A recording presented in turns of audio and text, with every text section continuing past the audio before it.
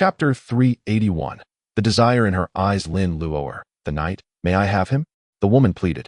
My husband was slain by his hand. He has been gone from me for 71 days. For a full 71 days, I have known no joy. Please, grant me this happiness. A woman emerged, appearing to be in her 30s, yet Yi Feng discerned that her true age could not exceed 20, for the indigenous people often appeared older than they were. Very well. What do you offer in exchange? Inquired the knight. Since my husband's departure, my provisions have dwindled, yet my husband possessed a piece of shoulder armor, the woman replied, handing over a metal plate that protected a knight's shoulder. Insufficient, Lin Luoer shook her head. This piece weighs no more than half a pound and is not easily usable. Not every shoulder is as slender as your husband's, and we female knights have no need for such a large piece of armor. Lin Luoer, Knight Belly. I propose this. You provide me with the iron and the shoulder armor, and tonight, the two of you may share in the pleasures. The stout woman spoke with a greedy expression. What? Yi Feng writhed against his restraints, not due to lust, but rather the unpleasantness of being coerced by women. The two women exchanged glances and simultaneously handed the shoulder armor and iron to the stout woman. Come with me, foreigner Yi Feng. Tonight, I seek retribution. The widow grasped Yi Feng's iron chain and dragged him toward a chamber. Lin Luoer followed closely behind, urging him forward. The room was a stone structure, illuminated by a large butter lamp, maintaining a temperature of 1 or 2 degrees. Upon entering, they eagerly stripped Yi Feng of his garments. Yi Feng initially intended to resist, but the two women were too skilled, compelling him to comply. What transpired next need not be elaborated. Yi Feng closed his eyes, yielding to the dominance of the two women. However, he did not come away unscathed. He discreetly employed his blood-sucking technique, causing the two women to collapse onto the bed. Utterly exhausted, he dared not drain them completely, for that would eliminate his chance to utilize this power again. Thus, he had to be judicious, taking just enough from each woman, waiting for their strength to fully return before seizing an opportunity to escape the Yunshan tribe. The tribe's warships would be of no use, as he could not command the oarsmen beneath. His only recourse was to commandeer a canoe and paddle across to the opposite shore, then flee downstream with all his might. Yet, that too seemed unfeasible. Should the great beast master discover his flight, he could catch up within an hour, relegating Yi Feng to captive once more. Yi Feng strained against the iron chain, sensing that he might now be able to break free, but he must not act rashly. He needed to restore his body to at least 80%. Even then, he could not act impulsively.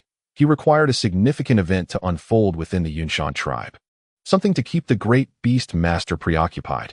At the very least, he needed them occupied for 10 days to 2 weeks before he could exploit the gap to return to the warship. Once aboard the warship, he would not repeat his past mistakes. He would ensure to fortify his defenses. It must be noted, the great beast master was not only formidable in strength, but also a rare talent in military strategy, utilizing the formidable power of nature. They successfully pierced through the ice and began their descent downstream. The warship glided along the current until it reached the location of Hot Spring Island. However, Susan remained fixated on the upstream. Susan, cease your gaze. Our immediate hope lies in Tuba returning with Feng. Our priority now is to produce charcoal, catch fish, and subsequently conceal them in batches, Wang Zhihai advised earnestly. Indeed, our tribe's high priest has warned that this harsh winter may endure for over a decade. A decade. By then, the entire Black Tree River and even the sea will be frozen solid. We must seize the opportunity before the ice sets in to capture as many fish as possible and stash them away in several clandestine locations, enough to sustain us for 20 years. A native interjected. He belonged to the Yunshan tribe, yet had come to regard the warship as his home. Susan, Feng mentioned that the Highland tribe resides near our former creek. Perhaps we should hide a portion of our provisions there, should peril befall us. The Highland tribe could serve as our allies, Bai Chushue suggested suddenly. Yes, Wang Zhihai, my mind is in disarray. I entrust you entirely with the responsibilities of charcoal production and food storage. My thoughts are solely with Feng, Susan declared, before numbly retreating to the cabin. With Yi Feng absent, her composure had unraveled. Wang Zhihai nodded and began assigning tasks on the deck. Chenin, take 100 men ashore to prepare for charcoal production. Understood. Chenin stepped forward. Shi Zhongliang, gather 50 men on deck to fish with nets. Received, Shi Zhongliang responded. Bai Chushue, how many are currently ill? Approximately 70. With 10 in serious condition, Bai Chushue replied. Discard those who are severely afflicted to prevent contagion, Wang Zhihai ordered. The moment those words left his lips, astonishment swept across the faces of everyone on deck, their mouths agape and eyes wide with fear. Even those with the slightest cough covered their mouths, wary of further disturbances. In tumultuous times, strict measures must be instituted. We are not a charitable organization. Our primary obligation is to safeguard ourselves. If we succumb to illness, such individuals are not worth saving, Wang Zhihai stated firmly, then turned his attention to Ding Tuanchuan. Tuanchuan, you have grown. It is time to shoulder the burden of the team. From now on, you will assist in the kitchen, accompanied by Ilian. I refuse to go. Ding Tuanchuan glared at Wang Zhihai in indignation. Tuanchuan, with Feng's whereabouts uncertain, no one will indulge you. Complete your tasks diligently and do not create further chaos. Wang Zhihai replied, as the security team stepped forward, applying pressure on Ding Tuanchuan. Me? Ding Tuanchuan's eyes widened, on the verge of tears. Fine. I will go. Ultimately, she capitulated. Raimai, you are the most level-headed among us, and I hold great expectations for you. With Susan in disarray, our team must rely on us too to maintain order. You will oversee logistics. Should I be absent, you shall be my substitute, Wang Zhihai continued. I will discuss this with Susan. You need not worry, Raimai replied coolly. Because she sensed the desire in Wang Zhihai's eyes, she resigned herself to the situation. Let us gather 30 more individuals to accompany me to the hot spring island to dispose of the bodies. As for the destroyed houses, there is no need for repairs. We shall make do with the remaining ones, Wang Zhihai stated in a calm manner. Deputy Commander, Alba has fallen in battle. Should we not retrieve his body for a grand burial? Shannon inquired. No need. Our manpower is invaluable, and we cannot afford to squander it. Our primary objective now is to produce charcoal and fish. If this low temperature persists, I believe that within 6 months, the entire Black Tree River will be frozen over. We must navigate our warships out of the Black Tree River and directly into the ocean for deployment before that happens. I refuse to believe that even the sea can be frozen, Wang Zhihai replied resolutely. Chapter 382. I'm sorry, Feng. There was no other choice. Although others found Wang Zhihai somewhat harsh, they could not deny the logic in his words, and thus complied. Wang Zhihai, Luo Ying has also sustained severe injuries.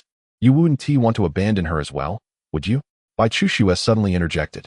Why would I keep her? Her injuries are too grave. And we would have to allocate personnel to care for her, which would hinder our progress. Wang Zhihai responded coldly, showing no compassion. The others felt Wang Zhihai's reasoning was sound, yet they sensed something was amiss. When Yi Feng was around, although he was strict, the atmosphere was still enjoyable. His severity was tempered with warmth. Wang Zhihai's sternness, however, was devoid of warmth, leaving them unable to feel the camaraderie within the team. Yi Feng lay flat on the bed, his eyes tightly shut. After a while, the female knight finally exited the room. It was now the 27th day since he had entered the male quarters. Over the course of these 27 days, a total of 120 women had sought him out. Each time, he absorbed a bit of energy from each woman, and his injuries had now healed by 30%.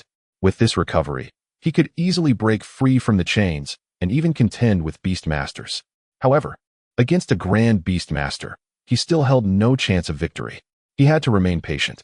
With a sigh, Yi Feng tucked the chains into the bedding. The foreign warrior Yi Feng was prepared to receive guests.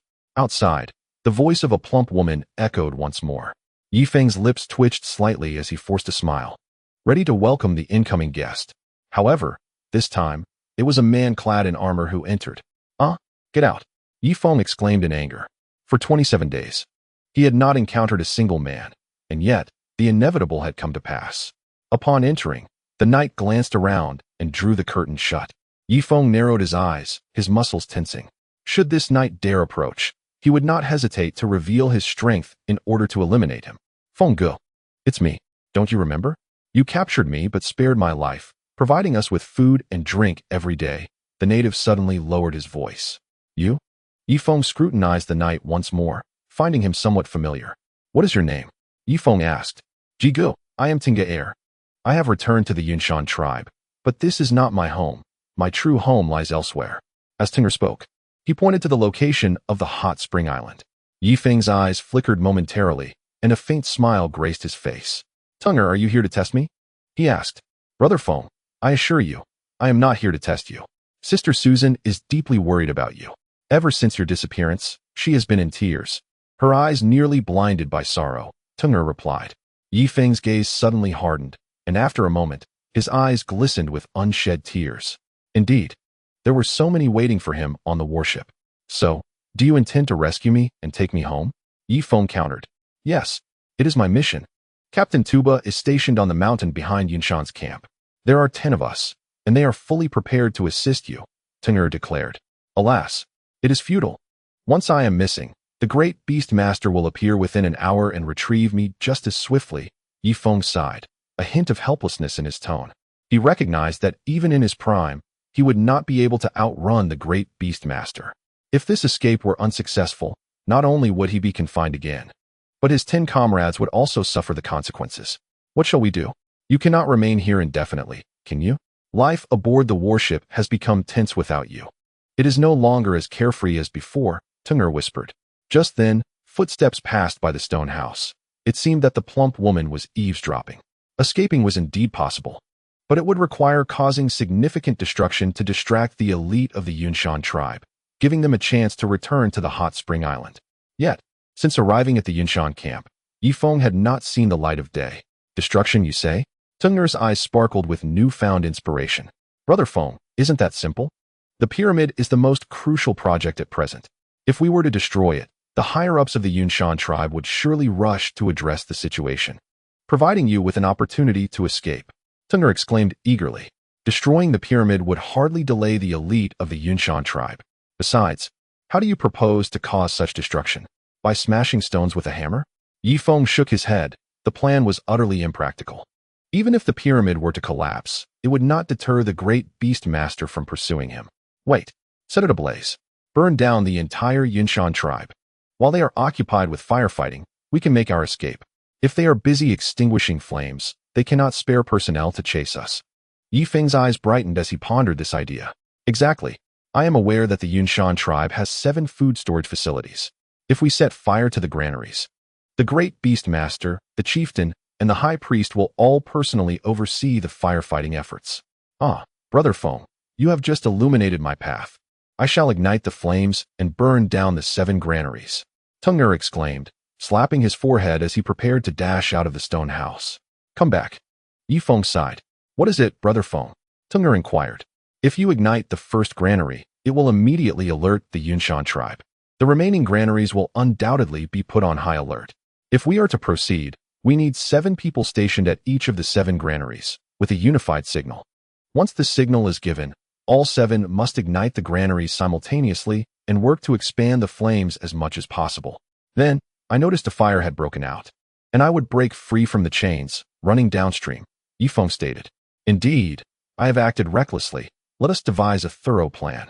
Immediately, the two began to plot within the stone house. Outside, the stout woman had been eavesdropping. Why is there no sound? A sense of dread washed over her as she lifted the curtain and entered, only to find Teng'er atop Yi Feng. What are you doing? Teng'er exclaimed in anger. I apologize, Sir Knight. I heard no commotion and feared an accident. This foreigner is quite perilous. The stout woman hurriedly exited the room, lowering the curtain behind her. Once she departed, Teng'er dismounted from Yi Feng. I apologize, Feng Gu. I had no choice moments ago. Spare me the words. I feel somewhat nauseous now. You may proceed as we agreed. Yi Feng waved his hand dismissively. Certainly. After Teng'er left, Yi Feng closed his eyes to rest. With only an hour remaining until dusk, he needed to replenish his energy for the escape plan that night. Just as he shut his eyes, he suddenly opened them again. Meng Li, Yi Feng called out. The stout woman entered. Is there something you need? Meng Li inquired, having profited significantly from Yi Feng's warrior reputation over the past days. She had earned over 500 frozen fish and more than 40 pounds of iron. If this continued, Yi Feng might make her quite wealthy. Chapter 383. Where is Duoyan Hina? I wish to inquire about a woman, notably pregnant, who entered the Yunshan tribe on the same day as I. Where is she residing now? Yi Feng asked. Indeed, he intended to rescue Duoyan Hina while setting a fire. Why do you want to know this? Meng Li retorted. She carries my child. I wish to see her, Yi Feng pleaded. To see her? Meng Li scoffed. If you allow me to meet her, I shall work even harder for you, ensuring you never run out of food. Yi Feng proposed his terms. Is that so? Meng Li eyed him suspiciously. Given Yi Feng's recent lack of diligence, resembling a lifeless fish, he had received numerous complaints from clients. Were it not for his status as a foreign rarity, he might have already been cast aside. Of course it is true. I will indeed put forth great effort in the days to come, Yi Feng asserted earnestly. Do not harbor such dreams. Simply work diligently for me. If your performance pleases me, perhaps I shall allow you to meet her. Meng Li carried an air of arrogance. Yi Feng's fists clenched tightly, filled with a desire to silence her immediately. What must I do to see my wife? Yi Feng queried. It depends on my mood. Yi Feng, if you clean my toes thoroughly, perhaps my mood will improve, Meng Li replied, extending a large, filthy foot. Yi Feng's sincere expression vanished, replaced by a cold smirk. Meng Li, I must ask, with your size and age, how many men would willingly court you? Naturally, excluding those who are old and unattractive. Yi Feng's words caused Meng Li's expression to darken. There should be none. Then, what about women? Or goats? Wild boars? Dogs? Yi Feng's words thoroughly enraged Meng Li, and his feet were shackled with iron chains. It seemed that rescuing duo Yanhe Na would have to wait. He would return to the warship first and await by Chu Shui to develop the fire gun. Once that was accomplished, he would launch a direct assault on the Yunshan tribe, confident that such a primitive clan could not withstand the onslaught of civilization's superior firepower. At the edge of the Yunshan tribe, 10 shadowy figures congregated. Captain Tuba, your stature is far too diminutive to masquerade as a knight. Otherwise, you would be quickly discovered. Tung Gu remarked. Yet I must infiltrate the tribe. I fear you may struggle to ignite all 7 granaries, Tuba replied. Moments earlier, Tung Gu had conveyed Yi Feng's words to the group of 10. Then you shall disguise yourself as a woman. I possess a set of women's garments. They favor veils, allowing you to reveal only your eyes, Tung Gu stated, draping a piece of animal hide over Tuba. Get that away from me. Tuba exclaimed in fury, tossing the clothing to the ground and stomping on it. Captain Tuba, we must prioritize the greater good, if necessary. You can await us outside the tribe, Tung Gu suggested. Very well, I shall stand guard outside. When I see the flames, I will seize a canoe. And you can regroup here. Tuba finally acquiesced to the proposal. The 9 exchanged glances and stealthily infiltrated the 7 granaries of the Yunshan tribe. Approaching the center of the tribe, they divided into 7 teams, with Tung Gu and 1 other becoming partners tasked with igniting the largest central granary. It was rumored to house thousands of carts filled with beast meat, frozen fish, and dried fruits. Tung Gu the central granary is vast and guarded. Once a fire breaks out, the guards will swiftly extinguish it. Perhaps we should transport the oil here? The eastern wind is blowing. We can pour the oil in from the east and then ignite it, one suggested. Indeed, your intellect is growing sharper, Tung Gu replied as they hurried towards the location where the oil was stored. Meanwhile, Yi Feng was facing a crisis of his own. He was soundly asleep when the curtain was abruptly drawn aside, revealing a burly man entering. What is this? Get out. Yi Feng growled, his teeth clenched. I hear you are a warrior. I adore warriors. Come, please mount your beloved steed and treat me as your horse, the man proclaimed, then proceeded to drop to the ground in a grotesque imitation of a horse, nearly provoking Yi Feng to retch. Oh, I see. You are shackled. Allow me to assist you, the man said, advancing towards Yi Feng with an outstretched hand aimed at his groin. Thwack! Yi Feng delivered a knee strike, causing blood to gush from the man's nose. Meng Li, summon help. He is not treating me properly. The man bellowed in anger, directing his shout towards the curtain. Before long, several robust women rushed in.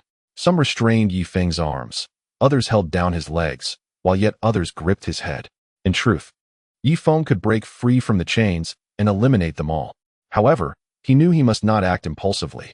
Only after the granaries were ablaze could he unleash his fury. Yi Feng the warrior, I am coming. The greasy man exclaimed as he lunged towards Yi Feng. I can hardly contain myself. Yi Feng let out a furious roar, and simultaneously, for iron chains snapped. The women who had been restraining him were flung away, their bodies crashing against the stones, rendering them unconscious in an instant. This was dire. A slave was rebelling. A man hurriedly dashed outside. Yi Feng's expression shifted dramatically as he seized a nearby iron rod and pursued him. The sound of iron armor scraping echoed as dozens of knights surged towards Yi Feng.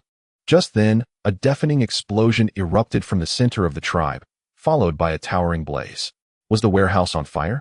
10 knights, who had already charged halfway, were struck with fear upon seeing the flames and abandoned their pursuit of Yi Feng, racing towards the inferno. The duration of this winter remained uncertain. Should the central granary be consumed by flames, it would undoubtedly impact the knights. As for the noble beastmasters, they would remain unscathed. After all, calamity begins its spread from the lower strata of society. To illustrate, if food shortages arise, it is the common folk who first suffer. Should the scarcity worsen, it will eventually encroach upon the elite, diminishing their provisions. If the shortage continues, it will reach the knights. The central granary was the largest repository of the Yunshan tribe. Once ablaze, it would swiftly affect the knightly ranks. Another explosion resounded. Yi Feng gazed northward. Another structure was aflame, the fire racing towards the granary, likely fueled by oil or some such accelerant, for under the current temperatures, the flames would not spread so rapidly otherwise. Tungur, I never anticipated your usefulness at this critical juncture. Yi Feng rejoiced, wasting no time as he dashed towards the heart of the tribe. Duo Yin Hina resided predominantly in the central district, as it was the affluent area. He had previously observed that the great beastmaster showed her considerable respect, leading him to believe she would not be confined to the slums. After running a short distance, Yi Feng spotted a knight, who was hastily donning his armor while rushing towards the fire, appearing quite flustered. With a swift motion, Yi Feng delivered a punch to the knight's abdomen and dragged him into a corner. I demand to know where Duo Yin Hina is, Yi Feng inquired. Duo Yin Hina? Who is that? The knight responded, his eyes wide with terror. With a swift stroke, Yi Feng dispatched the knight using his curved sword, then adjusted the helmet to conceal his face with its movable visor. Another explosion sent flames soaring into the sky. The southern granary was ignited, followed by those in the northwest, northeast, and southwest. In a mere 5 minutes, 7 granaries were engulfed in towering infernos. Some civilians hurriedly fled towards the outskirts, while the knights, in stark contrast, rushed towards the flames. Knights, after all, bore a sense of responsibility greater than that of the common folk. They were compelled to extinguish the fire. Yi Feng stealthily captured 3 more knights, each of whom, without exception, had no knowledge of Duo Yin Hina. With no other option, Yi Feng concealed himself in a corner, watching as the knights rushed towards the blaze. At that moment, another beastmaster hurriedly rushed towards the fire's origin. It is you. Generally speaking, individuals of high status should be aware of who Duo Yin Hina is and know her residence. However, just as Yi Feng was about to take action, his pupils suddenly dilated. A handsome man approached from behind. The Grand Beastmaster. The knights exclaimed respectfully. Quickly extinguish the flames. Furthermore, relay my orders to seal off the entire tribe and ensure all vessels head to the opposite shore, forbidding any to remain near the tribe. After Van Diemen issued his commands, his gaze unexpectedly swept towards the shadows where Yi Feng concealed himself. Hiss! Yi Feng hastily averted his eyes and held his breath. He had been fixated on Van Diemen for too long. This man was remarkably powerful, capable of sensing his gaze. Fortunately, Van Diemen only lingered for a couple of seconds before retracting his sight and soaring towards the blaze. I apologize, it's not that I wish to abandon you. It's that the Grand Beastmaster has already sensed something. If the tribe is completely sealed off, I cannot survive either, Yi Feng murmured, turning sharply and sprinting towards the outskirts of the tribe. Along the way, he encountered several waves of knights, but their minds were solely focused on extinguishing the fire, oblivious to the fact that Yi Feng had changed his appearance. After much effort, Yi Feng finally reached the outer edges of the tribe, where some knights had already stationed themselves at various exits. Yet their attention remained fixated on the fire, their expressions laden with concern. What to do? If several granaries were completely consumed, it would not only affect the common folk, but also impact us knights. Indeed, what will we eat in the future? The beastmasters might remain unaffected, but what about us, ordinary knights? Who dares to say beastmasters will not be affected? If there is not a morsel of food left, it is not only the beastmasters who will suffer, even the chief and the high priest will be affected. Listening to their conversation, Yi Feng lowered his head and approached the riverbank. Suddenly, a hand landed on his shoulder. Yi Feng's heart leapt to his throat, his fists clenched tightly. As a man, why are you not aiding in extinguishing the fire? Instead, you venture towards the outskirts of the tribe? The knight behind him inquired. Yi Feng dared not respond. He knew that speaking would reveal his accent. Although the language was mutually intelligible, The subtle differences in accent between him and the residents of the Cloud Mist Mountains would be evident to anyone from that region. Even a single word could betray him. Why are you silent? The knight released Yi Feng, placing his hand upon the hilt of his sword. To hell with you. Yi Feng retaliated fiercely with a punch, knocking the knight to the ground, and seized his throat. Activating the blood-sucking technique, the knight could only endure for 3 seconds before his body shrank considerably. Although many knights remained on the outskirts of the tribe, the darkness concealed them, and their attention was mostly drawn to the distant flames. 7 raging fires nearly engulfed 1/10 of the Cloud Mountain tribe. Yi Feng hastily dashed towards the riverbank, yet another hand gripped his shoulder. Brother Feng, it's me. Follow me. It was Tuba's voice. Yi Feng exhaled in relief and abruptly turned around. Standing before him was none other than his good brother, Tuba. He had lost considerable weight, yet his eyes sparkled with excitement. Tuba, I never expected you would truly come to my rescue. Feng, no time for words. Just follow my lead. Walk at a normal pace, Tuba instructed, guiding Yi Feng upstream. Is your boat upstream? Yi Feng inquired. Indeed, we shall proceed upstream. Wait there for 3 days, and then take a longer route downstream, Tuba replied. Yi Feng was about to respond, but a sudden realization struck him, prompting him to give a thumbs up. This time, with 7 granaries simultaneously ablaze, even a fool could deduce that it was a deliberate act. Consequently, he would become the prime suspect. Once the Beast Master extinguished the flames and discovered his disappearance, he would undoubtedly pursue him downstream. By waiting upstream for 3 days, he would cleverly evade his pursuers. After walking a kilometer upstream, they encountered a number of civilians. Tuba glanced around and suddenly pulled a canoe from a patch of ice grass, where several individuals were seated. Feng, we have succeeded, came the voice of Tung. Yi Feng suppressed his inner joy and climbed into the canoe with Tuba. The group shared an excited embrace before they began to paddle. The night river breeze was frigid, nearly cutting into their skin, yet Yi Feng's heart burned with fervor.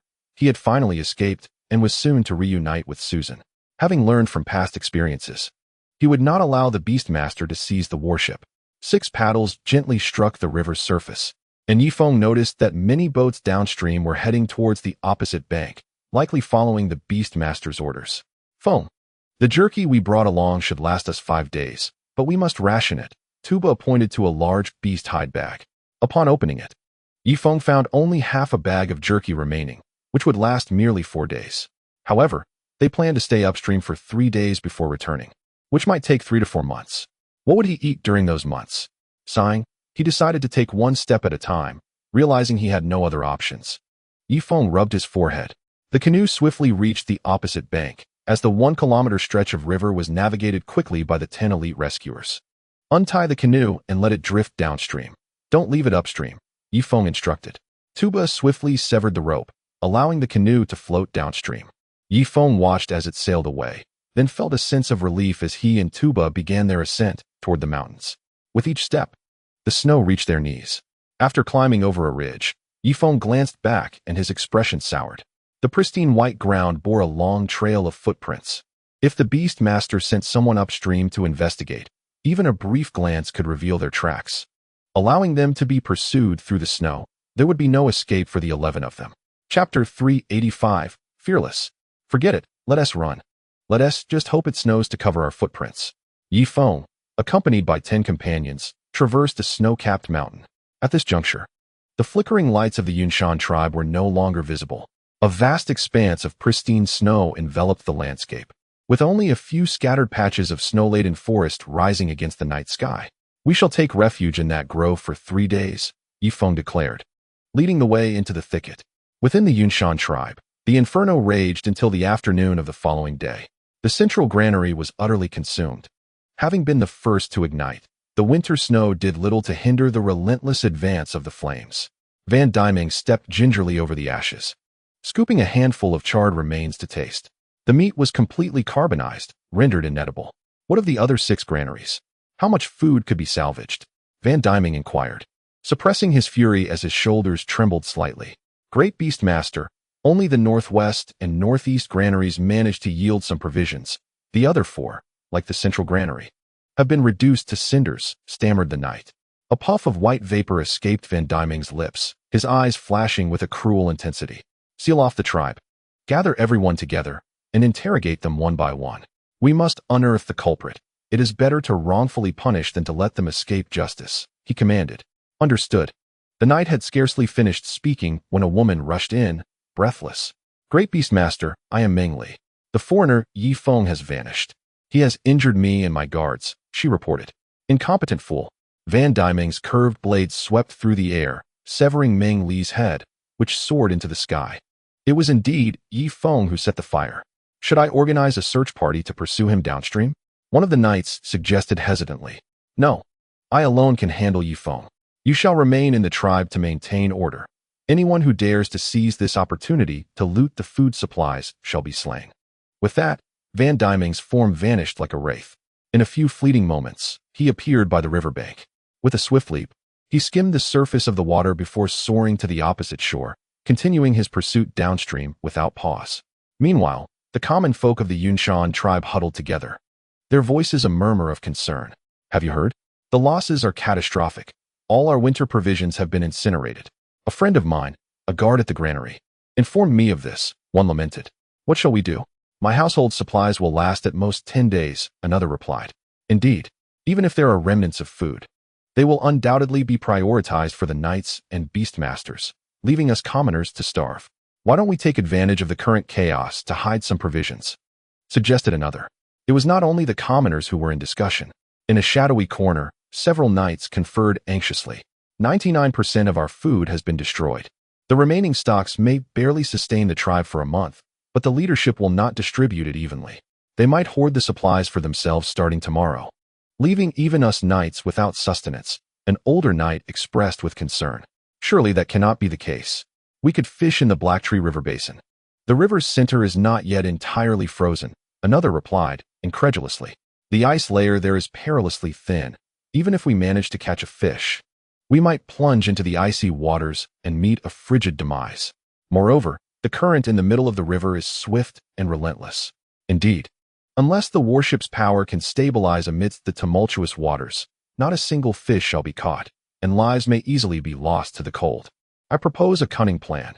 Since we are maintaining order, why not indulge in a bit of self-serving thievery and stash some provisions at home? A few knights exchanged glances and promptly set their plan into motion. However, they had scarcely ventured a few dozen meters when a commotion erupted ahead. They intercepted a group of thieves who had pilfered the food. This is bad. There are others stealing food here too. Quickly, apprehend them. This seemed to serve as a signal, as other civilians surged forth, breaking through the knights' blockade and rushing towards the provisions. Kill. In an instant, blood erupted into the air, freezing into crimson droplets before it could even touch the ground.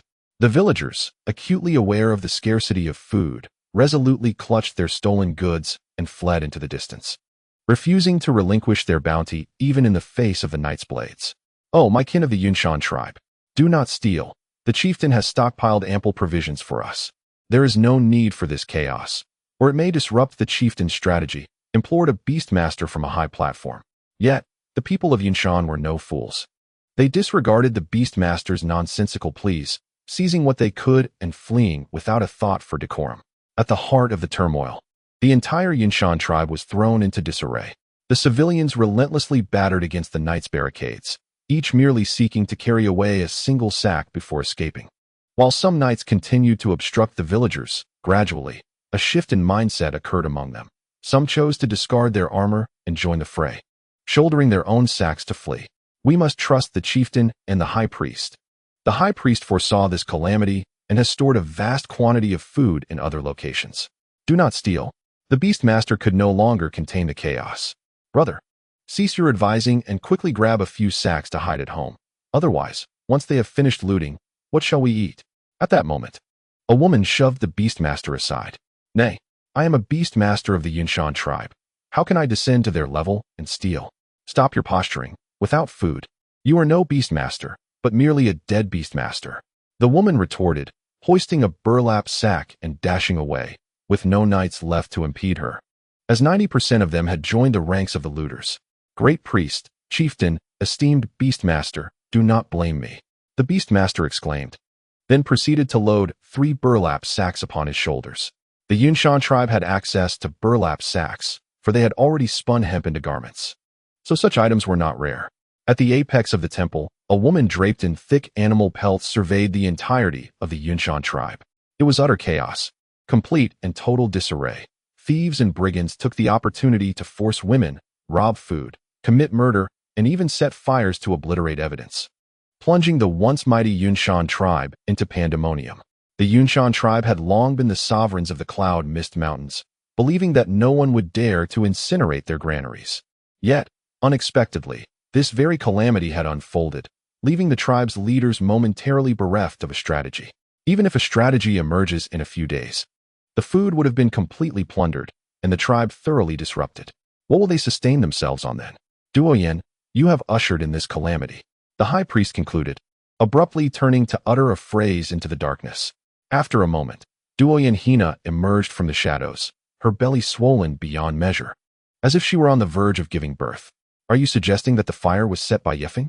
Duoyen Hina retorted, seemingly unperturbed by the high priest of the Yunshan tribe. If it is not him, then who? Duoyen Hina, if we find ourselves without food, you must beseech your ancestor to provide for us, the high priest declared. Chapter 386, Lost Consciousness My Ancestor? Upon uttering these words, Duoyen Hina gazed upwards at the towering statue. The statue, spear in hand, directed its gaze towards the vast expanse of the starry sky, as though poised to hurl its spear into the heavens at any moment. If you possess the audacity, go to the Duoyen grassland and ask him yourself. With that, Duoyen Hina turned and returned to the stone hall. Thud! Tuba lost his footing, sliding perilously down the slope of the snowy mountain. Tuba! Feng exclaimed in shock, quickly grasping Tuba's hand and pulling him back. Thank you, Brother Feng, for saving my life once more, Tuba said, his face ashen. Let us rest here atop the mountain for a while. Everyone huddle together to shield against the biting wind, Feng suggested. Following this, the 11 of them clustered together like chicks seeking warmth. It was already the 9th day since their escape from the Yunshan tribe. Feng and his companions had traversed the 19th snowy peak, and with a few more, they would behold the northern expanse of the Great Marsh. Once they reached the marsh, they would no longer need to fear avalanches. 3 days prior, Tuba had inadvertently triggered an avalanche with an echoing flatulence, nearly burying them alive. Tuba exhaled into his palm, revealing hands riddled with frostbite. A gentle squeeze released pus from the wounds. The others fared little better, their hands resembling those of pigs. Faces reddened by the harsh winds. Only Feng appeared somewhat better off, for he was protected by his blood scales, his skin unaffected as usual. Are you hungry? Feng inquired. Yes. The other 10 nodded vigorously, their stomachs rumbling in unison. Over the past 9 days, they had subsisted on but 1 meal a day while covering more than 20 kilometers, leaving them in a state of utter starvation. Tuba had not even defecated for over 3 days. In the bag, there remained but one final meal. After consuming it, we shall muster our strength and charge through the Yunwu mountain range towards the Heishu River basin. There, at least, we might find some tree bark and roots. And with a stroke of luck, we could uncover remnants of animals in the snow.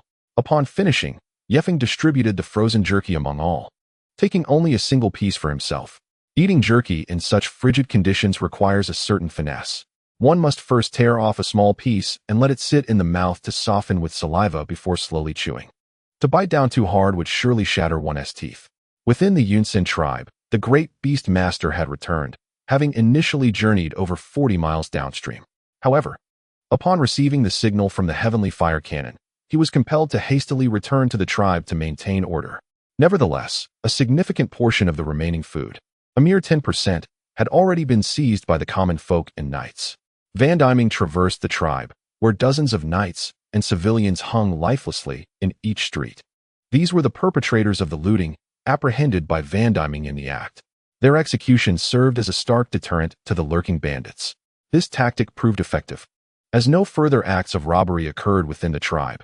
Yet, whenever the opportunity arose, they would still act stealthily. The great beast master decreed that all individuals remain indoors until the ban was lifted, warning that any civilian found on the streets would be killed.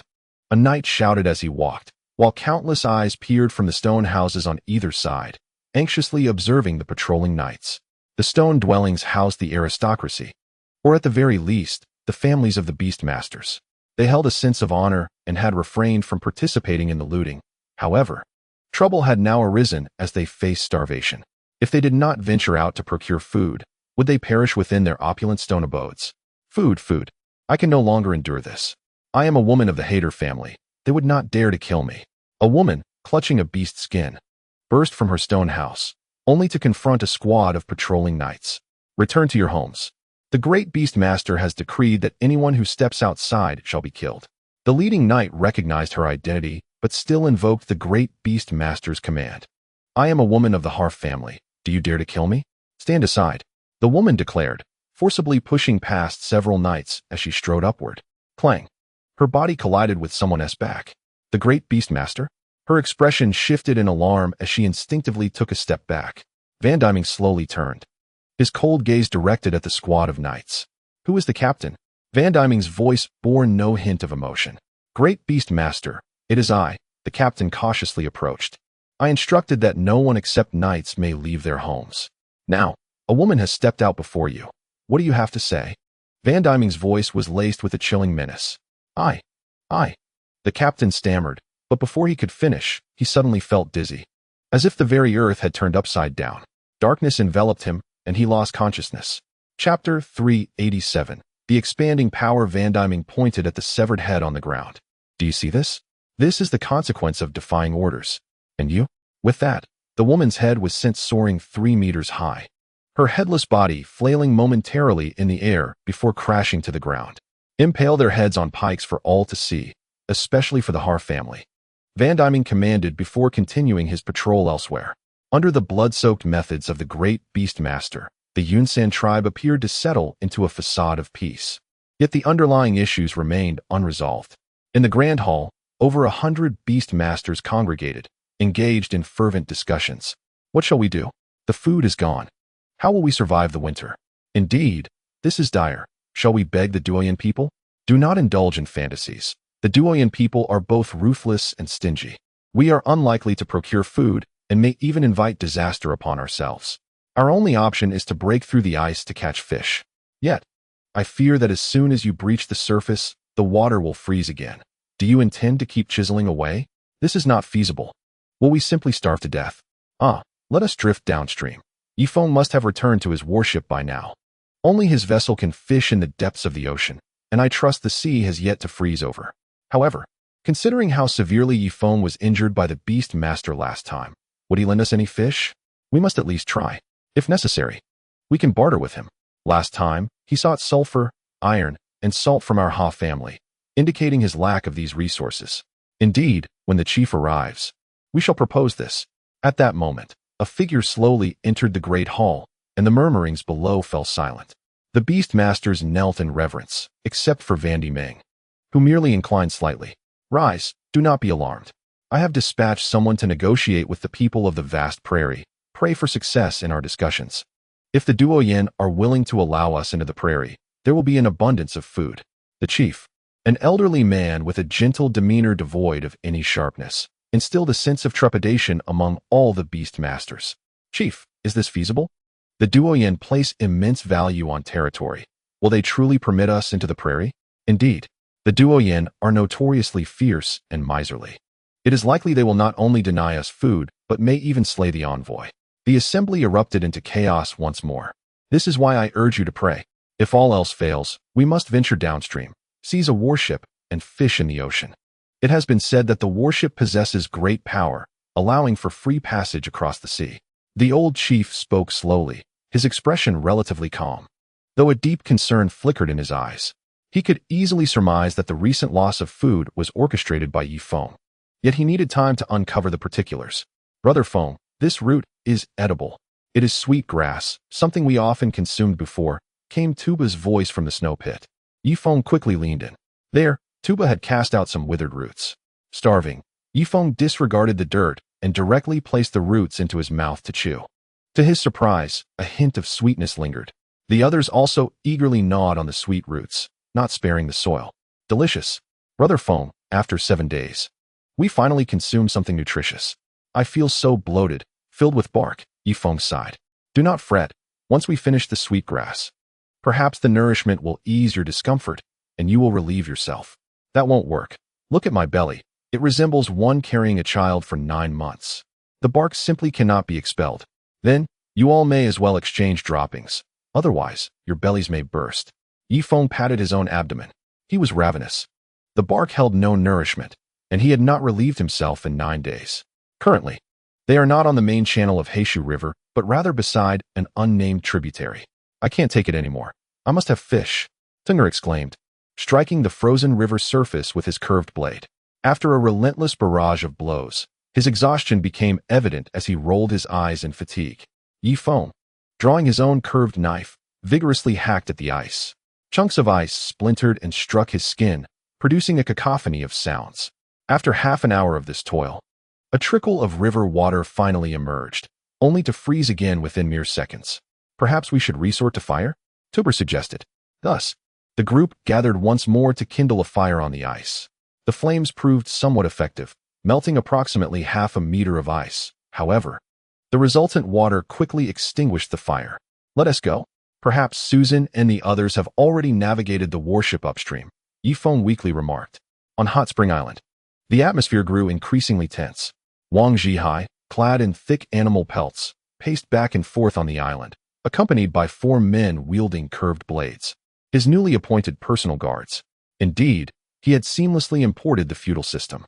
Susan had ceased to involve herself in matters, remaining confined to her room, which allowed Wang Zhihai's power to swell unchecked. Chapter 388. Anticipation, Captain. This batch of fish weighs approximately 20 tons. Where shall we conceal it? Inquired a member of the Gaha tribe. Hide it along the coastline, but ensure it is done discreetly, Wang Zhihai instructed. Understood, Captain. Another indigenous man approached, saying, Captain, the number of the ill is increasing. Doctor Bai requests that you reinstate the 8-hour work schedule. If people are overworked, their resistance will diminish. Silence. Who is in charge here? Do you heed my orders, or by Chushues? Wang Zhihai glared. Of course, we listen to the captain, the man replied obediently.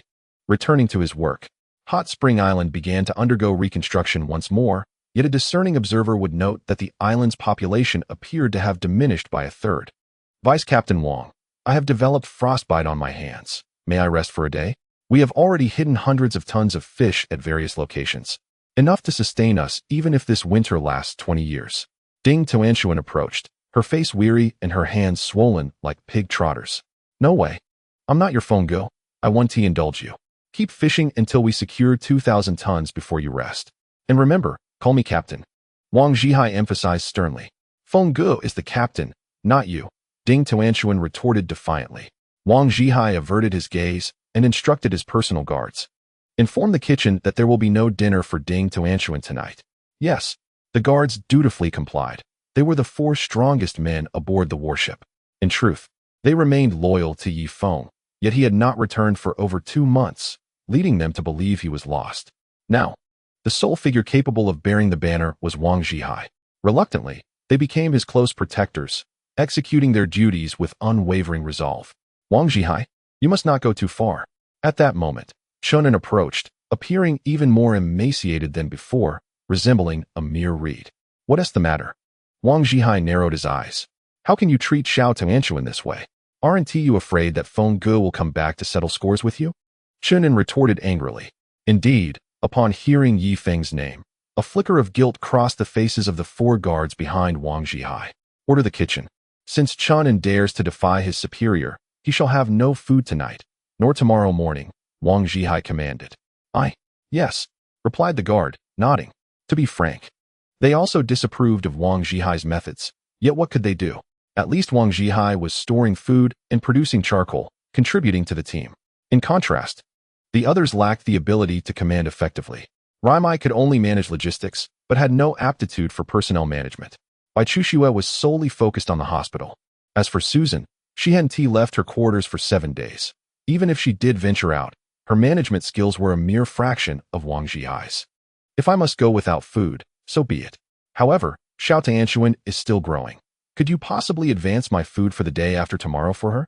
Chunan gestured towards Ding Tuanshuan, his tone tinged with a hint of pleading. With Feng Ge absent, he felt compelled to protect the members of their team. Otherwise, Wang Zhihai would eventually eliminate all those loyal to Feng Ge, and soon it would be Susan's turn. Just yesterday, Su Yun had also faced punishment. Wang Zhihai ordered her to clean or go hungry. No advances will be made. To show me disrespect incurs consequences. Chunan, If you continue to grumble, I shall exile you to wander in the woods, Wang Zhihai coldly declared. You? Chun An's eyes widened, as if tears were about to spill from their corners. He had never endured such humiliation when Feng was present. Brother-in, don't waste your breath. If exile is the fate, I will accompany you. This team will inevitably be torn apart by Wang Zhihai. Ding Tuanshuan comforted Chunin. Do not speak foolishly. Without the warship, we would not survive 3 days in the woods. Chunin suppressed his anger and pushed Ding Tuanshuan aside. Just then, a voice came from the deck. Captain, a great fire has ignited on the shore. It appears someone is signaling us. Is it the Yunshan tribe? Wang Zhihai's heart sank, a sense of foreboding welling up within him. That doesn't seem right. There appear to be only 11 of them, waving towards the warship. They must be beggars from the Black Mountain tribe still lingering in the woods. No, wait, I recognize them. It's Tuba. They have returned. But weren't there supposed to be 10 of them? Why are there 11 now? Upon hearing this, the laborers on Hot Spring Island straightened up, their hopeful gazes turning towards the shore. It's Brother Yi, young and sharp-eyed. Ding Tuanshuan spotted Yi Feng on the shore, looking like a beggar. Feng is back. Chunin climbed onto a stone, shouting towards the entirety of Hot Spring Island. Chapter 389. It is I have returned. Yi Feng watched as 2 dugout canoes paddled towards the shore, and he could no longer contain himself, collapsing onto the ground. After enduring countless hardships over the course of more than 2 months, the 11 of them finally returned to the island of Hot Springs. Brother Feng. Chunin rushed over and enveloped Yi Feng in a warm embrace. Chunin. Yi Feng found himself momentarily speechless. No need for words. Let us head to the deck. Many old friends await your arrival. With that, Chunin assisted the group onto the canoe, as they could barely move on their own. Upon reaching the deck, Ding Tuanshuan leapt into Yi Feng's arms. Brother Yi, you've finally returned. We've suffered immensely in your absence. Indeed, I am back now, rest assured. I shall not leave the ship again, Yi Feng reassured, gently stroking Ding Tuanshuan's hair. At that moment, Raimai rushed over for a brief embrace with Yi Feng. The scene quickly descended into joyful chaos as everyone rushed to Yi Feng, forming an exuberant cluster of affection. Brother Feng is back. Our cornerstone has returned. Yes, the commander has finally returned. We can resume an 8-hour workday. The group was overwhelmed with tears of joy. Meanwhile, Wang Zhihai wore a sullen expression, flanked by 4 loyal guards. You 4, do not stray. We are in this together. Although Yi Feng is the commander, he has been away for quite some time. During his absence, I managed the team effectively, ensuring an ample supply of food and charcoal that will sustain us for over a decade. Wang Zhihai spoke softly. No sooner had he finished his thought than one of the guards dashed towards Yi Feng. Brother Feng, you have finally returned. The guard clung to Yi Feng's leg. This prompted the other 3 guards, unable to contain their excitement, to join in the embrace. Wang Zhihai's face darkened. Yet he quickly shifted his gaze and charged towards Yi Feng as well. Brother Feng, I am overjoyed by your return, he exclaimed, arms wide open. However, Yi Feng did not reciprocate the embrace. Brother Feng, what is the matter? Wang Zhihai felt a weight in his heart. It's nothing. I simply sense that your joy is not entirely genuine, Yi Feng replied. No one had reported anything to him, and even if they had, it was not the right moment. How did you know? Wang Zhihai's gaze shifted towards Ding Tuanshuan and Chunin, realizing they must have spoken ill of him. They call me Brother Feng from the depths of their hearts, and when I hear it, I feel deeply moved. Yet your words seem to emanate from mere politeness. Lacking sincerity, Yi Feng stated earnestly. Brother Feng, you're overthinking it. I've just been coughing lately, which has affected my voice. Wang Zhihai sighed in relief, fearing someone had reported him. Ha, I was merely jesting, Zhihai. I owe you a great deal during my absence. Yi Feng embraced Wang Zhihai once more. Brother Yi, I have something to discuss with you. Ding Tuanshuan tugged at Yi Feng's fur cloak. However, Yi Feng noticed her small hands were swollen and red from the cold. Little Tuanshuan, what happened to your hands? Yi Feng exclaimed, taking hold of her hand with a look of concern. In truth, my hands have healed. Let us not dwell on the unpleasant past. Feng, you must be famished. I have instructed Master Shi to prepare some sustenance for you. We currently possess an abundance of food. The provisions aboard the warship alone could sustain us for half a year. Furthermore, there are resources on Hot Spring Island and several other secret locations. Altogether, we could even last for 20 years, provided that none of the food spoils. Wang Zhihai promptly interrupted Ding Tuanshuan. Quickly, to the dining hall. Yi Feng's eyes glowed with urgency as he rushed into the dining room along with Tuba and the others.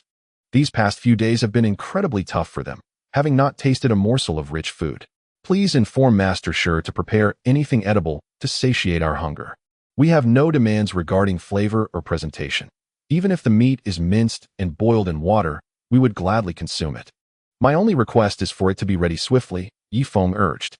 Indeed, we have endured the most unpalatable fare. Our sole desire now is for promptness, Tuba added.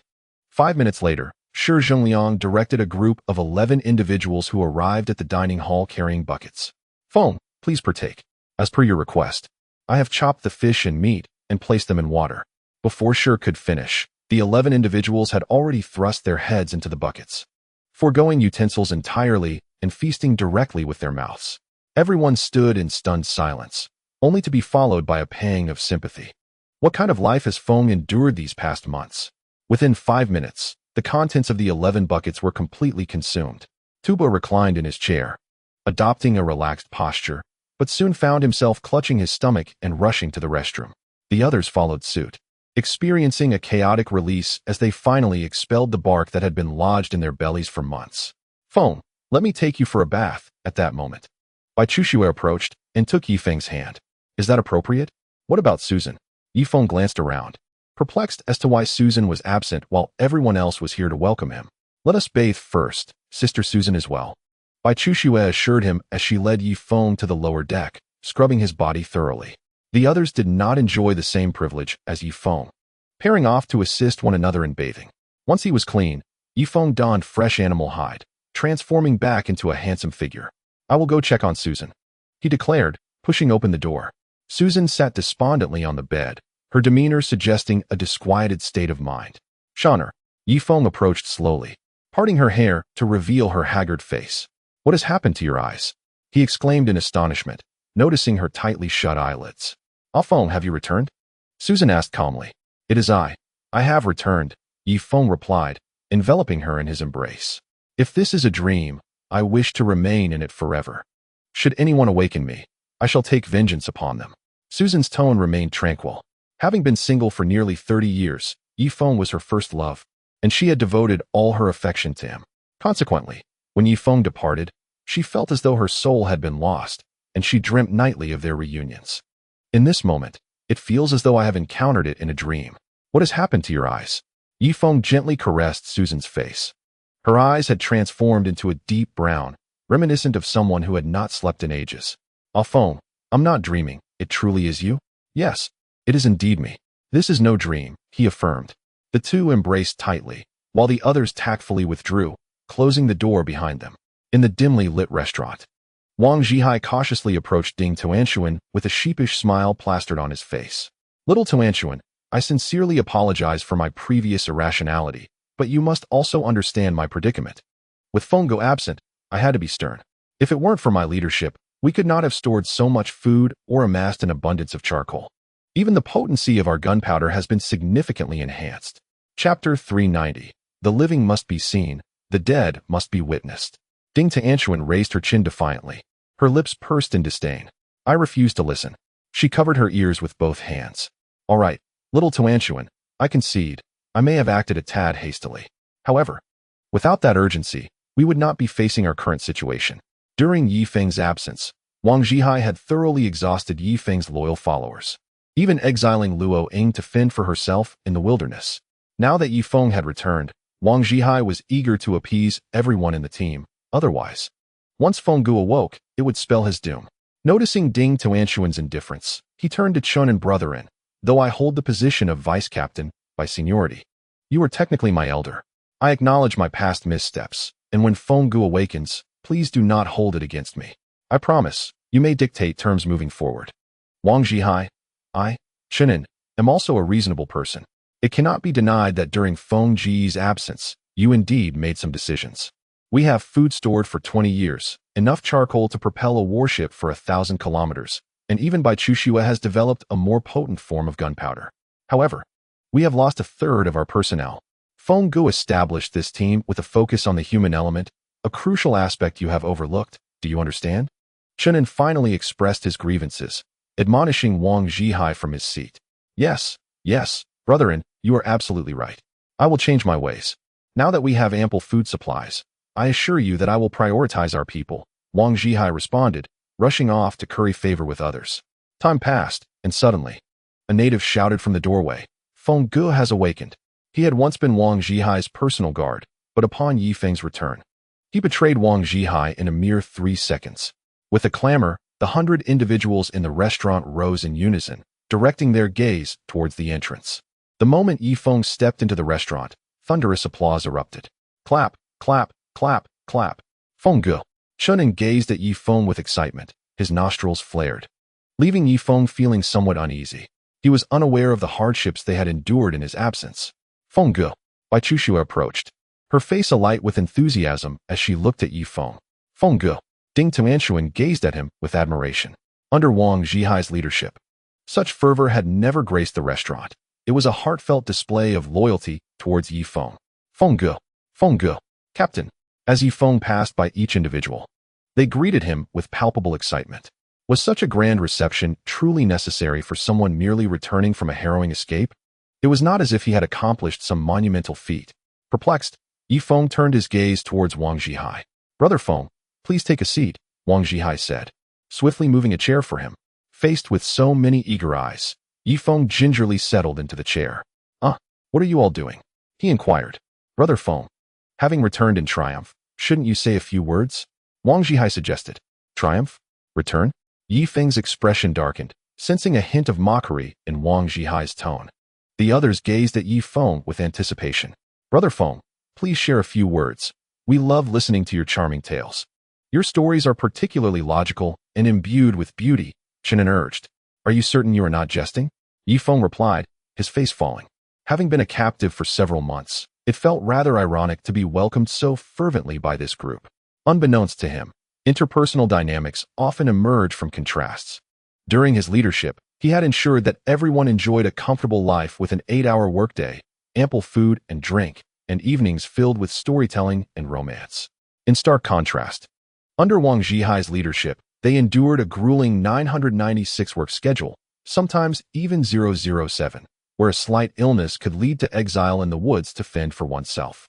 This had undoubtedly created significant psychological stress, which naturally impacted their physical well-being. So you truly wish for me to speak? Yi Feng retorted. Indeed, please do. Chunin pressed again. Very well, let me address the hardships you have faced during my absence, especially you, Wang Zhihai.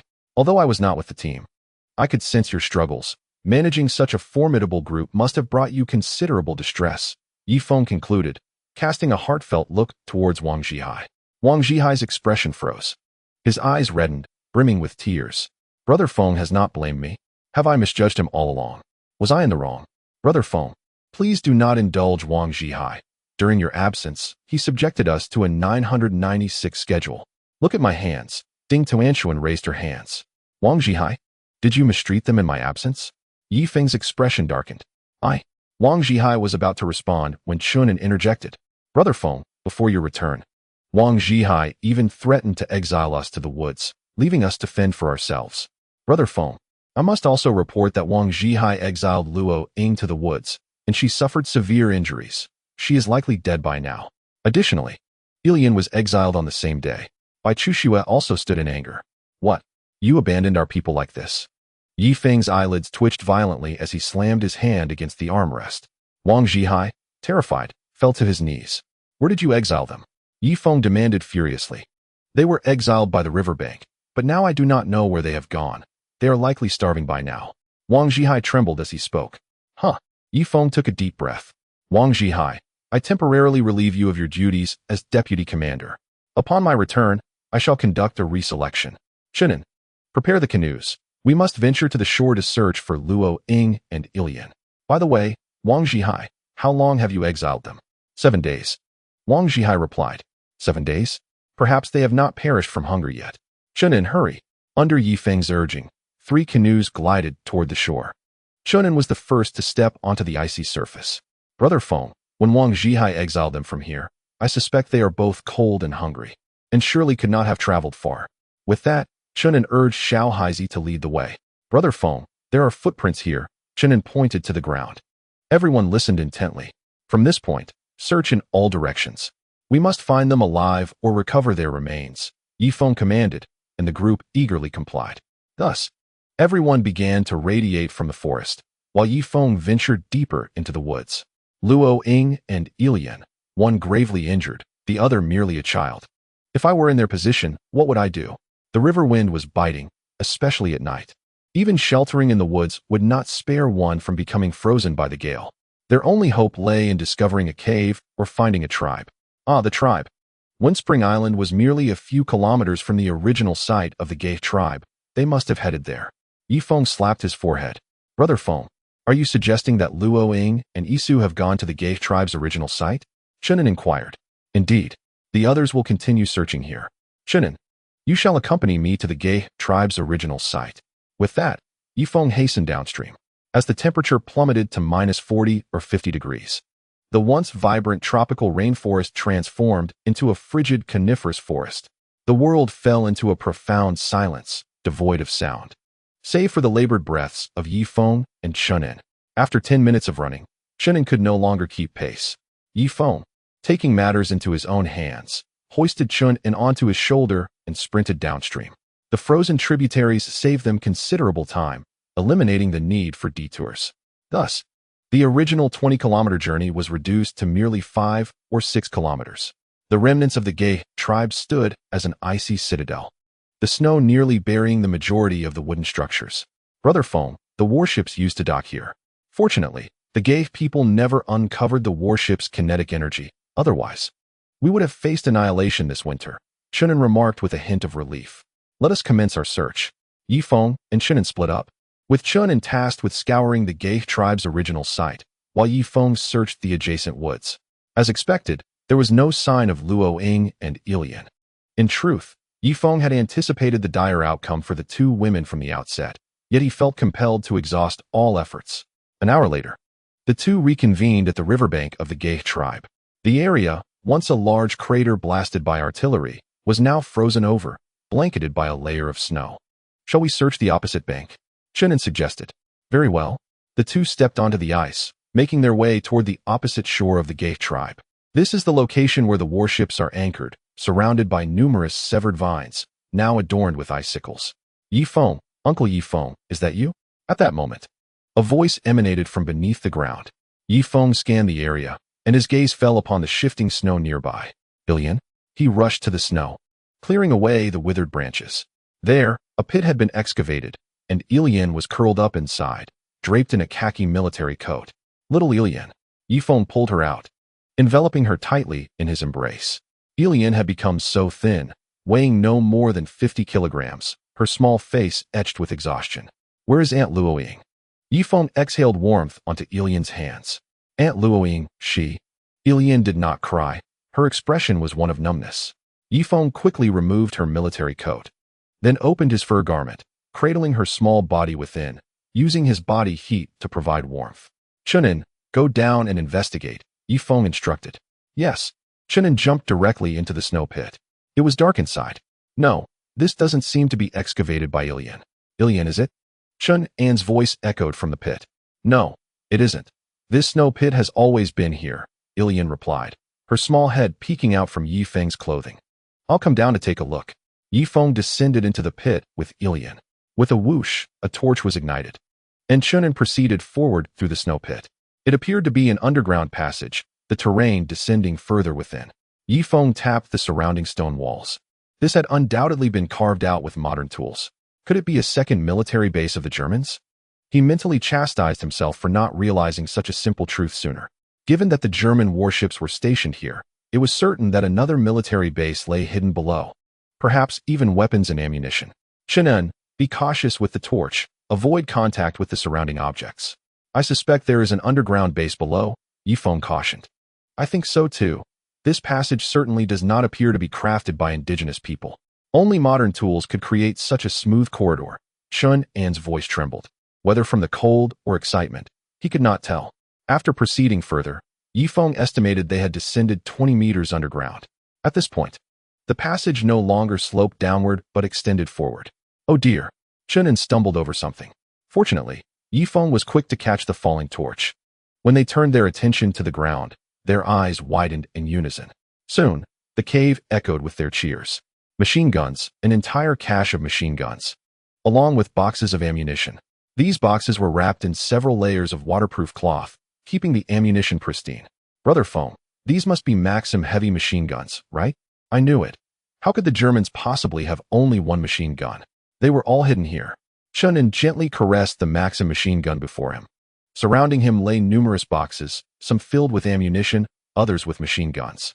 Yifeng estimated that there were 31 Maxim heavy machine guns alone, alongside various light and heavy machine guns, only 2 of which he could recognize. Judging by their caliber, their power should be comparable to that of the Maxim. What was most gratifying was the sheer abundance of ammunition. The boxes were packed tightly, resting on iron racks and wrapped in at least 2 layers of waterproof cloth. Given that they had established their underground base by the riverside, the waterproofing was evidently well executed, resulting in the contents remaining intact even after more than 80 years. Shunan, you guard this place. I will first carry Ilian back, and then bring the warship to this stretch of the river. It's time to make a fortune. Today, I plan to transport all the weapons away, Yifeng declared with a grin. Brother Feng, go ahead with peace of mind. I will wait for your return here. Shunan nodded in agreement. From the Yunwu mountain range, a rumbling sound echoed as a large contingent of knights advanced along the river. The great beastmaster, Vandi Meng, led the way, flanked by 30 beast masters and followed by over 3,000 knights of the Yunshan tribe. To secure Yifeng's worship, he had summoned the entire elite of the Yunshan tribe. Rest assured, great beastmaster, Yifeng only possesses 2 formidable cannons. Once we engage in close combat, they will have no machine guns, no rifles, nor any close combat experts. On board, Yifeng is only marginally impressive, but compared to your prowess, great beastmaster, he falls vastly short. With 3,000 men surging forward, Yifeng is bound to meet his demise. Ma Xikong, acting as a military advisor, added, I am well aware of that. What I fear is that Yifeng might maneuver his warship into the open sea. In that case, even if I could navigate the waters, I would find it impossible to maintain footing in the vastness of the ocean, Vandi Meng replied calmly. This, in truth, was a display of false modesty. The entire Yunshan tribe had mobilized to seize Yifeng's warship, making the task of dealing with him seemingly effortless. Nevertheless, he had 2 concerns. The first was his apprehension that Yifeng might steer the warship into the deep sea. The second was the fear that, in a desperate final stand, Yifeng might destroy the warship with its own cannons, rendering their efforts futile. In the entire world, only Yifeng's warship could navigate waters that remained unfrozen, where the currents were swift, and only a steam engine system could maintain stability amid such turbulence. In contrast, areas with slower currents had already formed thick layers of ice. Stop! Vandi Meng raised his right hand. The knights behind him hurriedly relayed the command. The great beastmaster had ordered a halt. The 3,000-strong contingent required several layers of commands to come to a complete stop. Thud! Vandi Meng leapt down from his goat mount and touched the thick ice layer with his hand. Ma Xikong followed suit, asking, Great Beastmaster, do you intend to resort to your previous methods? To break the ice? Yifeng should be able to anticipate my thoughts, but he could never foresee that I would return a second time. I shall first send 400 men to test the waters, even if we lose. It matters not. After all, it is merely 400 men, Vandi Meng thought, a glint of coldness flashing in his eyes. Within the Yunshan clan, internal strife persists. This time, he commands the knights drawn from the 4 prominent families. Among them, the Van D family contributes 900 knights, the elite of the elite, and certainly not to be squandered. Additionally, there are 2,100 knights from the other 3 families. Previously, he had annihilated members of the Har family, ensuring their complete destruction. This not only conserved substantial resources, but also preempted future troubles from them. Ma Xikong cast a suspicious glance at Van D Meng, as if realizing something, and promptly sealed his lips. Halbula, positioned in the middle of the ranks, had over 400 knights from the Har family behind him. For reasons unknown, his left eyelid had been twitching vigorously of late. Tian Huoshi, upon our arrival at Hot Spring Island, we must exercise utmost caution. I sense an ominous turn of events. Halbula turned to his deputy, Tian Huoshi. Indeed, Chung Libin also marched alongside the troop, having learned to ride goats. This time, the great beastmaster had taken him along due to his profound understanding of naval architecture. The Grand Army set forth once more. resoundingly advancing towards the upstream of Hot Spring Island. Yi Feng, bare-chested, bore a large crate of ammunition upon his shoulder, stumbling towards the riverbank. Not just him, but others too, in groups of 4, each carried a crate. Brother Feng, I believe we should cease after this trip. The ammunition has already submerged the warship 10 meters deep. Should we load more, the lower deck windows may very well take on water, Shannon advised. Load it all onto the ship. If it won't fit, we shall place it on Hot Spring Island. I refuse to repeat the regrets of the past, Yi Feng declared. Continuing forward. Previously, they had only transported a few dozen shells, resulting in the detonation of the entire underground base. Heaven had bestowed upon them a second chance, and thus Yi Feng was determined to exhaust all the ammunition. It was estimated that this cache represented the supply of an entire fleet, now concentrated in this dilapidated locale. If they were to transport, it would be done in one go. Armed with these heavy machine guns and mountains of ammunition, he would sweep through the Yunshan clan. Even if they were no longer aboard the warship, they would only need 50 men, each wielding a heavy machine gun. And they would fear no encounter with the great Beastmaster. A Feng, the warship is already overloaded. Should I first transport the ammunition to Hot Spring Island, in return for a second haul? On the deck, Susan waved at Yi Feng. This marked the 3rd day. The 100 of them had spent 3 days, and still had not emptied the underground base. Be swift. I fear the Yunshan clan's forces have already arrived. Yi Feng placed the crate heavily on the shore, and waved at Susan. All right. Susan moved to take the helm. Tungo Air, while we have this moment, let me instruct you on how to operate the heavy machine gun. Yi Feng smiled as he patted Tungu Air's shoulder. Among these indigenous people, he trusted Tuba the most, followed by Tungu Air and the 8 Yunshan individuals who had rescued him. Their bond of life and death required no further words. I understand this weapon is powerful, but I have yet to witness its might. Tungu Air eagerly leaned forward. This is the ammunition belt. Insert it into the adjacent chamber, and this is the latch. Pull it up.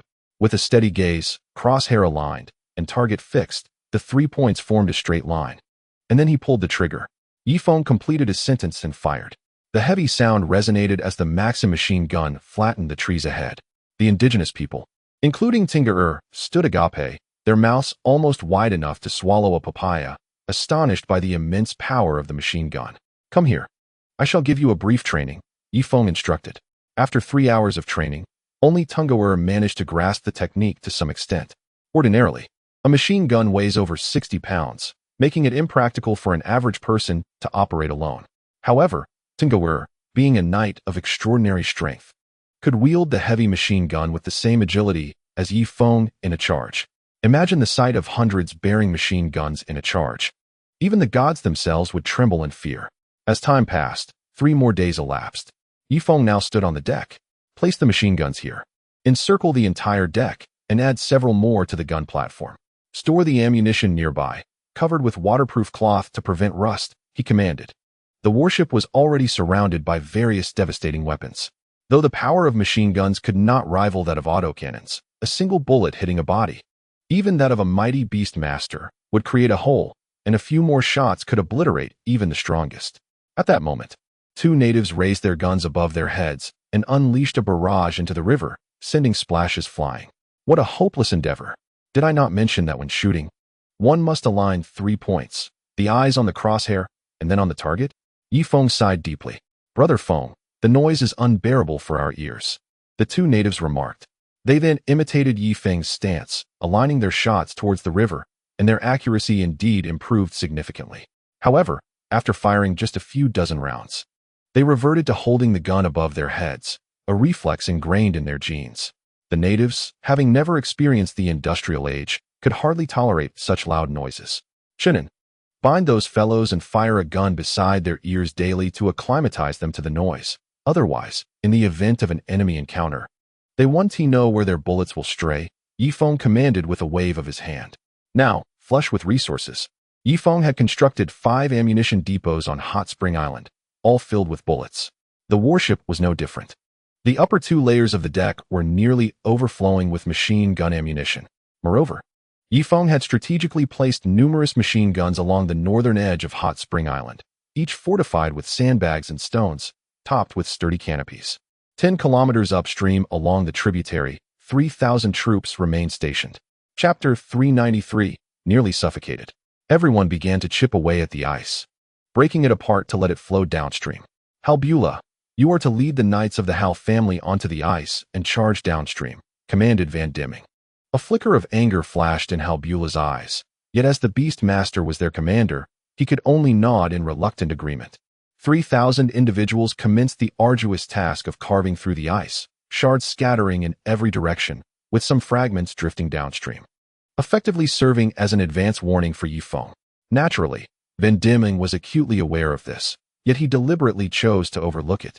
The sustenance available was evidently insufficient to support the entire tribe, given that the Yunshan tribe boasted a population of 100,000. The only way to alleviate the burden was to sacrifice the elite members of the Har family, thereby expelling their dependents and attendants from the Yunshan tribe, which could potentially reduce expenses by 5,000 individuals. Otherwise, should he fail to provide food for the Har family's kin, the 400 elite soldiers would undoubtedly revolt. As a commander, one must possess not only tactical prowess, but also a strategic mindset. Feng, the situation appears precarious, Chunin remarked, gesturing towards the drifting ice upstream. Are they preparing for a second assault? I doubt the Beastmaster is that foolish, is he? Feng mused, his expression one of confusion. He had previously fallen victim to the ice tactics, yet such strategies were typically effective only once. Would Van Diemen truly be so naive? Perhaps we should maneuver the warship to the rear of Warm Spring Island? We could utilize the island to shield ourselves from the floating ice, Chunin proposed. Indeed. Let us proceed thus. Better to be prepared than caught off guard. Feng concurred, nodding in agreement. The warship executed a sharp turn, heading downstream towards Warm Spring Island. The charcoal in the lower hold continued to burn, harnessing the vessel's propulsion to counteract the force of the current. Feng, look ahead, Chunin exclaimed, passing him the binoculars. Feng set aside the binoculars and peered upstream with his naked eyes. He beheld several enormous ice floes cascading down, each crowded with knights brandishing curved swords, their throaty howls echoing across the water. Harbula again? A cold smile crept onto Feng's face. It's time to mobilize the defenses on Warm Spring Island, he called out towards the north. On Warm Spring Island, Tuba raised a heavy machine gun. Not only he, but also 20 other heavy machine guns stood in formation before him, their barrels simultaneously elevated and aimed at the approaching ice. Feng has instructed that the effective range of the heavy machine gun is 300 meters. Open fire once the enemy enters that distance, Tuba ordered loudly. Understood, came the unified response. Among the machine gunners were both indigenous and civilized individuals, all of whom had witnessed the devastating power of heavy machine guns. Confident in their ability to obliterate any foe, they regarded the miscreants on the ice with disdain. Harbula, astride a goat, stood atop the ice floe, flanked by over 200 knights from the Har family. To his left loomed another massive ice floe, upon which an additional 200 knights, led by the Fire Serpent, stood ready. The Beastmaster had proclaimed that once our ice floes reached Warm Spring Island, he would charge forth from the woods along the shore. Why then? Was there no sign of action? Harbula felt a twitch of anxiety at the corner of his eye. Silence, you little wretch. Just 300 meters to Warm Spring Island. Yet why are those people not screaming or fleeing? One of the knights inquired. Harbula too began to sense that something was amiss. In the next moment, sparks flickered at the edge of the hot spring island. A heavy, textured sound resonated, echoing like a drumbeat. Halbala was momentarily stunned, causing the goat he was mounted on to stumble backward, throwing him off its back. What followed was a scene of terror. He witnessed the knights behind him, their bodies erupting in a violent explosion, their armor disintegrating into scattered shards of iron. Not only that, but the floating ice beneath his feet was also shattered into fragmented pieces. This was dire. It was an autocannon. Hadn't Mars Kong mentioned that they had limited ammunition? Why were they so reckless in their usage? Just as he thought this, Halbala felt a jolt throughout his body as a hole was blasted through his breastplate, blood gushing forth. He had to leap into the water for survival. He swiftly discarded his helmet and plunged into the depths with a splash. His formidable strength allowed him to endure in the icy waters without succumbing to frostbite. However, the ordinary knights lacked such resilience. Some had been obliterated, while others fell into chaos, colliding with one another and plunging into the frigid depths. The heavy armor became their burden. Those knights who had barely swum 20 meters toward the shore found their bodies rendered rigid by the cold and were swept downstream. Do not jump into the water.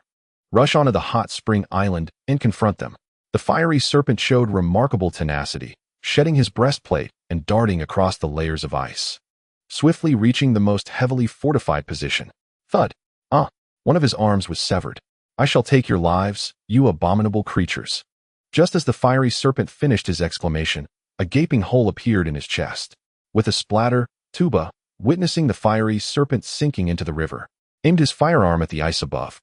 The heavy machine gun unleashed a relentless barrage of bullets, swiftly reducing two massive ice floes to splinters. With only a handful of knights still clinging on, yet, under such overwhelming firepower, they had scarcely collided with the edge of the hot spring island when they were torn apart by the gunfire, their blood staining the river red. With a splash, a trembling hand emerged from the icy waters, reaching out to grasp the ice floe. Halbala, shivering, broke through the surface, lying flat on the shore like a piece of sludge.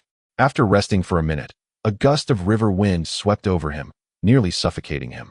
Turning his head, he beheld the grim sight of the 400 knights of the Halbala family, all frozen to death in the river, their bodies carried downstream like drifting reeds. It was over. The Halbala family had perished in my generation. Tears streamed from the corners of Halbala's eyes, only to freeze upon his face. He attempted to draw his curved blade, only to discover that the sword and its sheath had frozen together. A thunderous roar erupted from the woods along the shore as countless goat knights charged across the ice. Just as they were about to plunge into the river, they suddenly halted in unison. Leading them was the great beast master, accompanied by his sycophant, Mars Kong. Vantamon, perched atop a goat, gazed down at Halbala with an expression devoid of sympathy. Anger surged within Halbala's heart, a tempest of fury. It is all due to that damned beastmaster that my clan has been annihilated. With the fall of the Harl family and their 400 households, our remaining kin in the tribe will undoubtedly be treated with disdain, perhaps even driven out from the affluent district, reduced to the pitiable state of the impoverished. The beastmaster is no more, and the elite of the Harl family has been entirely wiped out. Holerbula gritted his teeth and roared with trembling voice. Yet, Van Diemen remained utterly impassive. Chapter 394. Indifference. Holerbula, you led a full contingent of 400, yet failed to conquer Hot Spring Island, resulting in total annihilation? This is all due to your poor command, reducing my army from 3,000 to 2,600. How do you propose I penalize you? Van Diemen inquired nonchalantly. What? You still wish to punish me? My Harl family has been eradicated, and you dare to impose further punishment? Holerbula stared wide-eyed, incredulous, at Van Diemen. Military orders are as solid as mountains. Rewards and punishments are distinct. I shall first strip you of your identity as a member of the Harl family, demote your clan to a secondary family, and simultaneously revoke your position as chief. Van Diemen stated calmly. Arg. A piercing roar echoed from the shore. Feng personally operated a machine gun. At the ship's stern, Susan manned another machine gun. Meanwhile, 30 heavy machine guns were positioned along the ship's sides, targeting the shore. Feng refrained from firing immediately as he searched the crowd for any sign of Duo Yanhina. He feared that these individuals might take her hostage. Moreover, Hot Spring Island was still 2 kilometers from the shore. Only the machine guns could reach such a distance, while the heavy machine guns lacked that range. Feng squinted, locking eyes with Van Diemen across the river. Beastmaster, we meet again. Are you not capable of walking on water? I would like to witness it once more. Feng shouted, his voice carrying several kilometers away. Should Van Diemen dare to tread upon the water, the dozens of machine guns on his side would create a lethal net, ready to eliminate him in the river. Van Diemen was the strongest human Feng had ever encountered, and he held a certain trepidation towards him. As for the others, lacking the ability to walk on water, they would merely serve as fodder. Van Diemen coldly regarded Feng, and after half a minute of silence, he slowly spoke. Feng, I did not expect your warship to be armed with such formidable weaponry. I have a proposal, though I am unsure if you would be willing to consider it. His voice was soft yet clear enough to reach the warship. Feng scoffed. What worthwhile proposal could Van Diemen possibly have? He likely intended to dig his own grave. Speak your mind, and be swift about it. Feng bellowed. The people on the deck were similarly inspired, echoing Feng's call, speak your mind, and be swift about it. Their voices traveled far and wide, audible within a 5-kilometer radius. After the insults, the deck erupted into laughter. A twitch crossed Van Diemen's face. Born into the most prestigious Van Diemen family and a prodigious talent, He had encountered numerous formidable foes throughout his life. Regardless of the adversary, they either maintained a respectful demeanor or harbored enmity. Never had anyone dared to belittle or mock him. Just moments ago, Feng found himself the subject of derision from the entire deck, their mocking laughter echoing disdainfully in the air. Feng, we were indeed adversaries in the past, but now I come bearing tidings of honor. After deliberation between the high priest and the chieftain, it has been decided that you shall be appointed as the grand commander of the Cloud Mountain tribe's warships. You will not only command your own vessel, but also lead 100 warships and 300 fishing boats belonging to our tribe. The voice of Vandy Meng carried across the deck. Grand commander of the warships? Yet, I am no adept in naval combat. Perhaps such a title should remain within the hands of your own kin. As an outsider, I possess neither merit nor capability. It would be an affront to accept such a role. Feng deduced the Cloud Mountain tribe's ulterior motives with ease. They sought to integrate him into their ranks, only to eliminate him when the opportunity arose and seize his ships for themselves. The deck erupted once more in a chorus of oily laughter. I, Vandy Meng, swear by my father, the esteemed Reed I of the Vandy family, that I shall never harm you after your induction into the Cloud Mountain tribe. We hold our oaths dearer than life itself, and as the Grand Beastmaster, I am a man of honor. If you doubt my word, inquire among your fellow tribesmen. They should consider you one of their own by now. Vandy Meng's voice resonated again across the deck. Is Reed I truly esteemed? I have not heard of him. Thus I remain skeptical of your oath, unless you can first deliver those 100 warships to me. Feng retorted loudly. Should the Cloud Mountain people indeed provide him with those ships, he would claim them as his own. With a few modifications, he would no longer need to toil in constructing auxiliary vessels. Feng, the river upstream is frozen solid. How do you expect me to navigate the warships downstream? Vandy Meng, suppressing his anger, maintained a composed tone. At his level, the intensity of his fury had diminished considerably. However, Feng was the sole foreigner to have escaped from the Cloud Mountain tribe, and prior to his escape, he had set ablaze 7 granaries, leaving them without sustenance for the winter. I counted at least a couple thousand people on your shore. Surely, you could have them transport the warships downstream. Here is a proposition. If you can bring me 5 warships, I shall agree to become your grand commander of the Cloud Mountain tribe. Feng said with a playful expression. Another wave of laughter swept across the deck. It's good to have Brother Feng back. Warfare feels as exhilarating as a game under his command. Feng, you are aware that we are out of food. If you send those people to retrieve the warships, it will take at least half a year. In 6 months, they will have perished from hunger. As the Grand Beastmaster of the Cloud Mountain tribe, I have already demonstrated my sincerity, and I hope you can reciprocate. Vandy Meng's right hand trembled slightly, though he concealed it beneath his animal hide. As a commander, one must always remain composed, never allowing subordinates to perceive disarray within. Sincerity? An intangible title, you dare to call it sincerity? Let us proceed. I have just conferred with Vice Commander Susan and the others, and we have resolved to bestow upon you, Vandy, the illustrious title of Supreme Invincible General of our fleet. Does this designation not resonate more profoundly than that of the Grand Chief? Am I sufficiently sincere in my offer? Feng exclaimed. Brother Feng, he presumes we are uncivilized savages, still bound by notions of honor. How utterly laughable. Hey, Vandy, as Brother Feng has named you General, I, Chunin, also wish to make a gesture. This pair of undergarments I present to you as a banner of honor. Take it back and display it at your entrance, and it shall ensure the enduring legacy of the Yunshan clan for generations to come. Chunin gazed at Vandy as one would at a jester. Ha! Wow. I did not anticipate you possessed such a sense of humor and go. The machine gunners on the deck laughed uproariously, some doubling over in fits of mirth. Great Beastmaster, this approach is futile. Feng is impervious to such trivialities, whispered Ma Sikong from nearby. Before long, 2 knights brought Chung Li Bean before the icy expanse. Chapter 395. You are an astute individual. Feng was still chuckling, yet his countenance changed upon seeing Chung Li Bean by the shore. Feng, I understand this individual holds great significance for you. You desire to reunite with him, do you not? If you permit me aboard your vessel, I shall facilitate your reunion. I am a man of my word. Once I vow not to harm you, I shall indeed keep that promise. Vandy's voice echoed onto the deck. Vandy, I would indeed relish a reunion with old Chung. Yet I fear that allowing you onto the deck may render my entire ship defenseless. Feng's voice carried back. Cheng Li Bin is a veteran of our team. I sincerely wish to rescue him, but I will not jeopardize the team for the sake of one individual. In dire circumstances, one must be prudent. At that moment, Yunshan interjected, "People of Yunshan, if you return old Cheng to us, our ship is willing to offer you a cargo of fish." Feng regarded Yunshan with newfound respect. He had not anticipated this young man to exhibit such cleverness in a critical moment. "Do you believe that possible? How about this? You provide sustenance for our 2,000-strong contingent over an extended period, and I assure you that the provisions will prioritize Cheng Li Bin's needs." Van Diemen was not foolish. He recognized Cheng Li Bin's importance to Feng.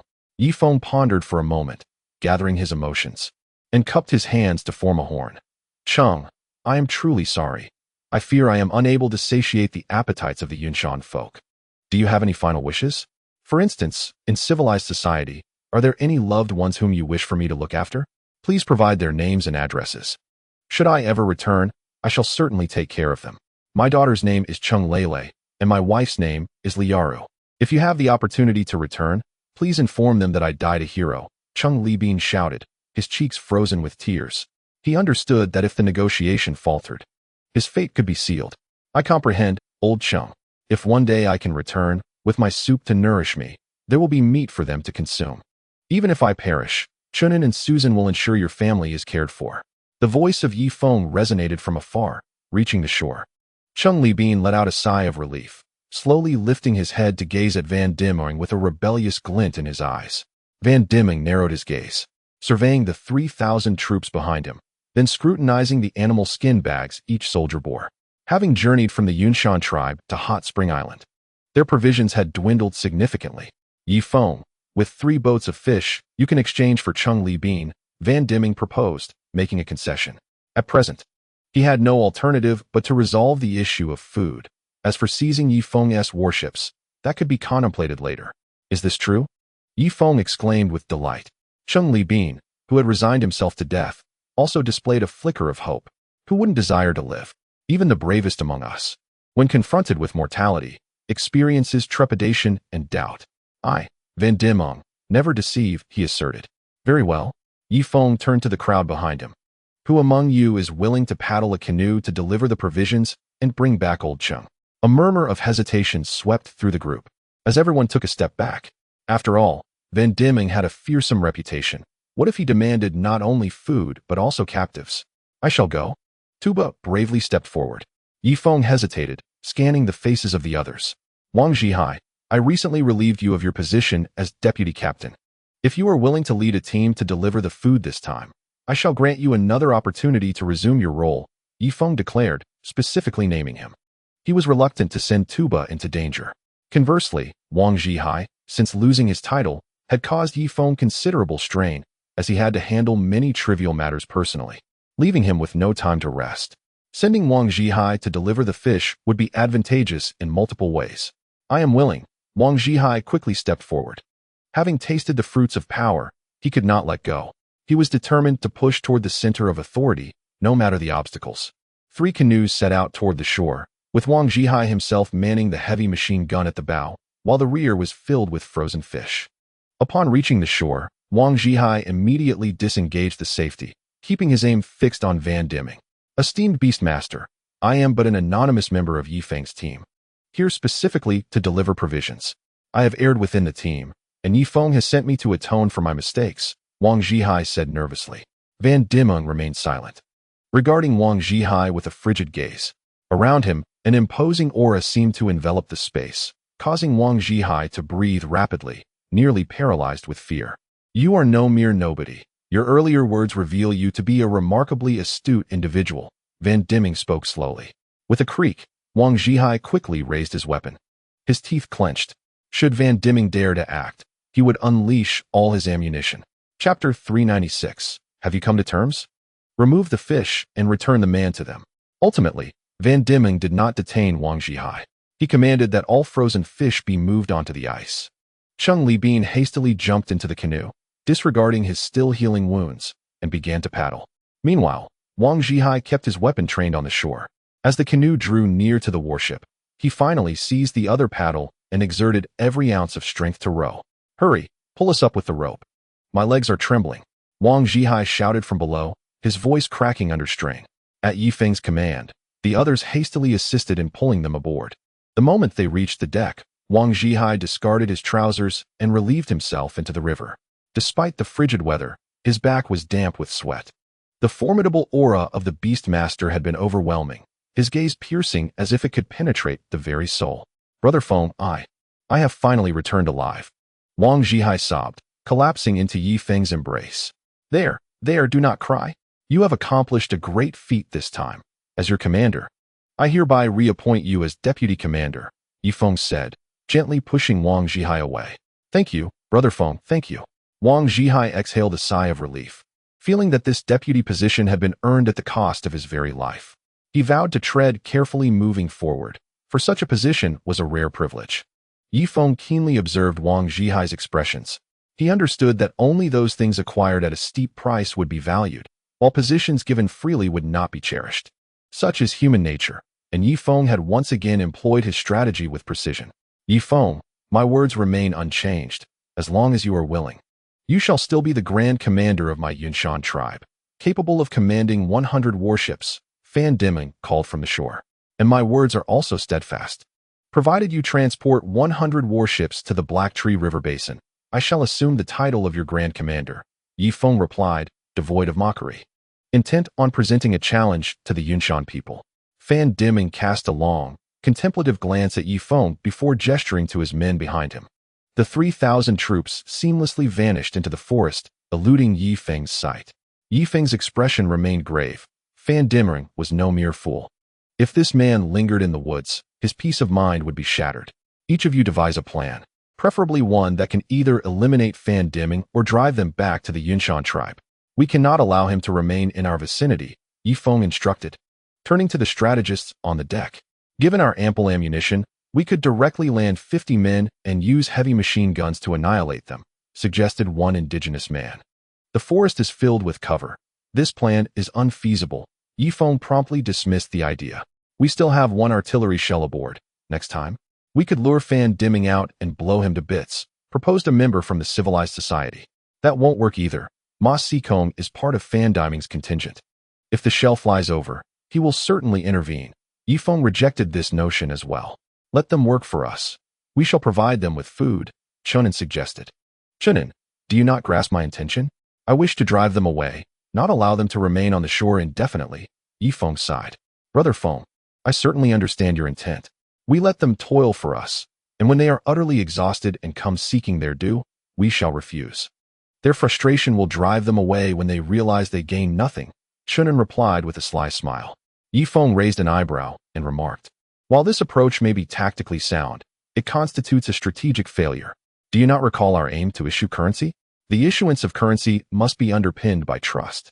If they labor and we fail to provide sustenance, it signifies a breach of that trust.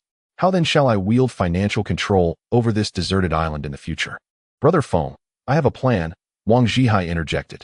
Let us have them work for us without immediate compensation in food. Instead, we shall reward them with hot spring coins, which they can then use to purchase goods from us.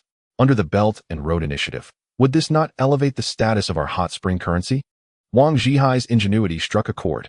Your idea is quite commendable, Yi Feng nodded, acknowledging that among the crew, only Wang Zhihai possessed the capability to serve as the deputy commander, while the others fell significantly short. Yet, it was precisely those with the greatest ability who proved the most challenging to manage. People of the Yunshan tribe, come forth. I have words for you, Yi Feng called, cupping his hands to amplify his voice. Shortly thereafter, Fan Dimming arrived, accompanied by Ma Sikong and several beastmasters. Yi Feng, have you come to a realization? Fan Dimming inquired. Realization of what? Yi Feng retorted. Certainly, you mean to become the grand leader of the Yunshan tribe's warships, he responded with a laugh. Oh, let us postpone that discussion for later, Yi Feng asserted, adopting a formal demeanor. As the host, I cannot allow your people to starve. I propose that you send your 3,000 knights to gather timber and produce charcoal. For every 10 pounds of charcoal, I shall offer 1 hot spring coin. What? Charcoal? In exchange for hot spring coins? What are hot spring coins? Fan Dimming queried.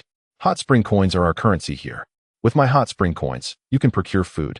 Iron, salt, machine guns, cannons. Indeed, Should you accumulate enough, I would even sell you a warship, Yi Feng proclaimed with conviction.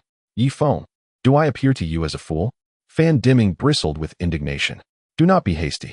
If you doubt me, I can arrange for 3,000 hot spring coins to be delivered to you shortly, accompanied by a list of items you can purchase with them, Yi Feng urged. He was indeed capable of selling machine guns and warships, but merely needed to inflate the prices to render them forever unattainable for Fan Diming. Ma Xikong, what are these hot spring coins he speaks of? Fan Diming asked, turning to his companion. Great Beastmaster, he likely intends to issue currency. In our former tribes, trade was not conducted through barter, but rather through currency as an intermediary, Ma Xikong explained patiently. Meanwhile, Yi Feng mobilized his men to prepare the hot spring coins, while Wang Zhihai took up a feathered brush to inscribe various item prices onto animal hide. Brother Feng, I propose pricing 1 pound of fish at 1 hot spring coin. Does that seem reasonable? Wang Zhihai inquired. Indeed, Yi Feng affirmed with a nod. I have set the price of iron at 700 hot spring coins per pound, curved blades at 1,000 coins, light machine guns at 50,000 coins each, heavy machine guns at 500,000 coins each, cannons at 50 million coins each, and warships at 3 billion coins. Essentially, prices that render them unaffordable, Wang Zhihai chuckled slyly. Precisely, and then you shall establish the price for charcoal, Yi Feng instructed. We require them to produce charcoal, and the value of that charcoal must not exceed that of food. Thus, 10 pounds of charcoal could be exchanged for 1 spring coin for each pound of frozen fish. Very well, this means that for every pound of food, we can acquire 10 pounds of charcoal, and the worth the Yunshan people provide us lies solely in their charcoal production. Moreover, let us annotate another thing, Baigua, Ingua, Jingua, Li Feng remarked. I comprehend. Our objective now is to prevent them from obtaining our machine guns, which necessitates controlling their living standards to the brink of sustenance. 1 Baigua costs 5,000 spring coins, Ingua costs 10,000, and Jingua costs 30,000 spring coins. We must ensure they cannot purchase light machine guns, Wang Zhihai stated. Even if they manage to acquire light machine guns, it is inconsequential, for ammunition also incurs a fee of 5,000 spring coins per bullet, Li Feng said with a mischievous grin. Very well. Let us proceed with this plan. A group convened in the dining hall for 3 hours before clutching their animal skins and 3,000 spring coins as they ascended to the deck. Wang Zhihai, take these 3,000 spring coins and the animal skin to the shore. This task is entrusted to you. Li Feng patted his shoulder. As the vice captain, it is only fitting that I undertake this. We cannot have you, the captain, performing such duties. Wang Zhihai, emboldened by their previous adventure, promptly took the 3,000 spring coins and an animal skin across to the other side. This time, he personally approached Fan Diming, handing over the animal skin and placing the 3,000 spring coins on the icy surface. Fan Diming examined the animal skin with a sly smile. Are you suggesting that these worthless stones can be exchanged for food? Fan Diming inquired. Indeed, this is 3,000 spring coins, sufficient to procure 3,000 pounds of food, Wang Zhihai replied earnestly. At that moment, one of the beast masters behind Fan Diming stepped forward, laughing heartily. Well then, this is as you say, since there are 3,000 spring coins here. Let us first take 1,000 spring coins, and you can bring us 1,000 pounds of food. Fan Diming's lips twitched, yet he did not intervene, for he could not believe Li Feng would be so foolish as to accept these worthless stones. Wang Zhihai whispered a few words to the attendant, who promptly counted out 1,000 spring coins from a pouch before paddling back to the warship. Shortly after, 2 canoes arrived, laden with food. 1,000 spring coins for 1,000 pounds of food. Please verify, Wang Zhihai stated in a businesslike manner. Fan Diming exchanged glances with his advisor, puzzled by Li Feng's intentions. Go, bring the food over and have someone test it for poison, Fan Diming instructed quietly. Yes. A large group of Yunshan tribesmen rushed out from the woods to conduct the poison test. How is it? Is it safe? Wang Zhihai inquired. Great Beastmaster. This is top-grade frozen fish, free of poison, with the entrails removed, a knight joyfully reported. In recent days, they had been frugal, with some dried meat even going moldy, yet they hesitated to consume it all at once. But now, before them lay 1,000 pounds of fine frozen fish. Excellent. Convert the remaining 2,000 spring coins into food, the previously jubilant beast master exclaimed. Very well, I shall dispatch someone to procure the fish immediately. Wait. Fan Diming raised his hand. To him, Food is undoubtedly important. However, there exist even more significant matters at hand. He is keen to ascertain whether Feng is truly willing to sell other items to him. I have 2,000 hot spring coins remaining. According to the prices on your list, can I purchase 2 pounds of iron or perhaps 2 curved blades? Van Ming inquired. Indeed. Wang Zhihai nodded in affirmation. Very well, I would like 1 pound of iron and 1 curved blade, Van Ming declared. Promptly dismounting from his goat and counting out 1,700 hot spring coins from his bag. Consequently, of the 3,000 hot spring coins Feng had provided, only 300 coins remained. Without any unexpected delays, shortly thereafter, someone delivered the iron and the curved blade, both in pristine condition. As Van Ming gazed at the curved blade in his hands, his emotions fluctuated. Are you saying that we can exchange 10 pounds of charcoal for 1 hot spring coin? If we were to produce 10 million pounds of charcoal, we would receive 1 million hot spring coins? Is that correct? Van Ming asked, envisioning a grand plan in his mind. Producing 10 million pounds of charcoal was indeed within their grasp. It merely required time. Indeed, Wang Zhihai confirmed. If I possess 1 million hot spring coins, can I acquire 2 heavy machine guns? Van Ming further inquired. Absolutely, Wang Zhihai replied. And what about the white fruit, silver fruit, and gold fruit? Are they genuine as well? Van Ming continued. Indeed, the white fruit costs 5,000 coins, the silver fruit 10,000 coins, and the gold fruit 30,000 coins. Wang Zhihai said, licking his lips. Very well, Mr. Wang. You may return and prepare sufficient supplies. Farewell. By the way, do take a moment to review the list at the back. It includes the wages for laborers who will assist us in constructing vessels, with a daily remuneration of 8 hot spring coins. Having concluded his remarks, Wang Zhihai returned to the warship. Van Ming hurriedly led his companions back to the woods, where he was surrounded by a throng of beastmasters. I have elucidated the function of hot spring coins. Do you have any thoughts? Van Ming inquired, seated upon a stone, surveying the dozens of beastmasters below. The great beastmaster should dispatch individuals back to the tribe to summon more people to produce charcoal, enabling us to amass sufficient hot spring coins. Once we have enough to purchase the heavy machine guns, we shall see if Feng is indeed willing to sell those items to us. If he does, we can devise a means to acquire his artillery, proposed Ma Sikong. Indeed, our Yunshan tribe boasts a population of 100,000. If we continuously produce charcoal, I am confident that within 2 to 3 years, we will be able to procure the artillery.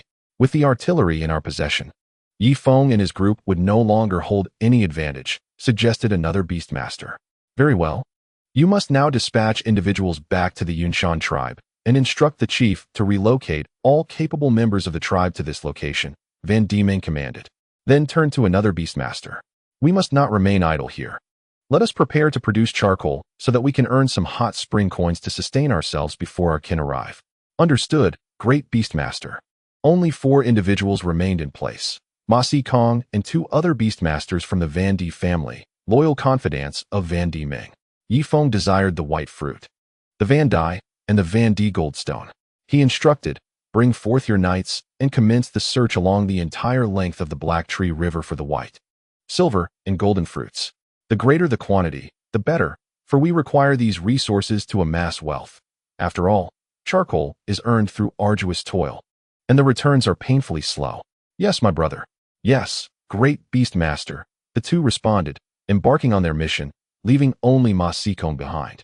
Great beastmaster, I cannot shake the feeling that something is amiss. I cannot quite articulate why, Ma Sikong remarked. Regardless, this is our sole means of sustaining the tribe at present. By the way, logging is not a skilled endeavor. Bring me 300 individuals to the Cloud Mist Mountains. There must be survivors in the other tribes. Gather all who can still move and bring them here to assist the Yunshan tribe in earning spa coins. Van Ming commanded once more. Understood. A beastmaster led 300 individuals upstream. As night fell, revelry commenced once again in the expansive greenhouse on Spa Island. Feng had instituted an 8-hour workday, granting the 100 or so workers ample time for merriment. However, Feng and the higher echelons remained vigilant, as they needed to refine their financial regulations. To prevent the Yunshan people from depleting our stock of advanced weaponry, we must establish a series of financial laws. Only 1 light machine gun may be purchased per month, along with a cap of 100 rounds of light machine gun ammunition per month, and a mere 30 rounds of heavy machine gun ammunition per month.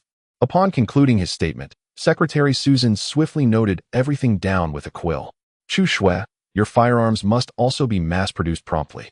Their price should be lower than that of the light machine guns, ensuring that the Yunshan people will prioritize purchasing the firearms, thus preventing our light machine guns from being lost in large quantities, Feng added, prompting Susan's quill to dance across the parchment once more. The meeting persisted until the deep hours of the night, and the attendees departed, wearied yet fulfilled. Upon returning to their quarters, Feng and Susan inevitably indulged in tender moments. Creak. A massive claw pressed upon the icy surface, and as the temperature continued to plummet, not only the tributary, but also the ice along the banks of the main river began to spread toward the center. Even the turbulent river could not halt the formation of ice. Across the Black Tree River, some famished beasts could no longer contain themselves, emerging one after another from the towering primeval forest, casting their gazes toward the opposite bank. Morning light streamed through the window, bathing Feng's face. He slowly opened his eyes, finding Susan still asleep in his embrace. You have suffered greatly, he murmured, gently placing her head upon the pillow before quietly dressing. Upon stepping outside, he noticed Chun in conversing with Chiu Shui. As soon as Chun spotted Feng, he quickly adopted a nonchalant demeanor. Feng understood that Chun had been pursuing Chiu Shui, and a clandestine secret lingered between them. Continue your conversation. I shall take a breath of fresh air on the deck, Feng smiled, offering Chun an encouraging glance. Speaking of which, Tuba remains unmarried. However, in this primal society, women do not seem to be a scarce resource. Perhaps it is best for Tuba to seek companionship on his own. Brother Feng, it seems the Yunshan people are engaged in logging. They truly intend to produce charcoal. Before you awoke, I observed them felling at least 500 or 600 large trees. Wang Zhihai's expression appeared somewhat grim. The charcoal derived from 500 or 600 trees would amount to several dozen tons, and he feared that the Yunshan people, having amassed sufficient hot spring coins, would procure heavy weaponry from us. What are you worried about? Feng chuckled. Brother Feng, if they indeed earn enough hot spring coins, shall we sell them our firearms? Wang Zhihai inquired. Of course not. When they are on the verge of accumulating enough coins for light machine guns, we shall inform them that our charcoal supply has reached saturation and is no longer needed. However, to ensure their sustenance, we will offer them employment, adjusting the rate to 30 or even 100 pounds for one hot spring coin. Feng retorted with a cold smirk. The hot spring coins merely serve as a means of control. He would never part with his prized possessions to the Yunshan people, for that would be tantamount to self-destruction. Chapter 399. Do you not accept? At this moment, others began to gather on the deck, marveling at the picturesque scenery across the river. The rainforest had transformed into a snow-covered landscape, and the river was now encased in ice. Amongst the snowy woods, 3,000 Yunshan people toiled relentlessly, sustaining their group of 100. Without the implementation of currency, future endeavors such as charcoal production, constructing auxiliary vessels, or even sewing garments would necessitate completion by Feng's team alone. Should that transpire, their 100 members would be obliged to labor at least 8 hours daily, perhaps even more. However, the situation had changed. The assistance of the Yunshan tribe allowed them to delegate the bulk of the labor, leaving them with but one task: fishing. In truth, fishing was unnecessary. Before Feng's return, Wang Zhihai had already concealed a substantial quantity of frozen fish in the Heishu River. Given the current temperatures, the fish would remain unspoiled for at least a millennium, as they had been eviscerated. Seeing that Susan had yet to rise, Su Yun leaned gently against Feng. Ah Feng, when you have a moment, allow me to tidy your hair. It's nearly shoulder length, she remarked, stroking his tousled locks.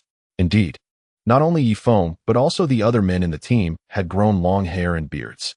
No need. In this frigid weather, longer hair provides additional warmth. Feng replied, shaking his head as he surveyed the riverbank. At that moment, a knight on a goat burst forth from the woods. Gazing across the river at Feng, we found a white fruit along the coastline. Do you want it? The knight inquired. Yes. Please wait there. Wang Zhihai, take some hot spring coins and food to purchase the white fruit, Feng instructed. Understood. Half an hour later, Wang Zhihai returned in a canoe, cradling a white fruit in his hands. Did he not request food? Feng asked. He mentioned wanting to save the coins, as if he were planning something significant. Wang Zhihai replied as he climbed up the rope ladder. Something significant? Feng smiled knowingly, thinking that significant intentions likely revolved around acquiring his own firearms. As time leisurely passed, more than 10 days had slipped by in the blink of an eye. The people of the Yunshan tribe employ a rather rudimentary method to produce charcoal. After 10 days of arduous labor, they finally succeeded in crafting their first batch of charcoal. They constructed over 400 pits, yet the yield of quality product was a mere 20%. Today marks the day of trade, and Feng stands 2 kilometers away. Observing the riverbank through binoculars, Wang Zhihai has already paddled 8 wooden canoes to engage in negotiations. The expression on Fan Deming's face is somewhat grim. He did not anticipate such a low-quality yield of charcoal, with only 2 out of 10 being viable. He had hoped that in 2 or 3 months, he could procure Feng's light machine gun, but the challenges are formidable. Mr. Wang, how much is this batch of charcoal worth? Fan Deming inquired. In total, it amounts to 31 tons. Let me calculate, Wang Zhihai replied. 1 ton is 1,000 kilograms, which is equivalent to 2,000 jin. Each 10 jin is worth 1 spring coin. Thus, 1 ton is worth 200 coins, 10 tons amounts to 2,000 coins, and 31 tons totals 6,200 spring coins. Bring forth the coins. As the bag was opened, it revealed spring coins crafted from animal hides. Feng had improved the design of the spring coins. The hides were cut into pieces, each imprinted with his palm mark, pressed with fish blood, ensuring the clarity of the palm print to prevent counterfeiting. Should any counterfeit be discovered, Feng would impose a 100-fold penalty. Wang Zhihai counted out 62 large notes, each with a denomination of 100 spring coins. Here, keep it safe. Would you care to purchase some food? He suggested, gesturing towards the frozen fish in the canoe. Fan Deming's hands trembled as he recounted the 62 spring coins. Ultimately, he extracted 30 coins.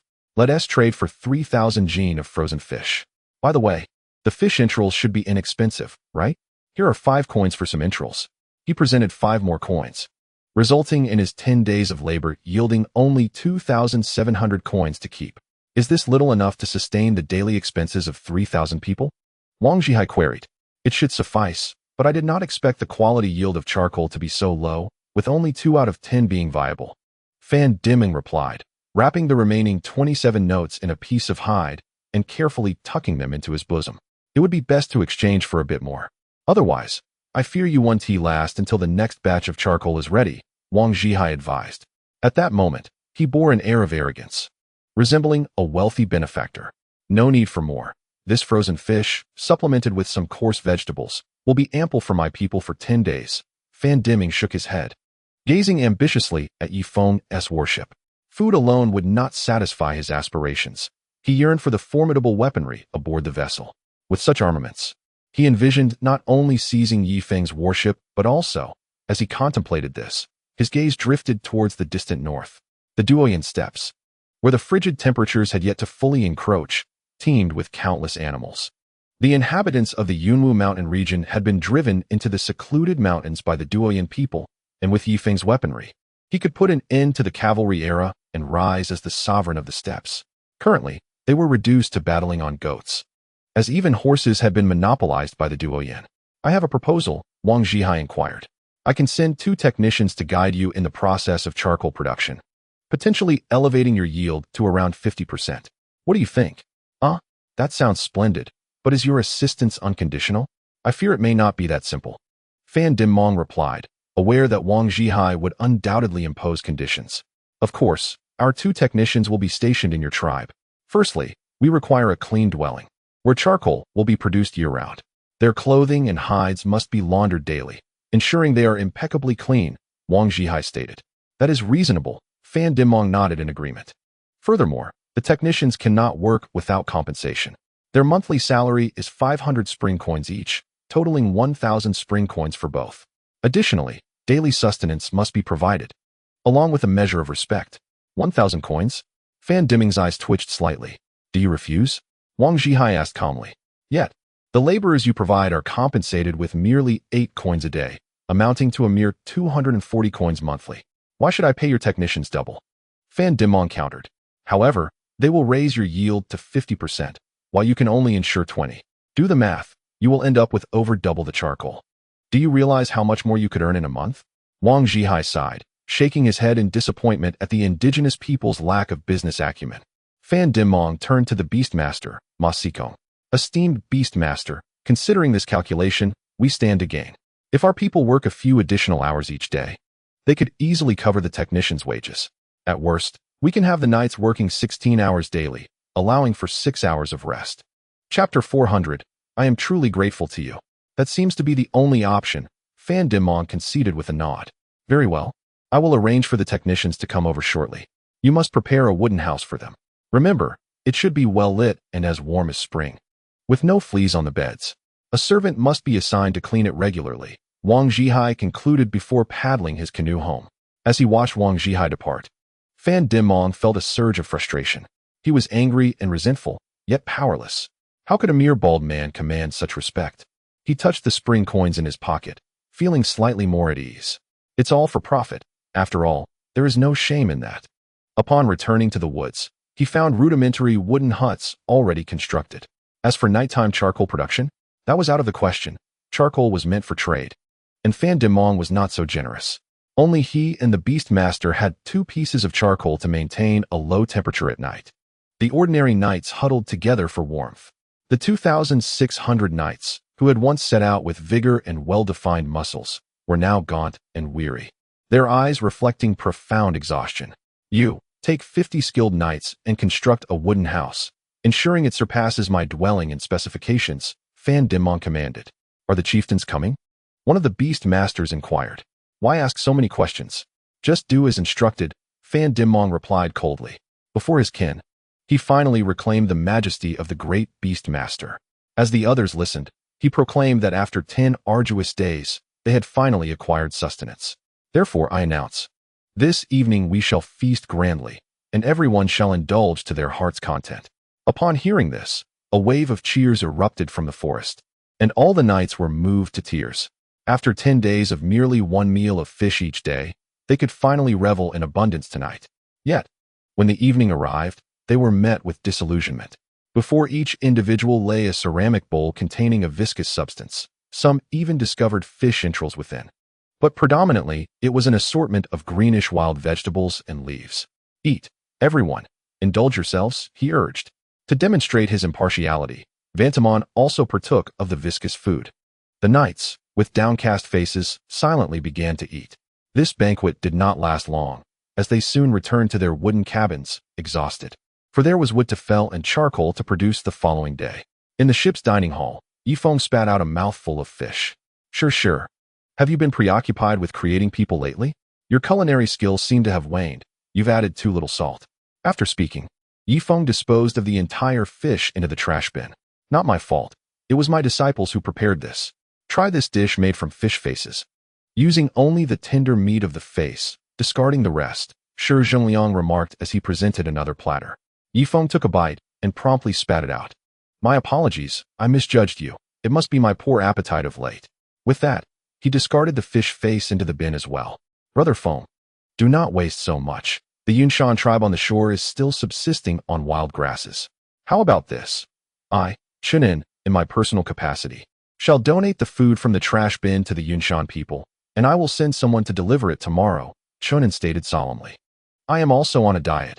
From now on, I shall only have 2 meals a day, and the remainder shall be offered to the Yunshan tribe.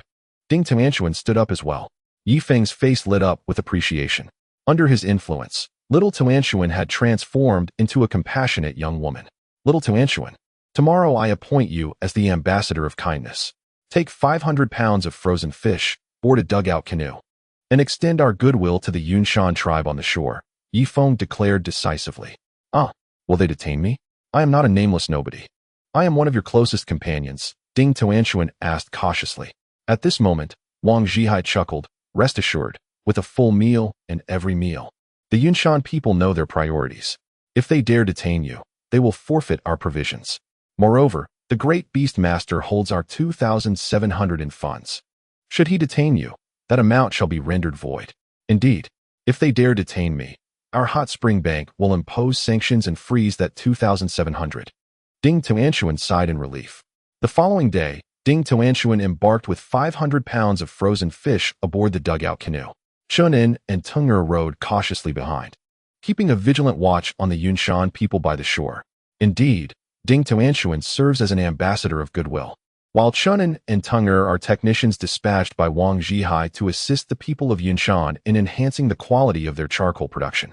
On the ice layer, Van Dimong was already awaiting with a group of high-ranking officials. Upon the arrival of Ding Tuanshuan and her companions ashore, Van Dimong hastily dismounted from his sheep. "Are those two the technicians?" he inquired. "Yes, it's me and him," Chunin replied, pulling the timid Teng'er into view. However, Teng'er remained with his head bowed, one hand partially concealing his face. Teng'er, is that you?" Van Dimong instantly recognized Teng'er, as they belonged to the same tribe. Although Teng'er was not a beastmaster, he was a well-known knight, making Van Dimming's recognition quite natural. Embarrassed, Teng'er blushed deeply and lowered his hand. "Great beastmaster, it has been a long time. How have you been?"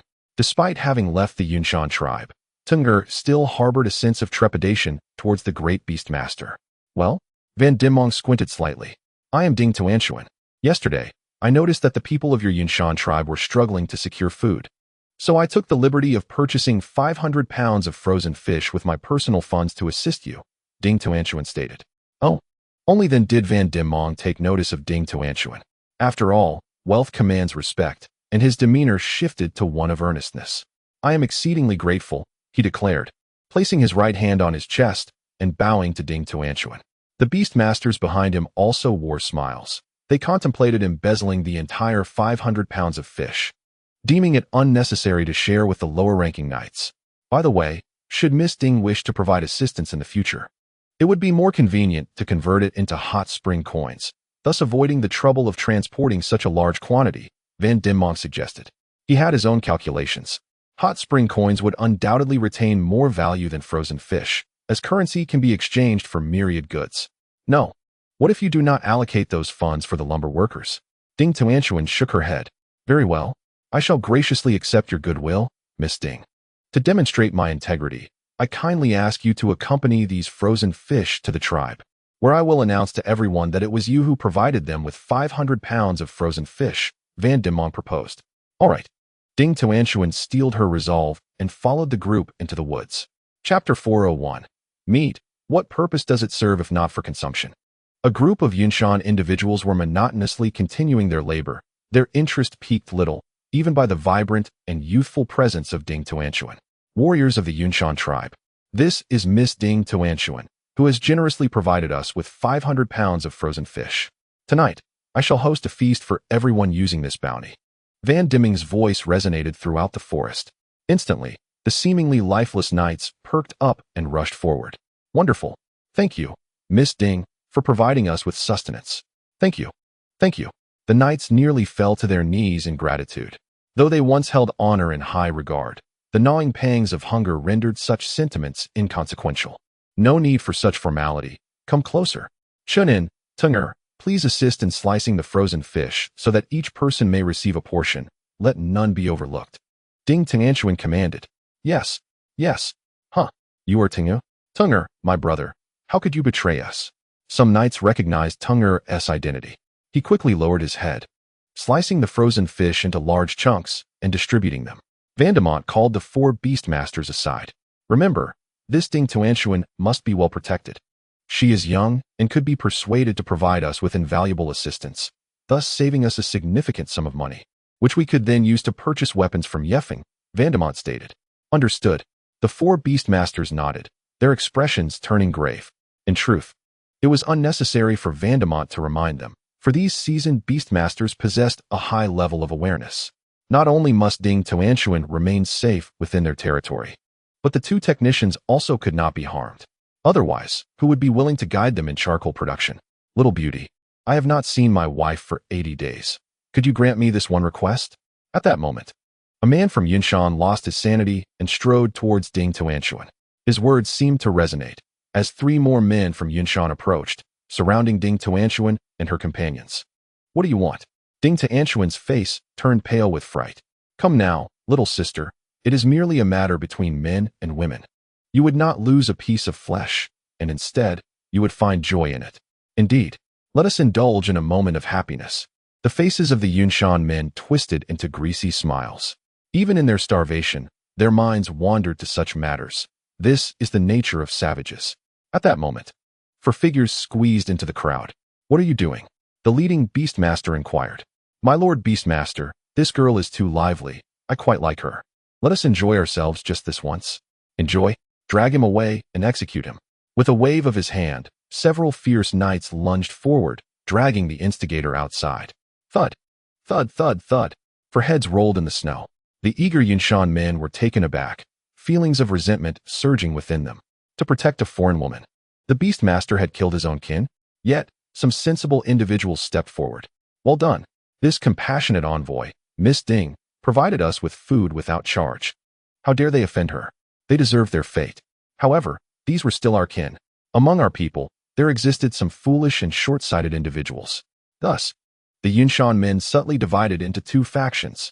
The majority opposed the slaughter of their own, while only a few supported Ding Tuanshuan. Brother and Uncle Tunger, I must take my leave. It is too dangerous here. You must remain cautious as technicians. With that, Ding Tuanshuan swiftly fled the woods. The four Beastmasters exchanged glances, hastily following to escort her, fearful of any mishap along the way. Only Chun, Un, and Tunger remained, their hearts pounding as they surveyed the surrounding Yunshan men. Is the great Beastmaster present? Chunin shouted. I am here. Upon hearing the call, Vandemont quickly pushed through the crowd. The situation had spiraled beyond his control. Having just executed 4 of his own, he had inadvertently split his contingent of 2,600 into 2 factions. The people of Yunshan are quite ferocious. What if someone is captivated by my beauty and forces themselves upon me? Chunin asked anxiously. Rest assured, I shall assign 2 beast masters to protect you at all times. Moreover, they are members of my clan and are utterly loyal, replied Van Dieming. He then called out to the crowd. Van Di Tianhua, Van Di Jusher, step forward. 2 robust knights emerged. I require you to protect these 2 technicians around the clock. Should any unforeseen circumstances arise, your lives are forfeit. Do you understand? Van Dieming emphasized the last part. Yes, understood, the knights responded, positioning themselves behind Chun En and Tunger. At that moment, a thunderous sound erupted from the forest. A deafening roar followed. A strange beast? Van Dieming exclaimed with delight, darting into the depths of the woods like an arrow. After a few brief sounds of something slicing through the air, the anguished cries of the beast echoed, culminating in a resounding crash as a massive creature fell to the ground. 2 minutes later, Van Dieming emerged from the woods, drenched in blood. Send 100 men to dismember that beast, he commanded. Wonderful, great Beastmaster. We can finally have a hearty meal. One knight exclaimed. What did you say? Eat. Van Dieming narrowed his eyes. Meat. What else would we do with it? The knight's heart sank. Absolutely not. The flesh of a strange beast is more valuable than frozen fish. We shall sell the beast's meat for coin and use that money to purchase frozen fish. Ensuring everyone is well fed, Van Dieming declared. In truth, he harbored a selfish motive, to save the money for firearms. At noon, aboard the warship, Feng gazed at the strange beast meat on the table, then turned to Wang Zhihai. Brother Feng, the benefits of issuing currency are becoming evident. Even when the Yunshan people hunt fine meat, they are reluctant to consume it themselves. Instead, they sell it all to us. Wang Zhihai pointed to the meat on the table. Feng swallowed, having not tasted land meat in quite some time. He took a piece of meat and savored it slowly. Come, let us raise a toast to Brother Feng. If it weren't for his implementation of currency, we might still be toiling for 8 hours a day. Now we work merely 3 hours and can leverage financial power to have the Yunshan people willingly deliver their treasures to us. Long live Brother Feng. Shi Zhenliang stood up, and the others raised their glasses. Long live Brother Feng. May it remain unchanged for a century. After finishing his drink, Feng sat down, his face flushed. Chapter 402. A day of rest. It seems I haven't done much, yet the power of currency has manifested so swiftly. In the future, within the Yunshan tribe, anyone who dares to act against me shall face a bounty of 10,000 yuan. For it will not be long before the entire world recognizes the significance of the hot spring currency. Spread the word. By merely submitting 10,000 spring coins, one can acquire the right to reside on Spring Island. During the 7 years of residency, should one fail to attain legal status, they will be repatriated. However, upon obtaining legitimate status, they may become citizens of Spring Island, reaping the benefits of a 3-hour workday, with salaries and various benefits twice that of their previous location. Moreover, individuals with exceptional skills may have their fees reduced at discretion, and in the presence of particularly outstanding talents, the fees may be entirely waived. Yi Feng has enacted a new decree. Brother Feng, I cannot express my admiration adequately. Your strategy is truly remarkable, capitalizing on spring coins to seize the world's treasures. And now you aim to attract talent as well, Wang Zhihai remarked earnestly. Indeed, Ding Tuan, your role as an ambassador of goodwill is now essential. Every few days, deliver some complimentary food to the shore while promoting the benefits enjoyed by our indigenous people of Spring Island. In essence, simply take the opportunity to showcase our facts. It's not boasting, merely stating the truth. Yi Feng assigned Ding Tuan a task. Yes, with the protection of 4 beast masters. I am assured of my safety. I will assist tomorrow, Ding Tuan declared, raising her small fist. At that moment, Yi Feng suddenly recalled something significant. Oh, what about the crystal cores of the exotic beasts? Did Vandy Meng sell any? He inquired. No. He only sold us the meat of the exotic beasts and did not offer the crystal cores. Perhaps he consumed them himself, Wang Zhihai replied. Yi Feng sat down, but within 5 seconds, he stood up again and swiftly rushed to the deck. Is the great beastmaster present? Might we converse across the river? Yi Feng's voice echoed from afar. His injuries had nearly healed, restoring his strength to about 90% of its usual capacity. The remaining 10% required gradual recuperation. After 10 minutes, Vandy Meng arrived on the ice with a group of beastmasters, gazing across the river at Yi Feng. Yi Feng, what is the matter? Vandy Meng asked. We at Spring Island are also purchasing crystal cores, offering 8,000 spring coins for each, Yi Feng proclaimed loudly. The prospect of acquiring crystal cores with spring coins would be the most advantageous trade imaginable. He could utilize the cores to elevate his strength to a level comparable to that of Vandy Meng.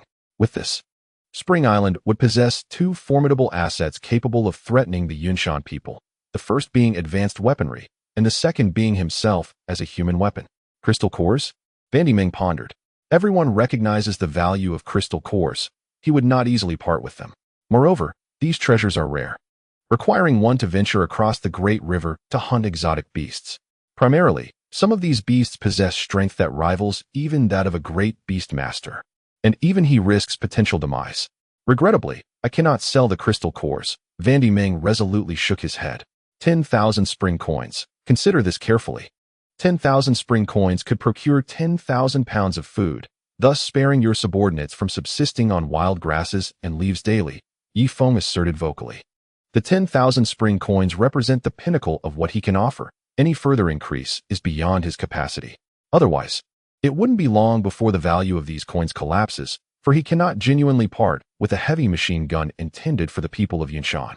A light machine gun, however, could be sold in limited quantities, but the ammunition must be strictly rationed. 10,000 spring coins? A flicker of interest crossed Vandemon's face. Not only he, but even the beast masters began to murmur among themselves. It is worth noting that their collective labor of 2,600 individuals over 10 days barely yields 6,000 spring coins. Yet, a single crystal pill can be exchanged for 10,000 spring coins. Great Beast Master, agree to his terms. The upstream river has already frozen, allowing us to bypass directly to the opposite shore, where countless extraordinary beasts await. It won't be long before we can procure cannonry, perhaps even acquire Leaf Maple's warship. One Beastmaster urged. Indeed, if we manage to procure a warship, we could turn the tables. Great Beastmaster, surely you do not wish to be perpetually exploited? The others echoed. As Beastmasters, they barely manage decent sustenance, and the knights below them fare even worse. Moreover, they cannot solely focus on their own survival. They have wives, children, and entire clans of tens of thousands to support. Presently calculated, their remaining provisions would suffice for a mere 2 months at most. And it is likely that the Yunshan tribe has already run out of supplies. Vantamon understood this all too well. His fists clenched and relaxed, clenching and unclenching, until he finally steeled himself. Leaf Maple, you stated that a crystal pill is worth 10,000 spring coins. Do you also purchase beast meat? Vantamon inquired loudly. Certainly, beast meat will still be acquired at the original price, but with a stipulation. For every 5 tons of extraordinary beast meat, a crystal pill must be provided. Otherwise, we will not purchase such quantities, Leaf Maple replied. Vantamon dismounted his goat and conferred with several beast masters for a while. Leaf Maple, I agree to your terms. Prepare the spring coins. I shall come to seek you shortly, Vantamon declared before returning to his tribe. In his chamber, over 30 beast masters were seated. I now require 10 beast masters to accompany me upstream, taking a detour to the opposite bank to hunt extraordinary beasts. Of course, I acknowledge the peril of this venture. Even I may face demise, yet the rewards are certain to be substantial. I promise that those 10 who venture with me will receive half of the profits. The remaining half will be reserved for purchasing Leaf Maple's firearms, Vanamon announced. The beast masters furrowed their brows, having heard tales of the horrors within the extraordinary beast forest. And some hesitated. Those willing to join me stepped forward. There are only 10 spots available. With spring coins in hand, you could procure a heavy machine gun. If your family possesses a heavy machine gun, your standing within the Yunshan tribe would immediately elevate. Furthermore, while the initial hunt is fraught with danger, once we accumulate enough funds for a heavy machine gun, subsequent hunts for extraordinary beasts need not be life-threatening. You have already witnessed the might of the heavy machine gun. A few well-placed shots can fell extraordinary beasts, making the collection of spring coins far more manageable. Vanamon's final words resonated deeply, ultimately swaying the crowd. One by one, the beast masters rose and stood beside Vantamon. Very well, let us take a respite for a day. Tomorrow we shall venture upstream. Then take a detour to the forest of beasts.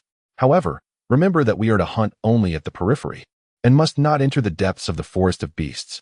From a tender age, I have heard my grandfather speak of the countless beast kings that dwell within. They possess immense strength and have attained a level of intelligence surpassing that of humans. Thus, it is imperative that we refrain from venturing too deep unless absolutely necessary. Admonished Vandy Meng. As you command, great beast master, replied the 10 beast masters, placing their right fists over their chests. On the warship, Feng, having satisfied his hunger and thirst, took a leisurely stroll around Hot Spring Island to observe if any personnel were gambling, drinking, or napping. Since the issuance of currency, Feng had also begun to pay wages to his team, with a minimum monthly salary of 500 hot spring coins. Fortunately, meals were quite affordable, costing only 1 hot spring coin for 3 daily meals. Naturally, any additional servings would incur extra charges in hot spring coins. Alcohol was priced at 3 hot spring coins per barrel, with variations based on the source. The wine trampled by the delicate feet of maidens commanded a higher price, while that produced by men was comparatively cheaper. Additionally, a soak in the hot springs cost 1 hot spring coin per session. If they were offered free access to the springs, the waters would likely be inundated with patrons at all times. Indeed, after merely half a circuit, Feng spotted 4 machine gunners gathered together, engaged in gambling. This must have been a gambling method imparted to them by Chun-Un or Wang Zhihai. Feng concealed himself behind a rock, observing with an indifferent gaze, while jotting down notes to deduct their wages at the end of the month. I bet 2 coins on big. I wager 5 coins on small. I stake 70 coins on big. Are you out of your mind? Don't bet so high. By the end of the month, you'll be seeking loans for meals again. No worries, my wife Alita works in the kitchen. She can sneak me some food. After making a note, Feng returned to relay this information to Wang Zhihai, as such matters of offense were best handled by the deputy commander while he, as the commander, maintained a balanced role. Feng. As Feng approached the girl's dormitory, he spotted Ding Tuanshuan peeking out from her room, beckoning him with a finger. What is it? He inquired as he approached. No one is around. Come into my room. I have something to discuss with you. Ding Tuanshuan mimicked the demeanor of a mature woman, a playful smile illuminating her face. However, her youthful charm rendered her attempt at seduction rather amusing in Feng's eyes. What exactly do you intend? He asked as he stepped into the room. With a swift motion, Ding Tuanshuan closed the door tightly. Brother Yi, I have grown up. Just see for yourself. As she spoke, she began to unfasten her clothing. Stop! Feng exclaimed, a look of embarrassment washing over him as he quickly restrained her hands. In his heart, he regarded Ding Tuanshuan solely as a younger sister, harboring no other intentions. Brother Yi, am I not attractive? Why can you be with other women, but not with me? Ding Tuanshuan's frustration became evident. No, it's not that. With other women, I feel a surge of impulse. Whereas with you, I only feel affection. Do you understand? Affection, tenderness, not the kind of love shared between a man and a woman, Feng earnestly explained. I do not wish for your affection. I desire your love. Will you not grant me this? Ding Tuanshuan embraced Feng, lifting her head and pouting her lips to gaze at him. Stop fooling around. You are now my dear sister, understand? One day, when you encounter your Prince Charming, I shall personally facilitate your union, ensuring you a blissful family. Feng struggled to push Ding Tuanshuan away. To be candid, There was a fleeting moment when he nearly lost control. However, his initial impression of her as a little sister remained steadfast, despite her blossoming into a graceful young woman. I do not wish to be your sister. I desire to be your woman. Just look, my body has matured like that of a grown woman. Ding Tuanshuan began to unfasten her clothing. Startled, Yifeng fled the room in haste. He found himself unable to confront her. Perhaps, when she reached 30, her youthful visage would exhibit a hint of womanhood, but not now. At present, seeing her was akin to gazing upon a child, devoid of any impure thoughts. Brother Feng, come here. At that moment, Qiu Shui extended a leg from another room, beckoning Yifeng. What are you doing? He inquired, eyes wide with caution. Brother Feng, I seek happiness. Can you bring me joy? Without hesitation, Qiu Shui began to remove her animal skin garment. Every inch of her was flawless, without a trace of sag. Yifeng swallowed hard, softly warning, Chun En is pursuing you. Do not stir trouble. He is a good lad. Him? Upon hearing Chun An's name, Qiu Shui's expression fell. He is too frail. He lacks your strength. I prefer robust men. Is that acceptable? No one will see us here. As she spoke, Qiu Shui boldly approached him. Yifeng sighed, realizing he would need to strengthen Chun En in due time. Perhaps he could share a crystal pill with him next time so that even the local women would find him appealing. After all, he couldn't let his good friend remain a bachelor for life. Qiu Shui, Chun En is my good brother. He is pursuing you. Do you think I would engage in such actions? Yifeng's sentence remained unfinished as he noticed Qiu Shui had shed her animal skin entirely. As he suspected, her form was indeed perfect and firm, capturing Yifeng's gaze entirely. Being a normal man, confronted with such temptation, he glanced to the left. No one was there. Then he looked to the right. Still no one. Thus, he discreetly slipped into the room. With a click, the door was locked behind him. Qiu Shui moved closer, wrapping her arms around Yifeng. The room was warmed by a fire, yet their skin radiated even more heat. Qiu Shui, this time I am merely guiding Chun En. I hope you will still accept him and be his woman in the future. How about that? Yifeng reclined on the animal skin, allowing Qiu Shui to showcase her abilities. As the fire ignited the kindling, the room's temperature soared, and Yifeng felt the enveloping warmth, yet he gritted his teeth, striving to remain silent. Any sound might draw unwanted attention. Half an hour later, two satiated bodies intertwined. You have indeed not disappointed me. You are remarkably strong. I wish for you to bring me joy every day. Qiu Shui caressed Yifeng's tousled hair and beard. That won't do. Only this once. I have already assisted Chun En, and it is indeed firm and smooth, Yifeng remarked. No, I refuse Chun En. Qiu Shui shook her head. After indulging in the delicacies of mountain and sea, she could no longer settle for plain fare. What must I do for you to accept Chun En? A twinge of sympathy stirred within Yifeng. Chun En was his good brother, and how could he let his friend remain without a wife? Regardless, I will not accept him. I desire only you, Qiu Shui declared, then took the initiative to mount her steed and urged it forward. Oh, Chun En is quite admirable. Yifeng clenched his jaw in frustration. Here's the deal. If you marry Chun En, I shall grant you pleasure once a week, Yifeng proposed. Inspired by a desperate idea, it was unthinkable to allow the Chun family line to perish. Is that so? It could work, but on the day of the wedding, I do not want him. I want you, Qiu Shui continued, riding her horse with determination. What? Absolutely not. The wedding night is the most sacred of nights. You must be with Chun En. Yifeng resolutely shook his head. Chapter 404. I will carry you back to sleep. Then I shall not marry Chun En. I would rather choose another than him. Qiu Shui remained steadfast, refusing to yield. Yifeng could only concentrate all his energy into his lower abdomen. Suddenly, the room was filled with the melodious calls of the white spirit bird. On the wedding night, I can go through the ceremony with Chun En, but afterward, I will send him elsewhere to sleep, and I shall wait for you in the bridal chamber. If you do not come, I will seek another man the following day. Qiu Shui remained unyielding. You wicked woman, you are cruel. Yifeng's eyes burned red with fury. Very well, then. On the wedding night, in the bridal chamber, await me. I would rather bear the burden of guilt than allow another man to humiliate my brother. Yifeng sighed heavily, concluding this ride. Leaving the room, he stepped onto the deck, allowing the river breeze to cool his thoughts. Brother Feng, it's good that you're here. I have always regarded you as my own brother. There is something I wish to ask of you. At that moment, Chun En unexpectedly appeared from behind, startling Yifeng. Chun En, why speak of such things between brothers? Whatever you need, just tell me. I would risk my life to assist you. Feng replied earnestly. Brother Feng, it's not that serious. Why speak so gravely? Actually, I wish for your help in matchmaking. I have pursued Xiao Shui for quite some time, and I feel she is somewhat willing.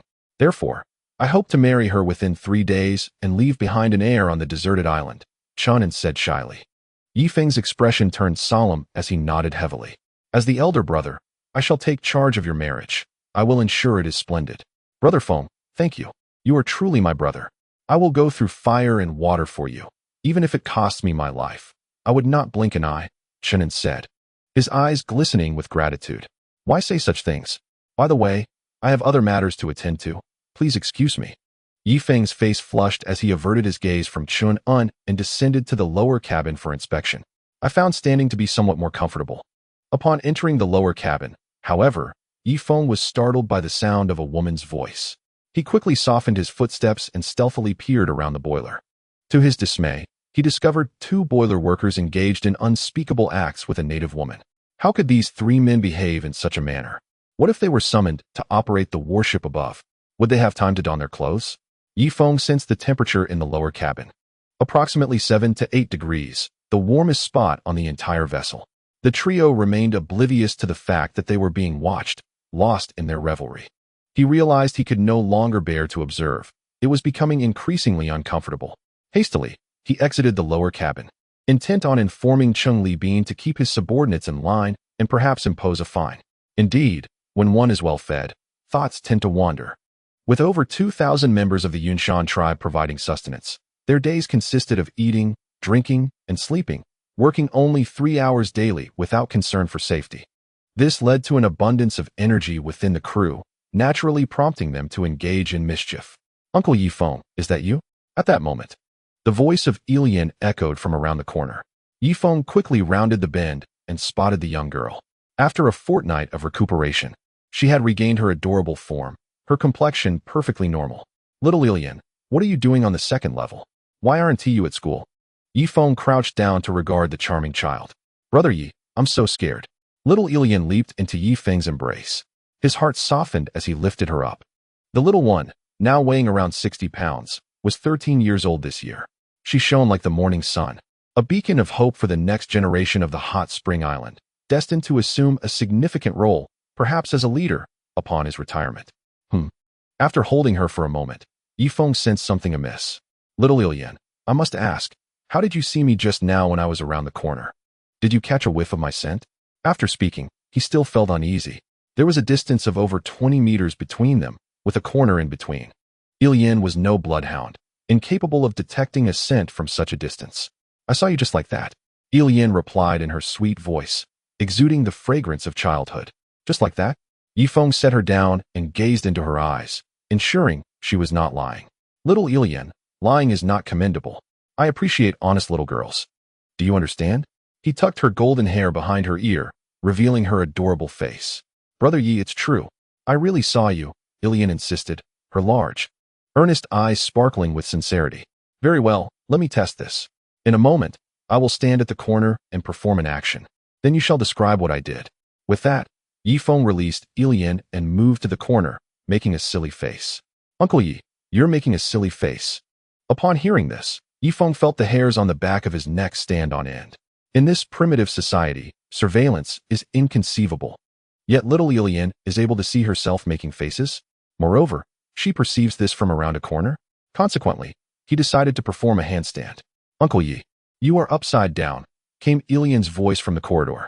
Feng discerned that Ilian had not been peeking. Thus, he brought his palms together in prayer. Your hands are clasped together. That's not right. I feel a sharp pain in my head, she exclaimed. Feng quickly rounded the corner and embraced little Ilian. She was pressing her tiny hands against her forehead, appearing quite distressed. Is your head hurting? Let me take you to Aunt Bai, Feng said as he lifted Ilian into his arms. No, I'm not sick. I just feel like a nap would suffice. I'm very sleepy right now, Ilian replied before burying her adorable face into Feng's shoulder. A wave of bliss enveloped Feng instantly. I will carry you back to sleep, he declared, and he took little Ilian back to her room. The hot spring island had been completed, providing everyone with their own quarters. Upon entering the room, Feng noticed that there was no fire stove. Therefore, he placed several pieces of charcoal inside and cradled Ilian in his arms, covering her with a fur blanket.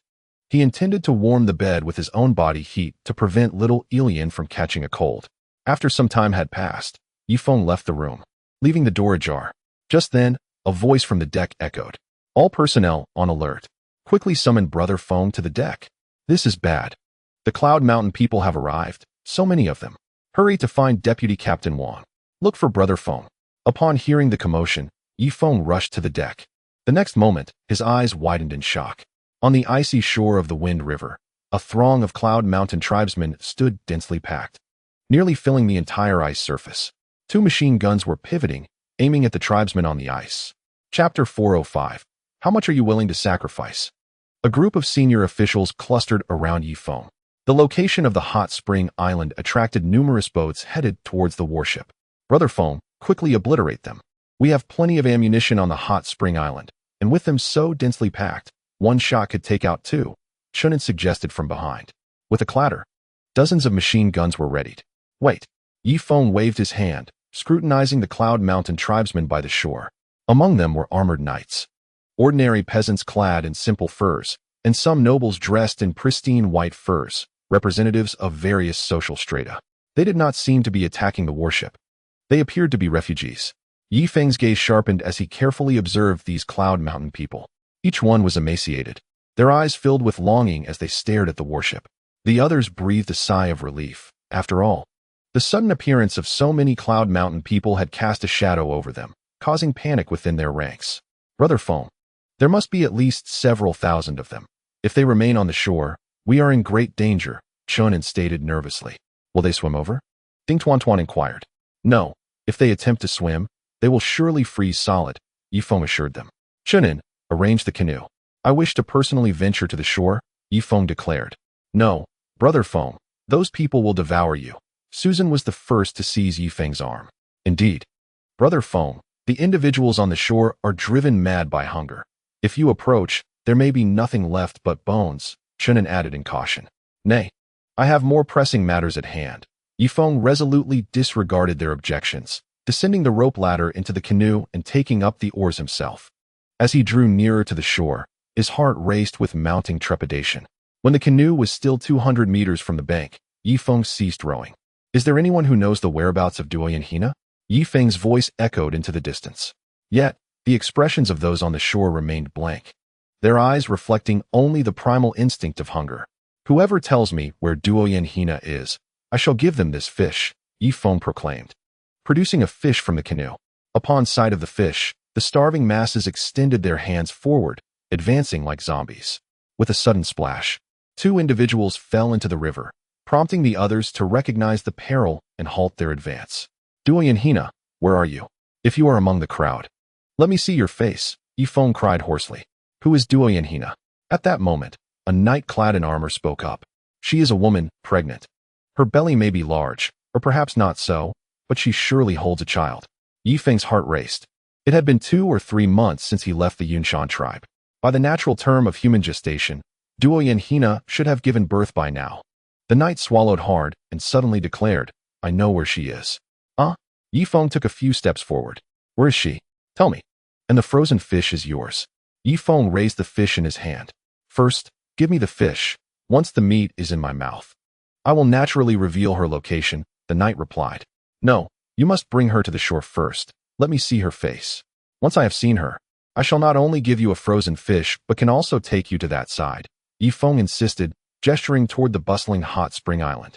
The knight's gaze drifted toward hot spring island, a flicker of enchantment crossing his eyes. Yet, in the next moment, he resolutely shook his head. No. First give me the fish, and then I will tell you where Duo Yanhina is. Here you go. In his anxiety, Feng threw the frozen fish. The knight's eyes sparkled as he swiftly grasped the fish from the ice. However, at that instant, the throng surged forward, pushing him and the fish into the icy river. Don't die. Feng hastily paddled the canoe forward, but the knight struggled for a moment before sinking to the riverbed, encumbered by his armor. Damn it, Feng lamented, feeling frustrated. Now he had lost both the fish and the information. Of course, he had never fully trusted that knight. Does anyone else know the whereabouts of Duo Yanhina? Bring her to me, and I will ensure her settlement on Hot Spring Island, Feng shouted. I know. First, throw all the fish from the canoe to the shore. Once you do, I will assuredly bring her to you. A middle-aged man squeezed through the crowd, adorned in a fox fur coat, a symbol of nobility. Bring her first. I assure you I will keep my promise.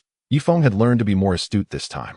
In truth, he had long realized that the knight was deceiving him.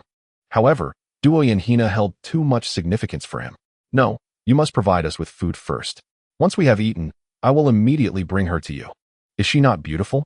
Is her belly not quite large? The noble inquired. Feng narrowed his eyes, perceiving him as a fool. Could one's own woman not be beautiful? He suspected this was merely a trick to swindle 2 frozen fish before fleeing. Feng chose to ignore him and instead called out to those nearby. She is the most beautiful woman. If you have seen her, you would never forget. Her gaze is composed, her figure exceptional. She may currently be with child, but more likely, she is already cradling an infant. Whoever brings her to me will receive food immediately. The Cloud Mountain people exchanged glances, yet no one responded. Feng's expression darkened. Was he to venture ashore in search of her? But if he did, would he not be torn apart by this throng of distressed souls? Is the Beastmaster present? Feng shouted toward the shore. Beastmaster, please step forward for a moment. His voice echoed far and wide, and after a considerable wait, a group of knights emerged from the crowd, led by a Beastmaster. The Beastmaster is occupied. What do you wish to discuss with me? The Beastmaster inquired. What could be so pressing? Feng retorted. Personal matters, not convenient to disclose, the Beastmaster replied shrewdly, aware that revealing the Beastmaster's absence from the camp might provoke Feng's ire. What is your name? What is your standing among the Cloud Mountain people? Feng asked. I am Vantai, and when the Beastmaster is unavailable. Oh, when he is busy, I act as his deputy, Vantai answered. I see. I need you to locate someone for me. My woman, she should have already given birth. Bring her to me, and I will reward you with hot spring coins, Feng stated. Are you seeking the high priestess of the gay tribe? That is feasible, but what will you offer? Vantai expressed interest. His intellect and prowess did not match his brother, Vantiming, but among this crowd, he was certainly a remarkable figure. 10,000, Feng replied. 10,000 is far too little. I require 500,000, Vantai declared boldly. Recognizing Feng's deep concern for Duo Yanhina and seizing this opportunity to extort, Feng's eyes narrowed. If he were to genuinely part with 500,000 coins, would he not be purchasing his own heavy machine gun? Chapter 406. Days of despair. Of course, he could refuse to pay. But the fragile credit he had painstakingly built with the hot spring coins would shatter instantly, and Vantiming's men would no longer assist him. With currency, he could leverage it to harvest boundless labor, allowing his team to work merely 3 hours a day while enjoying the utmost benefits. Without the currency, however, he would be forced to personally undertake perilous tasks such as charcoal production, garment sewing, ginkgo gathering, and hunting exotic beasts. Apologies, but a maximum of 45,000 hot spring coins is all I can offer. If you disagree, then there's nothing more to be done. On my hot spring island, there are plenty of women to bear my children. Do you truly believe I would squander 500,000 hot spring coins for the sake of one woman and her child? Feng feigned indifference. Do you genuinely not care about that woman? Fandai scrutinized Feng's eyes intently. Of course, I do not, Feng replied. No, your eyes betray you. You care for her. Now, I must raise the price to 1,000,000 hot spring coins, or you shall never see your woman and child again, Fandai smirked. Feng's eyes narrowed. Had it not been for the ongoing business negotiations, he would have relished the opportunity to obliterate Fandai with heavy artillery. Very well, then. Just wait, Feng retorted, turning his boat back to the warship. He summoned all senior officials to the conference room. Before long, the room was filled with attendees. Wang Zhihai, tomorrow you shall inform the people of Yunshan by the shore that our charcoal supply is saturated.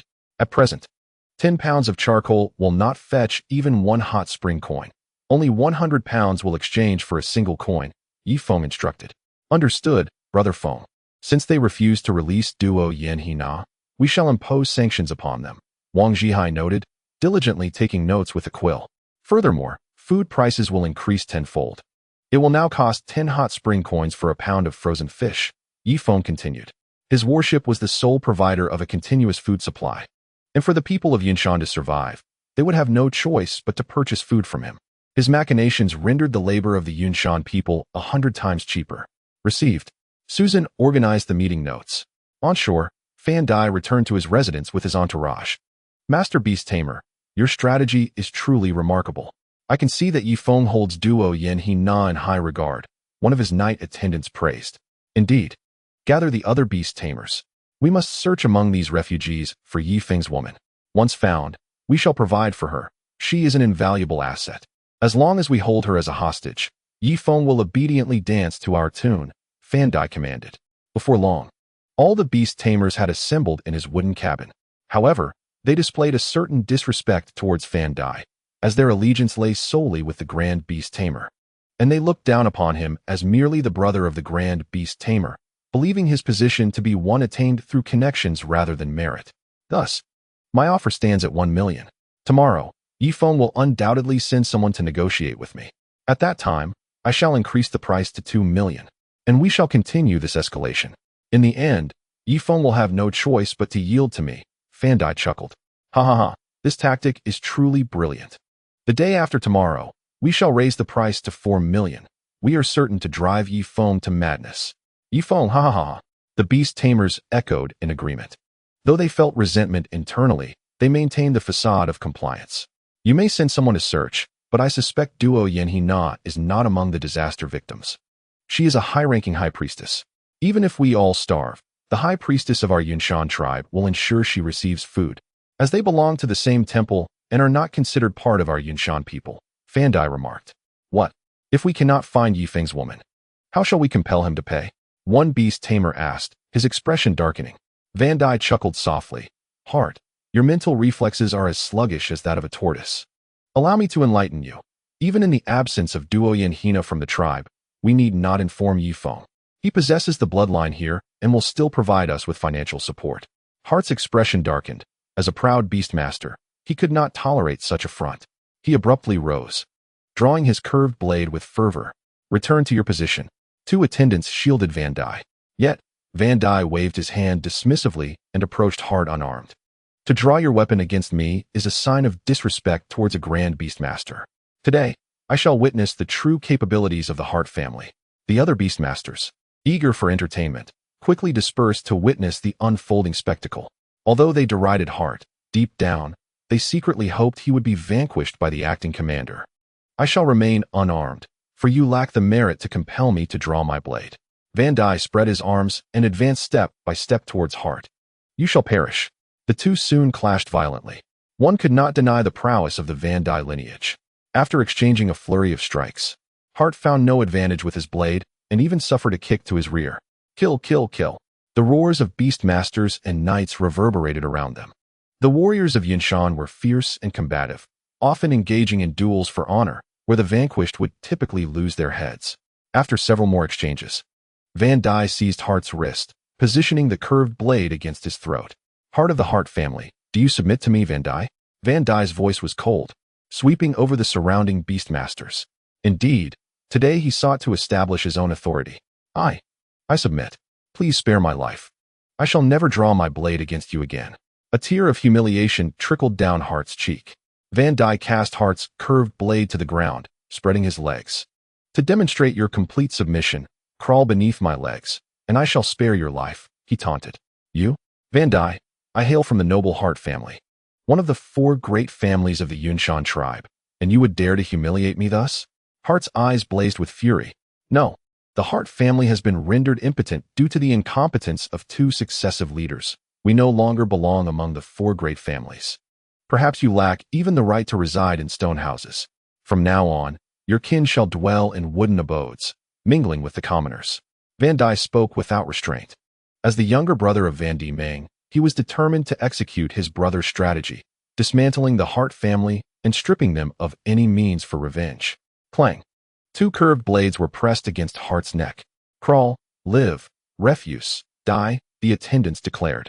The surrounding beastmasters, recognizing the inevitable outcome, rallied behind Fan Dai. Crawl, crawl, crawl. The clamor erupted, drawing countless onlookers. Heart's eyes flared red. He was the last beastmaster of the Heart family. Should he perish, his kin would be left unprotected, destined for a wretched existence. He trembled as he gradually made his way into the trousers of Fan Dai. Laughter erupted, predominantly from the common folk, relishing the spectacle. Chapter 407. There is nothing more to say. After all, Witnessing the Beastmaster's embarrassment satisfies the twisted desires of the ordinary people. The following morning, Yi Feng, dressed impeccably, ascended to the deck. Cheng Li Bin and the others had long been prepared, steering the warship towards the shore. Approximately a kilometer from the land, the formidable vessel came to a halt. 2 cannons first aimed at the coastline, followed by an array of heavy machine guns adjusting their aim. Being merely a kilometer from the shore posed a significant threat, given Van Dieming's prowess. There was a 1 in 3 chance he would wade across the water and assault the warship. Yet, Yi Feng and his companions remained oblivious to the fact that Van Dieming had already taken 10 beastmasters to the opposite shore to hunt exotic beasts. Wang Zhihai, please read to them, Yi Feng instructed. Yes, Brother Feng, Wang Zhihai replied, unfurling the animal skin, ready to recite the proclamation. A cacophony of screams erupted from the crowd on the shore, as Van Dai, accompanied by a throng of beastmasters, arrived on the icy expanse. Gazing across the river at Yi Feng. See, I knew Yi Feng would falter. After all, his kin is in my grasp. Van Dai remarked to the beastmasters beside him. But how shall we deceive Yi Feng? One beastmaster inquired. Do not concern yourself, shortly. You will witness how I toy with Yi Feng like a wild monkey. Van Dai smirked, convinced that his cunning surpassed even that of his brother, Van Dieming. Brother may possess greater strength, but when it comes to wits, it is one's own intellect that prevails. Indeed, heaven is fair. Those endowed with great martial prowess are often stripped of other gifts. Yi Feng, have you finally come to your senses? However, it is already the 2nd day. I demand 200,000 spring coins. Pay me, and I shall release her. Last night, I successfully located Duoyan Hina, Van Dai proclaimed loudly. Yi Feng's heart skipped a beat, and he squinted, scanning the crowd for that familiar silhouette. Stop searching. Do you think I would bring her to the icy plains? Van Dai taunted. Brother Feng, let him present a token from Duoyan Hina for us to see, Cheng Li Bin suggested nearby. At the very least, let Duoyan Hina come forth to meet me. As soon as I lay eyes on her, I will promptly pay 200,000. Yi Feng pressed, suppressing his fury. Van Dai chuckled sinisterly and clapped his hands. A palanquin was brought forth. Yi Feng's breath quickened. He fervently hoped the curtains would part to reveal Duoyan Hina cradling their child. In such a case, 200,000 spring coins would be a mere trifle. He would willingly pay even 1 million. After all, to him, spring coins were simply a figure. He could always imprint more from animal skins. However, to expend that million would necessitate a vast supply of food, weapons, and even artillery. Should his credit collapse, those spring coins would become worthless. Duoyan Hina is within the palanquin. Yi Feng, send over the spring coins, Van Dieming called out. As I lifted the curtain, I sought to behold her visage. And upon verification, I would promptly relinquish the spa coins, for I am resolute in my word. Yi Feng was earnest this time. Should you lack sincerity, it matters not. After all, Duoyan Hina resides within the palanquin. If it comes to that, I shall carry her away myself. By the way, I have seen your child, plump and fair, resembling you 7 parts, and her 3. Van Dai spoke with gravity, affirming that it truly was Duoyan Hina within many of the palanquins. Yi Feng gripped the ship's railing tightly, yearning to transform into a bird and soar forth to ascertain the truth. Uncle Yi, do not trust him. There is a man inside the palanquin. At that moment, Xiao Yilian abruptly tugged at Yi Feng's garment. How do you know? Susan inquired. I saw it, Xiao Yilian replied. Yi Feng's expression shifted, a flicker of disappointment coursing through him. He had anticipated a reunion with Duoyan Hina, only to discover it was a ruse orchestrated by Van Dieming, merely seeking to deceive him for his coin. With this realization, there was little more to discuss. Van Dai, I have entrusted my woman and child to your shores. I hope you will care for them well.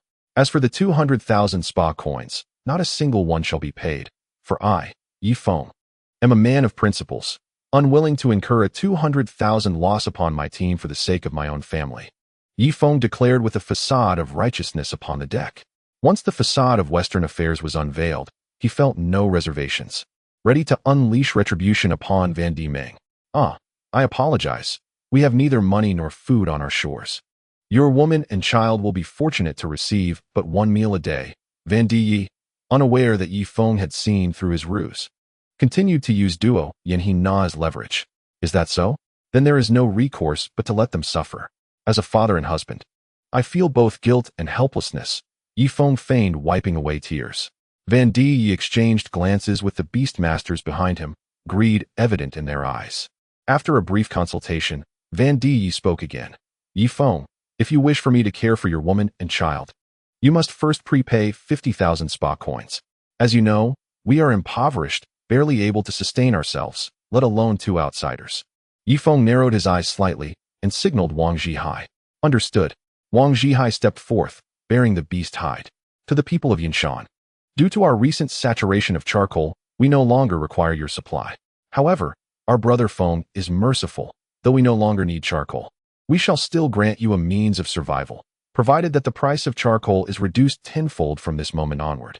Wang Zhihai's words detonated like a bomb, leaving the Yunshan people in shock. The knights who relied on charcoal for their livelihood were rendered speechless, collapsing in fear. Even at the current price, they barely subsisted on a meager diet of fish and wild vegetables. A tenfold decrease in wages would surely spell starvation for them all.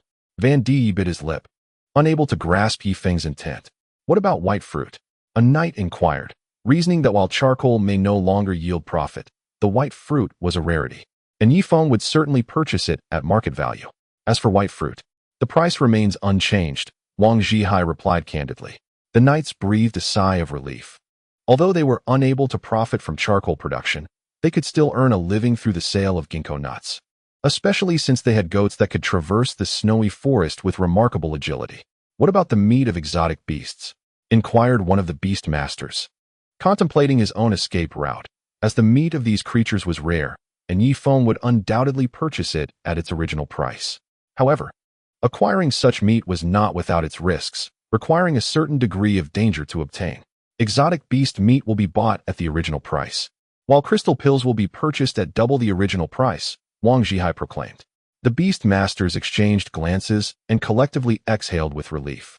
As beast fighters, they could contend with exotic creatures without fear, thus securing their own survival. Yet, they could not solely focus on themselves. Their family and friends also required sustenance. Yi Feng, do you truly not care about the fate of your child? Protested Fan Dai, whose garments had been stripped away, yet he still feigned bravado. Chapter 408. You must not only kneel, but also bark like a dog. Manage it. But I am powerless. Warm Spring Island is not akin to your feudal society of the Yunshan clan. I alone cannot dictate matters. Even if I could, I would not allow the entire team to squander 2 million in funds for the sake of my child, Yi Feng declared, shrugging his shoulders while continuing to search along the riverbank. At that moment, a true bombshell dropped. Wang Zhihai announced loudly, due to the severe freezing of the river surface, we cannot afford to waste food, thus from today onward, food prices will increase tenfold. Boom. The riverside erupted. Both knights and beast masters leapt over 3 meters into the air. As for the common folk, they remained largely indifferent, as any outcome felt like a disaster to them. And they had grown numb to it all. Fan Dai gritted his teeth, glaring furiously at Yi Feng aboard the warship. Yi Feng, do not push your luck. By doing this, you are forcing us into war. I am not forcing you. Trade is free. Are you attempting to coerce me into purchasing your worthless charcoal, only to sell you precious food at a bargain? Yi Feng nonchalantly picked at his teeth with a bamboo skewer, dismissing Fan Dai entirely. With an array of firearms and artillery aboard the warship, should they dare to charge, they could be easily obliterated. In fact, there was no need. Simply steering the warship to the middle of the river would render the furious crowd powerless, unless they dared to swim across. Yi Feng, I initially thought you were a man of honor, but it seems you are merciless. The Yunshan clan will remember what you have done today, a beast master exclaimed angrily. Apologies, but I am neither a knight nor a great leader. Honor pales in comparison to survival for me. If there is nothing further, we shall take our leave. Yi Feng concluded, signaling to Chung Li Bin. Wait, Yi Feng, Fan Dai suddenly shouted. Yi Feng did not turn back, but merely tilted his head. How about this? For 500,000 warm spring coins, I can arrange for your woman and child to be placed on a canoe, provided you pay first. Fan Dai's eyes darted, calculating that any deception would be worth it. Yi Feng nearly laughed, turning back to gaze blankly at Fan Dai, refraining from answering his proposition.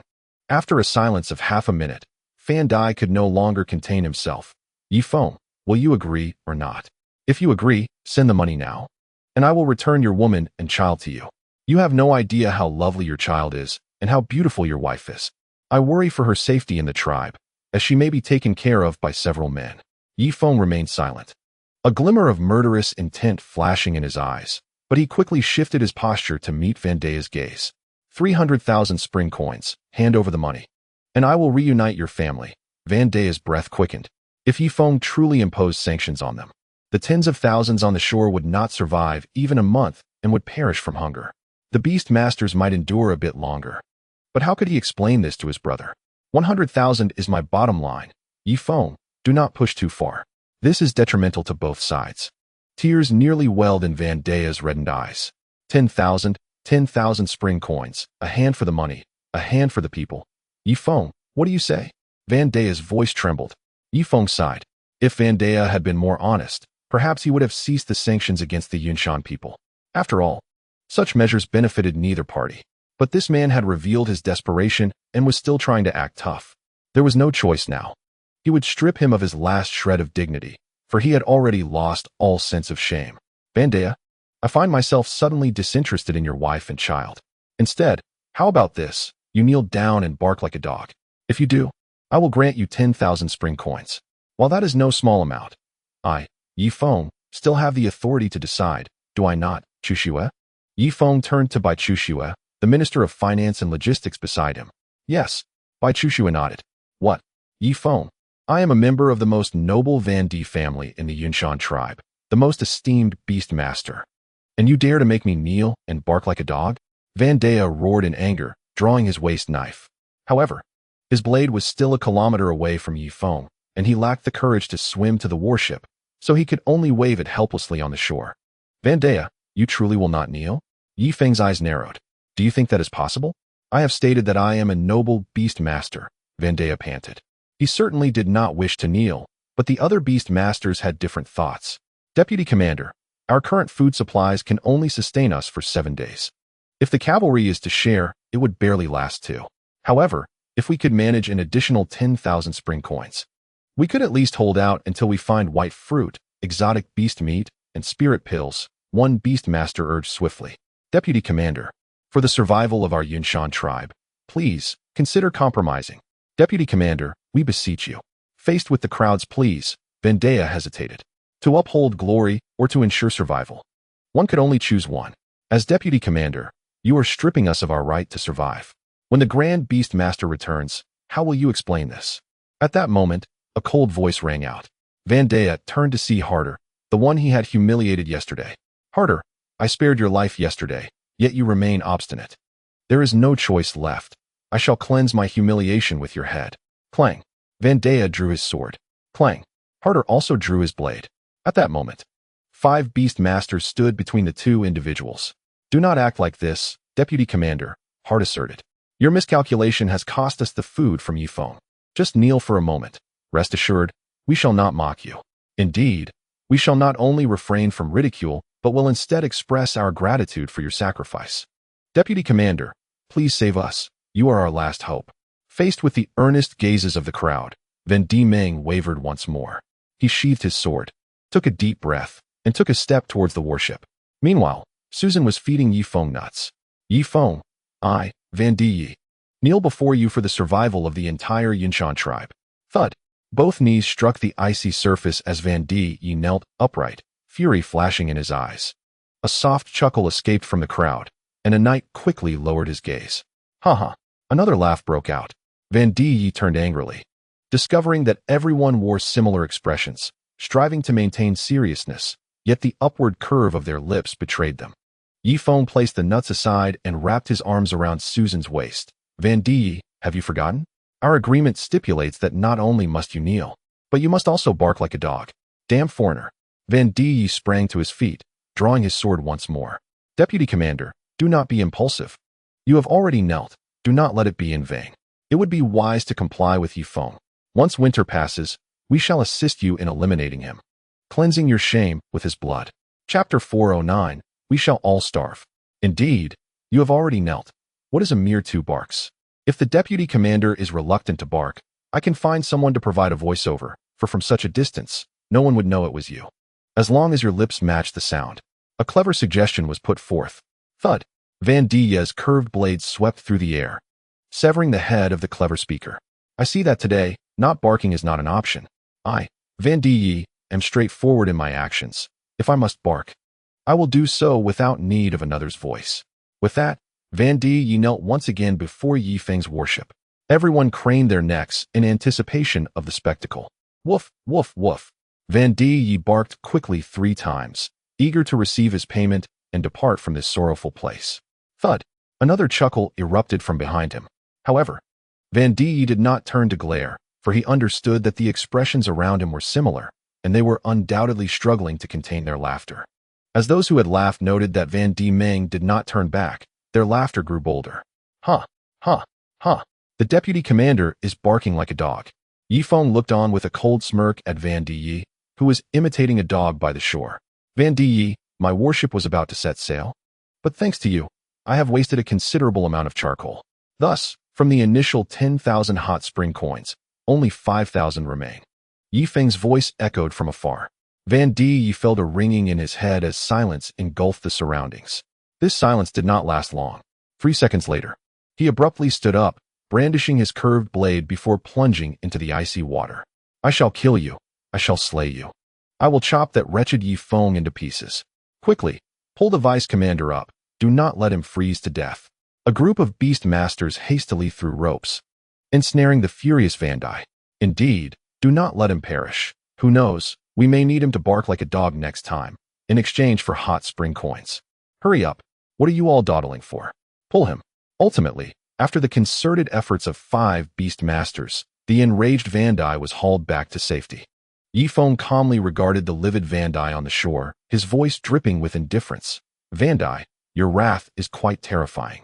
Thus, you may send someone for the hot spring coins, but due to your earlier disrespect, the sum shall be reduced to 2,500. Mr. Yi Feng, our esteemed vice commander of the Yunshan clan has knelt before you.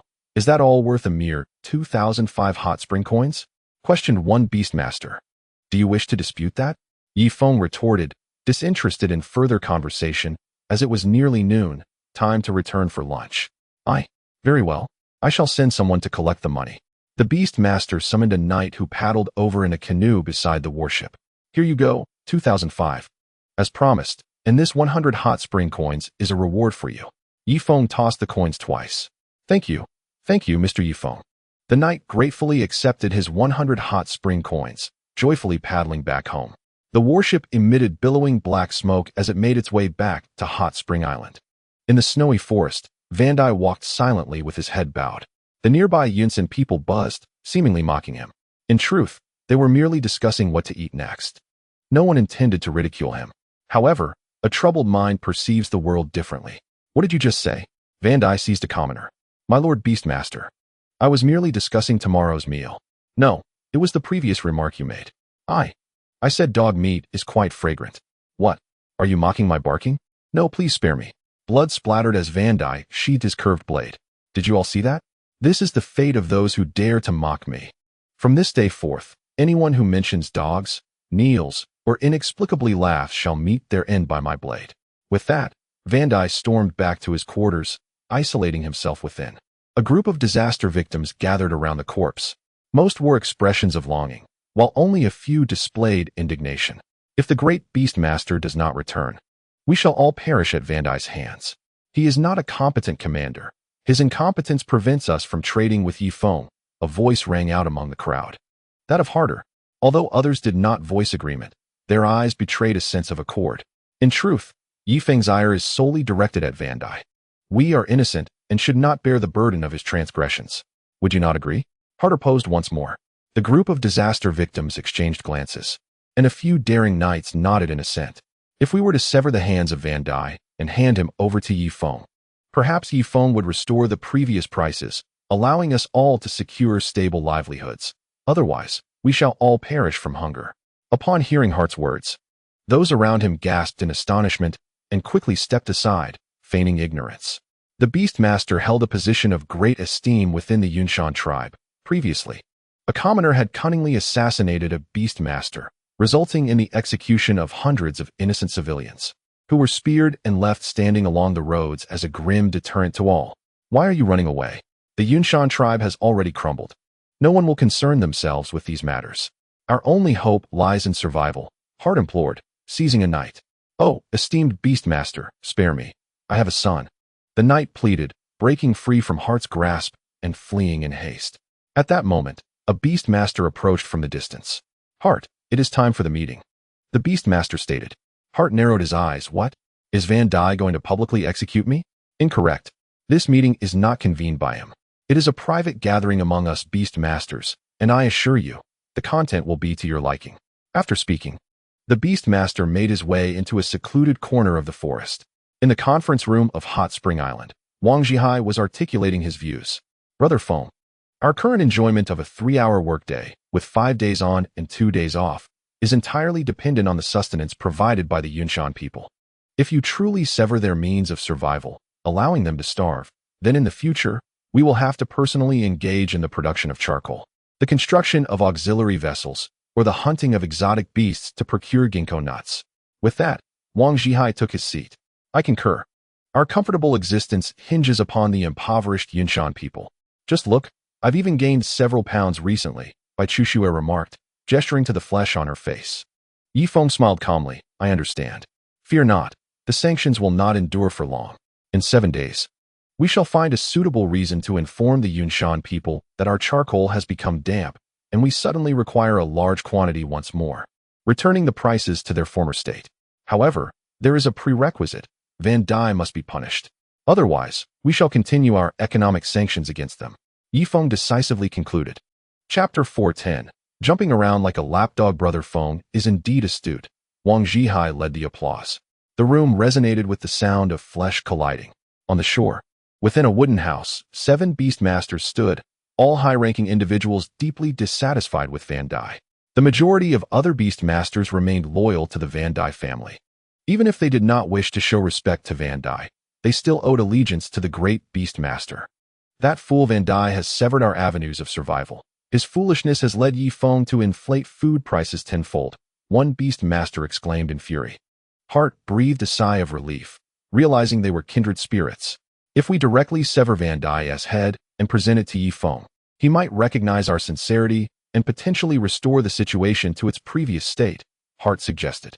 The Van Dai family was clearly intent on eradicating the Heart family, a fact that Heart had long since discerned. Previously, he had endured in silence due to his feeble strength. However, the moment had now arrived for him to betray. Yet, upon hearing his words, the other 6 Beastmasters hesitated, caught in a web of indecision. "What? You dare to convene in private, yet shrink from slaying Van Dai?" Heart questioned. "Killing Van Dai is simple, but when his brother, Van Dimong, returns from the beast battles, do you believe he would not discover our involvement?" One of the Beastmasters lamented. "Indeed, Van Dai is merely fortunate to have a formidable brother. If I had a brother who was a great Beastmaster, I too could serve as a vice-commander," another Beastmaster remarked. "It is a pity that I was not born into a prestigious family," a stout Beastmaster added. Trailing off in despair, the Yunshan clan places significant emphasis on lineage. Those of noble birth enjoy a life free from worries from a young age. With ample resources at their disposal, even those lacking innate talent can bolster their strength through various white fruits, exotic beast meats, and crystal elixirs. With sufficient resources, even a pig could soar. Van Dai, indeed, had risen to prominence through the accumulation of resources. "How about this?" An elder Beastmaster suddenly rose, pacing the room as if making a momentous decision. After a lengthy pause, he slapped the table decisively. "Let us kill Van Dai. If the great Beastmaster uncovers our deeds, we will flee north to the Doyan grassland. Even the great Beastmaster would be powerless against us. If worst comes to worst, we could become horse servants in the Doyan tribe." "What? You want us to become horse servants?"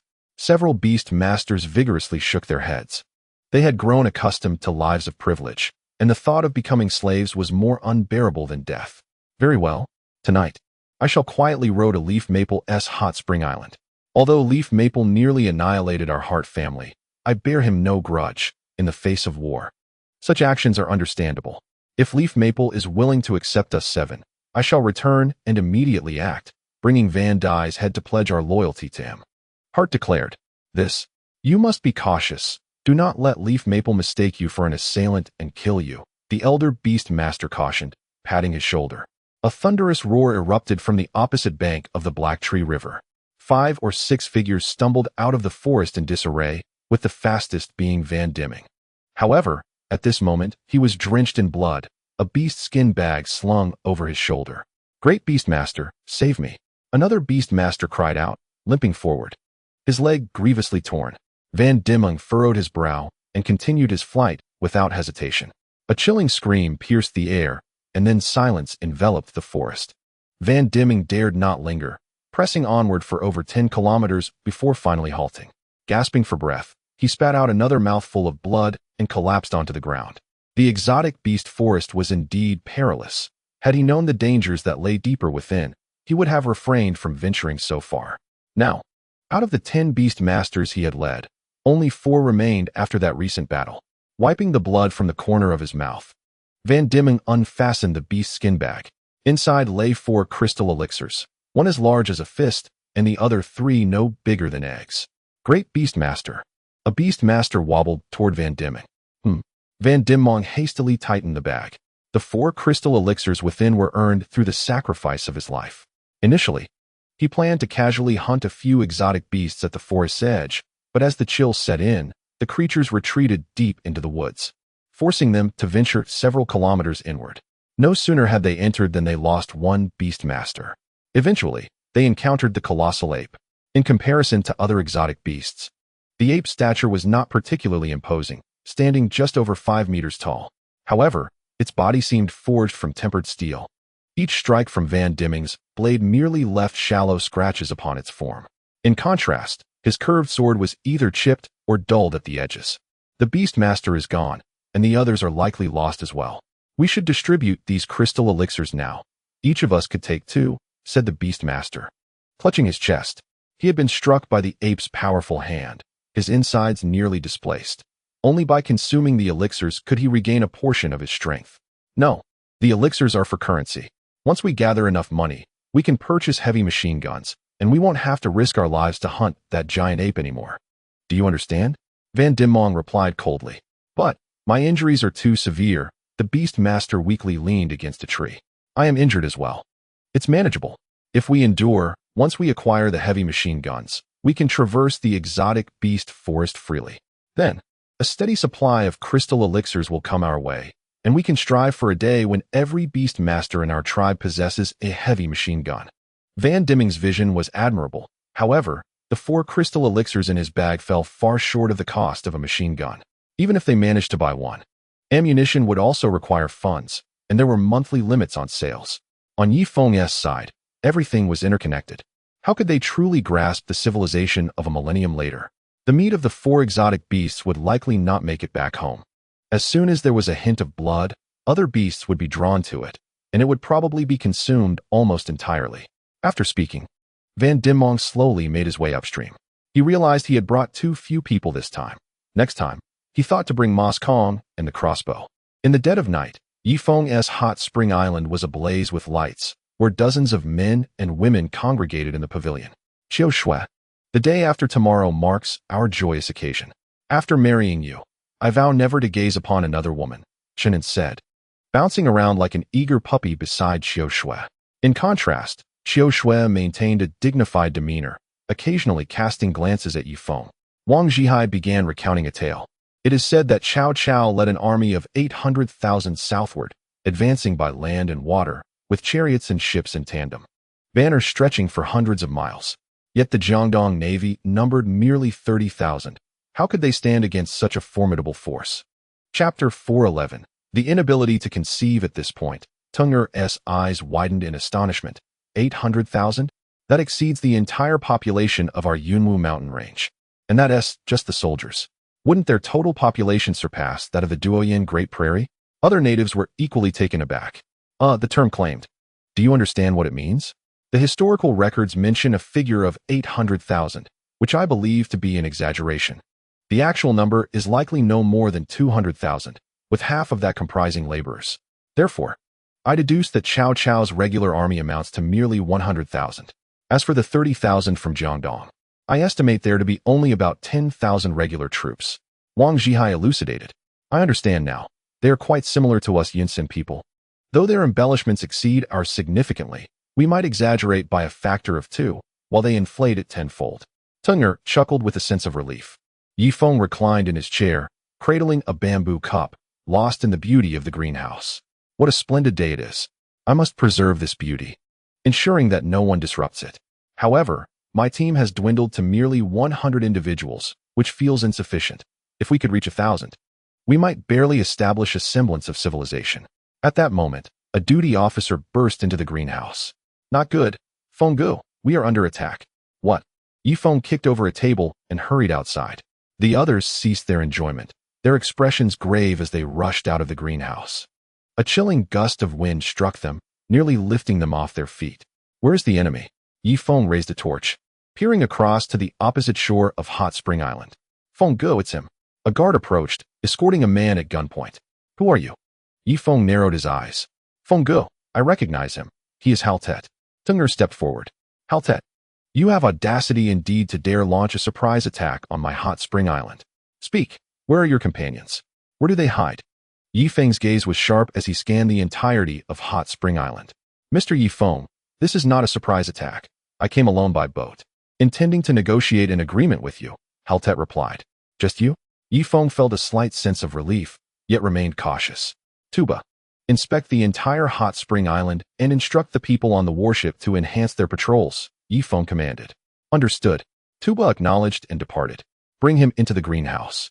With a wave of his hand, Yi Feng directed a group to roughly escort Haltet into the dining area. As he entered, a wave of warmth enveloped him. In that instant, every pore of his body rejoiced. Living at temperatures below freezing on the shore, Hot Spring Island truly lived up to its name. It was nothing short of paradise. Feng, please have a seat. Two natives brought over chairs. Yi Feng sat down with an imposing demeanor. Kneel. The two natives attempted to force Haltet to the ground. I am a proud beast master. I would rather die than kneel. Haltet stood resolutely, unaffected by their efforts. Enough. We are not in a feudal society. Let him speak while standing. Yi Feng waved his hand dismissively. He sensed that Haltet's perilous venture to Hot Spring Island must harbor a hidden agenda. Haltet's gaze sharpened. So this is Hot Spring Island? Such humanity. Haltet, speak plainly. What brings you here? Yi Feng gestured for Susan to pour him a glass of fruit wine. Mr. Yi Feng, it is all the fault of Vandier. We are innocent. If you seek punishment, let it fall upon him alone. Please grant the rest of us a chance at survival, Haltet implored earnestly. I acknowledge your innocence. However, I find myself unable to verify the situation, thus I must impose sanctions upon your entire Yunshan clan. Yi Feng lifted the bamboo cup and drank it in one gulp. Mr. Yi Feng, if I were to bring you the head of Vandai, would you be willing to restore the previous state of affairs? Harder inquired. Is it truly so dire? He is but a dishonest man. What I seek is a personal apology from him. As long as I can sense his sincerity, I would not mind reverting to the former circumstances, Yi Feng replied with a shrug. When the granaries are full, one understands courtesy. When one's needs are met, one comprehends honor and disgrace. Yi Feng, now well-fed and sheltered in a warm environment, gradually exuded an air of nobility, no longer the ruthless figure he once was. Mr. Yi Feng, you are remarkably merciful. Vandai has exploited your wife to extort you, and you merely require an apology from him? Harder asked, his dissatisfaction evident. His primary objective in this venture was to eliminate Vandai. Then tell me, how should I deal with him? Yi Feng's eyes narrowed. I shall hunt down his head and present it to you at Hot Springs Island. As for what follows, I am indifferent. I fear not death at the hands of his brother, Vandy Meng, Harder declared. Enough of this charade. Are you not simply seeking my sympathy to secure refuge? Otherwise, why would you row through the cold night to reach me? Surely, it cannot solely be to pledge your loyalty. Am I correct? Yi Feng said impatiently. Harder's face flushed with embarrassment. I would indeed wish to seek refuge. However, having previously slain so many of your kin, what if one day you find yourself in a foul mood and unleash a massacre on Hot Springs Island? In such an unforeseen circumstance, how many could possibly restrain you? Yi Feng questioned. Rest assured, I genuinely desire to join Hot Springs Island. There is sustenance and warmth there. If I were to destroy Hot Springs Island, I would not commandeer a warship. Harder insisted. Very well, return. The day after tomorrow, my good brother Chun and is to wed Miss Chiu Shui. At that time, I shall grant a general amnesty and conveniently restore trade with you. Furthermore, I will inform those on the shore that the resumption of trade is out of respect for you. Harder, thus preserving your dignity, Yi Feng stated. He was reluctant to harbor a master of beasts until he achieved the level of a great beast master. He would at most take in knights or those of lower rank, while welcoming women in abundance. Women tend to be pragmatic. As long as they have food, drink, and a warm room, they will remain steadfast and loyal. Men, however, are driven by ambition. Even if provided for, they will inevitably yearn to carve out their own legacy. It is, in essence, an unstable foundation. Mr. Feng, I am uncertain how to express my gratitude. Are you truly willing to restore trade in my name? Harder's gaze became fixed. Indeed, you may leave. Oh, and sure, prepare some jerky for him to take back.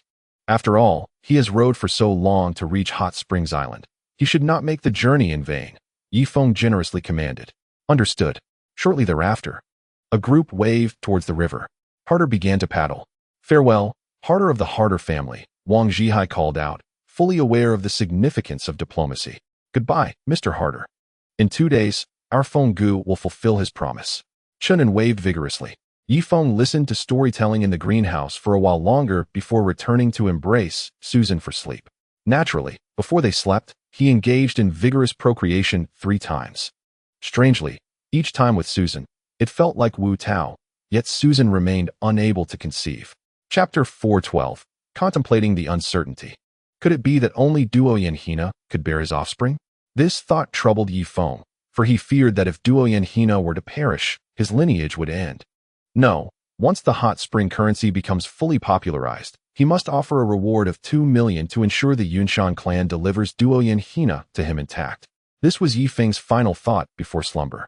The following morning, Feng patrolled the deck as usual, only to notice a stir among the Yunshan people on the ice. The matron has arrived. The matron has arrived. Look, the matron is riding a goat. Feng raised his binoculars, gazing 2 kilometers away. In truth, his keen eyesight could have discerned the scene without them. He beheld a snow-white goat bearing a young woman clad in luxurious white fox fur. Though enveloped in thick animal pelts, they did little to conceal her alluring figure. Her lips, slightly fuller than those of Eastern women, framed her clear azure eyes, which shimmered with a hint of moisture. Who is the matron? Is she formidable? Feng inquired of Tung. The matron is the primary wife of the Grand Beastmaster. In our Yunshan clan, she is regarded as the second lady, a figure of great respect, Tunger elucidated. And who is the first lady? Feng pressed further. Naturally, she is the chief's primary wife. The arrival of the matron at Heishu River signifies that the Yunshan clan has completely run out of provisions. As Tunger spoke, he continued to peer through the binoculars at the matron on the shore, his expression growing increasingly envious. On the shore, a throng of Yunshan people knelt before the matron, pleading fervently, "Matron, please grant us something to eat. Even bones will suffice. Matron, the Grand Beastmaster has yet to return. We implore you to take charge and provide us with sustenance." The matron gazed intently at the warship. "Let us venture into the forest to investigate the situation," she declared, leading 16 female knights into the woods. Along the way, knights and beastmasters alike paid their respects upon encountering her. "Fandai, how long have you been cooped up inside?" The matron inquired coldly as she arrived outside the wooden cabin. After a brief moment, Fandai emerged, appearing haggard. "Greetings, sister-in-law. No need for formalities." The matron dismounted from her goat, her pristine white boots crunching on the snow. Fandai promptly lowered his head. In the Yunshan clan, who wouldn't he desire a connection with the matron? Yet he could not. She was his sister-in-law. "How much food remains?" the matron asked. "Sister, there is enough for 2 more days," Fandai responded hurriedly. "Only 2 days left. How can they sustain so many clansmen?" Summoning all beastmasters, the lady convened a meeting, seeking to uncover the reasons behind the food shortage. Upon concluding her remarks, she made her way toward the tallest wooden structure. Half an hour later, she finally grasped the situation. "Van Dai, during your brother's absence, due to your singular misstep, so many of our kin have been deprived of their right to exist. Enough. Who dares to negotiate with Feng? I implore him to restore the previous state of affairs. I am willing to pay any price." As she spoke, her fox-like eyes scanned the assembled beastmasters. Hart felt a surge of excitement and volunteered, "My lady, I, Hart, am prepared to engage Feng in negotiations. Trust in my eloquence. I shall ensure that within 2 days, trade between us and the Yunshan people is reinstated." A chorus of gazes converged upon him. "Hart, are you truly so confident?" Van Dai mocked. I possess considerable faith in my charm, for I hail from the esteemed Hart family. My discourse is refined, my demeanor poised, and I am quite handsome. Coupled with my magnetic voice, I am certain to captivate Yi Feng with my personal allure. Hart, knowing that trade would indeed resume in 2 days, seized the opportunity to fill his cup today. The lady regarded him coldly, remaining silent, while Van Dai merely smirked. The other beastmasters gazed upon him as one would a jester. Hart, why have I never noticed your personal charm before? One beastmaster could not help but taunt. Personal charm is subjective. Unless one is willing to exhibit it, it remains unappreciated, Hart replied earnestly, gazing intently at the lady. Indeed, I glimpsed your charm when you scurried beneath me. It was enough to prevent my hand from striking, Van Dai retorted icily. You? Hart seethed, hand gripping the hilt of his blade. Young man, should you dare to draw your weapon today, I shall ensure you suffer the same humiliation again, Van Dai declared, having sought a target for his frustrations. He stepped forward until their noses nearly touched. Hart's face shifted from pale to crimson and back again, ultimately releasing his grip on the blade. Consider yourself fortunate, since you possess such audacity. Now, immediately set forth to the ship and restore trade with Yi Feng. Van Dai commanded. Very well, I shall uphold my word. Yi Feng will indeed restore trade within 2 days, Hart asserted, striding toward the ice. Sister-in-law, let us accompany him to ensure he possesses the courage to negotiate, Van Dai suggested respectfully. He is indeed a man of mere words. We shall witness him approach Yi Feng's vessel. With that, the lady and her entourage followed suit. Hart boarded a canoe, making his way toward Yi Feng's ship. Brother Feng, that fellow is approaching again, Chenin pointed out, indicating Hart in the canoe. Why is he returning? Yi Feng inquired, a look of skepticism on his face. After a while, with the ship now 20 meters away, Hart hastily threw a grappling hook to secure the canoe to the ship, preventing it from being swept away by the current. Halter, what brings you here again? Yi Feng gazed down at the small boat. Mr. Yi Feng, it's nothing much. I merely came to confirm whether you truly intend to resume trade with us in 2 days, Halter inquired. As the leader of Hot Spring Island, I stand by my word. If I say we will restore trade, we shall indeed do so. Why do you suddenly repeat this question? Yi Feng's eyes drifted toward the shore, his mind racing with speculations. After all, what man does not enjoy posturing? Ha ha ha, it's all good, Mr. Yi Feng. I knew you would not be untrustworthy. I hold you in high regard. Speaking of which, my daughter has turned 7 this year. She is quite adorable and lively. A treasure in my eyes. The matter is as follows. Halter meandered, ensuring those on the shore perceived him in amiable discourse with Yi Feng, thereby claiming sole credit for the achievement. Chapter 413. How is she? Halter, I have already stated that I would give you face, and I shall indeed do so. Since you are here, I will assign you a task. Please inquire of the esteemed lady, Duoyan Hina, how she fares with the Yunshan tribe. If she has given birth, could you find out whether it is a boy or a girl? Yi Feng's voice trembled slightly. Rest assured, I will inquire immediately, Halter replied. Finally finding a matter of substance, he promptly paddled his canoe. Even a beastmaster must exert all their strength to navigate a canoe through the rushing waters. Only the power of a warship can traverse such turbulent currents with ease. Despite the mere 2 kilometers of river, he struggled for 2 hours to reach the shore. His arms nearly dislocated from the exertion. How is it? Van Dai stepped forward, looking down upon the exhausted Halter. Halter squinted his eyes. Yi Feng said that resuming trade is simple, but there is a prerequisite. Van Dai must kneel and bark like a dog 30 times, ensuring all can hear. You speak nonsense. I clearly heard this from Van Dai just now. He glanced at his sister-in-law. No, I cannot lose face in front of her. You are spouting absurdities. I will ask Yi Feng myself, Van Dai declared, turning his gaze toward Yi Feng, 2 kilometers away. Yi Feng, Halter just said that to resume trade, I must kneel and bark like a dog 30 times. Is this true? Yi Feng aboard the warship was momentarily taken aback, exchanging glances with Chung Li Bin and the others. Brother Feng, it seems Halter is using your name to create enemies everywhere, Chung Li Bin cautioned. Forget it. Let us give him some face, Yi Feng decided. He then shouted toward the shore, I did indeed say such a thing.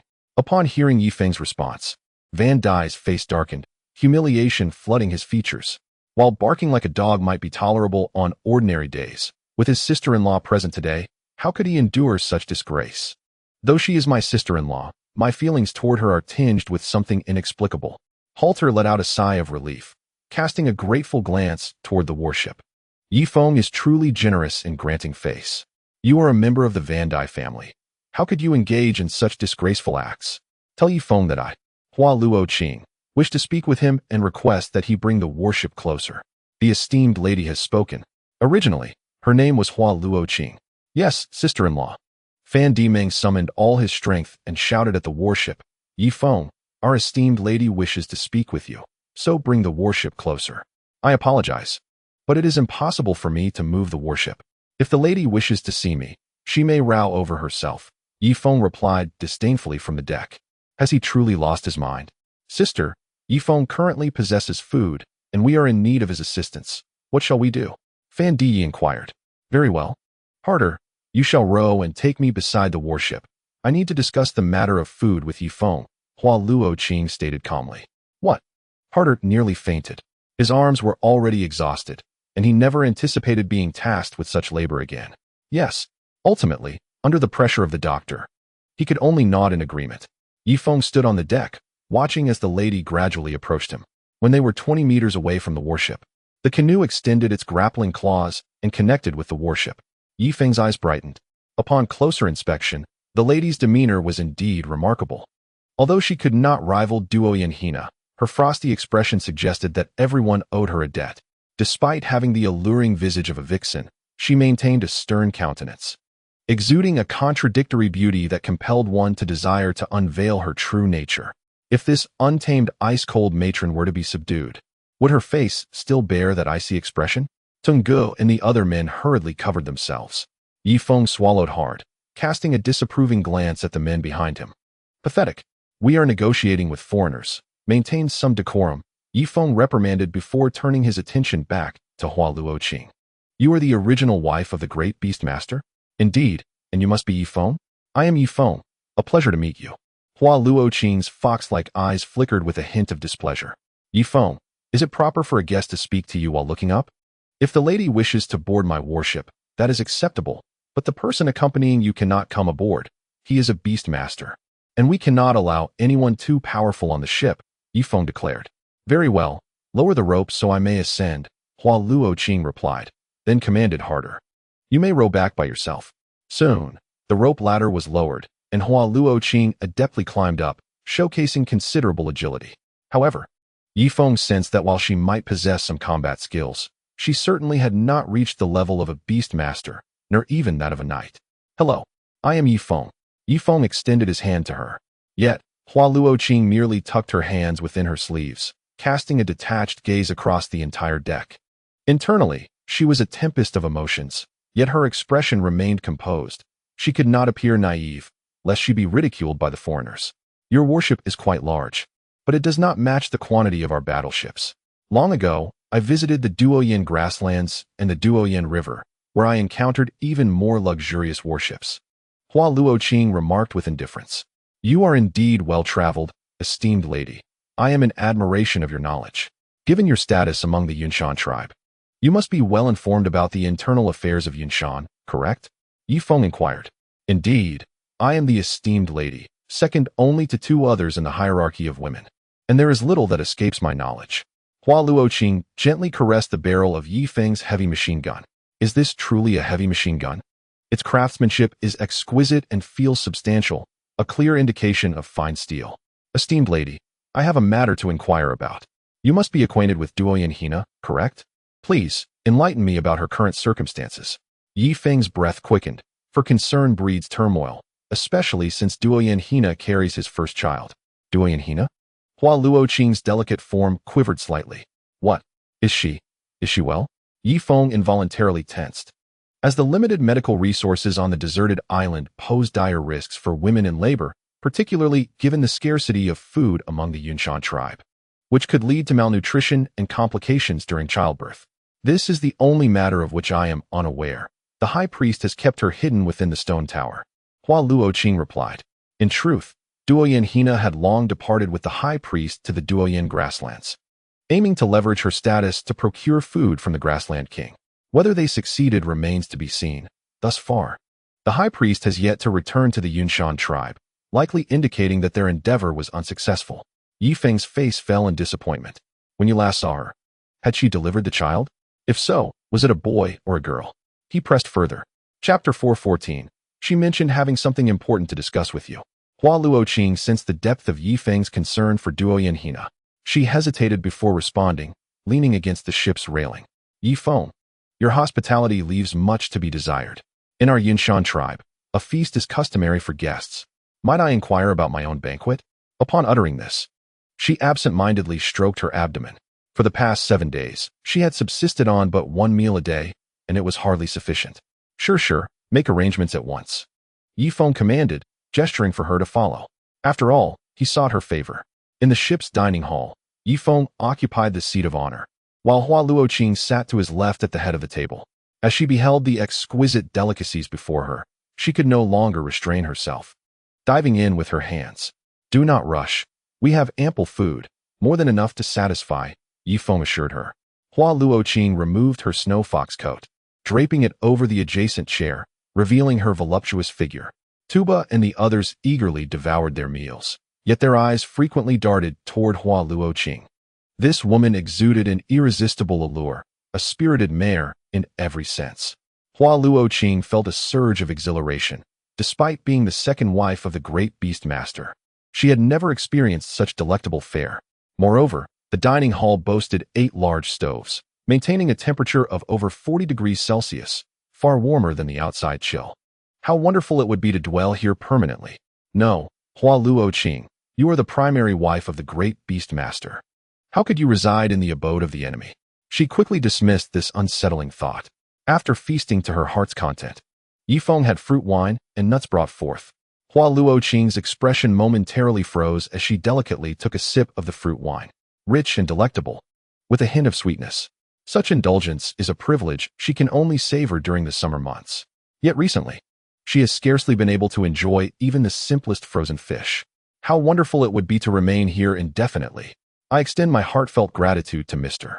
Yi Feng for his hospitality. I must candidly share that when Duo Yanhina departed, she had not yet given birth. She left aboard a sedan chair for the vast grasslands. It is said that her father holds a position in the temple, which is why the high priest of my Yunshan clan ensured her safety. There is no need for concern. Hua Luoqing, being quite trustworthy, relayed all the information she possessed to Yi Feng. With a sigh of relief, Yi Feng felt reassured that Duo Yanhina had not suffered any mistreatment. Thank you, madam, for your honest disclosure. By the way, since there is little food along the shore, and Teng'er informed me that you, as the esteemed lady of the Yunshan clan, hold the highest status among women. Would you consider staying for a couple of days at my hot spring island? Yi Feng offered sincerely. The news of Duo Yanhina brought him great joy. I am the matriarch of the Yunshan tribe. It may not be appropriate for me to linger here too long, Hua Luoqing replied, though she felt a stirring within. As her husband had yet to return, and residing in Yi Feng's household seemed rather reasonable. Madam, please agree to Brother Feng's invitation. It is our tradition here that guests must stay at least 10 days before departing, and during this time, we shall extend to you the utmost hospitality. Wang Zhihai interjected eagerly. Ever since the lady boarded the warship, his gaze had remained fixed upon her, and he finally seized the opportunity to speak. Hua Luoqing, perceptive as she was, quickly sensed Wang Zhihai's intentions. Yi Feng, is it customary in your realm for anyone to interject freely? Such lack of decorum is unbecoming. In our Yunshan clan, if a noble speaks, any attendant who dares to interrupt would have their tongues severed. With that, she cast a sidelong glance at Wang Zhihai. Madam, I am no mere nobody. My name is Wang Zhihai, currently the deputy commander of Hot Spring Island, second only to Brother Feng. Well, third if we include Sister Susan, he asserted, revealing his status. Finally, Hua Luoqing turned to Wang Zhihai, meeting his gaze directly. I see. Please pardon my rudeness. Are you suggesting that I may reside on your Hot Spring Island for 10 days? She inquired. Certainly, if the madam wishes. I shall personally escort you to the island at once. However, I must caution you. Areas marked with red signs are off limits, as they are sacred grounds. Yi Feng replied with a smile, sensing Hua Luoqing's eagerness to stay. If this woman chose to remain, Yi Feng would be quite pleased, for it would serve as a means of leverage, ensuring the great beast master would think twice before acting rashly. Additionally, it would allow him to showcase the benefits of Warm Island, hoping she might promote it upon her return, paving the way for future recruitment. Rest assured, I shall not trespass upon sacred grounds. I am well aware of the protocols, Hua Luoqing replied with restraint. Her words implied a willingness to stay. Please follow me. Yi Feng beckoned, leading Hua Luoqing and her entourage aboard a canoe to Hot Spring Island. Allow me to introduce this splendid hot spring, where one can indulge in a soothing bath by night. With that, Yi Feng gently dipped his hand into the still warm waters of the spring. Hua Luoqing's eyes sparkled with delight. As a noblewoman, she had always cherished cleanliness, yet the recent cold weather had prevented her from bathing properly for quite some time. Now, she could only wash the 4 essential parts of her body with warm water in the evenings. To bathe fully in such frigid temperatures would surely risk illness. As she cupped the hot spring water in her hands, a glimmer of joy flickered in her eyes. Madam, I shall arrange for 2 individuals to stand guard for you tonight, allowing you to enjoy the spring in solitude, Yi Feng remarked with a smile. Indeed. Who are these 2 guards? The madam inquired, directing her gaze towards the women behind Yi Feng. At that moment, Wang Zhihai stepped forward. Madam, as the deputy captain, I can personally ensure your safety, safeguarding you from the prying eyes of unscrupulous men. Madam, I am Shi Zhongliang. The meal you just enjoyed was prepared by my own hands. I can also stand guard. Rest assured, I am a married man. As he spoke, however, Shi Zhongliang's demeanor became somewhat awkward. Not only he, but Yi Feng too adopted a rather conspicuous posture. The madam's gaze was utterly captivating. Her striking features bore an alluring quality, yet her demeanor remained frosty, igniting a desire to conquer her. I require a female guard, Hua Luoqing stated coldly. Madam, as the head of Hot Spring Island, allow me to handle your protection alone. As for female guards, we have none available. They are primarily engaged in needlework and must retire early for the sake of their eyesight, Yi Feng asserted with gravity. You? The madam maintained her icy expression. Yet Yi Feng sensed a fleeting hint of allure in her gaze. Brother Feng, Sister Susan has called for you. She mentioned there is something important she wishes to discuss with you, over by that heavy machine gun. Just then, Chunin suddenly appeared, gesturing towards Yi Feng's back. Yi Feng's heart sank as he turned swiftly. Chapter 4:15. His heart raced incessantly.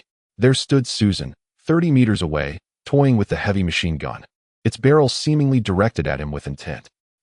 I shall leave the madam's reception in your capable hands. I have an urgent matter. Yi Feng's face flushed crimson as he hurried back to Susan's side. What were you doing just now? Susan seized Yi Feng's ear. My dear, I was merely introducing the madam to some daily matters, Yi Feng replied defiantly. Do you presume to deceive me? Even as a woman, I feel a surge of impulse upon seeing the madam, let alone you. Come, we are going back to our room. With that, Susan led Yi Feng back to their quarters. Meanwhile, a circle of admirers quickly gathered around the madam. Madam, do you see my hands? Delicate and fair. There are surely places you cannot wash when bathing. I could assist you, Chunin declared, making a grasping gesture with his hands. Chunin, how impertinent. I am the deputy captain, and it is not your place to offer such services. Madam, observe my hands. Though calloused, they can cleanse you more thoroughly.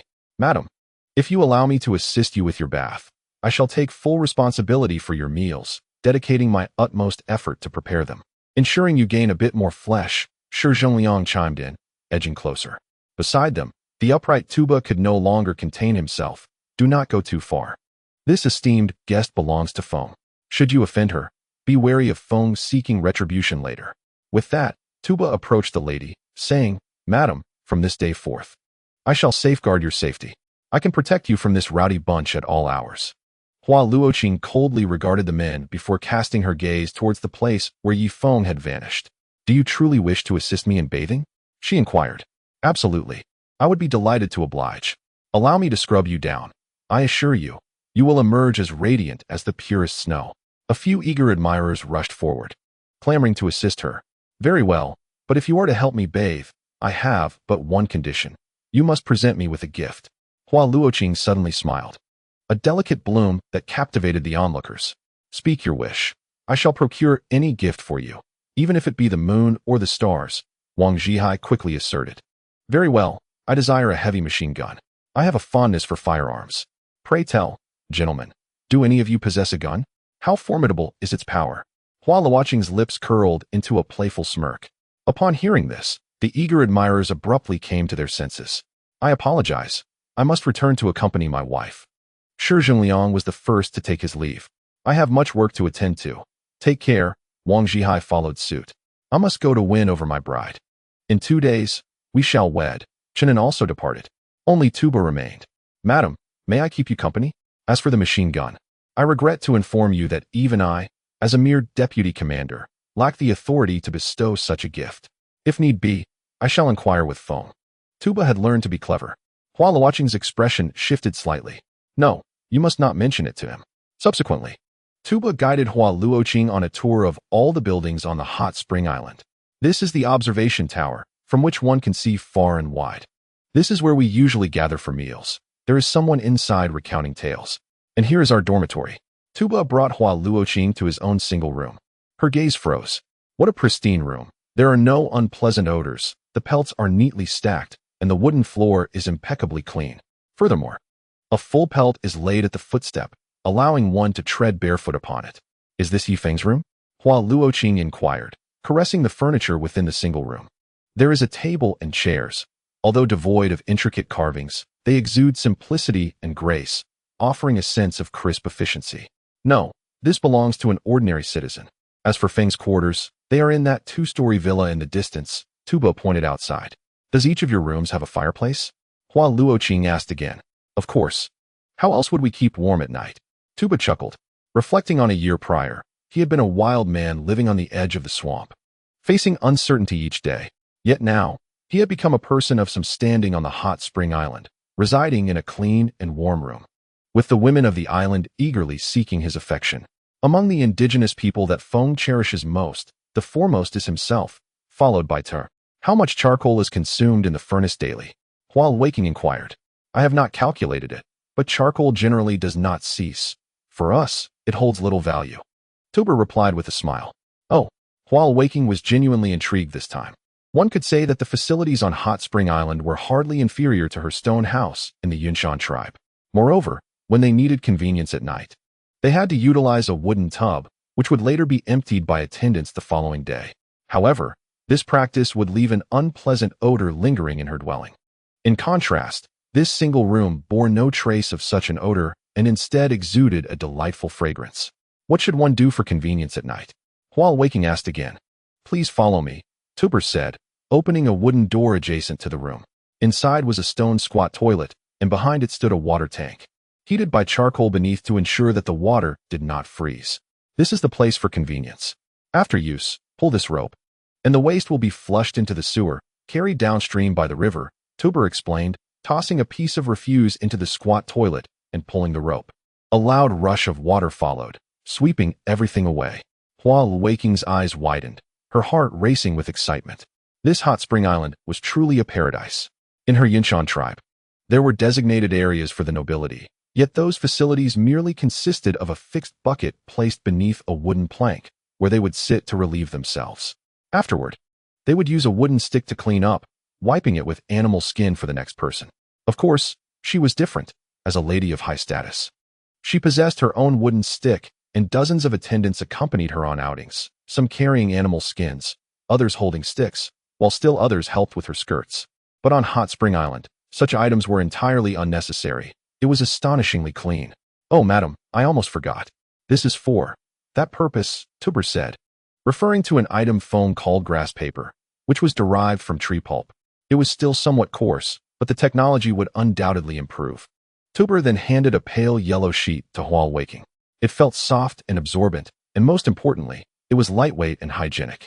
Unlike the wooden sticks, which require cleaning with animal skin for reuse, Hua Luoqing noted, gently sniffing. This restroom was devoid of any unpleasant odor, even cleaner and more refreshing than her own room. Madam, is there anywhere else you wish to explore? Feng has said that you may visit the entire Hot Spring Island, except for the restricted areas. And I shall assist you in exploring each one, Tuba assured, fully executing Yi Feng's orders. By the way, do you have a prison on your island? May I have a look at it? Hua Luoqing suddenly expressed interest. She wanted to see how Yi Feng treated his prisoners. Currently, the prison is abandoned, as we have no inmates here, but I can take you to view the ruins, Tuba responded. After finishing his words, Tuba led Hua Luoqing to tour the prison cells. Unsurprisingly, Hua Luoqing was once again astounded. The prison housed more than 20 double-decker wooden bunks. Although the floor was not wooden, it was paved with stone slabs, covered in only a thin layer of dust. In contrast, the cells of the Yunshan tribe were entirely muddy, resembling a swamp whenever it rained. Do they usually relieve themselves in that corner? Hua Luoqing pointed to a corner of the cell. No, prisoners possess rights too. Here. There are a total of 4 squatting toilets, Tuba explained, indicating the 4 toilets, which were separated by stones to ensure the prisoner's privacy. Oh, this is the changing area. Tuba pointed to several small rooms within the cell.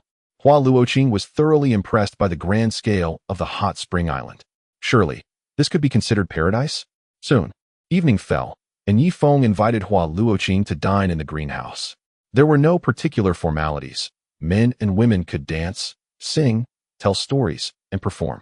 The atmosphere in the greenhouse was lively and boisterous, unlike the hypocritical and formal banquets of her Yunshan tribe, where performances were often stiff and lacked the joyous ambience found here. What surprised her the most was Yi Feng's lack of pretension. At times, he would listen to the vice captain's storytelling like an eager fan, and at other moments, he would sing loudly, unfazed by any criticism he received. Hua Luoqing was bewildered.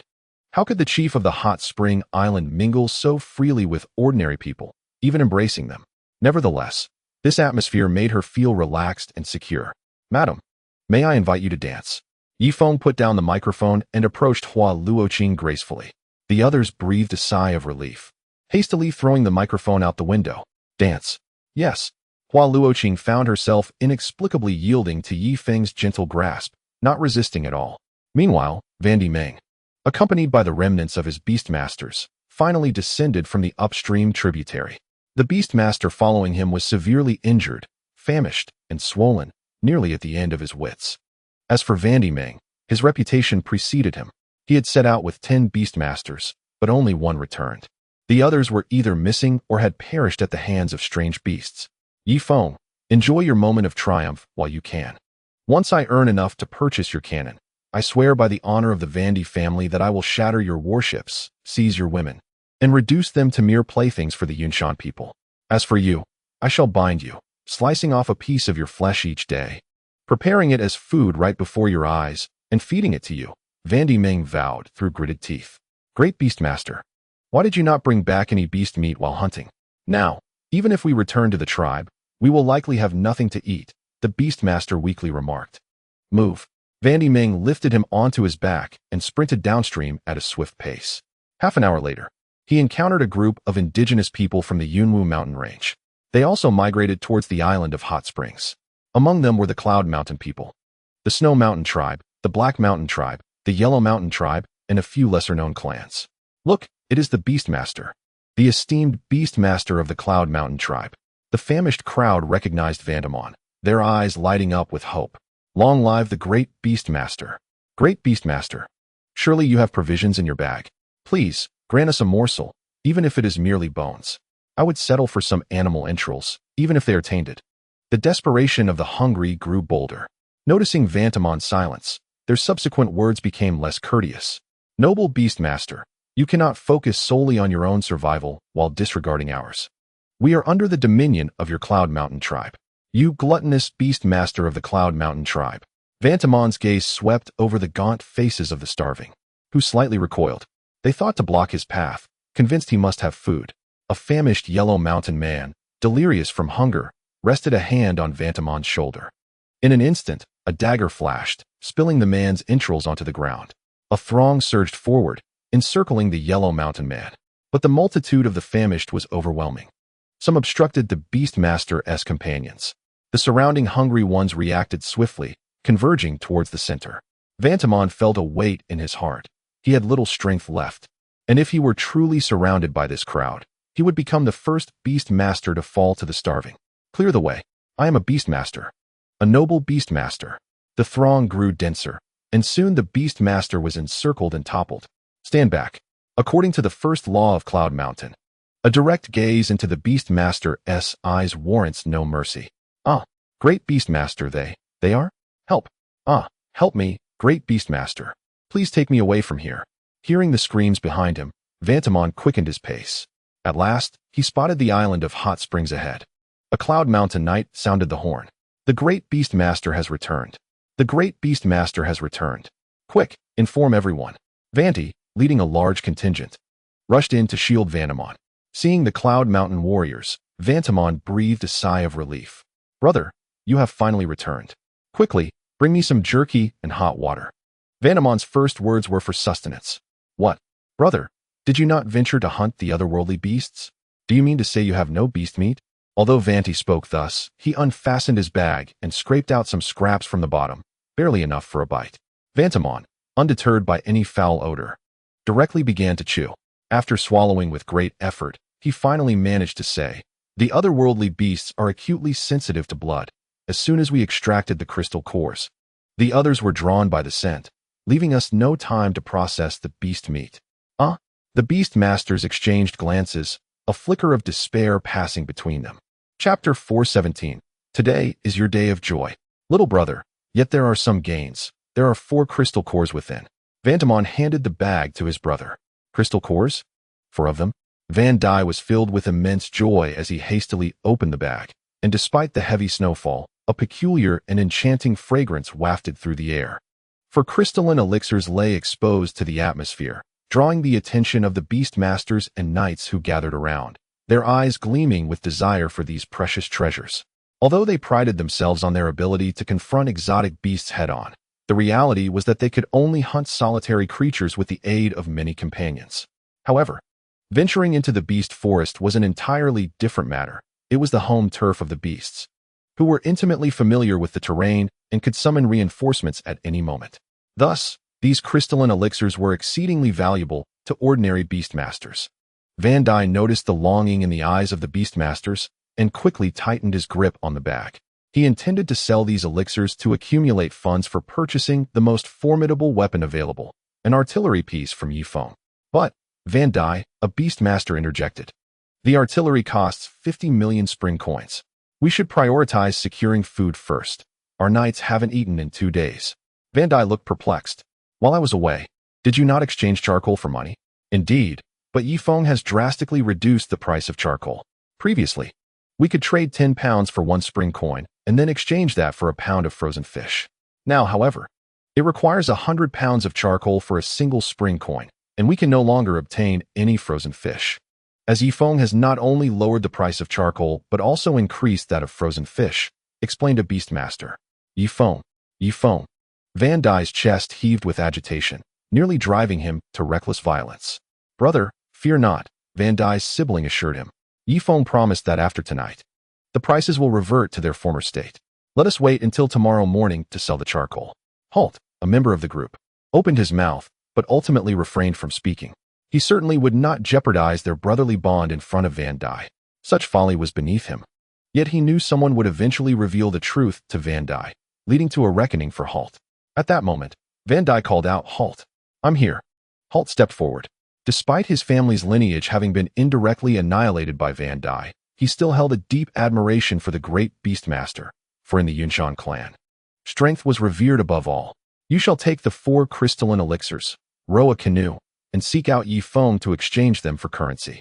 Upon securing the funds, return half to me and use the other half to procure frozen fish, Van Dai commanded, harboring his own ulterior motives. After all, Halt was the last beastmaster of the Hal family, and Van Dai intended to subdue and humiliate him until the Hal name lay in disgrace. Directly killing him would be ill-advised without just cause, as it would provoke the other beastmasters to rally in opposition. Although he could contend with 10 beastmasters alone, he stood no chance against the collective might of all beastmasters and knights. Halt accepted the 4 crystalline elixirs, yet he hesitated to row the canoe into the river's midst, for he was famished and feared the swift current would sweep him away into the main channel. Feng, we possess 4 crystalline pills. Please navigate the warship over and bring ample frozen fish and hot spring coins. Harder's voice echoed from afar. Feng was in the midst of adorning Chun, and when he heard this, promptly transforming Chun An's visage into a comedic spectacle. Hurry to the deck. A throng surged up to the deck, where Feng seized Chung Li Bean's telescope. Harder was waving a bag, greeting him, and behind him appeared the long-absent Van Timong. However, Van Timong bore traces of frozen blood, as if he had survived a fierce battle. It seemed that during his absence, he had taken a detour upstream to hunt exotic beasts, yet how could he have procured only 4 crystalline pills with his prowess? This was perplexing to Feng. Brother Feng, shall we exchange these for crystalline pills? Chunin inquired eagerly. Certainly, we shall trade, Yifeng signaled to Lao Cheng. At Chen Libin's command, the warship turned to port and sailed towards the shore, halting approximately a kilometer away. Yifeng remained wary of Van Timong, anxious that he might leap onto the deck. With a crash, two cannons shifted their aim towards Van Timong at the shore, followed by dozens of heavy machine guns aligning their sights on him. Brother Feng, I shall lead the negotiation. Chunin offered himself for the task. No, today is your day of celebration, Wang Zhihai. You shall go instead. Very well. After preparations, 10 canoes were lowered from the deck, followed by bags of frozen fish being loaded into them. Wang Zhihai, armed with 100,000 hot spring coins, though each crystalline pill was valued at 10,000, he only needed to carry 40,000, decided it was prudent to be overprepared. The 10 canoes, laden with frozen fish, reached the shore. Wang Zhihai was the first to leap from his canoe. Van Timong snatched the bag from Harder, revealing the crystalline pills within. Mr. Wang, here are the 4 crystalline pills, but I fear the price may need adjustment, Van Timong stated. Wasn't he agreed upon at 10,000 each? Wang Zhihai frowned. No, the smaller ones may indeed be 10,000 each, but this larger one demands 20,000. It was procured from a formidable beast, for which we lost a beast master, Van Timong insisted. So, you mean to say, to acquire these for crystalline pills, I must part with 50,000 hot spring coins? Wang Zhihai hesitated. After all, Yifeng had allocated a budget of 40,000. Any excess could raise suspicions of misappropriation. Indeed, this larger one was intended for my own consumption. Had the Yunshan clan not been in dire need of provisions, I would have retained it. What say you? As the vice-captain, do you possess the authority to decide? Van Timong provoked him, sensing Wang Zhihai's ambition. Me? I shall consult Brother Feng first. With that, he turned towards the warship. Brother Feng, Van Timong here possesses a significantly large crystalline pill, but it appears the price is set to rise considerably. Should we proceed with the purchase? On the deck, Yifeng had been closely monitoring the transaction. Other items could be overlooked, but crystalline pills were of utmost value. You are my deputy. Such trivial matters are for you to decide. I require only the crystalline pills. Yifeng's voice resonated from the deck. Wang Zhihai's face instantly lit up with pride. Look how much trust Brother Feng has in me, Wang Zhihai remarked, gesturing for the great beast master to step aside and requesting the others to withdraw 30 meters. With a swift glance, he commanded, everyone, step back. In an instant, the area within 30 meters was devoid of any living creature. Chapter 418. They will surely rush forward without hesitation. In a hushed tone, Wang Zhihai proposed. You desire 4 crystal pills at a price of 50,000, but I am willing to offer you 100,000. As for the additional 50,000, we can split it, as it is communal money. What do you say? The emergence of currency inevitably breeds corruption. Oh, Van Meng paused momentarily, but his keen intellect quickly discerned Wang Zhihai's intentions. Mr. Wang, I am eager to forge a friendship with you. Let us proceed as such. You shall provide me with 75,000 spring coins, while the remaining 25,000 will be yours. I shall not disclose this to anyone, not even to my wife, the esteemed matron of the Yunshan clan, Van Meng said with a slight smirk. The two individuals promptly finalized their transaction, ensuring their backs were turned to Yifeng, concealing their dealings. Wang Zhihai now possessed 25,000 spring coins, but this sum would henceforth belong solely to him. Van Meng, too, had reaped his rewards, counting the 750 sheets of beast skin in his possession. Ultimately, he extracted 300 bills from the stack.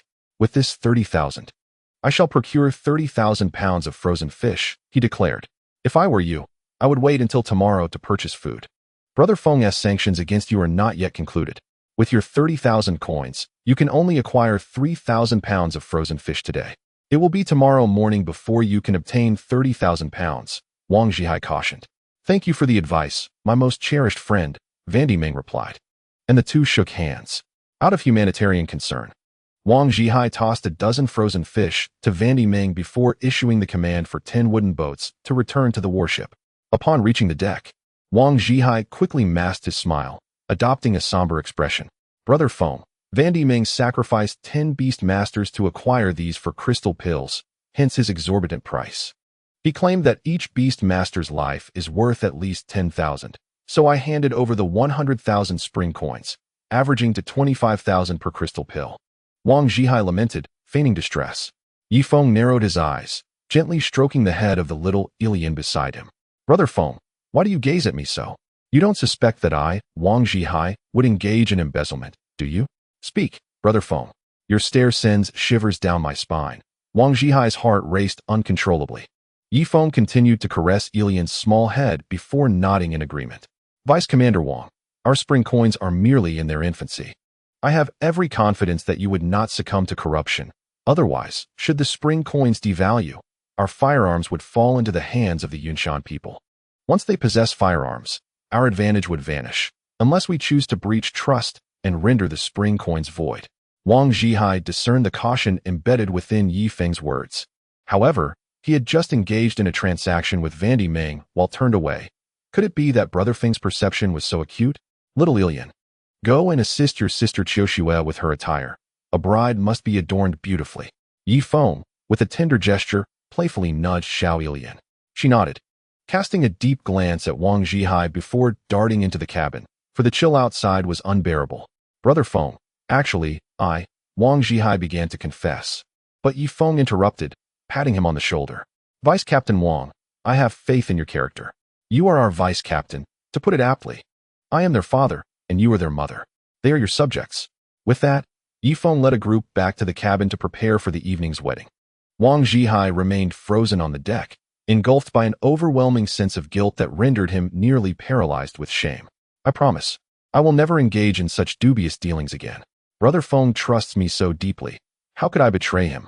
Shame washed over Wang Zhihai. Do you think I would look more handsome wearing this hat? Would Qiuxue like it? Chenin gestured with a fur hat, lacking a mirror on the warship. He could only rely on others for their opinions. Extremely dashing. I believe the moment Qiuxue lays eyes on you, she will be utterly captivated, Yi Feng praised absently. He recalled his promise to Qiuxue. She had insisted that on their wedding night, she must be attended by him. Yet, Chenin was his dear friend. How could he betray that bond? But if he refrained from attending, Qiuxue might seek solace in the arms of other men, countless men. What to do? Never mind. As long as Chenin remained oblivious, it was only reasonable for him to endure a small sacrifice for his brother's lifelong happiness. Brother Feng, this is my wedding. Why do your trousers look so unappealing? Chenin suddenly pointed out. No. It's probably just a bit uncomfortable. I need to use the restroom. Yi Feng's face flushed crimson as he hurriedly made his way to the lavatory. In Qiuxue's chamber, women, including Susan, surrounded her, preparing her for the occasion. They began by brightening her complexion, applying fragrant oils, and tinting her lips with a red berry juice, serving as lipstick. Women are innate adorners. They utilize all available means to enhance their beauty. The matriarch, Hua Luoqing, also contributed her insights, drawing from her noble upbringing. When I married Van Diemen, he prepared over 600 pounds of iron, 30 suits of armor, 100 exquisite curved swords, and 300 pelts of snow fox. What has your man gifted you? Hua Luoqing inquired. No need. Our love is sincere, Qiuxue replied, looking radiant and enchanting, her eyes shimmering with emotion. Yet, her thoughts were not of Chenin, but of another man. This fragrance will make you smell delightful. I usually hesitate to use it. By the way, let me drape this coat made from 88 snow fox pelts over your shoulders, Hua Luoqing said, placing her pristine white coat on Qiuxue. Instantly, Qiuxue's grace elevated several notches. Does the eye makeup need to be this heavy? Susan frowned. You don't understand. In our Yunshan tribe, eye makeup holds great significance. A native woman busily applied eyeshadow to Qiuxue. Indeed, the heavy eyeshadow lends a more feral appearance, embodying a Gothic style. I imagine that upon seeing your attire, Chenin would be unable to contain himself and rush towards you. Do take care, and do not let him exhaust you on your wedding night.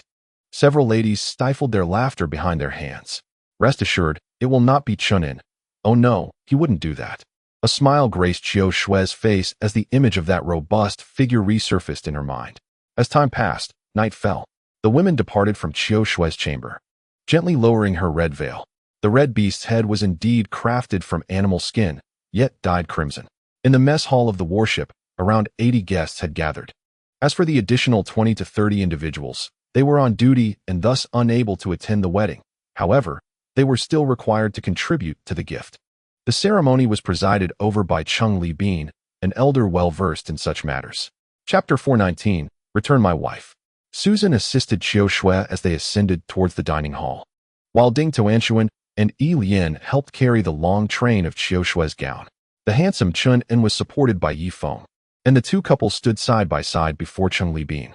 We bow to heaven as our father, we bow to earth as our mother, and we bow to Cheng Libin as our father. The couples exchanged bows. Cheng Libin's words left Yi Feng both bewildered and amused. Was this a wedding or a ceremony of brotherhood? What are you staring at? Hurry up and bow, Cheng Libin urged. Chun En's face flushed with anger, yet he refrained from expressing it, considering the joyous occasion. The couples bowed once more. Good, couples bow to one another. Chun En and Xiang Shui bowed. Yet they had not yet reached the moment of lifting the veil. Bring the bride into the bridal chamber. The groom cannot leave. You must ensure that all present are thoroughly intoxicated before retreating to the chamber. Now, I shall announce the list of gifts. Cheng Libin picked up another piece of animal skin. Yi Feng, a gift of 200 spring coins. Susan, a gift of 200 spring coins. Dove, 200 black frozen fish. Wang Zhihai, a gift of 25,000? Did you mistakenly add 2 extra zeros? Shi Zhongliang, 1 smoked ham, plus a gift of 100. Tungur, 1 fur coat. Tuba, a gift of 500. From Lady Hua Luoqing of the Yunshan clan. Half a jean of incense. By Chu Xue, 2 jeans of dried red fruits. Ding Tuanshuan, 1 bow and arrow. Li Meizi, 1 pair of wooden clogs. Huzhua, 1 green grass hat. Chun En, holding a bamboo cup, made his rounds to toast each table, instantly elevating the atmosphere in the dining hall. Hee hee. Everyone drink a little more, indulge yourselves, do not hold back. Chun En had already consumed over 70 cups of fruit wine.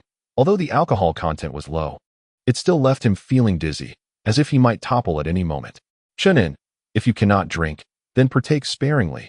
The bride awaits you in the room. Susan advised. No, it's fine. She is my woman. She must learn to wait. Once I have ensured that you all are thoroughly intoxicated, I shall naturally return to her. Chun En's tongue was beginning to feel cumbersome, and his face was as red as a monkey's backside.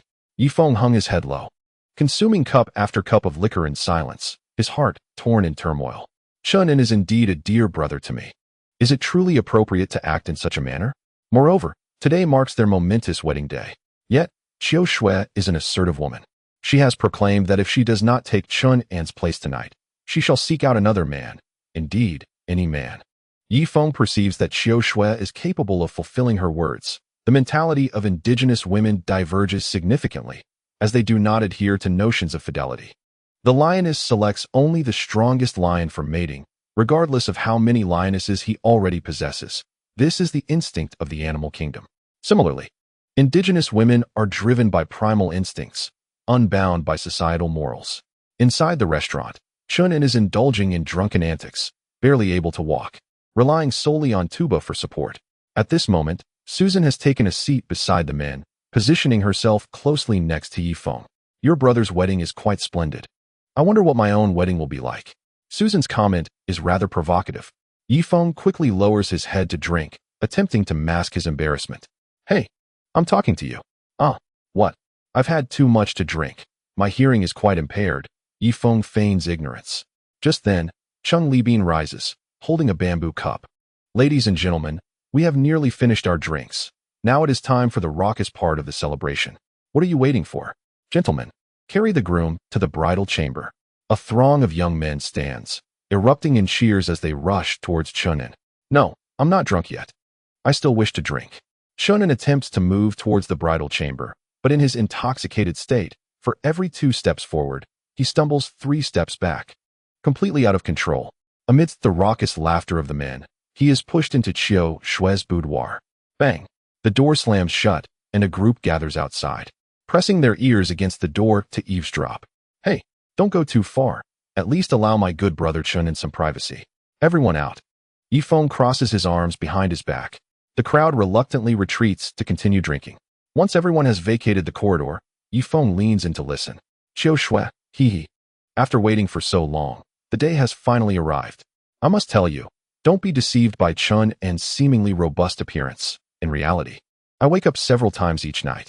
At this point, Chun En succumbs to his inebriation, his vision darkening as he collapses onto the carpet, fast asleep. Qiu Shui lifts her red veil, revealing a meticulously adorned, fiercely beautiful visage.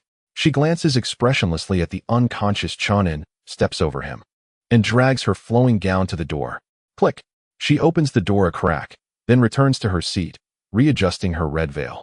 Yifeng swallows hard, steeling himself as he approaches the door, gently pushing it open. There lies Chunin sprawled on the ground, emitting heavy snores, while Qiu Shui sits regally on the bed.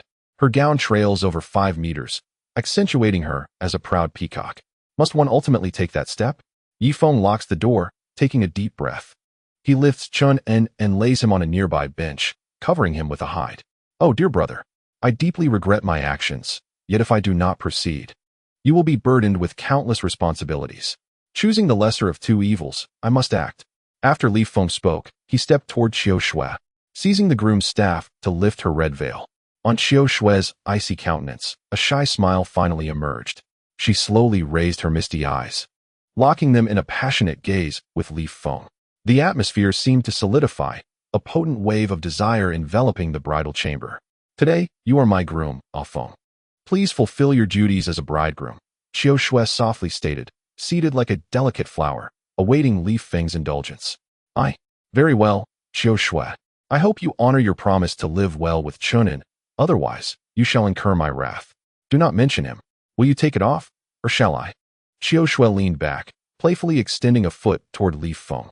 How could Li Feng resist such temptation? With a roar, he lunged forward. Li Feng, Li Feng, Li Feng. At that moment, a thunderous roar echoed from the opposite shore, resonating even 2 kilometers away, causing his head to buzz. Li Feng's expression changed dramatically as he dashed out of the bridal chamber, the first to reach the deck, where several guards aimed their cannons toward the shore. Brother Feng. The binoculars. No need, Li Feng replied, fixing his gaze across the water. He spotted several torches igniting on the ice, where Fan Dimeng glared at him with fury, the flickering flames casting a capricious light upon his face. Li Feng, return my wife to me, otherwise. Fan Dimeng's bloodshot eyes glared with menace. Chapter 420, Sister-in-law. You cannot act out of hunger. He resembled a tiger ready to pounce. Others hastily donned their attire and rushed to the deck, casting anxious glances toward the opposite shore. Brother Feng, Fan Dimeng is furious. We must be cautious, Chung Li Bin advised. Indeed, light all the torches near the warship. We cannot allow him to approach under the cover of darkness, Li Feng commanded. Immediately, everything flammable on the deck was ignited, illuminating the contours of the warship. Tuba and several natives shot a fire arrow toward the shore every half-minute. Fan Dimeng, your wife is well cared for here. I have not detained her against her will, Li Feng called out. Impossible. My wife understands the rules. She cannot linger in an enemy's home. Release her at once. Or do you truly believe I lack the capability to board your warship? Fan Dimeng's furious voice was deafening, a testament to his formidable presence. Very well. I shall return your wife to you now. Li Feng gestured to Yangli. She promptly entered the cabin. However, as she entered the dining area, she found Hua of Kinky emerging. She had lent her snow fox fur coat to Qiu Shui and was now wearing Li Feng's black bear fur coat. Meng. I am here, Hua of Kinky called, raising the torch toward the shore. I thought you were already. Wait, whose coat are you wearing? What happened to the snow fox coat I gifted you on the wedding day? Fan Dimeng's eyes narrowed. Jealousy clouded his reason, causing him to envision the most dreadful scenarios at the slightest hint of disquiet surrounding Hua Luoqing. Amon, fret not. My coat resides in another's quarters, and moreover, Yifeng has not detained me. I am thriving here, Hua Luoqing reassured. After 3 blissful days on the hot spring island, she had completely forgotten her previous worries. Impossible. Is there a machine gun pointed at you? Speak the truth. If that is indeed the case, I would risk my life to rescue you, Van Dimeng declared. Yifeng, overhearing these words, narrowed his eyes, devising a plan. He discerned the depth of Van Dimeng's concern for Hua Luoqing, akin to his own feelings for Susan.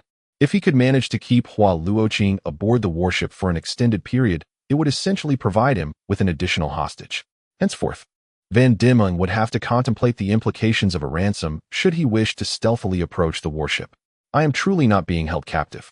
After all these years as husband and wife, do you still not trust me? Hua Luoqing's explanation felt feeble. In the Yunshan tribe, the women of a great beast master were not permitted to allow other men within 10 paces of them. During her outings, she was always accompanied by 16 female knights. and any man daring to approach would face dire consequences. Then return by boat, or I shall come to fetch you myself, Van Diemen called out. Startled, the high-ranking officials on the shore quickly restrained him. Great beast master, do not venture too close to the warship. What if Feng opens fire? You are the hope of our Yunshan tribe. You must not perish. Brother, he is right. Allow me to go in your stead and bring back my sister-in-law. Van Diemen earnestly proposed. Very well, you shall row over now. Seventh brother, be cautious. You are as important to me as your sister-in-law. Van Diemen patted his brother's shoulder. With determination, Van Diemen began to paddle vigorously in the icy river. The waters near the shore were somewhat manageable. But as he ventured towards the center, the current grew increasingly swift, demanding all his strength to prevent the canoe from being swept downstream. After more than an hour of relentless paddling, he finally traversed the 2-kilometer stretch, securing the canoe's rope to the warship's rope ladder. Brother Feng, that fellow is rowing over. Tuba squinted, aiming his bow and arrow at Van Diemen. Stop. Feng pressed down the arrowhead. In times of conflict, one does not slay envoys. Especially as they were not yet at war. They were merely in a phase of mutual exploitation. Van Diemen lifted his gaze towards Feng and the others on the deck. Feng, quickly lower my sister-in-law down the rope ladder, or you shall irrevocably create an enmity with the Yunshan tribe, he threatened. Suddenly, a loud spit echoed from the deck, landing squarely upon Van Diemen's face. What was that? Sticky? He exclaimed, hastily wiping it away and bringing it to his nose. The foul odor was intolerable, a testament to neglect of dental hygiene. Ugh! He retched. Feng, you have gone too far. Will you release my sister-in-law, or not? If you refuse, my elder brother will find a way to seize your hot spring island. Van Diemen's voice trembled with suppressed emotion. Who just spat? Feng inquired, scanning the surroundings. It has nothing to do with us, came the reply. Everyone spread their hands, adopting an expression of innocence. You mustn't err again. There is a complete lack of noble demeanor, Feng reprimanded lightly before gently addressing Fan Dai. Your sister-in-law is beside me. Perhaps she should speak with you. Some matters are beyond my purview as an outsider. With that, Feng stepped aside, allowing Hua Luoqing to stand in front, while he positioned himself closely behind her. Separated by less than 5 centimeters, the static electricity between them almost palpable. Adi, return and inform your elder brother that I am quite well here. There is no danger with Feng. They belong to a tribe that values law above all else. As long as I do not err, I shall not face punishment. Tell your brother that I wish to spend this winter on Hot Spring Island, Hua Luoqing stated. Sister-in-law, you cannot do this. If you reside in Feng's home, what will my elder brother think? He is a revered beast master, a man of great pride, Fan Dai insisted, agitated. Well, Feng, I have yet to begin. Yet you have already taken the lead, Hua Luoqing remarked, her tone sharp. Do you wish for me to return? Of course, sister-in-law, you must go back. Any woman from the Yunshan tribe may board Feng's vessel, but you cannot. If you do, where would my esteemed elder brother's dignity lie? Fan Dai pressed. Return? And what shall I eat? Where shall I stay? What shall I drink? Hua Luoqing finally lost her temper, her questions unyielding. Worry not, esteemed lady. You are the grand matron. Sustenance shall not be an issue. At worst, your fish will be devoid of wild vegetables and tree bark. You can enjoy pure fish meat. 3 meals a day, Fan Dai offered with utmost sincerity. You may not have tasted the food here with Feng, have you? Take this package back to your brother and let him sample it. This was secretly prepared for me by Shi Zhenliang last night. Once you see the difference, you will understand why I am reluctant to return, Hua Luoqing proclaimed, accurately tossing a package into the canoe. You wretched man, Shi Zhenliang's wife exclaimed in fury, seizing his ear. Sister-in-law, you cannot refuse to disembark from Feng's ship over a mere meal. Here's what I propose. Upon my return, I shall ensure my brother treats you well. You have not seen each other in months. He misses you dearly, Fan Dai urged. Chapter 4:21. Continue speaking. What further demands do you have? Women, like flowers, require nurturing. Tell your brother that I miss him as well, yet he currently lacks the means to support me. Moreover, my presence on Feng's hot spring island could alleviate the tension between both sides, at least preventing the mistakes of the past that left the entire tribe without work. Hua Luoqing rationalized, providing herself with a compelling justification. Sister-in-law, are you certain you wish to proceed in this manner? Very well. Then declare to your brother that you refuse to return home, Fan Dai suggested. only to be met with a spit to the face. How vile! He gasped, drawing his curved blade and glaring angrily at the deck. Who spat? Such a lack of decorum. Our hot spring island is a civilized society. How dare one spit at a guest? I shall discover who is responsible. Feng wiped his mouth clean. After staring at Feng for half a minute, Van Dai sheathed his curved blade and began to paddle towards the shore. Amon, with my presence aboard Feng's vessel, I can ease the tension between both sides. If there is anything further Feng requires, I shall negotiate the terms with him. It is said that the island of Hot Springs is currently in dire need of timber for flooring. I plan to discuss pricing with Feng tomorrow. Hua Luoqing called out towards the shore. Madam, please be cautious over there.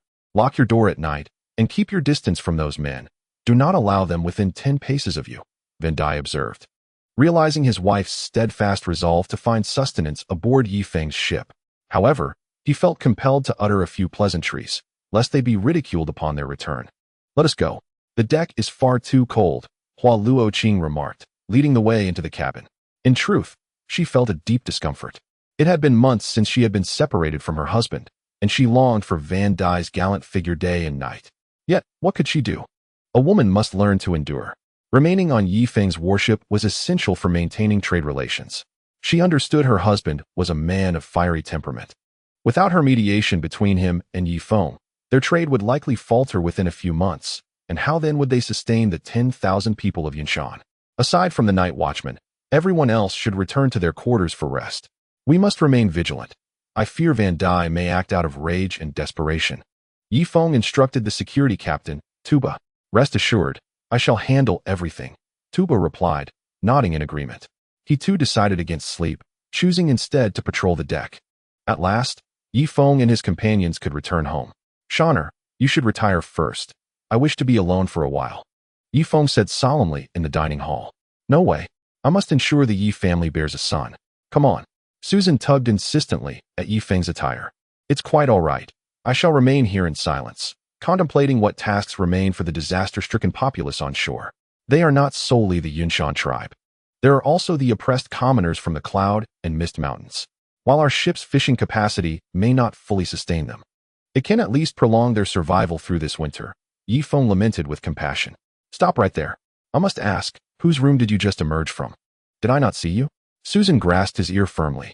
Oh, it's simply that Chunin and Xiu Shui are both inexperienced, and as Chunin's elder brother, I naturally had to guide them. Feng fabricated an excuse. Enough of that.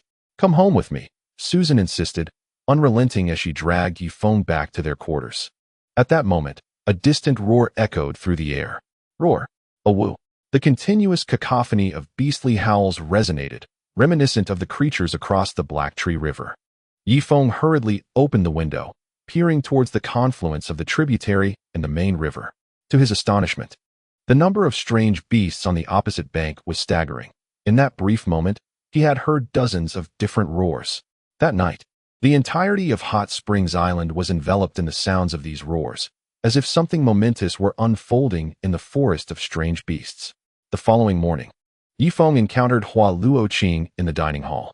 As for Chun Un and his wife, they had yet to rise, likely due to their unsuccessful endeavors the previous night, exacerbated by the young man's inebriated state. Mr. Feng, are there any tasks available on your hot spring island for the people of Yunshan? Hua Luoqing approached him, her body lightly brushing against him as she took a seat. Having consumed a vegetarian diet for several months, she exuded an undeniable aura of vitality. Feng swallowed hard, feeling a warmth spread through him. Let me think. Apart from charcoal production, hunting exotic beasts and gathering ginkgo nuts require a certain level of strength, which cannot accommodate the ordinary populace. Therefore, I propose that they engage in shipbuilding. I will have Chung Libin draft the ship designs, and your Yunshan tribe shall adhere strictly to those blueprints, Feng stated. Coincidentally, many of my subjects are skilled craftsmen, with a considerable number trained in shipbuilding techniques. I will convey the message once I've finished breakfast. Hua Luoqing nodded in agreement.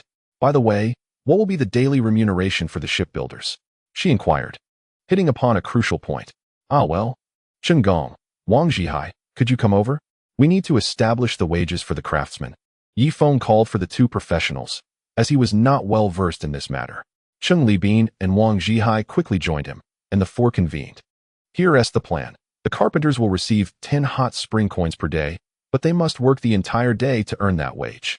Ordinary laborers will earn 7 hot spring coins per day, similarly contingent upon a full day's work. Of course, we must also ensure progress. As long as they labor diligently at the shore, I will be able to see from the deck. However, should I catch any of you slacking off on any given day, I will not hesitate to deduct from your wages. Most importantly, you must adhere strictly to my designs. Any deviation could result in your replacement by members of other tribes, Cheng Libin stated with a serious demeanor.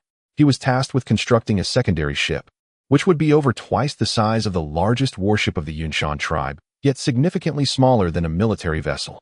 After all, it was essential that the hull could accommodate a massive steam engine system, as he did not intend to rely on manual rowing, which would prove inadequate in navigating turbulent waters. Understood. I have noted that down. Please continue. Are there any further requirements? Hua Luoqing wrote in her unique script with a quill. Additionally, there is a towering spruce tree approximately 70 kilometers upstream, standing over 100 meters tall. If you could transport it downstream intact and hollow out the center, it would serve as a complete hull, thus saving the need for a keel, Cheng Libin added. You mean the giant tree upstream? Excellent. I, too, felt a surge of interest upon first sighting that tree. It indeed serves as splendid material for a grand vessel. Hua Luoqing recorded her thoughts. Brother Feng, do you have any additional insights? Cheng Libin inquired. I am not particularly knowledgeable in this area. Wang Zhihai, do you have anything to contribute? Yi Feng was rather indifferent to the concerns at hand. As the leader of Hot Spring Island, he believed that it was unnecessary to involve himself in every matter. Such an existence would be excessively burdensome and contrary to his values. Regarding shipbuilding, I have little to contribute. Do you have a blacksmith in your tribe? As long as he can forge quality steel, in the name of Brother Feng, I would gladly employ him for a long-term position on my island. The remuneration, though it amounts to 8 hot spring coins daily, includes meals and accommodation, meaning he can save all his earnings to support his family. Wang Zhihai remarked. Yi Feng couldn't help but give a thumbs up. This captain was indeed a wise choice. Always looking out for him. Yes, in our Yunshan tribe, we have 3 prominent blacksmiths. One specializes in crafting armor and possesses exceptional skills. The second forges weapons and is also quite adept, with considerable experience. The last one, however, is a bit eccentric. He prefers creating peculiar items rather than conventional armor or weapons. After breakfast, I will call out to the shore, instructing a Ming to transport the 3 individuals to Hot Spring Island for your selection, Hua Luoqing said. She felt she had chosen the right role as an intermediary, capable of providing numerous jobs for the Yunshan tribe, as long as they could survive the winter. Without the opportunities presented by Yi Feng, it was likely that 9/10 of her tribe would face starvation. Would they still be able to maintain their dominance after winter? That seemed highly doubtful. Wang Zhihai, Cheng Libin, you may converse with the madam first. And remember to be polite. I have other matters to attend to. Yi Feng yawned and stepped out onto the deck to breathe in the fresh air. Upon reaching the deck, he noticed the ice layer was crowded with people, not only from the Yunshan tribe, but also from other tribes, all gazing hungrily at the warship. Brother Feng, it seems like a scene from a zombie apocalypse.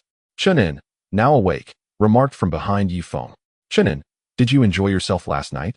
Yi Feng inquired with a smile. Last night I was drunk beyond measure, achieving nothing.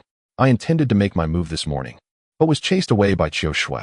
No worries, tonight I will surely succeed. Chenin chuckled sheepishly. Yi Feng's eyes sparkled momentarily. Indeed, as the saying goes, a forcibly plucked fruit is never sweet. I believe a man should marry a woman who loves him rather than one he loves. Does that make sense? Yi Feng hinted, unwilling to expose Chun and S predicament. It was evident that Qiu Shui held no affection for him. Of course, Yi Feng genuinely considered Chun a good brother. Hence his words.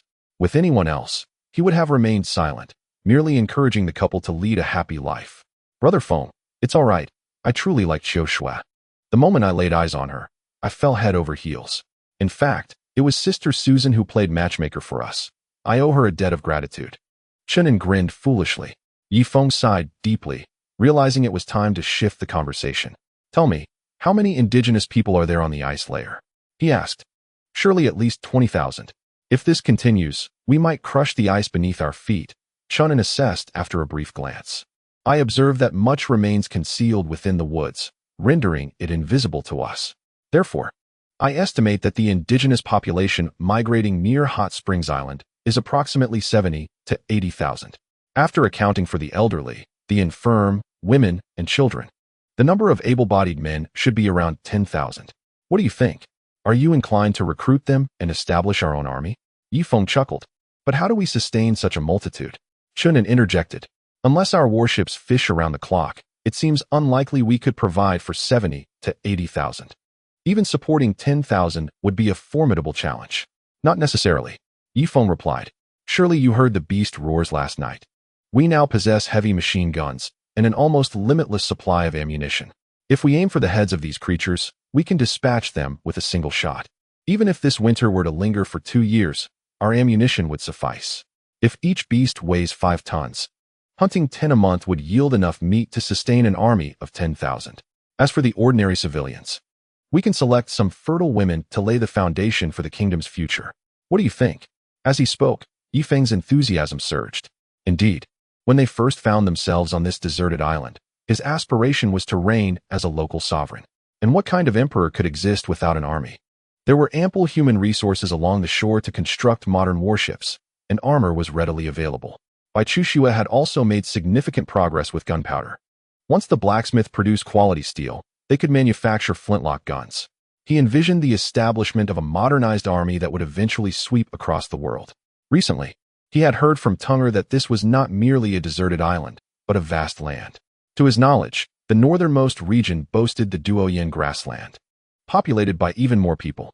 Moreover, the inhabitants of the Yunwu mountain range had long suffered under the oppression of the Duoyan people. Brother Feng, your vision is truly remarkable. Shall we send the warships across today or tomorrow? Yunshan inquired. No, it is too soon. We must first enhance their training to ensure they do not waste ammunition. Feng replied, then paddled his canoe back to Hot Springs Island. Upon arriving, he was greeted by the 24 machine gunners who remained on the island. Good morning, Brother Feng, they exclaimed, their faces adorned with smiles. Happiness is often a matter of perspective. They enjoyed daily sustenance, warm and clean quarters, and only worked a few hours each day. In contrast, those along the shore faced the peril of starvation. In that moment, Feng was their savior. Good morning to you all. Thank you for your hard work last night. Hold on a little longer. The day shift will replace you once breakfast is finished, Feng said, hastening to his villa. He shared 2 residences with Susan, one aboard the warship and the other on Hot Springs Island. Upon reaching his villa, Feng secured the door and opened a leather pouch, revealing 4 crystal pills, returned from Wang Zhihai. Chapter 4:23. A glimmer of enchantment in his eyes at this juncture. He could only strive to elevate his prowess to that of a grand beastmaster, ensuring that he would no longer fear those beastmasters stealthily ascending the deck to unleash a massacre. With this thought in mind, Feng meticulously crushed the first crystal pill, placing a fragment upon his tongue. In the next instant, a surge of warmth enveloped his entire being, and he felt as though every pore on his body was rejoicing. He consumed several large mouthfuls, the entirety of the crystal pill swiftly dissolving within his stomach. As time flowed gently by, darkness gradually fell, and before long, he had digested 3 smaller crystal pills, finally reaching the larger one. Based on prior experience, it was evident that the larger the crystal pill, the greater the energy it contained. With this in mind, Feng sliced the crystal pill into 5 pieces, sequentially placing them into his mouth. Almost within 3 seconds, an immense heat ignited throughout his body. Unlike the previous crystal pills, this one's medicinal potency was far from gentle. It surged forth like a tempest. Even with Feng's formidable endurance, he found himself crouched in agony. His skin flushed crimson, flames dancing upon its surface. An hour later, he had finally consumed 1/5 of the crystal pill. He inspected his skin, which had developed a layer of black oil, its scent repugnant. With this realization, Feng delivered a punch into the air. Whoosh! The force of his strike rattled the doors and windows of the room. Something was amiss. This crystal pill had not augmented his strength. Feng's expression was one of confusion. Logically, a larger crystal pill should yield a more substantial enhancement in power. Yet, this particular pill had inflicted pain for quite some time without amplifying his strength. No, it had indeed enhanced other faculties. With this thought, Feng turned his gaze toward the window. What? Feng stared in astonishment at the shore. Previously, he could discern outlines of human figures from 2 kilometers away, but only vaguely. Now, however, his vision had undergone a remarkable enhancement. He could not only see the outlines of individuals, but also the anguish etched upon their faces. Indeed, this crystal pill was intended to augment mental acuity. With an enhanced mind, one's eyesight naturally improves significantly. Feng was elated. It was well known that while physical strength could be developed through training, enhancing one's mental faculties was unattainable through mere exertion. Although some had trained their mental prowess, such endeavors invariably drained one's essence, leading to a significantly shortened lifespan and various other detriments. For instance, forcing oneself to stare directly at the sun often resulted in deteriorating eyesight, with the risk of blindness by the age of 50. Thus, in strict terms, mental energy is the wellspring of all abilities, encompassing strength, speed, reflexes, and even creativity. Without a formidable mental foundation, individuals may find themselves languid and devoid of vigor. A lethargic person, naturally, will lack both strength and speed, let alone reflexes. With these thoughts in mind, Feng consumed the remaining 4 fragments without hesitation. Of course, pain was an inevitable companion, yet Feng was entirely capable of enduring it, as long as one's spirit is vibrant. Combined with his vampiric techniques and blood scales among various other supernatural powers, he is unlikely to be at a disadvantage when facing formidable beast masters. The following morning, Feng awoke from his slumber. At that moment, he perceived the world in a profoundly different light. He could discern the intricate patterns of wood grain, observe the crystalline structure within snowflakes, and notice the fine hairs on human faces. Simultaneously, his mind felt clear, as if it could accommodate a wealth of knowledge. "Brother Feng, you seem different," remarked a watchful native, gazing at Feng with astonishment. "In what way do I seem different?" Feng inquired. "I cannot quite articulate it. But you exude a remarkable aura. Your spirit is lively, and your complexion is radiant," the native responded. "It is good to hear you feel this way. Did you slack off during your watch last night?" Feng asked with a smile. "Absolutely not. I would never be lazy while serving Brother Feng," the native hurriedly explained. Flustered, Feng patted him on the shoulder and turned his gaze towards the warship.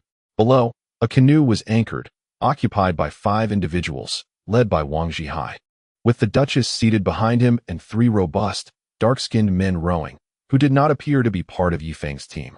"Brother Feng, the Duchess has summoned the blacksmiths of the Yunshan tribe, and I have brought them to meet you," Wang Zhihai shouted from a distance.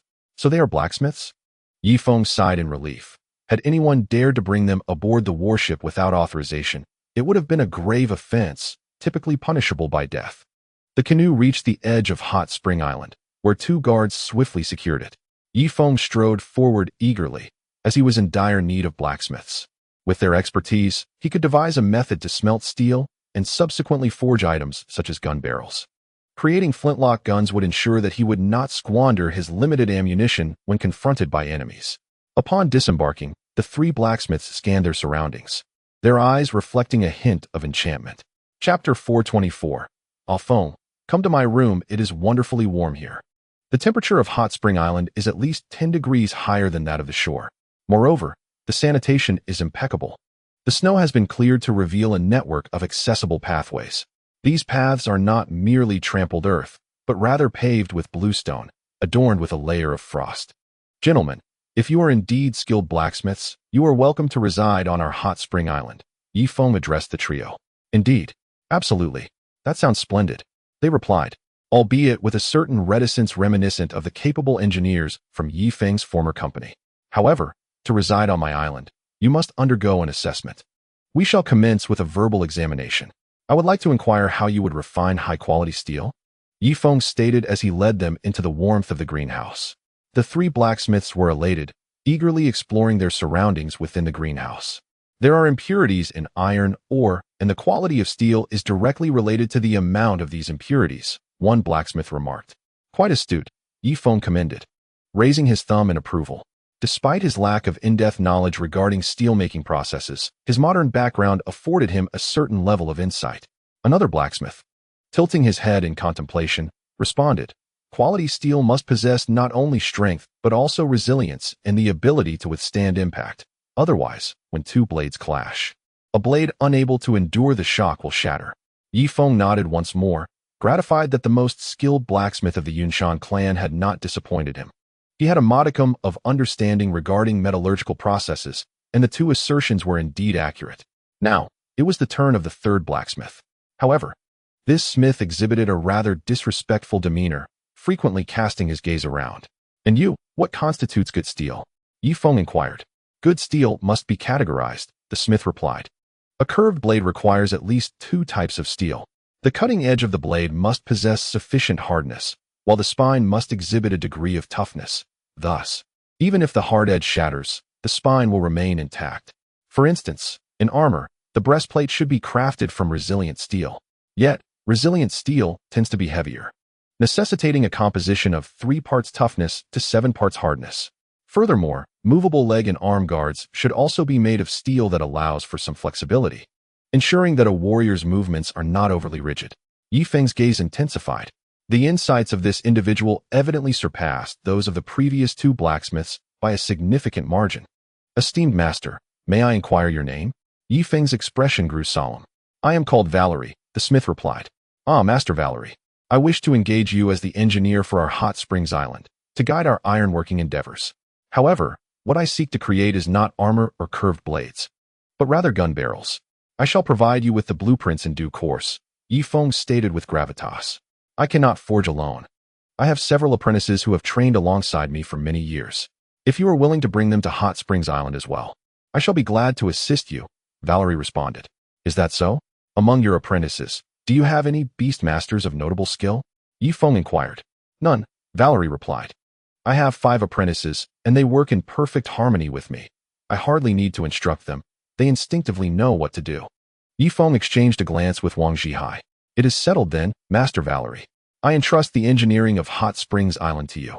You need not concern yourself with anything else. Your sole focus shall be the crafting of firearms. I will complete the blueprints in 3 days," Feng declared, extending his fist to lightly collide with Valerie's. "By the way, Mr. Feng, I have a family to support, and my 4 apprentices also have families relying on them. How much can you offer me?" Valerie inquired.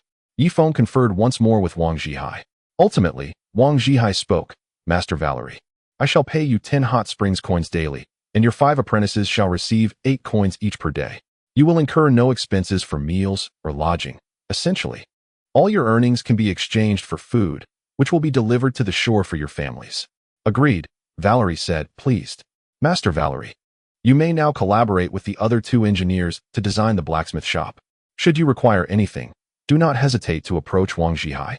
He will assist you to the best of his ability," Feng said with a smile. "Understood." Feng then boarded a canoe to the warship. Upon reaching the deck, he encountered Chunin, who approached with a sullen expression. "What troubles you?" Feng asked. "Brother Feng, Aoshue still refuses to let me share her bed. Last night, we slept apart. I don't know what's wrong with me. I just couldn't get up. Perhaps it was due to my nerves. After all, this is my first time." Chunin lamented, his head hanging low. Feng sighed, wishing Chunin would pursue a different object of affection, yet fearing to offend him. "Chunin, my brother, take it slow. One day, you will succeed," Feng reassured him with a pat on the shoulder. At that moment, Raimai approached, handing a piece of animal hide to Feng. "Ah Feng, please come to my room. We need to replenish some supplies for the hot spring island and the warship. As we lack both timber and stone here," Raimai stated. Chapter 425, I will not let you die very well. Feng followed Raimai to her office. As the logistics and finance minister, it was only fitting she had her own workspace. The room was cluttered with animal hides inscribed with Chinese characters, interspersed with Japanese. "Our beds on the hot spring island have sustained damage to 11 pieces, primarily due to their poor quality. Additionally, 7 stones from the cobblestone path have been broken and need to be replaced, shaped to the appropriate sizes. Prolonged use of animal hides causes them to harden and lose their warmth. We require over 30 more hides to sew clothing. 37 bamboo cups have been shattered, and 3 tables have been lost," Raimai detailed. Suddenly, she circled behind Feng, gently pressing her body against his back, all the while maintaining an air of decorum as she introduced the necessary items without any frivolous remarks. This subtle intimacy left Feng increasingly restless. He was drawn to her enigmatic demeanor. On the surface, she seemed indifferent, yet the physical contact spoke volumes.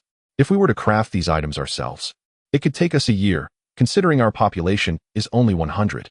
However, if we outsource the work to the Yunshan tribe, We could simply reap the rewards. Albeit at a cost, Raimai suggested. Then let us outsource it. After all, money is something we can print at any time, Feng replied with difficulty, feeling the soft pressure against his back rendering him uneasy. All right, I now know what to do. Raimai finally stepped away, settling into a chair across from Feng, leaving him with an unexpected sense of loss. He longed for her to remain close. Feng, do you remember our initial agreement? Raimai suddenly flashed a coy smile, letting her hair cascade down. What agreement? Feng feigned ignorance, though he recalled the promise she made about him assisting her in bearing another child to deceive Masakong. Do you truly not remember? It was an agreement made long ago, Raimai said, then abruptly locked the office door. Feng swallowed hard. To be honest, he was not lacking in the company of women, be they wild, indigenous, or from civilized backgrounds. He had an abundance at his disposal. Yet, he had never experienced the allure of a Japanese woman, renowned for their sensuality. What ancient agreement is this? Feng feigned ignorance, for he is now a married man. Though his heart may yearn, he must keep such thoughts to himself. It would be preferable for the woman to take the initiative, allowing him to feign reluctance before he consents with a semblance of joy. In this manner, should Susan discover anything amiss, he would possess his own justification. Having dwelled within a civilized society for far too long, the institution of monogamy has deeply ingrained itself within Feng's psyche. Although the island of hot springs has explicitly sanctioned procreation, as a modern individual, he still finds it difficult to fully embrace such liberties. With a sly smile, Rimiko suddenly perched herself atop the table, slowly raising her leather skirt.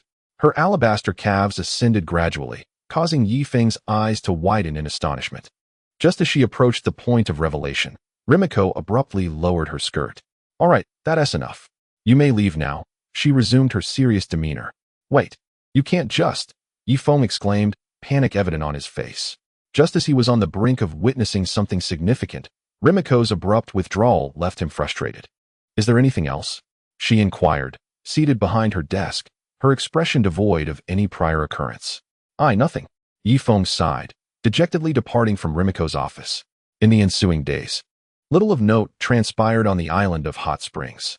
Rimiko outsourced various meticulous tasks, insisting they adhere strictly to her specifications. Tables must be crafted to precise designs, and chairs must conform to particular styles. Even the stitching on the hide garments was subject to rigorous standards. Naturally, the compensation Rimiko offered was substantial. Crafting a single hide coat would cost over 200 hot spring coins. As she put it, the silhouette of a garment embodies its soul, followed closely by the stitching and materials. By the shore, countless beast masters gathered to bid farewell to the great beast master. Great beast master, exercise caution in the forest of exotic beasts. Fear not, great beast master. We are here, and no calamity shall befall you. Safe travels, great beast master. As the beast masters and knights waved fervently, Van Diemen resolutely embarked on his journey northward. Initially, he had intended to bring a larger contingent of beast masters to hunt the exotic beasts. However, the beast masters, not lacking in intelligence, recalled the last expedition where the 10 beast masters he had led met with utter devastation. They had no desire to march to their demise. Thus, this time, Van Diemen brought along predominantly knight-level experts, totaling over 600 individuals. Among this formidable assembly were 3 menacing siege crossbows being transported. Master Ma sat upon a goat, casting anxious glances upstream. You need not worry, Master Ma. You are the only one here capable of constructing large siege crossbows. I will ensure your safety. Van Diemen replied without turning back. Yes, great beast master, Master Ma exhaled, slightly relieved. After Van Diemen departed, only 2 beast masters from the Van D clan remained, while the other 22 beast masters, not affiliated with the clan, harbored their own ulterior motives. You shall each supervise your respective areas, ensuring the furs required for Hot Spring Island are meticulously crafted. Their quality inspectors are quite formidable. Any minor imperfections necessitate a complete redo. However, the remuneration is substantial. Each fur coat is worth over 200 hot spring coins. With that, Vantia made his way to one of the sheds. Inside, more than 70 carpenters were toiling through the night. A foreman was shouting directives. The tabletop must be smoothed with stone, devoid of any blemishes, and the forelegs must rest steadily upon the ice, avoiding any issues of imbalance. Utilize the level brought over by Feng to ensure the water bubble is centered upon the stick. Vantia nodded in satisfaction and settled down nearby. Yi Feng priced a table at 70 hot spring coins, yet he only needed to pay the carpenters 30, thus yielding a profit of 40 coins per table. He believed it would not be long before he became a wealthy man. In another shed, Harder was supervising a group of indigenous women. Remember, the stitching must consist of 3 rows, with no loose threads, and the cut must strictly adhere to Yi Feng's specifications. Harder also had his own financial calculations. Each fur coat was valued at 240 hot spring coins. Yet he only needed to pay these women 150 in wages to complete a luxury garment. Hence, he would net a profit of 90 coins per coat. Provided there were no reworks, any rework would result in a loss, along with wasted materials. Vantiming had his own financial considerations. The decree from Hot Spring Island stated that a one-time payment of 10,000 hot spring coins would grant residency for 7 years. 7 years. There would be ample work available, with wages significantly higher than those on the shore. If he could endure those 7 years, he would surely save tens of thousands of hot spring coins. The crucial point was that this winter would not extend beyond 7 years. After that, spring would arrive, and he would have survived the harsh winter. However, per the great Beastmaster's instructions, half of the profits would have to be remitted to the Yunshan tribe, which felt excessively burdensome. With this thought, he quietly made his way to the shore. Today was a trading day, and a dozen canoes from Hot Spring Island were docked, laden with frozen fish, seaweed, and a small quantity of exotic beast meat. Tunger, I have recently saved 2,000 hot spring coins, and I wish to deposit them in the hot spring bank, Harder whispered. Is it legal? Tunger inquired. Rest assured, it is entirely legal and above board, Harder replied, patting his chest in assurance. As long as it's legal. Tunger produced a piece of hide and inscribed the deposit slip upon it. Name, Harder. Deposit, 2,000 hot spring coins. Very well. Please affix at least 4 fingerprints. When you wish to withdraw your funds, we will verify your prints. Tunger stated with an air of officialdom. All right. Harder pressed his fingers into the red clay, marking the hide with 4 impressions. Indeed, in recent days, Wang Zhihai had been instilling the concept of the hot spring bank along the shore. Anyone can deposit money into the hot spring bank without any documentation. A mere impression of 4 fingertips suffices. When one wishes to withdraw their funds, the bank staff will verify the fingerprints, and as long as they match, the deposited amount can be retrieved. This money can then be spent at will. Should one desire to remain on Hot Spring Island for 7 years, a fee of 10,000 hot spring coins must be submitted. Essentially, Wang Zhihai's strategy enables them to recoup their expenditures. In summary, the objective is to keep those on the shore perpetually impoverished, ensuring they cannot amass sufficient funds to purchase heavy weaponry. As Haltet departed, another beast master approached Tunger with an air of mystery, stating, Tunger, I wish to deposit 3,000 hot spring coins. On other canoes, additional beast masters and knights also came forth to deposit their funds, among them several highly skilled artisans. Ultimately, the only individuals truly profiting along the shore are the beast masters, knights, and artisans.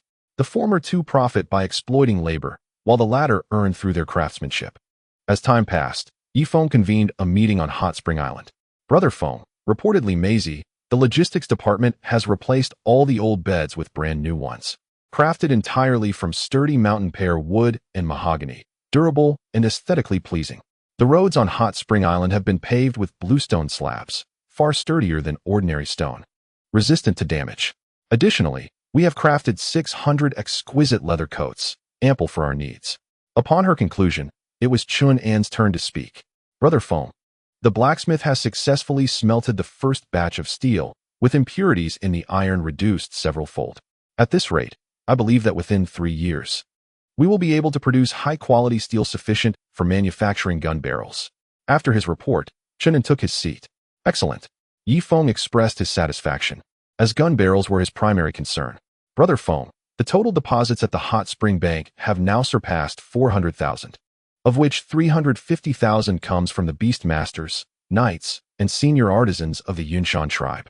One could say that should those beast masters dare to assault us, we could freeze their funds, rendering their labor futile. Wang Zhihai wore a smug expression. Very well, Yi Feng replied, delighted. As long as he could tether the Yunshan people to their money, he would feel emboldened to venture ashore for leisure. Ha. Today I am exceedingly pleased. Inform the peacekeeping team to prepare fish porridge at the shore. setting up 3 porridge stalls to aid the impoverished by the coast, be they Yunshan people, Shueshan tribe, or members of any small tribe. Let them all have a taste of warmth. In an effort to establish the credibility and authority of Hot Spring Island, Feng resolved to engage in small acts of charity from time to time. Chapter 427. A subtle gesture. Brother Feng, your compassion is truly commendable. I believe that after establishing the porridge stalls, the tens of thousands along the shore will be immensely grateful to you, Wang Zhihai flattered. I should personally go to the shore to serve porridge to those in need, Feng suddenly declared, making a bold decision. That is not advisable, Brother Feng. You are the leader of Hot Spring Island. If Fan Dai and his ilk were to take you hostage, we would be compelled to provide them with food continuously. Just moments ago, the sycophantic Wang Zhihai was the first to voice his opposition. Feng, spare us. For matters such as this, let us insignificant individuals take the lead. Chen urged. Ah Feng, you cannot go.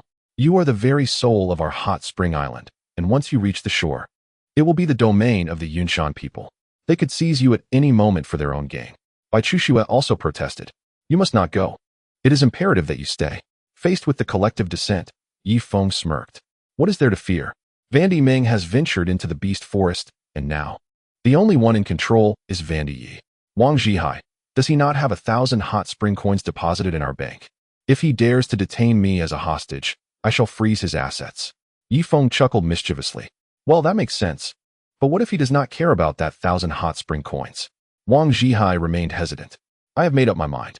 You all head to the shore and set up the porridge stands. Prepare the porridge for me, and once everything is ready, I shall personally go ashore. Additionally, disseminate the news of my arrival at once. Feng declared decisively, leaving no room for rebuttal. For he had another pressing matter at hand, one that required urgent attention, the need to control the tens of thousands of people on the shore. 3 wooden canoes glided towards the land, each equipped with heavy machine guns and a full box of ammunition. Wang Zhihai, Chen, and Tuba, 3 pivotal figures, personally disembarked to oversee the assembly of the porridge stands. Greetings, dear friends. Our Feng has announced that, on behalf of the Hot Spring Bank, we will establish 3 porridge stands on the shore. Please prepare your bowls and line up. Soon, our Feng will personally serve you hot, steaming fish porridge. Ensuring that everyone gets a share, Wang Zhihai shouted, his voice ringing out. What? Do we need hot spring coins? Inquired a gaunt woman, starved and skeletal. No. Our Feng will provide it free of charge. All we ask is that you hold a heart full of gratitude. Wang Zhihai replied as he set about constructing the porridge stand himself. Amidst the crowd, a knight from the Vandy family stealthily slipped into the woods. Half an hour later, within a wooden cabin in the forest, Vandy Yi convened a meeting. There were over 20 beast masters and 40 knights present, individuals entrenched in the upper echelons. The actual rulers of the tens of thousands of refugees on the shore. Why are you all silent? Vandy Yi inquired. Deputy Commander, if you truly intend to capture Feng alive, it may not bode well for us. If that occurs, it will lead to an outright conflict. They will cease to provide us with work, and we will be unable to sustain the Yunshan tribe. Harder was the first to voice his dissent. Are you jesting?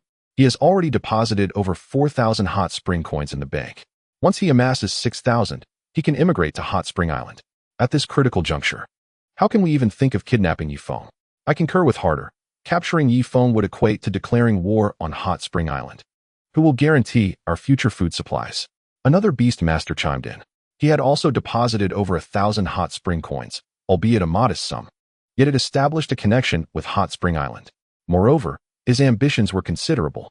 He not only sought to immigrate himself, but also wished to bring his wife and 7 sons to Hot Spring Island to weather the harsh winter ahead. In essence, he must accumulate 80,000 hot spring coins to confront the Yunshan tribe officially. Deputy Commander, not only must we refrain from abducting Feng, but we also need to assign personnel to protect him. Should he perish, our existence in the bank would become futile, leaving us without sustenance, remarked another beast master. Although depositing money in the Hot Spring Bank has become a tacit understanding, it is rarely discussed openly. To do so would equate to a public severance from the Yunshan tribe.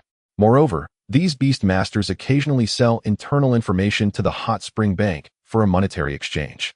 For instance, the matter of the great beast master venturing into the exotic beast forest was disclosed to Feng by them. By engaging in such actions, our Yunshan tribe will inevitably fall under Feng's indirect control. Van Dai sighed heavily. After all, among the 20-odd beast masters present, 18 opposed the idea of abducting Yi Feng, leaving him helpless. The refugees had already formed a long queue beside the porridge stand. Yi Feng was observing the riverbank through binoculars. Truthfully, as the head, he felt a twinge of anxiety about approaching the shore to serve porridge to the refugees, fearing he might be kidnapped. At that moment, a contingent of knights, riding goats, burst forth from the woods and swiftly approached the porridge stand. "What are you doing?" Wang Zhihai exclaimed, signaling the machine gunner in the canoe with a glance. "Do not be alarmed, Deputy Commander Wang. Following the meeting's decision, Mr. You will provide food for our disaster-stricken compatriots on the shore. Thus, our Yunshan tribe shall assist in maintaining order to prevent any harm from coming to Mr. Yi from these refugees, or else it will reflect poorly on our tribe," explained Halter, who rode over on his goat. "Maintain order? Are you certain there are no ulterior motives?" Wang Zhihai remained vigilant. "I swear by the heavens, if I had any other intentions, may I meet a dire fate," Halter proclaimed, raising his right palm. He then dismounted and quietly approached Wang Zhihai, saying, "We have deposited our money in your bank. Do you think we would act against our own interests? Even if the deputy commander wished to abduct Mr. Yi, we beast masters would never consent." "Indeed. You have a point," Wang Zhihai nodded, signaling the ship with 3 waves of his torch. This was his safety signal, indicating that Yi Feng could approach the shore. On the deck, Susan and the others anxiously watched Yi Feng. "Ah Feng, are you truly going?" "Of course, lower the rope ladder." Yi Feng slid down the rope ladder into the canoe and began to row with vigor. Susan remained unconvinced. She exchanged a glance with Chung Li Bin, and they simultaneously readied their artillery. Should any ill intentions arise from the shore, they would immediately lay waste to it. With a slight exertion of his arms, the canoe darted toward the shore like an arrow, as the figures became increasingly discernible. Beast masters and knights wielded whips to maintain order, punishing those who dared to cut in line, primarily ensuring that no dangerous elements lurked among the refugees. With a thud, the canoe collided with the ice, and Yi Feng, with a stern expression, stepped onto the shore. Thousands of gazes converged upon Yi Feng's visage. They were aware that a significant figure had disembarked today, yet they were taken aback by his youthfulness. "No staring. All of you, bow your heads," Hart bellowed, lashing the whip at those who dared to meet Yi Feng's eyes. Yi Feng inhaled deeply and gradually made his way to the center of the porridge station, grasping a wooden ladle. "Do not strike them. As long as they are in line, that suffices," Yi Feng stated. With that, he ladled a scoop of porridge. The first refugee approached, trembling hands clutching a wooden bowl. Plop! The scalding hot porridge cascaded into his tattered vessel. Thank you, foreigner," the refugee exclaimed, sniffing the aroma of the porridge and departing with overwhelming gratitude. It was far superior to the gruel they typically consumed, devoid of leaves and wild vegetables, and instead comprised pure fish porridge. The second refugee approached, eyes filled with hunger, fixated on the cauldron of fish porridge. Plop! Yi Feng ladled another scoop. A knight coldly observed Yi Feng's back, stealthily resting his hand on the hilt of his sword. He recognized that this was the most important person on Hot Spring Island. Capturing him alive would earn him immense glory. "What do you intend to do?" Hart was the first to sense something amiss, positioning himself protectively behind Yi Feng. Audacious. 2 beast masters surged forward, encircling Yi Feng with utmost vigilance. "Step aside. This is an opportunity." The knight disregarded their concerns and charged forward, brandishing his curved blade. Plop! A long spear pierced through his chest. Boom! The knight collapsed, revealing Van Dai standing behind him. "Who dares to assassinate Yi Feng shall sever our Yunshan tribe's sustenance. I shall ensure severe punishment," Van Dai declared, wiping the spear tip on the corpse. Having learned from past experiences, he had become wiser. Yi Feng was fully aware of the assassination plot, yet continued to steadily serve porridge to the refugees. "I wager that the upper echelons of your Yunshan tribe will safeguard me." Within the canoe, several machine gunners exhaled in relief, disengaging their safeties. That was perilous, thankfully. There was no mutiny on the shore. One of the gunners wiped the sweat from his brow. Just then, a rather attractive female indigenous person rushed forward, boldly shedding her fur clothing to reveal her form. "Mr. Yi, I am the most beautiful woman of the Black Ear tribe. Let me aboard your vessel, and I shall offer you anything. I too desire fine furs." Before she could utter more, a knight roughly shoved her to the ground, unceremoniously striking her with his whip. "Do not strike her," Yi Feng reprimanded. "Sir, this woman came charging at you. What if she intended to assassinate you? If you sustain even the slightest injury, the blame will undoubtedly fall upon my Yunshan tribe, the knight explained. No, bring her forth. Feng continued to serve porridge, speaking nonchalantly. Thus, the knight pushed the indigenous woman closer. Feng scrutinized her for a moment. Indeed, she was quite striking, her physique particularly impressive, and the wildness in her eyes was undeniable. She was truly the most beautiful woman in the small tribe. What skills do you possess? Feng inquired. I can sew clothes. That snow leopard skin you wear was crafted by my hands, the woman replied. Surprised, Feng regarded her with newfound respect. Chapter 429.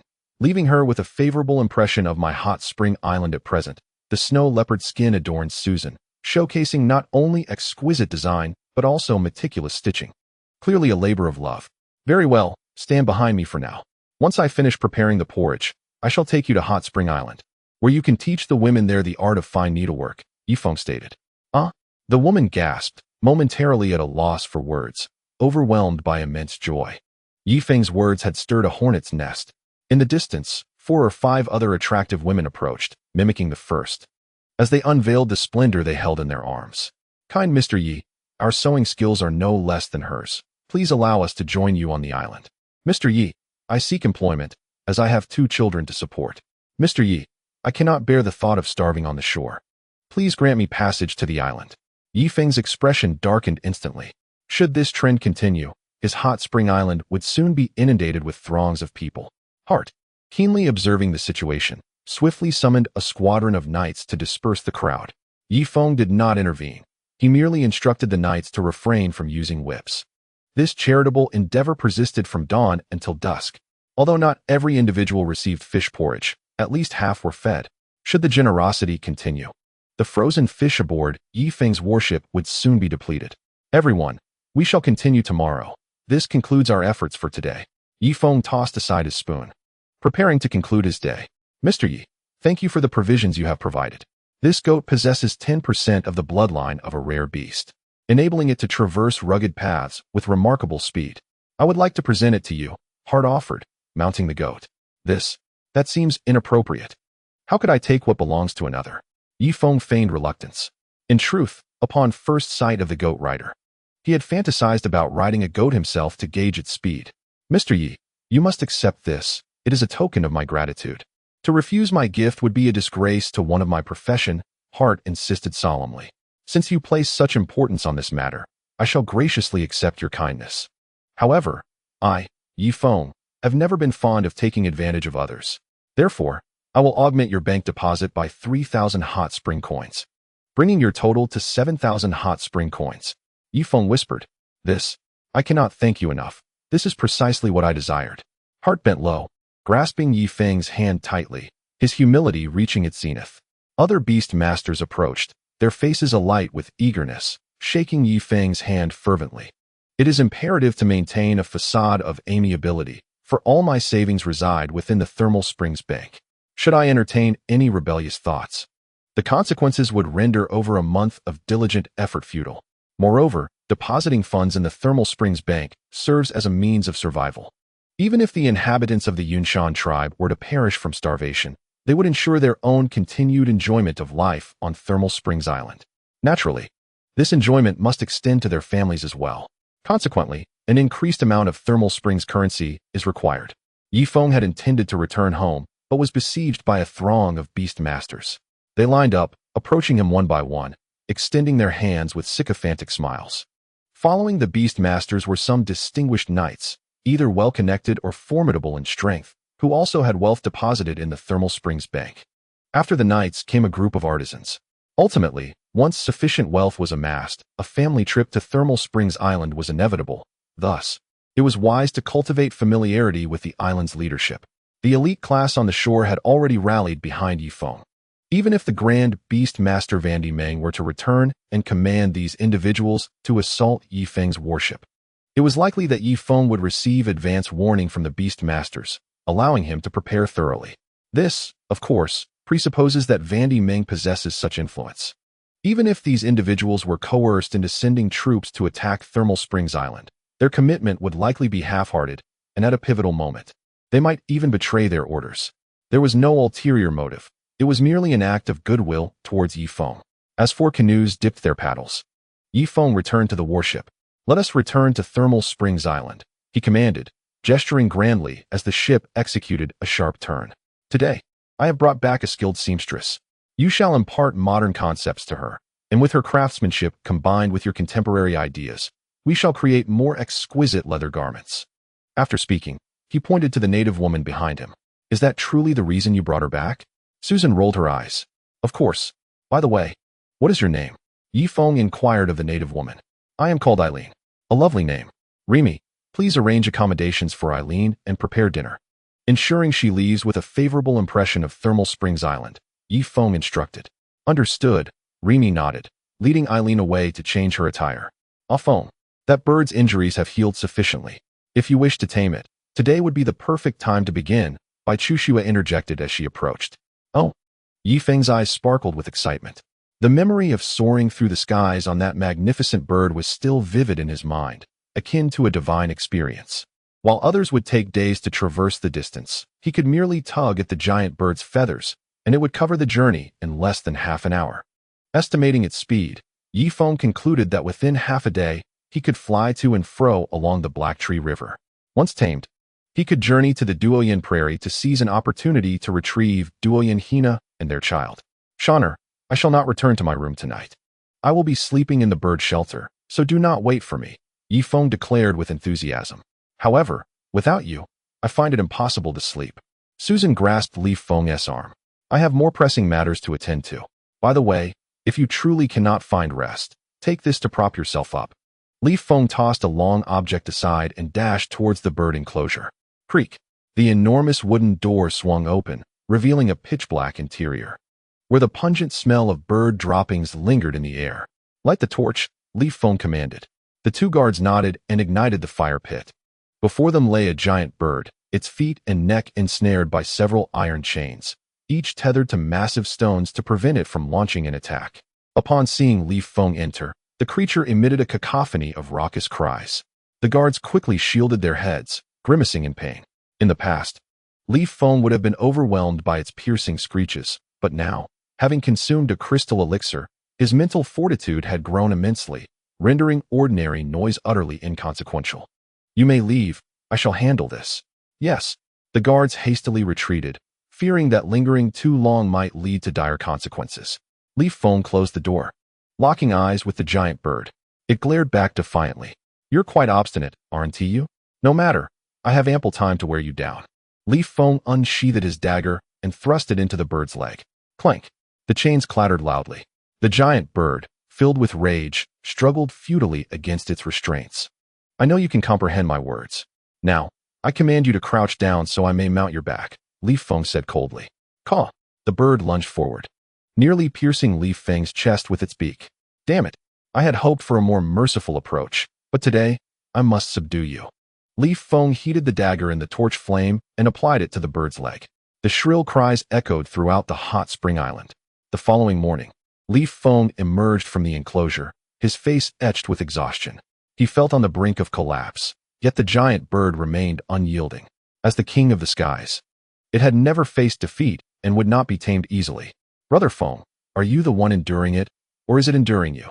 I noticed it still seems quite spirited, while you look utterly drained." Chen immediately spotted Li Feng. "Prepare my breakfast. After I eat, I shall continue to endure it." With that, Li Feng headed to the dining hall for his meal before mustering his strength to face the bird again. He knew he must not allow this feathery beast to rest. Once it regained its vigor, its indomitable spirit would return. At the edge of the beast forest, 3 crossbows were secured to towering trees. Here, the giants soared to heights of over 100 meters, unlike the opposite shore, where only a solitary spruce reached such heights. "Mars Kong, you shall guard these crossbows while I venture into the depths of the beast forest to lure out those creatures. When they emerge, I will step aside, and you shall fire upon them. Remember, do not shoot me," warned Van Meng. "Rest assured, that will not happen," Mars Kong assured, patting his chest. The knights exchanged glances, a flicker of trepidation in their eyes, while the marshal remained oblivious to the perils of the monster forest. They had heard tales in the tribe for decades. Even the beastmasters who ventured deep within had a 50% chance of perishing. "Great Beastmaster, Will the flesh of these monsters truly be brought back for us? One knight could not help but inquire, skeptical of such fortune. Rest assured, the monster meat belongs to you. I seek only the crystal cores. Should any of you demonstrate commendable valor, I might even share the cores. But the condition is that you must not flee upon encountering the beasts. Otherwise, I too shall meet my end here, Vandy Meng warned. Recently, he had been suffering from malnutrition and, amid food shortages, dared not indulge himself for fear of inciting the Knights' rebellion. Such is the nature of a military camp. It suffers not from scarcity, but from inequity, as long as he consumed rations comparable to those of the ordinary knights. Even if they were on the brink of starvation, they would stand with him to the bitter end. However, if the lower-ranked knights subsisted on a single meal a day while he feasted extravagantly, discarding excess without sharing, a rebellion would be imminent, unless his power could single-handedly quell 1,000 foes. Great Beastmaster, if we possess the monster meat, we need not beg Yi Feng any longer. We can confront him directly. A knight seemed to have an epiphany. Vandy Meng paused momentarily, then nodded in agreement. Indeed, should we have sustenance, Yi Feng's warship would hold no advantage over us. He spoke with eloquence. Yet the truth remained that any creature that bled would attract the attention of certain keen-sensed monsters almost instantaneously.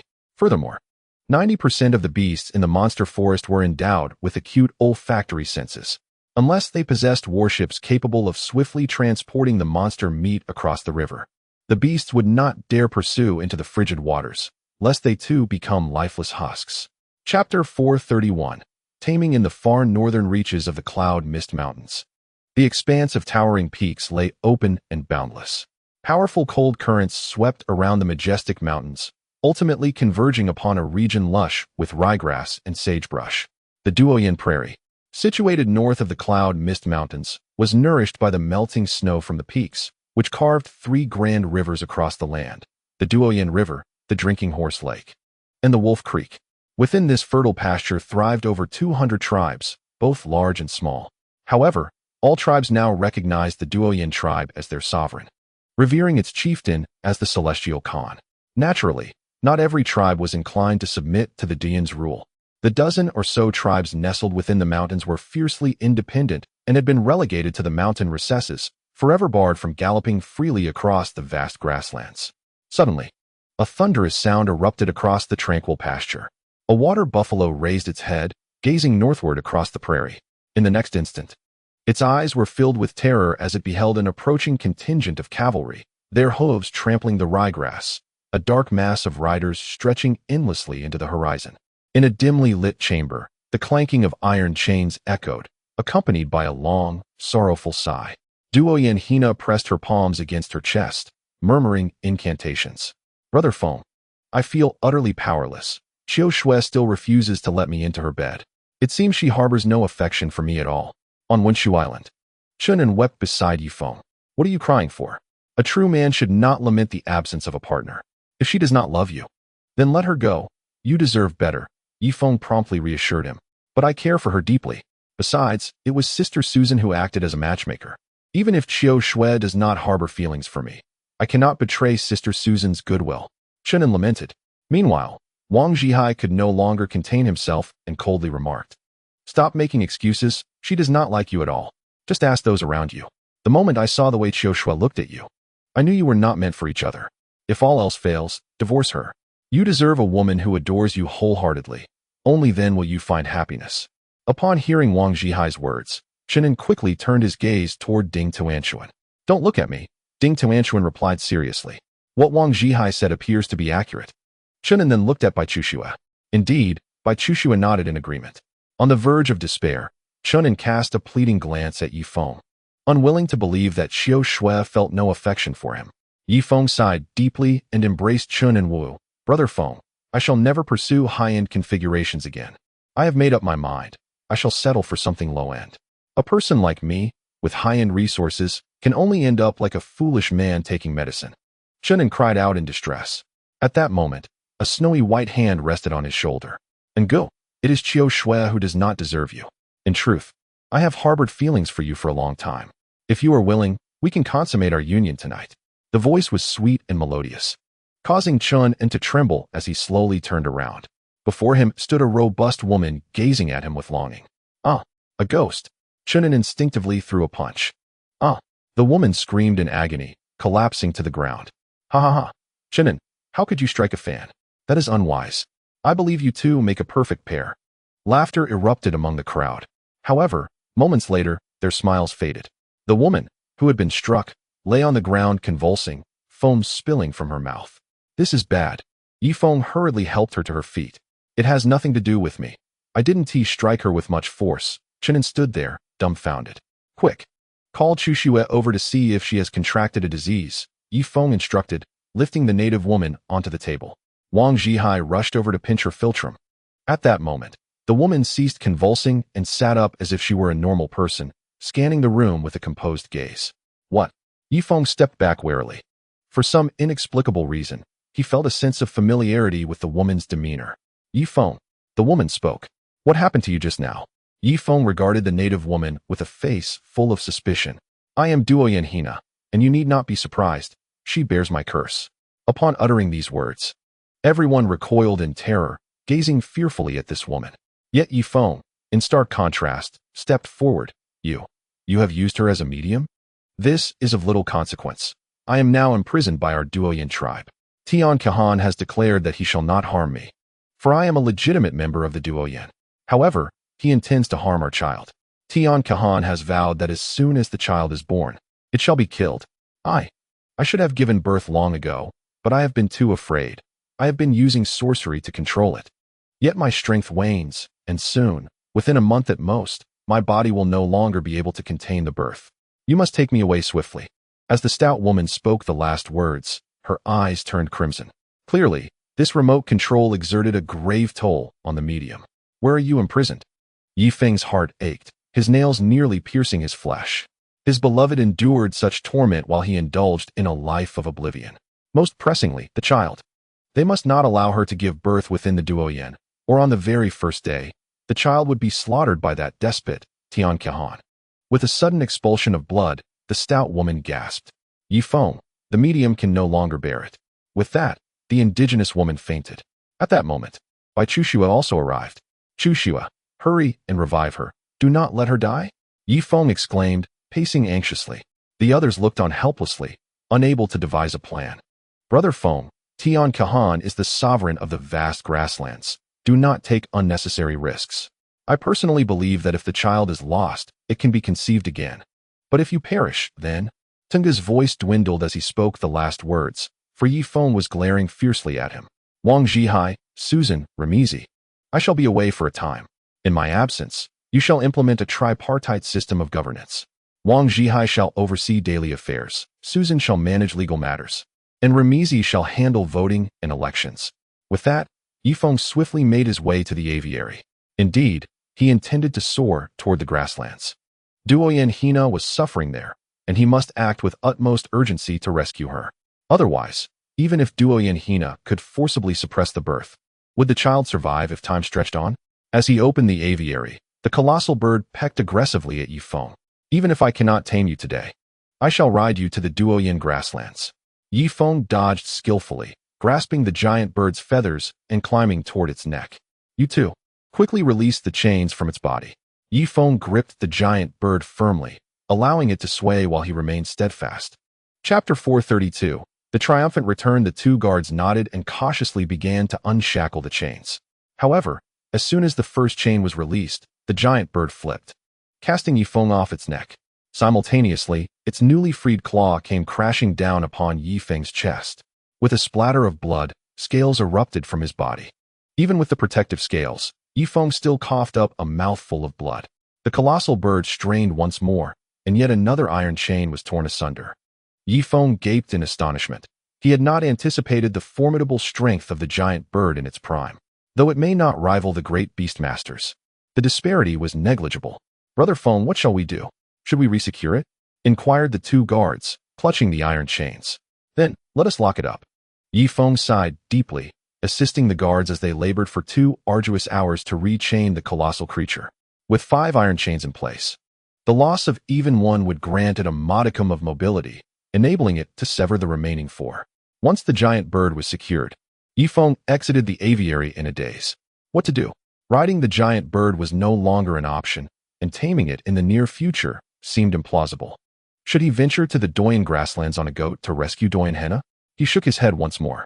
A tribe powerful enough to drive the Yunshan clan into the mountains surely harbored numerous adept beastmasters. His presence there would be akin to a meat bun thrown to a dog. Yet, he could not simply stand by and watch as his child fell victim to the tyrant Tian Kahan. Brother Feng, there is but one solution. We must gather all the people by the shore and lead them to the grasslands to confront Tian Kahan, while he dispatches troops to subdue. You could stealthily rescue Doyan Henna, proposed Wang Zhihai. Is it truly that simple? First, to govern the knights of the Yunshan clan will require considerable time. And my time is limited. Only a month remains. Yi Feng raked his fingers through his disheveled hair. Do not worry, Brother Feng. We can test the waters. I just received news from a beastmaster stating that their great beastmaster has returned and is convening in secret, Wang Zhihai whispered. How shall we test? Yi Feng countered. It is as follows. Wang Zhihai leaned closer to Yi Feng's ear. Half an hour later, Yi Feng clapped his thigh. Then it is settled. Let it be known that I, Yi Feng, am willing to assume the role of the Grand Chief of Warships for the Yunshan clan. Yi Feng declared resolutely. By the shore, within a grand wooden hall, Van Dimong sat at the highest position. Below him, beastmasters were arranged in 2 rows according to their prowess. Outside the hall stood over 40 elite knights, all at attention, exuding an imposing aura. Van Dimong toyed with a crystal gem, casting his gaze outside the hall. Is Yi Feng truly coming to meet me in person? He inquired. Indeed, elder brother. According to the customs of our Yunshan clan, the appointed Grand Chief of Warships must be present in person, replied Van Dime. Suddenly, the crunch of snow underfoot echoed from outside. A rider approached the hall. Seated upon a goat, none other than Yi Feng himself. As the goat reached the entrance, it audibly relieved itself, scattering droppings. The knights on either side bowed and stepped back 2 meters. Yi Feng took a deep breath and rode into the wooden hall. Inside, the atmosphere was charged with the presence of formidable figures. Among the 24 beastmasters were Van Dimong and Van Dime standing beside him. A sly smile crept across Van Dimong's face, his eyebrows raised as he regarded Yi Feng with a glint of malice. You, Yi Feng, possess quite the audacity to trespass into your own territory. Just as he was about to speak, he noticed the beastmasters below, who unexpectedly knelt in unison before him. We pay our respects to the Grand Commander of the warship. 23 beastmasters simultaneously prostrated themselves on the ground. Within the wooden cabin, only 3 individuals remained standing. Van Di Meng, Van Di Yi, and Ma Si Kong. This sight caused Van Di Meng's eyelids to twitch violently, and the smile upon his lips gradually faded. Damn it! Yi Feng, what have you done? How could the beastmasters of the Yunshan clan bow before you in such unison? Brother, it would be prudent not to complicate matters further. Simply grant him the token of the Grand Commander, Van Di Yi whispered from the side. Grant him? Van Di Meng narrowed his eyes, glaring fiercely at his brother. It appears that during my absence, you beastmasters have completely turned your allegiance to Yi Feng. Van Di Meng inhaled deeply and redirected his gaze toward Yi Feng. At that moment, Yi Feng was astride a goat, standing resolutely before Van Di Meng. With his back straightened, he met Van Di Meng's gaze without fear. The atmosphere crackled with tension as if the very air echoed with the clash of swords. After a prolonged silence, Van Di Meng finally spoke. I, the esteemed beastmaster of the Van Di family, Van Di Meng, hereby confer upon Yi Feng, in the name of the Grand Chief of the Yunshan clan, the title of Grand Commander of the warship. Upon completing his declaration, a knight approached, presenting a token that was humbly offered to the elevated Yi Feng. A sense of relief washed over Yi Feng as he accepted the token with one hand. Thank you, Great Beastmaster. Thank you, Grand Chief. With that, Yi Feng turned the goat's head, addressing all the beastmasters and knights below.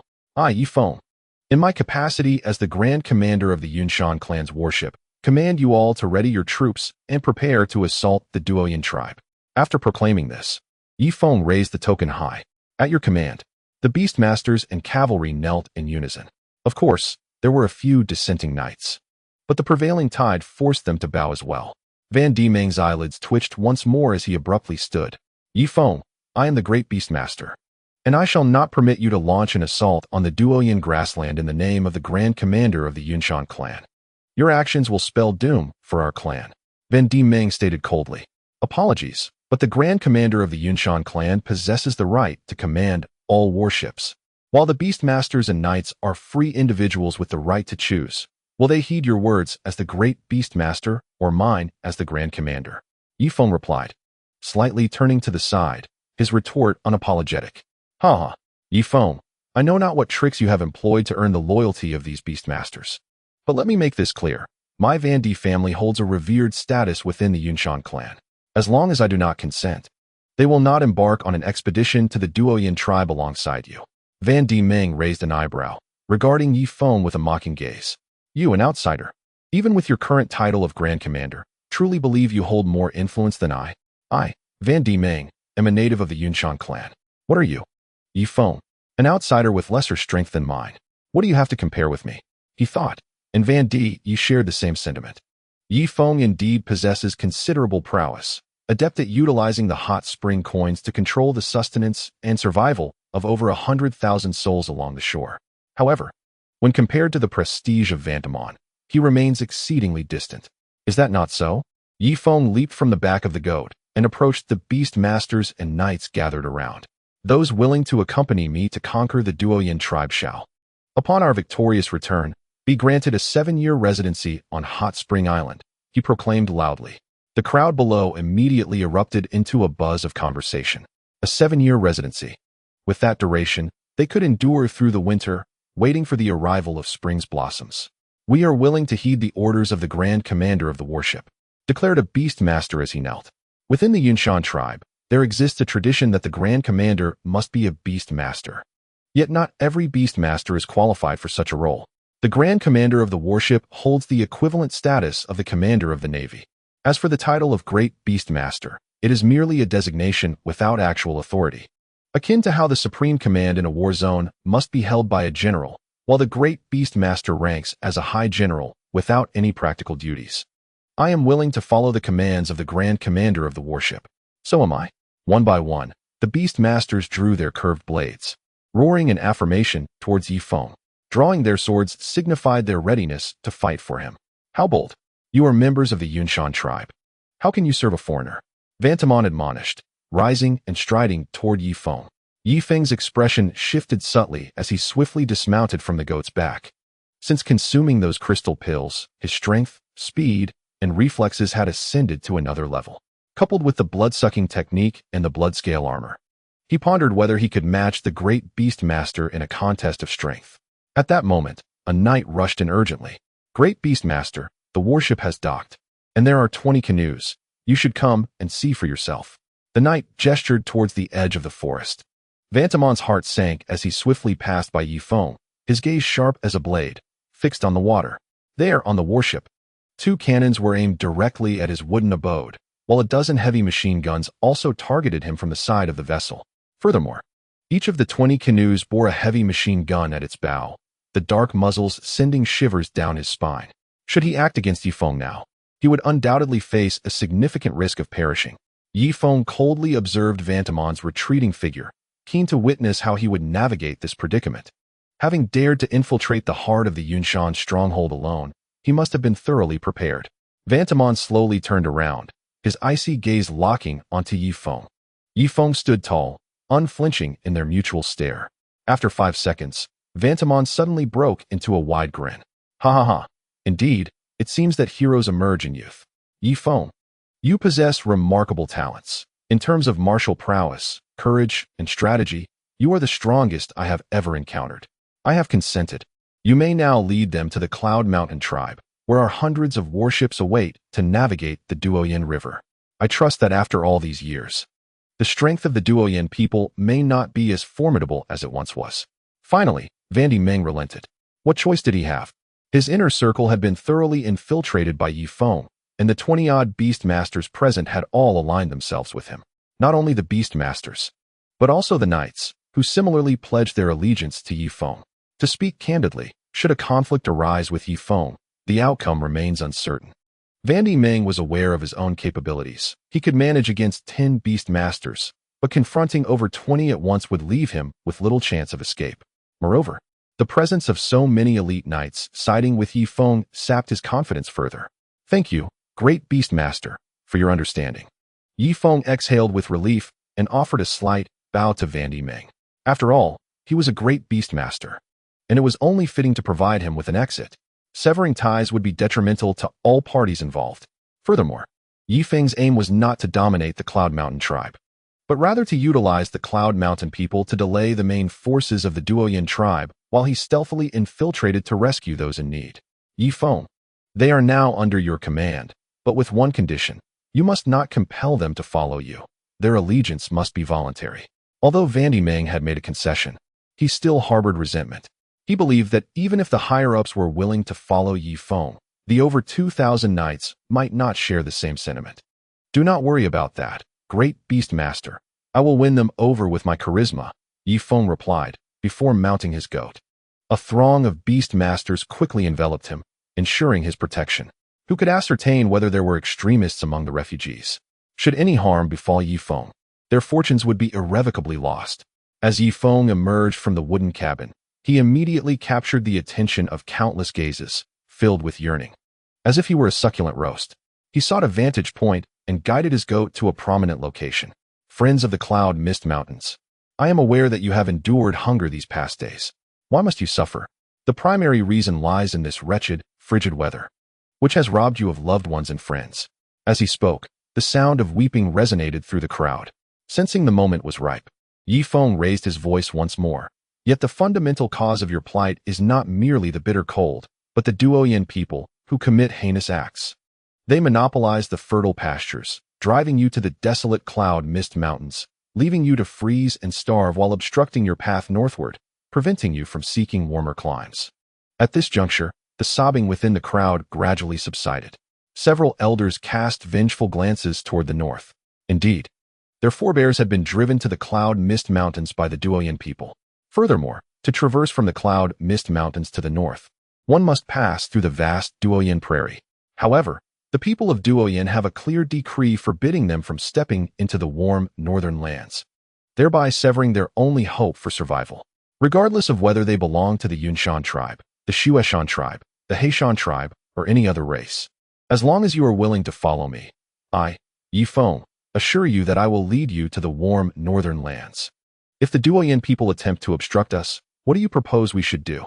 Yi Feng asked loudly, expecting a fervent response. Yet, the crowd remained eerily silent, with some elders gazing at him in astonishment. Brother Feng, the Duoyin people are ruthless. They instill both fear and hatred in us. You must instill confidence in them. Haltet advised from the side. Yi Feng nodded and gestured towards a grove of trees. The gunners aboard the warship received their orders and immediately pulled the triggers. The heavy sound of gunfire echoed. In less than a minute, the grove was reduced to rubble. Do you see? No matter how formidable the Duoyin people are, can they withstand the force of civilization? In order for everyone to reach the warm northern lands, I, Yi Feng, am willing to unleash the full firepower of Hot Spring Island to reclaim your rightful territory. Yi Feng shouted. The crowd remained silent.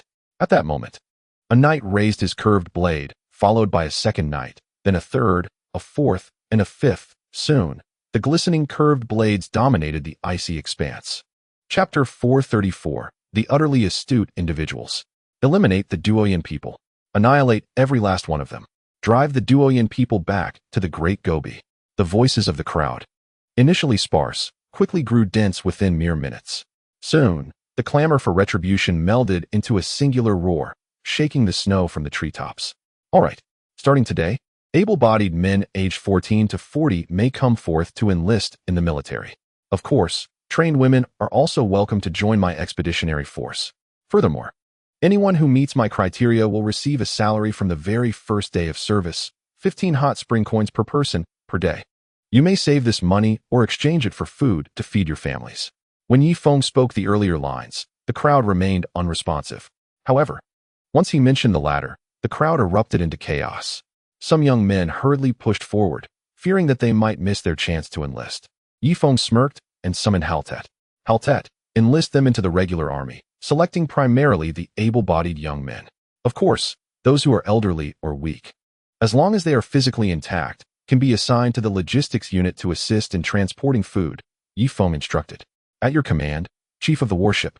Haltet promptly set out to recruit the troops. Among the Yunshan tribe alone, there were 2,600 knights. However, that term was now a misnomer. as 90% of them had slaughtered their steeds to stave off hunger, leaving fewer than 300 who still possessed mounts. Feng considered that if the warship continued upstream for another 100 kilometers, the river would be completely frozen. At that point, food and other supplies would have to be transported manually, as the warship could only escort provisions to the unfrozen waters. This is why he summoned the logistical workers.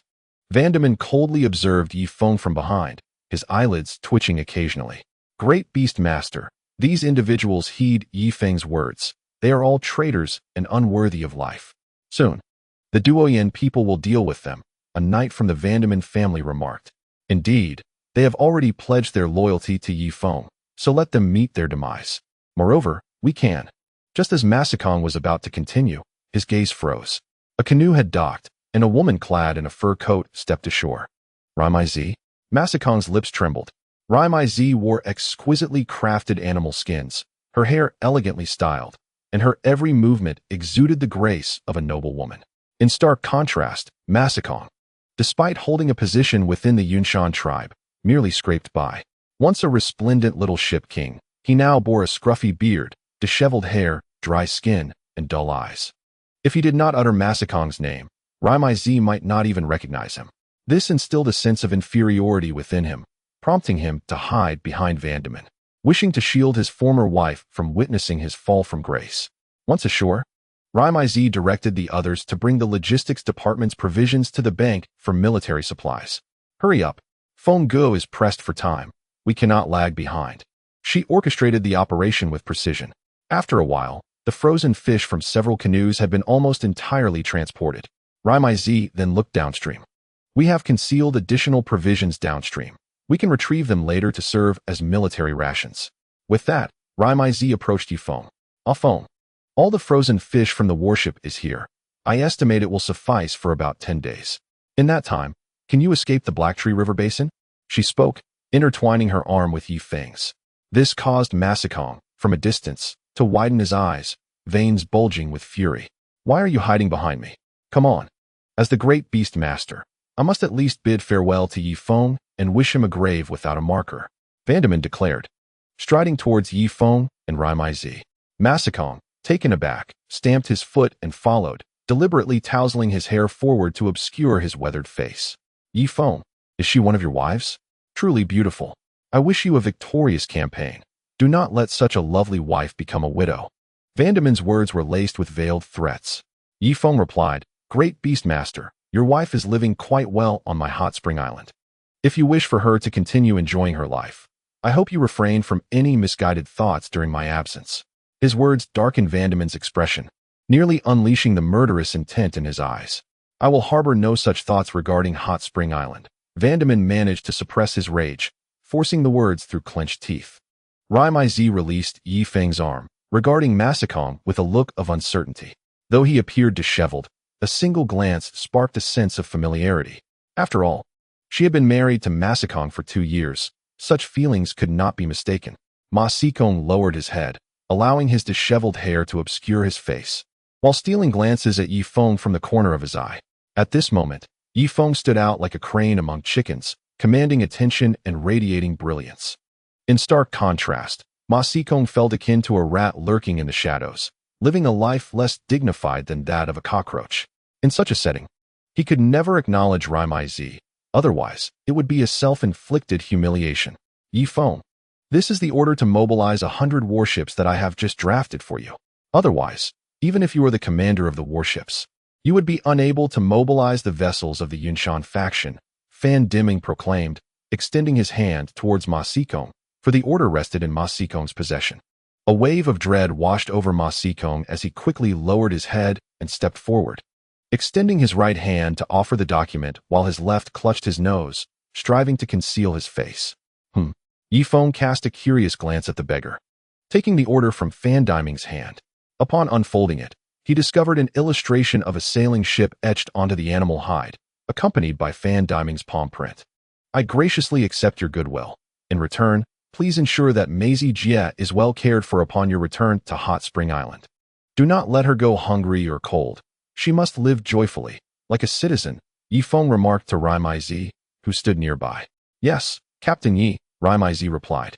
addressing Yi Feng with the respect due to a captain in the presence of outsiders. A subtle smirk graced Fan Diming's lips. You think this is goodwill? I merely wish for you to meet your demise on the vast prairie sooner rather than later. This tactic of using a borrowed knife to kill is bloodless. Yi Feng is the very soul of Hot Spring Island. Once he perishes, the island will crumble into disarray. Just wait and see how I bring Hot Spring Island to its knees, Fan Diming mused. By the way, your companion here seems somewhat familiar. May I inquire his name? Yi Feng suddenly asked. He is. Fan Diming began to divulge Ma Sikong's name, but was interrupted as Ma Sikong tugged at his sleeve. Being a master beast tamer, he was exceptionally astute and quickly altered his response. He is my attendant, usually tasked with menial duties. Why, do you suddenly take an interest in him? Fan Diming inquired. Chapter 435. Leave this to me, so it is. He resembles someone I know. If there are no further matters, I shall return to Hot Spring Island to attend to subsequent affairs, Yi Feng said, offering a slight bow. Currently, in a phase of rapport with Fan Diming, Yi Feng preferred to avoid unnecessary complications and formidable adversaries.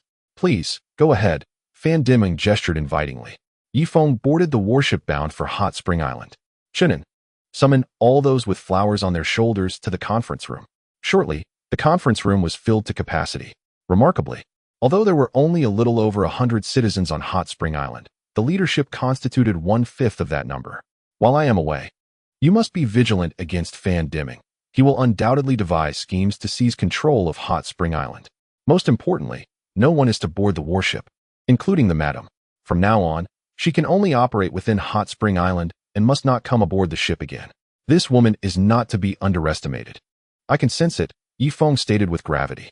Understood, Brother Feng, Wang Zhihai noted diligently.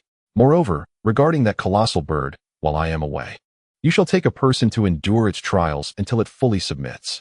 Now that we possess naval and land forces, if we were to acquire an air force as well, we would be invincible on this vast, deserted island, Yi Feng declared. Brother Feng, since Qiu Shui does not share a room with me at night, I shall relocate to the birdhouse. I have the time to tame it. Once subdued, I shall bind a sack filled with explosives to its back, enabling me to ride the giant bird and unleash bombs upon the Duoyan tribe in our future conflict. Chunin suggested. You, my friend, have a promising mind. I am impressed that you have conceived such a plan, Yi Feng exclaimed, clapping Chunin on the shoulder. With gunpowder already developed, it is not surprising to create bombs as well.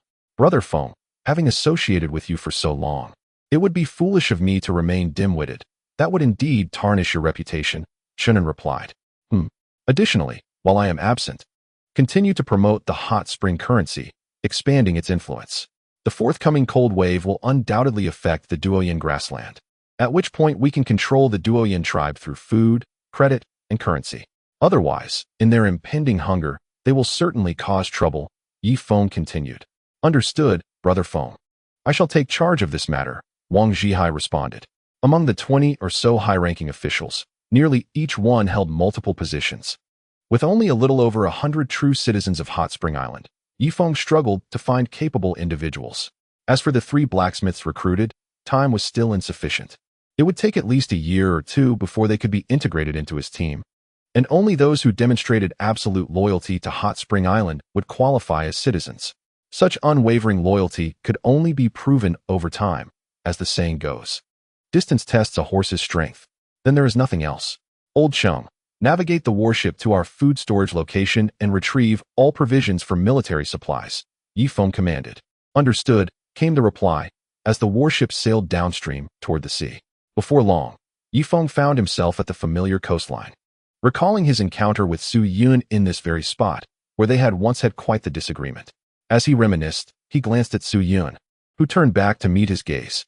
Commence excavation, Wang Zhihai instructed, picking up a hoe at a chosen spot. Who is pilfering food here? Suddenly, 2 indigenous people burst forth from the woods, drawing their bows. Brother Feng and Deputy Commander Wang? They simultaneously lowered their weapons. Upon closer inspection, Yi Feng recognized them as 2 members of the Yunshan tribe. Brother Feng, is food truly so scarce that you have begun to unearth hidden supplies? One of the natives inquired.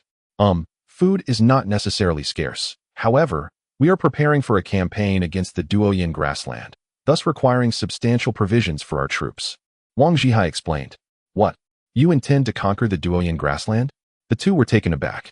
The Duoyan people were the very nightmare of the Yunwu mountain folks. Their ancestors had been nearly annihilated by the Duoyan tribe, ultimately driven to the desolate Yunwu mountain, where they barely survived. I shall fetch the chieftain, one of the natives declared. An indigenous person finished speaking and hurriedly dashed into the depths of the forest. Yi Feng did not hinder him. Instead, he personally wielded a hoe. Wang Zhihai, how many food caches did you bury in the territory of the Gaoshan tribe? Yi Feng inquired. I buried a total of 14 food caches around the Gaoshan territory, with each cache containing anywhere from 5 to over 10 tons of provisions. This way, not only can the Gaoshan people be well fed, but they can also help guard these supplies to prevent them from being unearthed by some unextinct creatures, Wang Zhihai replied. Yi Feng could not help but give a thumbs up. Wang Zhihai, you are truly a talent. It is fortunate you are one of us. If you were an enemy, the consequences would be unimaginable. After a while, Feng Yingzi arrived with over 40 Gaoshan warriors. Brother Feng, the two embraced. Leave this heavy lifting to us, Feng Yingzi said, leading his kin to assist in moving the food onto the warship. Yi Feng, feeling quite relaxed, engaged in casual conversation with Feng Yingzi. The Gaoshan tribe guarded nearly 100 tons of food, making them appear radiant and in excellent health. At the very least, they were several tiers above the refugees by the shore, yet they still paled in comparison to the citizens of Hot Spring Island. After all, the Gaoshan tribe possessed an inexhaustible supply of food, but lacked warm rooms and comfortable, safe dwellings. Such is the situation after I depart. I wonder if Van Dim will entertain any nefarious thoughts. Yi Feng sighed deeply. Rest assured, Brother Feng, when necessary, the Shueshan tribe will stand as your support. Feng Yingzi reassured, patting his chest. Indeed, the two exchanged 3 claps. Over the next 2 days, Yi Feng excavated 4 caches of frozen fish, totaling approximately 30 tons, nearly filling the warship. Set sail, homeward bound, Yi Feng waved to his Gaoshan allies from the deck. Time passed swiftly, and 3 days flew by in the blink of an eye. Yi Feng arrived at the shore in a canoe. Brother Feng, Haltet jogged over. How is it? How many people have you gathered? Yi Feng inquired as he walked toward the Yunshan tribe's camp. In accordance with the orders from the great leader of the warship, we currently have a total of 9,000 warriors, though 3,000 of them are unarmed and without armor. Our logistical support is more substantial, totaling 20,000, mostly consisting of able-bodied elders and women, Haltet reported. 9,000 warriors? 20,000 laborers? Yi Feng furrowed his brow and asked, how many warriors does the Duoyan tribe possess? That, I truly cannot say, but it is certainly more than 9,000. Otherwise, they would not be able to dominate the entire grassland. Moreover, they have over 200 affiliated tribes. Their cavalry need not even engage, as the strength of the allied tribes alone can easily overpower us, Haltet said, visibly troubled.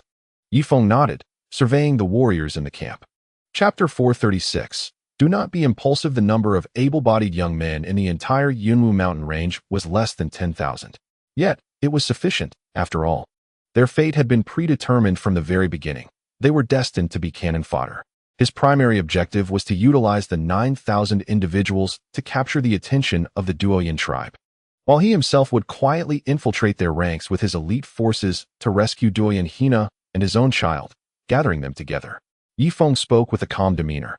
Yes, Harder replied, sprinting towards the camp. The commander of the warship issued a decree. All personnel must assemble. The warriors stood at the front, arranged in formation, while the laborers stood behind, their ranks required to be orderly. What are you two lazybones doing? Do you not wish to partake of military provisions? Hurry and fall into line, Harder admonished as he took his subordinates to restore military discipline. It took a full half-hour for the ranks to align properly. Yi Feng mounted his goat and began to review his troops. Apart from the 2,600 knights of the Yunshan clan, the others stood in disarray, their military appearance disheveled, lacking a unified uniform. An observer might mistake them for a gathering of beggars. Harder, how many trusted aides do you have?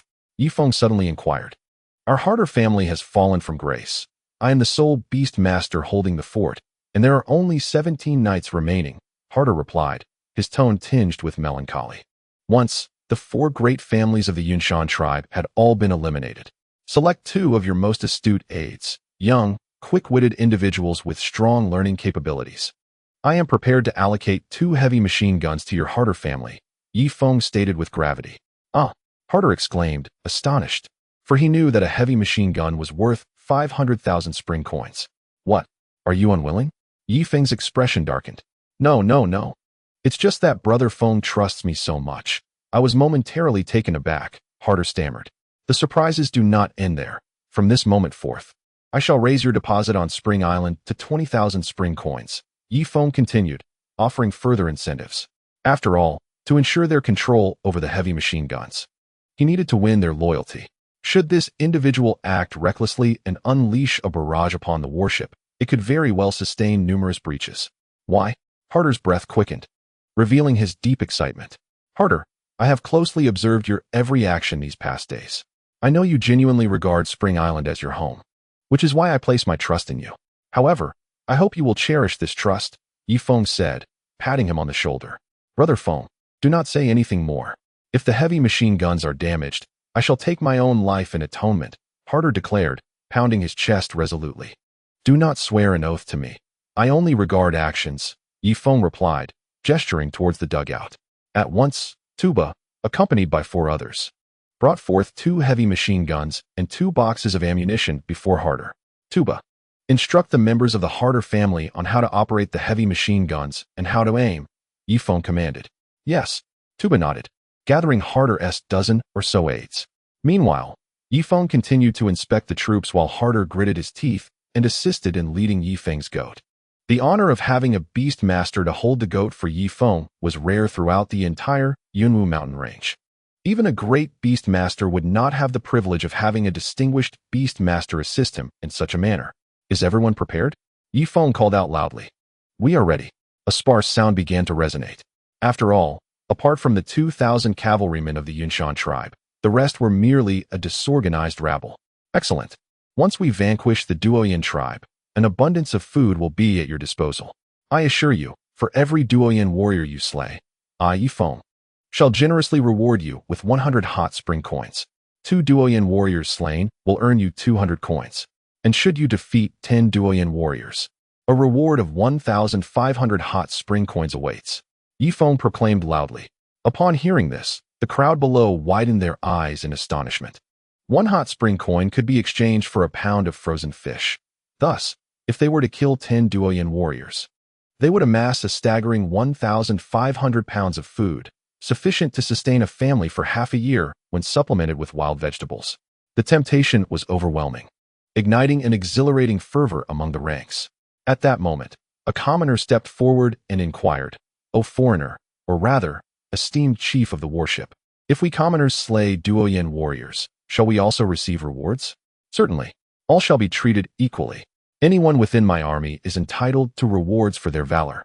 Yi Feng responded with conviction. Kill, kill, kill. The thunderous roar of tens of thousands echoed across the skies of hot Spring Island. Observing the uplifted morale, Yi Feng turned to dismount. Hart, quick-witted, lay flat on the ice to serve as a stirrup for Yi Feng. What are you doing? Yi Feng questioned, suspending his foot in midair, puzzled by Hart's actions. Great chief, please step down on my back. I am willing to be your humble support. Hart earnestly replied while remaining prone on the ice. Step aside. I shall not. You? Very well. Yi Feng stepped on a Hart's back and successfully landed on solid ground. Hart swiftly rose to assist Yi Feng in securing the sheep once more. Understanding the idiom of serving as a stirrup at last, Yi Feng declared, Hart, I hereby appoint you as the deputy chief of the warship and assistant captain of the machine gun squad. Yi Feng raised Hart's hand high. Brother Feng, me? Thank you, great chief. Hart knelt in gratitude. Yi Feng had bestowed upon them the hope of the Hart family's rise. Soldiers, tomorrow we shall seize the vast Duoyan grasslands. Deputy chief, prepare dinner now. Tonight, the entire army shall dine without limits. Feast until your hearts are content. Yi Feng commanded with authority.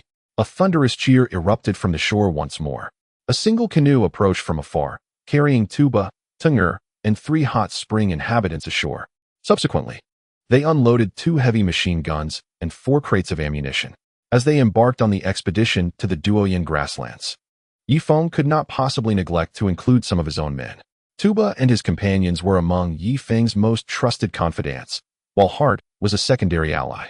I shall first return to the warship to bid farewell to Susan, Feng stated as he boarded the canoe and made his way back to the vessel. Just as he reached the deck, Su Yun unexpectedly winked at him. Feng understood and promptly followed her to the lower cabin. After a tempestuous storm, Su Yun nestled gently in Feng's embrace.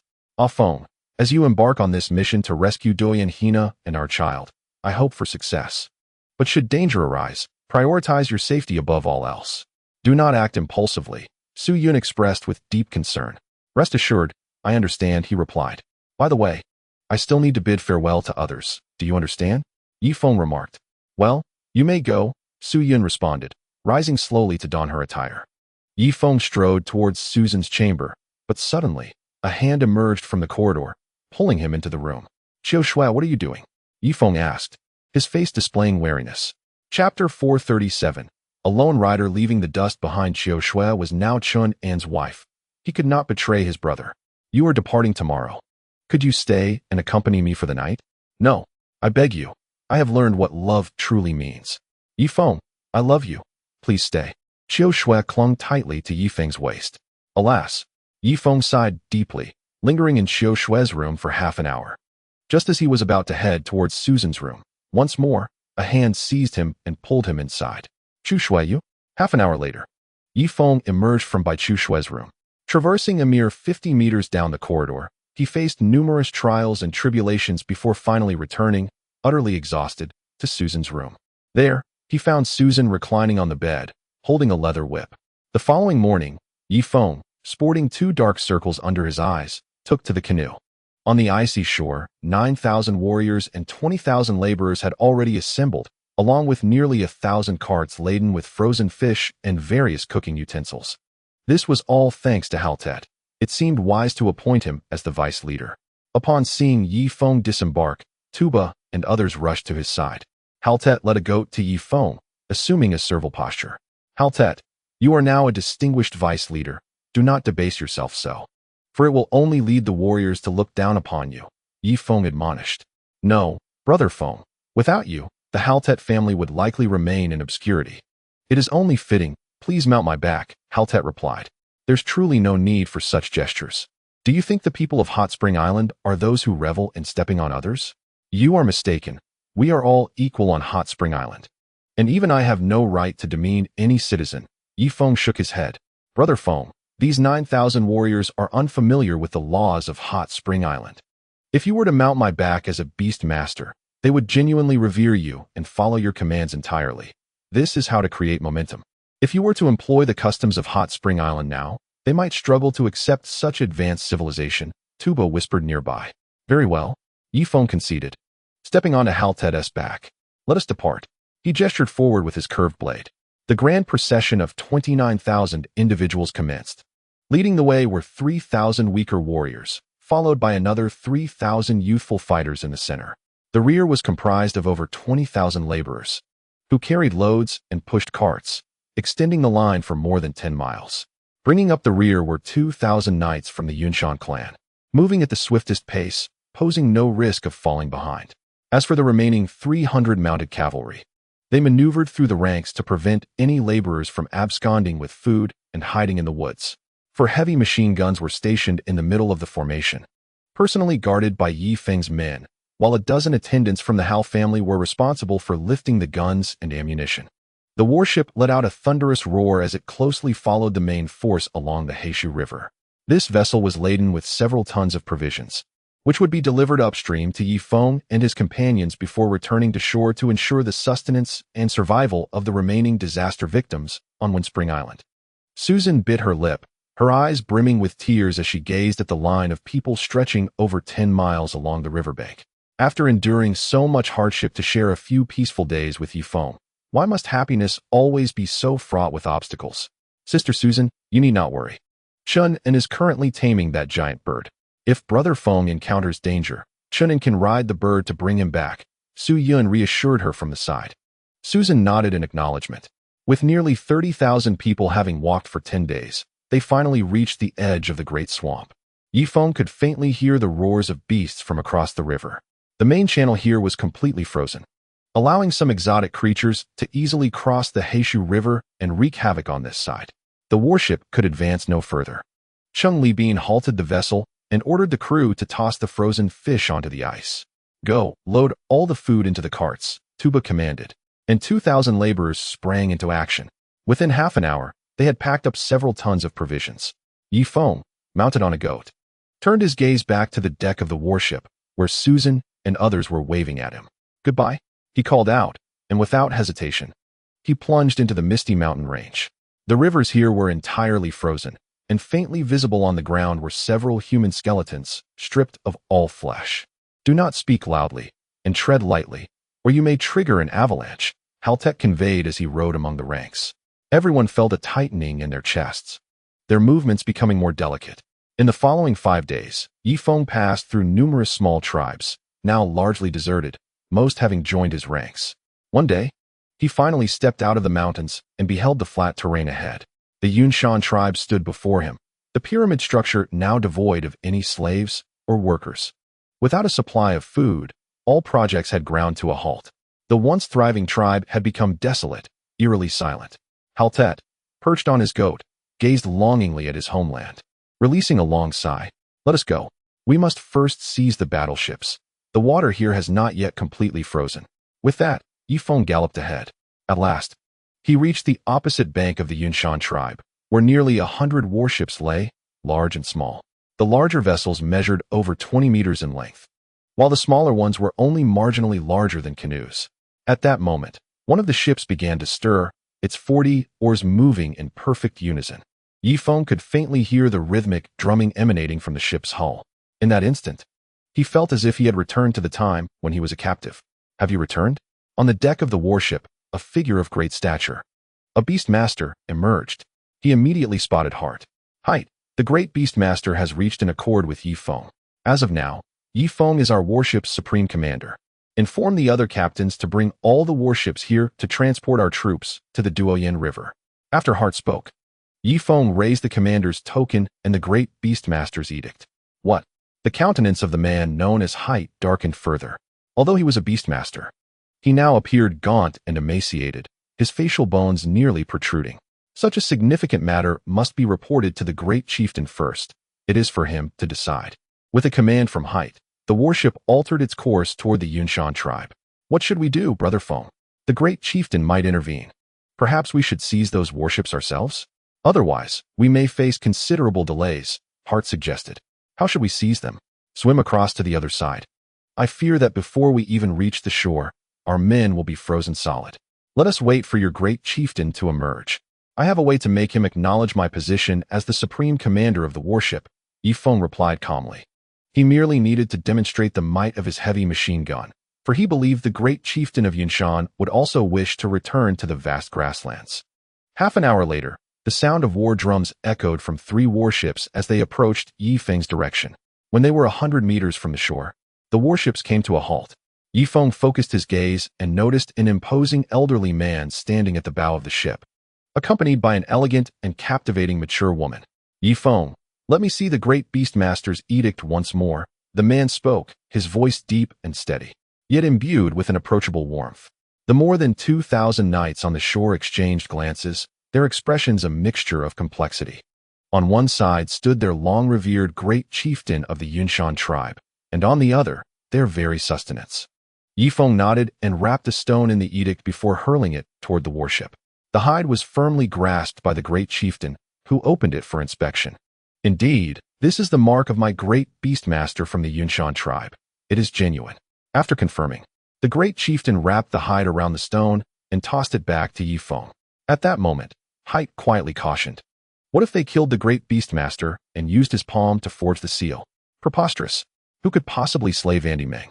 If Feng truly possessed the ability to kill the great beastmaster, then whether this edict is real or not becomes irrelevant. Do you understand? The great chieftain reprimanded. Height had no choice but to retreat to the side. Great chieftain, I am now the supreme commander of the Yunshan tribe's warships. May I mobilize these hundreds of ships to launch an attack on the Duoyin grasslands? Feng inquired loudly. Commander Feng, I do not comprehend why you intend to lead these people against the formidable Duoyin tribe, but your intentions are certainly not to conquer them, nor are they to facilitate our return to our ancestors' homeland. I have a clear understanding of your true purpose. The great chieftain's gaze pierced through all pretenses like a sharp arrow. Yi Feng's countenance darkened.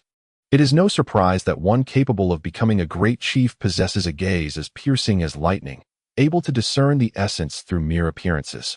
Indeed, he harbored intentions of utilizing these individuals as cannon fodder. This is not a reflection of Yi Feng's cruelty. Rather, these individuals are not citizens of Hot Spring Island. Thus, he bears no qualms. However, were they citizens of his beloved island, Yi Feng would resolutely refuse to sacrifice the lives of nearly 30,000 citizens for the safety of his wife and children. Great Chief, you may yet be unaware of my strength, Yi Feng declared, casting a meaningful glance at Tuba. Tuba promptly raised the heavy machine gun, aiming it at the ice across the way. In the following moment, a thunderous sound erupted, shattering the ice layer on the opposite bank of Yunshan, and even a few wooden cabins were torn to splinters by the hail of bullets. Great Chief, do you see? The Duoyan tribe may be formidable, yet they remain utterly vulnerable before such powerful weaponry, Yi Feng stated solemnly. On the deck, the great chief initially gazed in astonishment at the ice layer behind him. Yi Feng, that is insufficient. You underestimate the prowess of the Duoyan people. Their cavalry can traverse 1,000 miles in a day, showcasing remarkable mobility. And you? A goat is suited only for mountainous terrain. When it reaches the vast grasslands, its speed and endurance pale in comparison to that of the prairie horses. The great chief shook his head in disapproval. Very well then, how many people are left in the Yunshan tribe? Yi Feng inquired suddenly. Why do you ask this? The great chief retorted. I shall provide you with 20 ships of frozen fish, ensuring your survival until our return. As long as I, Yi Feng, remain alive, I can guarantee that you shall endure this winter, Yi Feng proclaimed loudly. Indeed, in this world, all are driven by profit. With Yi Feng's words, the great chief finally relented. Why did you not mention this sooner? With food, everything becomes negotiable. Now, let us see your sincerity, the great chief replied with a smile. Yi Feng exhaled in relief, instructing the logistics team to deliver ample provisions onto the ice, allowing the great chief to fully comprehend the strength Yi Feng possessed. Very well, Yi Feng, as the great chief of the Yunshan tribe, I hereby officially recognize your title as the leader of the warships. Now, you may proceed with your intended actions. However, I must stress that of the 100 warships, only 30 have crew members. You must ensure their sustenance, the great chief stated. Certainly, let those 30 warships come alongside. My time is limited, and I shall not take my leave in the tribe, Yi Feng responded with a respectful gesture. After a while, the sound of drums echoed from the 30 warships. Yi Feng mounted his goat and charged onto the first warship. There remained fewer than 10 warriors of the Yunshan tribe aboard. Yi Feng then descended to the hold, where 40 slaves were shackled with iron chains. However, these ship's slaves were emaciated, nearly devoid of strength. Hart, let our people set up cooking facilities on the shore. We shall rest for a day to allow these slaves to eat their fill. Only once they are nourished will they possess the strength to row, otherwise, they will perish from hunger before even reaching the Duoyan River, Yi Feng instructed. Understood. Hart promptly set off to execute the orders. Yi Feng proceeded to inspect the other 29 warships. Without exception, these ship slaves teetered on the brink of starvation. Even if they were granted a single meal, it would not suffice, as they would require a full day's rest to regain any semblance of strength. With provisions secured, the chieftain ordered a group to transfer the food onto the small boat, preparing to transport it back for a slow consumption. Yi Feng, riding a goat, arrived at the shore and suddenly spotted a familiar figure. Meng Li. He recognized the woman at once. She had once exploited her youthful physique for profit. Now, her once robust body had withered to mere skin and bones, yet she too recognized Yi Feng. You are the Grand Commander of the warship? Meng Li approached him step by step. Grand Commander, take me away, let me be your wife, please possess me. I cannot endure hunger in the Yunshan tribe any longer. I have heard of your paradise island on the Heishu River, a place akin to heaven, where food is abundant, rooms are warmed by charcoal all day, and one can soak in hot springs. Take me away, possess me, and let me ascend to paradise. Meng Li continued to draw closer to Yi Feng. Impudent. 2 attendants rushed forward, raining blows upon Meng Li, who cried out in pain. That will suffice, a few more punches will do. We need to conserve our strength for the Duoyan people, Yi Feng remarked, leisurely intervening once he deemed the punishment adequate. Though Meng Li lay battered and barely conscious, she still gazed at Yi Feng with unyielding hope. Chapter 439. 3 full days and nights. Yi Feng, do not disdain me. please possess me. I offer you my finest. Meng Li implored once more, advancing towards him. To hell with you. Yi Feng kicked, sending Meng Li soaring over 7 meters, twisting midair more than 720 degrees before crashing into the icy water with a resounding splash. Calm yourself first, Yi Feng instructed, then turned to Harder. Have all the provisions been loaded onto the warships? All 30 warships have taken on every morsel of our supplies, Harder replied. Good. Let us depart without bidding farewell to the chieftain. Our time is of the essence. With that, Yi Feng mounted the largest warship. Their advance had been sluggish due to the burdened supply troops. Now, with the warships aiding in the transport of provisions, they could accelerate their pace. On the shore, nearly 30,000 men mobilized. Simultaneously, the 30 warships sounded their drums. Allow the ship slaves to rest for a spell. The southern wind is blowing now. Raise the sails. The strength of the ship slaves must be reserved for confronting the Duoyan people, Yi Feng commanded. Understood, Harder signaled from the bow. Moments later, the sails of the 30 warships gradually ascended, filled by the southern breeze, taking on a concave shape. The warships moved swiftly, though occasionally they had to halt to wait for the army. After traveling approximately 10 kilometers, the laborers along the shore began to lament their plight. They had already been reduced to mere shadows of their former selves, having followed Yi Feng throughout the entire Heishu River basin, and now they were nearing their limits. Moreover, the mountainous terrain proved arduous, requiring them to traverse small hills and sometimes wade through water. If this continues, one can only traverse a maximum of 10 kilometers a day. Should there be a need for a forced march, it could very well lead to fatalities. In such frigid weather, an ordinary person gasping for breath would inhale the frigid air, inflicting irreversible damage upon their lungs. With temperatures plummeting to 30 or 40 degrees below zero, the moisture in the air freezes into ice crystals. When these ice crystals enter the lungs, they provoke severe coughing. Indeed, the shore is already resonating with the sound of persistent coughs. Particularly among the weaker laborers, many rely on canes to walk, let alone assist in transporting supplies. Even among the 9,000 soldiers, a significant number are stumbling. Only the 2,600 knights of the Cloud Mountain tribe remain capable. This is troublesome. What use are these individuals in battle? They'll likely collapse before the fight even begins, muttered Tu, his expression grim. Let us set up camp here. Have the cooks prepare a proper meal, Yi Feng replied, equally somber. Indeed, he had resolved to abandon these frail souls. 30,000 sounds formidable, yet the true fighting force scarcely exceeds 4,000. That night, Yi Feng prepared a substantial portion of frozen fish into porridge and distributed it to all. However, the shore echoed not with cheers, but with harsh coughs. The crew aboard the warships fared slightly better, as they needed only to follow the vessels northward against the wind.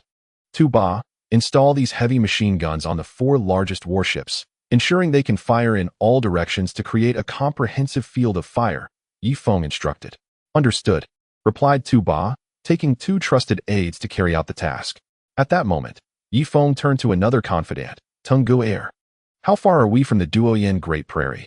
He inquired. Brother Feng, we are less than 50 kilometers away from the Duoyan Great Prairie, but there's a complication. The next 20 kilometers lack a proper route.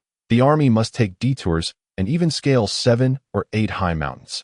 Thus, traversing these 20 kilometers is more arduous than the 100 kilometers through the Heishu River basin, Tung Gu'er responded.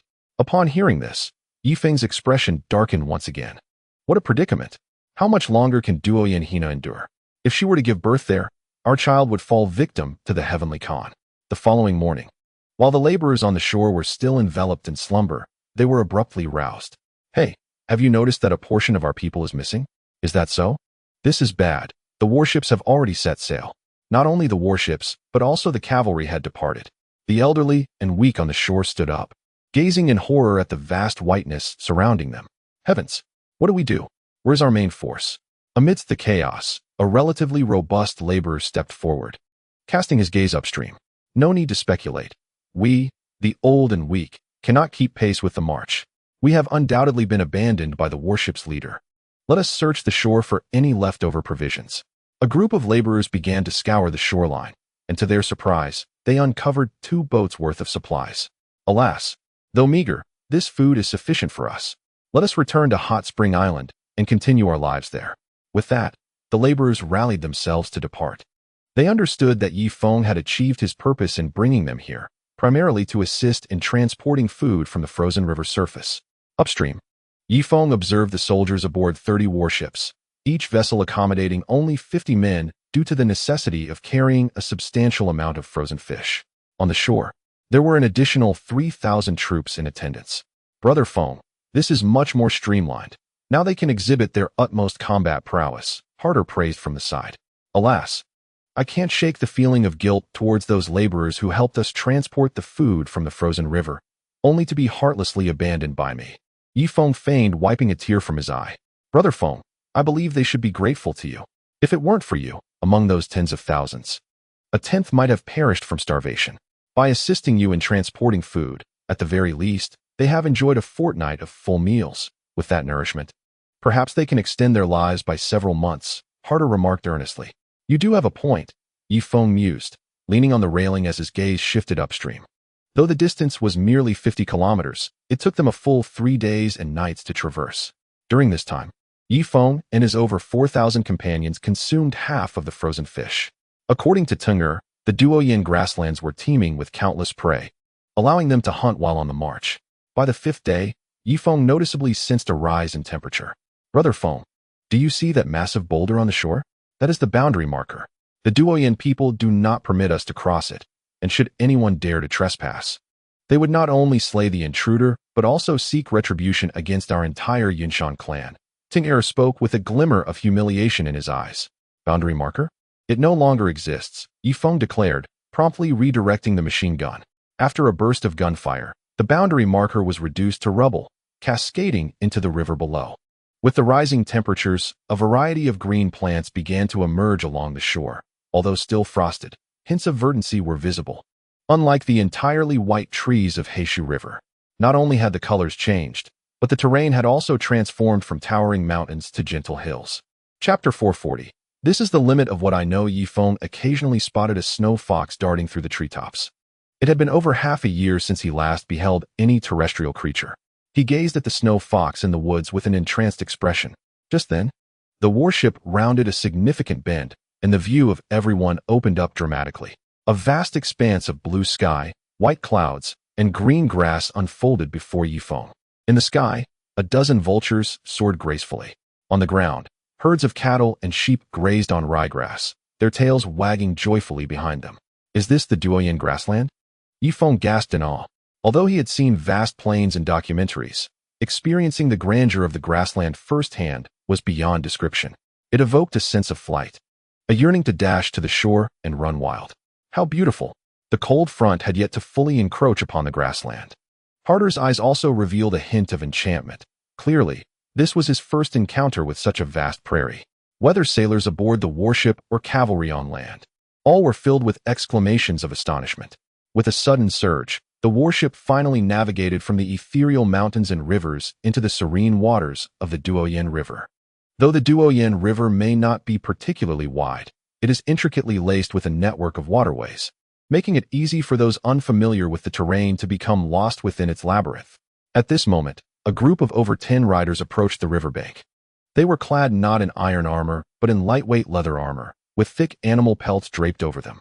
Are they the Duoyin people? Yi Feng pointed towards the riders by the shore. To be honest, I have never encountered Duoyin cavalry in my life. After all, for the past 80 years, we of the Yunshan have never crossed the boundary markers, Hart remarked. At this juncture, the riders had reached the river's edge, and the leader raised his head to gaze at the people on the deck.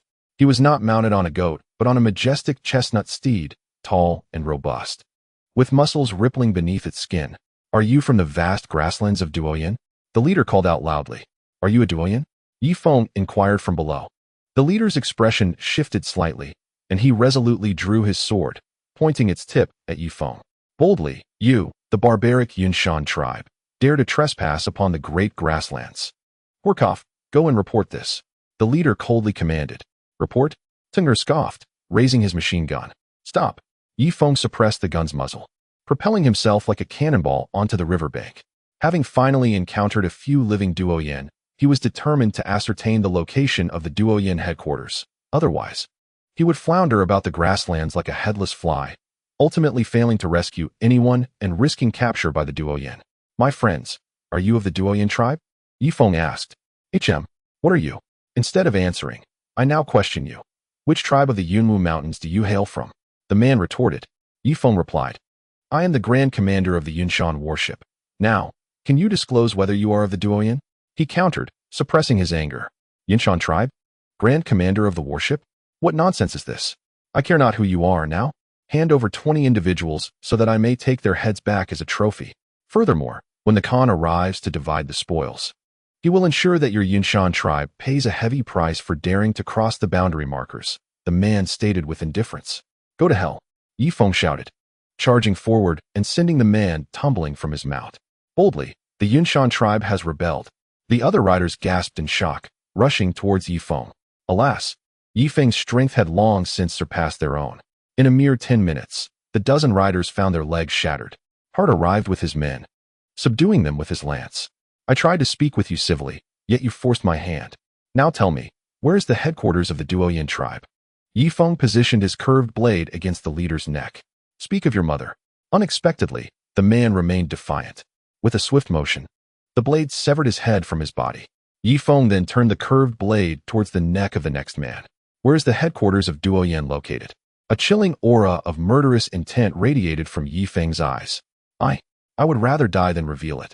The second Duoyan individual remained undaunted, exuding a fierce defiance. With a swift motion, another head tumbled to the ground as Yifeng positioned his curved blade against the neck of the third man. Even the bravest of warriors, Badalu, could no longer maintain his composure, his once resolute gaze now flickering with uncertainty. Speak. Yifeng uttered a terse command. The man's lips trembled, and after a tense 5 seconds, he inhaled deeply. You possess great audacity to kill us. Do you comprehend the repercussions? The cavalry of Duoyan will devastate. Before he could finish, Yifeng's blade fell again, severing yet another head.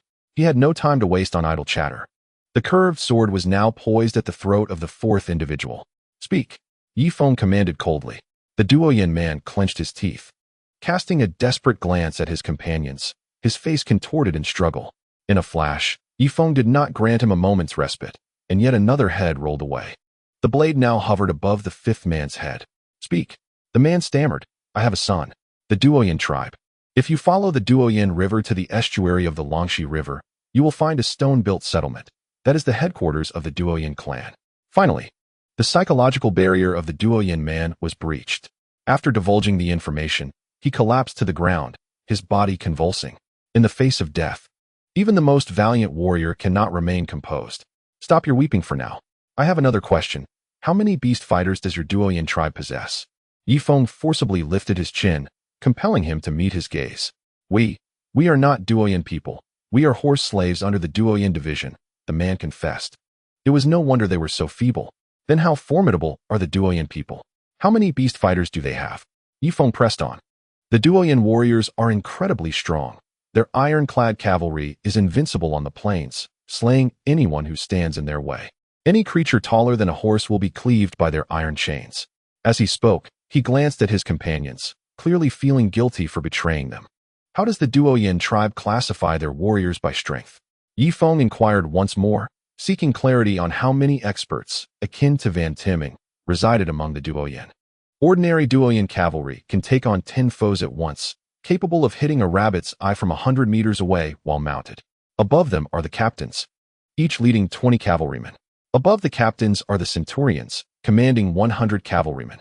The centurion is followed by the Niu Lu Yizhan, who oversees a Niu Lu, which typically comprises 300 cavalrymen. Above the Niu Lu is the Jia, approximately 1,000 cavalrymen, led by a Jia Yizhan. Lastly, there is the Wan Fuzhong. That is the extent of my knowledge. Chapter 441. Do you doubt my capabilities? The horse slave seemed to have surrendered completely, divulging all that he knew. What is your name? Yifeng inquired, lifting him up and brushing off the debris clinging to his clothing. My name is Amuli. Yifeng nodded and instructed Haltet behind him, execute all others on the spot except for Amuli. Yes. With a swift gesture, Hart summoned a dozen knights who charged forward, leaving the remaining horsemen in a state of shock. No, you cannot slay the horsemen. Doing so would incur the wrath of annihilation upon your kin. Cursed be the men of Yunshan. The lord of the Duoyin tribe will send you to the realm of immortality. In a flurry of violence, the remaining individuals met a grisly fate. Tuba and Tunger exchanged a glance, their hearts filled with both astonishment and dread. They had not anticipated such a ruthless side of Feng. Thankfully, they were on the same side. Amuli, aboard the warship. In the days to come, you shall guide us to the headquarters of the Duoyin tribe, Yi Feng commanded. Following the carnage, an aura of intense oppression enveloped Yi Feng, nearly rendering Amuli breathless. 2 cavalrymen approached and lifted him aboard the vessel. The 30 warships resumed their journey, with the 3,000 cavalrymen along the shore gradually synchronizing their pace. Along the route, they encountered countless herds of cattle and sheep, grazing as they migrated towards the warm north. The procession stretched for dozens of kilometers, far exceeding Yi Feng's total army. Alongside the herbivores, a number of formidable predators also migrated, including prides of lions, packs of hyenas, and wild dogs. Moreover, there were creatures that Yi Feng had never encountered before. Ahead, a colossal bear appeared, its tail extending an astonishing 2 meters, swaying gracefully in the air. Unlike ordinary bears, which possess short tails, this one was distinctly unique. Standing on the deck with his hands clasped behind his back, Yi Feng had a chair beside him occupied by Amuli, whose legs were broken. The waterways of the Duoyin River are intricate. You must guide us accurately. Should you lead us astray, you shall be the first to perish. Yi Feng stated without turning. But what is your purpose in the Duoyin tribe? Amuli inquired, perplexed. In his view, Yi Feng must be an adversary of the Duoyin tribe. Yet, bringing such a small force there seemed futile. That is of no concern to you. Your duty is to lead us. As long as you successfully guide us to the Duoyin tribe, you shall be a free man, Yi Feng replied nonchalantly. Very well, Amuli nodded, a flicker of uncertainty in his eyes. As the warship continued its course, they encountered numerous ordinary herdsmen. These individuals rode horses, but did not disturb the fleet. Do these herdsmen belong to the Duoyin tribe's dominion? Yi Feng asked Amuli. In name, at least, Amuli's response was vague. What do you mean by in name? Are they not under the Duoyin tribe's rule in reality? Yi Feng retorted, disliking riddles. They harbor animosity towards the Duoyin tribe, yet remain under its dominion, Amuli explained. Indeed, that clarification is quite apt. It indicates they are ruled by fear rather than genuine allegiance to the Duoyin people, Yi Feng acknowledged, gazing into the distance. Ahead, 5 kilometers upstream, a small tribe emerged, its dwellings primarily constructed of animal hides, with a few rudimentary wooden huts scattered about. What tribe is that? Yi Feng inquired, pointing upstream. That is the Clark tribe, with a population of fewer than 1,000 and no more than 100 warriors, Amuli replied. As a horseman, I have long assisted the Doyen people in tending their steeds, and I possess knowledge that surpasses even that of the Doyen. They wouldn't attack our fleet, would they? Yi Feng inquired. Ah, look there. They are approaching, Amuli pointed upstream. Yi Feng squinted. He beheld 20 riders charging forth, brandishing 2 banners. The foremost banner depicted a robust stag, while the latter displayed a spear piercing the crimson sun. The stag was the totem of the Clark tribe, and the spear through the sun represented the Doyen tribe, Amuli elucidated. I understand now. Yi Feng deftly somersaulted, landing gracefully upon the water's surface, and with a swift movement, he traversed the water to the shore. On the warship, an array of weapons was aimed at the 20 riders. Initially, those horsemen exuded an air of confidence. However, upon being targeted by thousands of arrows, their steeds slowed, and uncertainty crept in. Yi Feng, mounted on a goat, boldly approached the 20 riders. Are you from the Clark tribe? He called out. Indeed, but why are your people riding goats? Are you mere bumpkins from the Cloud and Mist Mountains? The bearded leader retorted. That is of little consequence. I simply wish to ask, will you fight for the Doyen tribe? Yi Feng directly addressed the crux of the matter. Should these fellows be mere sycophants of the Doyen, he would not hesitate to eliminate them entirely. The bearded man narrowed his eyes, scrutinizing Yi Feng. As the chieftain of the Clark tribe, he discerned Yi Feng's animosity towards the Doyen. In name, we fight for the Doyen tribe. The bearded man pondered for a few seconds before providing a definitive answer. Yi Feng smiled slightly, loosening his grip on the hilt of his sword. Excellent. As long as you do not fight for the Doyen, all is negotiable. Yi Feng dismounted and walked towards the group. After exchanging glances, the 20 riders also dismounted and approached Yi Feng. I am Yi Feng, here to liberate you from Doyen rule, he said with a smile, extending his hand. Indeed. Yi Feng intended to unite with other tribes of the steppe to confront the Doyen collectively. He did not aspire to dominate the vast grasslands. Rather, he sought to leverage these tribes to rescue the Doyen Hina while they were preoccupied with conflict. As for dominion, he had no desire to wield a sword. He simply needed to infiltrate with currency to gradually achieve control. The bearded man glanced at Yi Feng's fleet, then at the 3,000 cavalrymen on the shore. With such a meager force, you dare to liberate the Clark tribe? I fear a single charge from the Doyen cavalry could lead to your annihilation. Do you lack confidence in me? Yi Feng chuckled. It is not a lack of confidence. It is an absolute absence of it. The Doyen are fierce. If your words today were to spread, not only would you perish, but our Clark tribe would face extermination as well, the bearded man replied. What is your name? Yi Feng asked. The bearded man glanced at Yi Feng's army, swallowed hard, and wisely responded, I am Kelsu. Mr. Kelsu, you may board my warship at this very moment. Of course, you may wish to disguise yourself to avoid recognition by the members of other tribes. When my grand army encounters the Doyen people, you will undoubtedly understand the strength behind my resolve. Kelsu hesitated. He hoped for resistance against the Doyen tribe. Yet he could not be the one to initiate it. Rest assured, should I falter against the Doyen, you may slip away unnoticed. None will recognize you among them. Promised Yi Feng. Chapter 442. A Path to Certain Doom. Very well. With the long winter approaching, the Doyen will seize all provisions from the smaller tribes to sustain their own. I shall accompany you. To his surprise, Kelsu readily agreed, leaving Yi Feng momentarily bewildered. He had prepared several arguments, and if persuasion failed, he intended to demonstrate his strength with a heavy machine gun. It seemed that would no longer be necessary. Kelsu returned to his people, exchanged a few words with several middle-aged men, and then approached Yi Feng once more. As a foreigner, Yi Feng, I will accompany you now. But you must provide me with different attire, Kelsu stated. You may wear my coat, Yi Feng offered, removing his bearskin coat and draping it over Kelsu's shoulders. Let us proceed. The two walked side by side toward the warship. Once aboard, Kelsu suddenly bit his finger, drawing a symbol upon his face with his blood. Are you truly that fearful of recognition? Yi Feng chuckled as he turned to him. Indeed, I do not wish to be the first to be entangled in this war. Kelsu replied.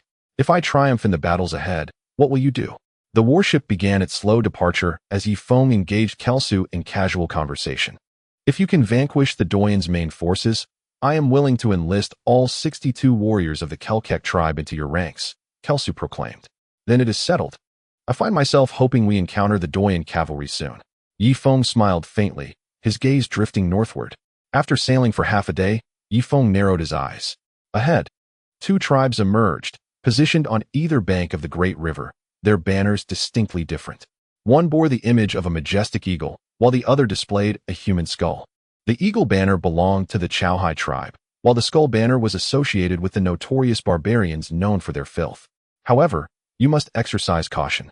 The barbarians are also a cannibalistic faction, consuming all corpses, even those of their own, Kelsu warned. I understand, Yi Feng replied, returning to the shore and riding his goat toward the two tribes.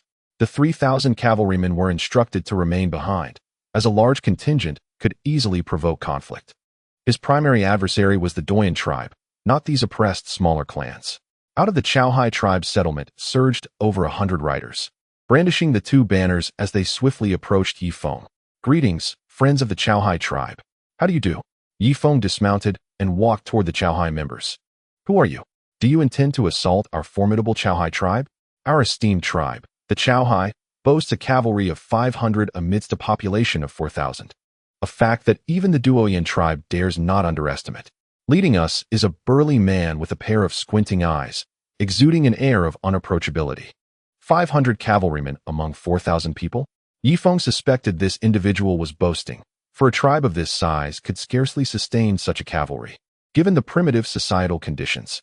My name is Yi Feng. I come bearing goodwill. Might we dismount for a discussion? Yi Feng inquired vocally. The burly man, though appearing brutish, was, in fact, quite astute. He recognized that Yi Feng's fleet and army lay prominently along the shore, even if he rallied every member of his tribe.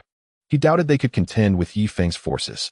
Thus, he dismounted and strode purposefully towards Yi Feng, the two standing 5 meters apart, observing one another. Adorned in leather armor lined with pristine white fox fur, the burly man projected an image of status. as such garments were typically reserved for those of high standing on the plains. In contrast, Feng noted that the common cavalrymen donned filthy sheepskin, though a few distinguished individuals sported wolf pelts. Friend, when I was but a child, my father brought me here to hunt on these plains. Do you see that young man? He is my son, Muich. In due time, my son will lead my grandson to hunt in this very land. Our Zhihai tribe has dwelled here for generations. This territory is my domain. Pray tell, my friend, what brings you to my land? The middle-aged man asserted, proclaiming his sovereignty. Yet, Feng sensed that he held no intention of war. Otherwise, he would not have indulged in such lengthy discourse. I concede that this indeed is the territory of the Zhihai tribe, was so in the past, and shall be so in the future. However, your domain is under the control of the Duoyan people. Where, then, lies the sovereignty of the Zhihai? Feng countered. The burly man faltered, a hint of humiliation crossing his features. The Duoyan tribe defeated my ancestors. Do you understand? We are the vanquished, he confessed. Are you suggesting that by defeating us, one can rule over us? Friend, what do you imply? Do you intend to seize my land? The burly man placed his hand upon the hilt of his sword. No, I come to liberate you. Fight alongside me, and once we vanquish the Duoyan tribe, you shall retain possession of this fertile grazing land. I assure you, I shall not interfere with your decisions, nor will I demand tribute from you. Feng spoke earnestly. What? You intend to wage war against the Duoyan? The burly man's expression shifted dramatically. Does the mere mention of the Duoyan instill such fear in you? Feng retorted coldly. The burly man's demeanor grew solemn as he began to regard Feng with newfound seriousness. If you wish to wage war against the Duoyan, then do so. But circumvent my tribe, he stated resolutely. Yet, I have no desire to take a detour.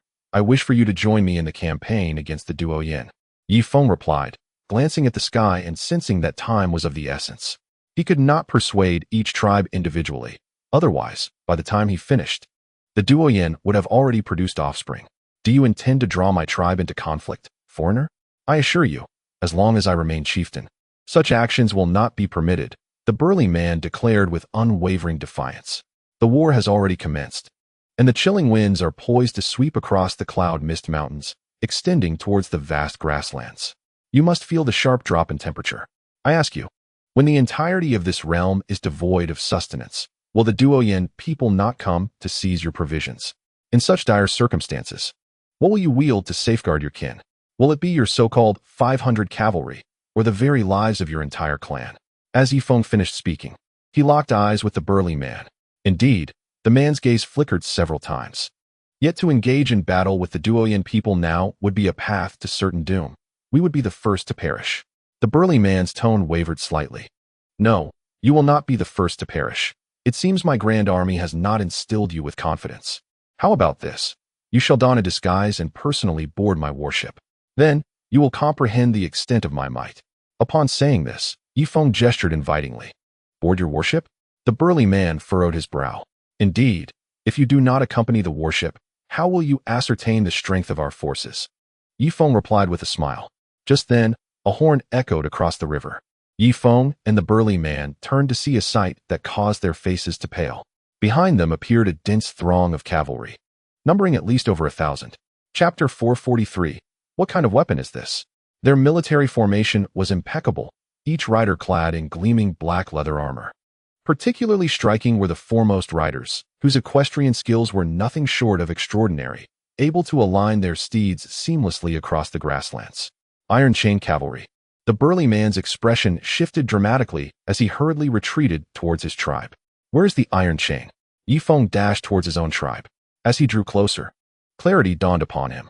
The front row of cavalry each wielded a slender iron chain. With the momentum of their horses, the chain sliced through anything taller than the horse's back with lethal precision. He observed wild grass being severed effortlessly, and when the chain struck a sapling, it too was cleaved in two. Is this the famed Iron Chain Cavalry? Feng hastily signaled towards the warship. Heavy machine guns. Tuba and the others swiftly took up their heavy machine guns. Open fire. Do not let the Iron Chain Cavalry approach, Tuba declared, pulling the trigger without hesitation. The sound of heavy, metallic gunfire erupted. Alas, the Duoyan cavalry moved too swiftly. The moment Tuba squeezed the trigger, they had already charged into the ranks of the army. This is bad. Oh no, my hand. Where the chains passed, not a single blade of grass remained. Some cavalrymen who had just risen were cleaved in half by the fine iron links. Not only were the chains harvesting lives, but the Duoyin warriors upon their steeds were fiercely wielding sabers as well. Damn it! Yi Feng leaped onto the back of a goat, charging towards the iron chain cavalry. His army, in the face of the Duoyin cavalry, displayed not an ounce of resistance. Some, gripped by terror, leaped into the river. Others lay prostrate on the ground, allowing the Duoyin riders to trample them into the mud. A few fled towards Yi Feng's direction, discarding their burdens as they ran. What do the cavalry rely on? An unyielding momentum, an overwhelming sense of pressure. The warriors of Duoyin have accomplished both objectives. They are seasoned veterans of battle, far superior to any disorganized rabble. Tuba, clutching a heavy machine gun, gazed in astonishment at the one-sided massacre unfolding before him. Should he fire now, he would risk harming his own comrades. Tuba, should we open fire? Tunger anxiously inquired from behind. Blood began to saturate the grasslands, transforming the fields into a crimson expanse as the cavalry charged through. At this moment, the remaining 300 cavalrymen of Yi Feng also joined the fray, galloping towards the enemy atop their goats. The sound of impact echoed as heads collided. The goats, lacking the size and strength of the gallant steeds of the plains, were easily toppled, trampled repeatedly by the throng of cavalry following closely behind. The Duoyin warriors brandished their curved sabers from atop their mounts, emitting feral howls. Some cavalrymen even stood proudly upon their horses, showcasing their exceptional equestrian skills. Oh, the foolish men of Yunshan come to meet their demise once more. Let us sever their left ears and present them to the Khan for reward. Let us see if there are any women among the crowd, the Duoyin cavalrymen boisterously taunted. Upon spotting the gravely injured on the ground, they would ensnare them with ropes, dragging them behind their steeds until their bones were ground to dust. In the Zhihai tribe, a burly man cowered behind a tall wooden post, trembling at the sight of the ferocious Duoyin cavalry. Fortunately, I did not act impulsively. Otherwise, this would have been the fate of our Zhihai tribe, he remarked, casting a fierce glance towards Yi Feng. He contemplated whether to capture Yi Feng alive to prove his loyalty to the Duoyin. With a swift motion, Yi Feng hurled his spear, striking a Duoyin cavalryman from his mount. Tuba, fire! Yi Feng bellowed in fury. Yes, Tuba gritted his teeth, and, disregarding whether his comrades were nearby, pulled the trigger. The other 3 machine guns also unleashed a torrent of fire towards the shoreline. One Duoyin warrior, standing bravely on his horse against the wind, held a spear in one hand, the other end impaling a lifeless body. Suddenly, he felt a violent jolt in his back, only to witness his own entrails spilling forth. Another Duoyin warrior, dragging an injured comrade with a rope, swayed as his mount was cleaved in two, blood splattering across him. What? He managed to utter before his chest erupted in a gruesome explosion. Observing this, a captain's expression shifted dramatically. This is bad. It's the enemy's divine crossbow, he exclaimed, quickly ducking beneath his horse's belly. However, it was of little use, as a bullet, as thick as a finger, easily tore through the steed, obliterating him in the process. At the rear of the formation, the commander was astonished to witness his 1,000 cavalrymen. Retreat. Move further back. The enemy's divine crossbow is on the warship, he commanded, leading the charge away. As he fled, he loosed arrows in retaliation, but alas, no skill could bridge the distance of a kilometer. The cavalrymen on the shore, amidst the heavy gunfire, could not discern their bearings, merely spinning in confusion. The thunderous sound of the heavy machine gun ceased first, as Tuba disrobed and urinated upon the searing barrel. What manner of weapon is this? Kelsu gazed in astonishment at the machine gun, then shifted his gaze toward the Doyen cavalry by the riverbank. A full battalion of cavalry, 1,000 Doyen warriors, capable of annihilating entire clans on the plains, yet they were effortlessly vanquished by the monstrous weapon aboard the warship. Upon a cursory glance, fewer than 300 Doyen cavalrymen remained, most of whom had lost their steeds. Without their horses, the Doyen people had become powerless to fight. The other 3 heavy machine guns continued to unleash their fury, while the remaining 300 Doyen warriors either leaped into the river, lay prostrate upon the ground, or knelt in fervent prayer to the eternal heaven.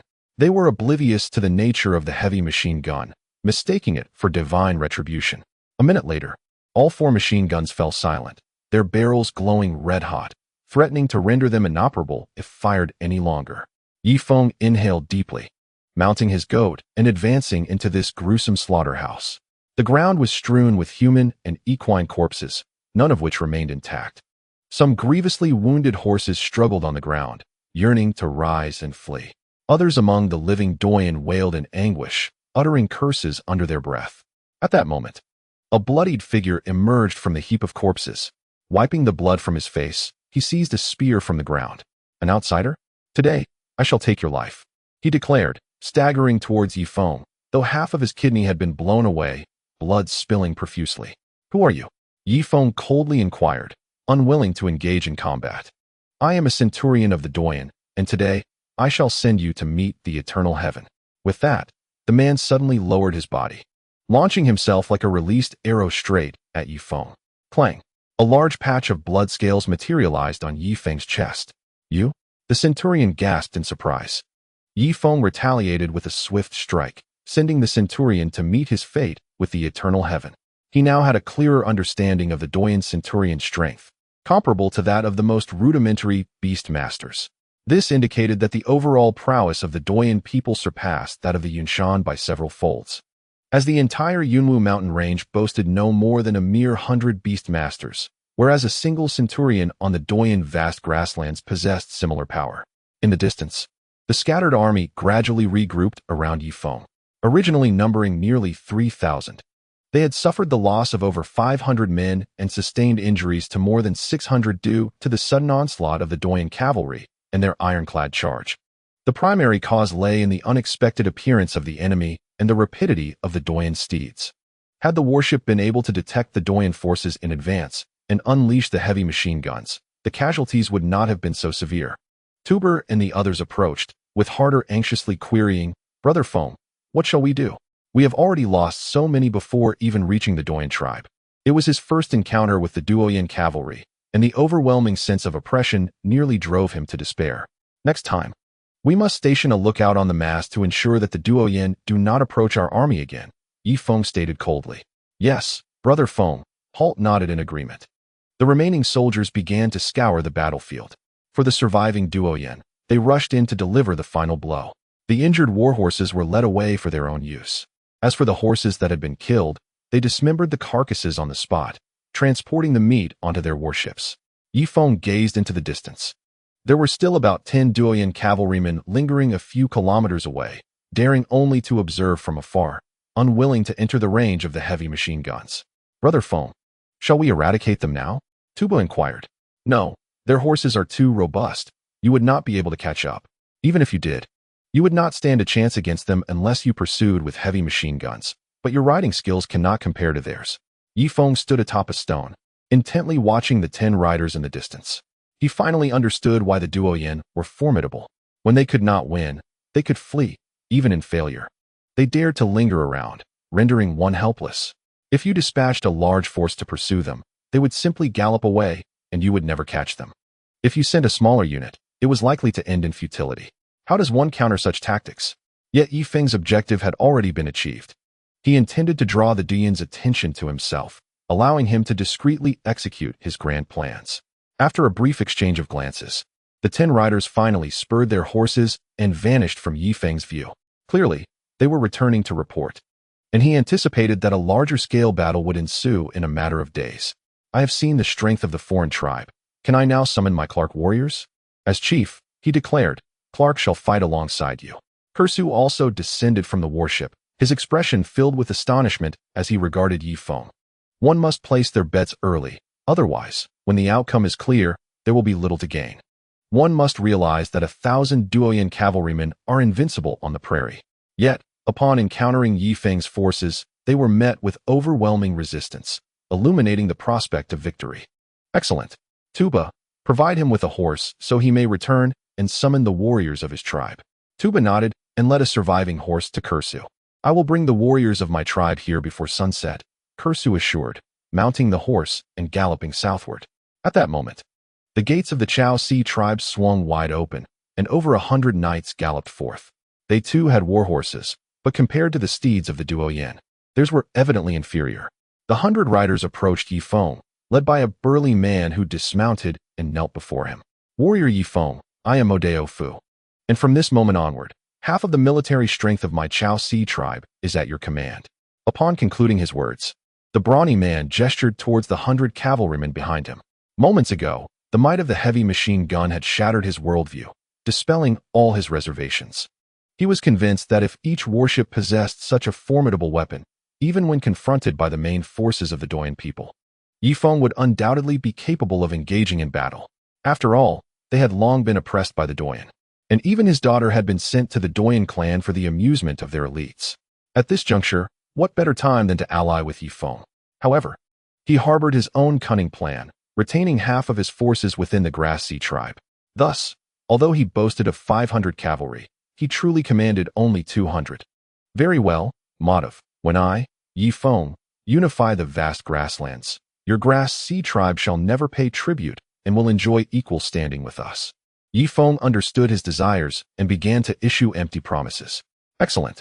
With a wave of his hand, Madhav signaled, and the 100 knights dismounted simultaneously, kneeling before Feng. Rise, Feng commanded. What we lack now are cavalrymen. Your people can guide us along the shore. He approached them, shaking hands in turn. Just then, nearly 100 dugout canoes paddled across from the opposite bank of the Doyan River. Each canoe contained several horses and individuals. Barbarians? Madhav's expression shifted, and he exchanged glances with the cavalry behind him.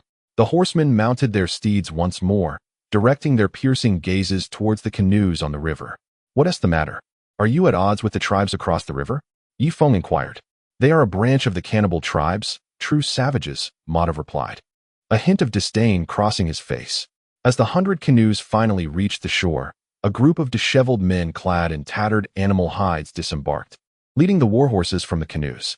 These individuals bore no leather armor. Their beards adorned their pale, weathered faces, and their hair, likely unwashed for years, formed filthy braids. Madhav, just by looking at you, I can tell you've already surrendered to these foreign beings. Your Grass Sea tribe may lack combat prowess, but you possess wisdom. Hence you follow our lead. A towering figure approached, nearly 2 meters tall, draped in patchwork hides that revealed his wild chest hair. Feng wrinkled his nose, a slight frown forming on his brow. The stench was overwhelming.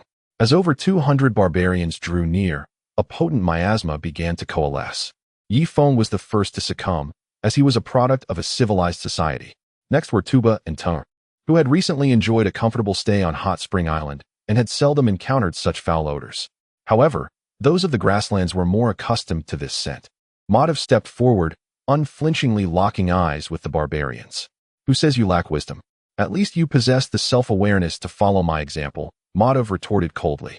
Chapter 445, a promise not to be broken today. I do not wish to engage in idle chatter with you. I merely seek to converse with this foreigner. The burly man turned to Feng, suddenly producing a massive axe and placing it at his feet. Foreigner, I am Yubingsi. I swear by this great axe that I am willing to follow you in the quest against the detestable Doyan people. Will you accept my kin? Yubingsi declared, gesturing towards the 200 cavalrymen behind him. Among these individuals, there are both men and women, young and old. Yet, regardless of age or gender, each possesses a fierce gaze that unmistakably marks them as seasoned warriors. Their weaponry may be somewhat antiquated, with axes riddled with nicks and wooden handles that are crooked. As for their steeds, they are all aged and feeble, none rivaling the horses ridden by the Doyan people or even those of the Grass Sea tribe. Feng, with a sharp intake of breath, drew forth his curved blade, mimicking the manner of Yubingsi, and let the weapon clatter to the ground. After all, when in a foreign land, one must adhere to local customs and consider their sentiments. Otherwise, it would be impossible to win over these unruly tribesmen. I am Feng, and I swear by my curved blade, he declared, but was promptly interrupted by Yubingsi's outstretched hand. No, that is not your mightiest weapon. If you truly wish to convey sincerity, you must swear by your strongest armament. With that, Yubingsi's gaze drifted towards Feng's warship. Clearly having witnessed the fierce battle and aware that Feng's most formidable weapon lay concealed aboard the vessel. Tuba go? Feng nodded in response. Moments later, Tuba emerged, hoisting a heavy machine gun ashore and discarding it at Feng's feet. I am Feng, and I swear by this machine gun. One day, I shall vanquish the Doyan people, and your tribes shall never pay tribute. I will ensure you live with dignity. Deal. Yubingsi approached, arms wide open. A pungent odor of sweat, mixed with something foul, wafted toward Yi Feng. He held his breath as they embraced briefly. Ha ha ha, these corpses should not go to waste. Yi Feng, leave them to my kin, Yabingxi commanded, gesturing to those behind him. What followed was a grisly scene that nearly made Yi Feng retch. The cannibalistic tribe certainly lived up to its reputation, consuming only the most nourishing parts of the corpses. Before night fell, Kelsu arrived with his warriors, straightforward in his approach, bringing forth all 62 of his tribe's cavalry.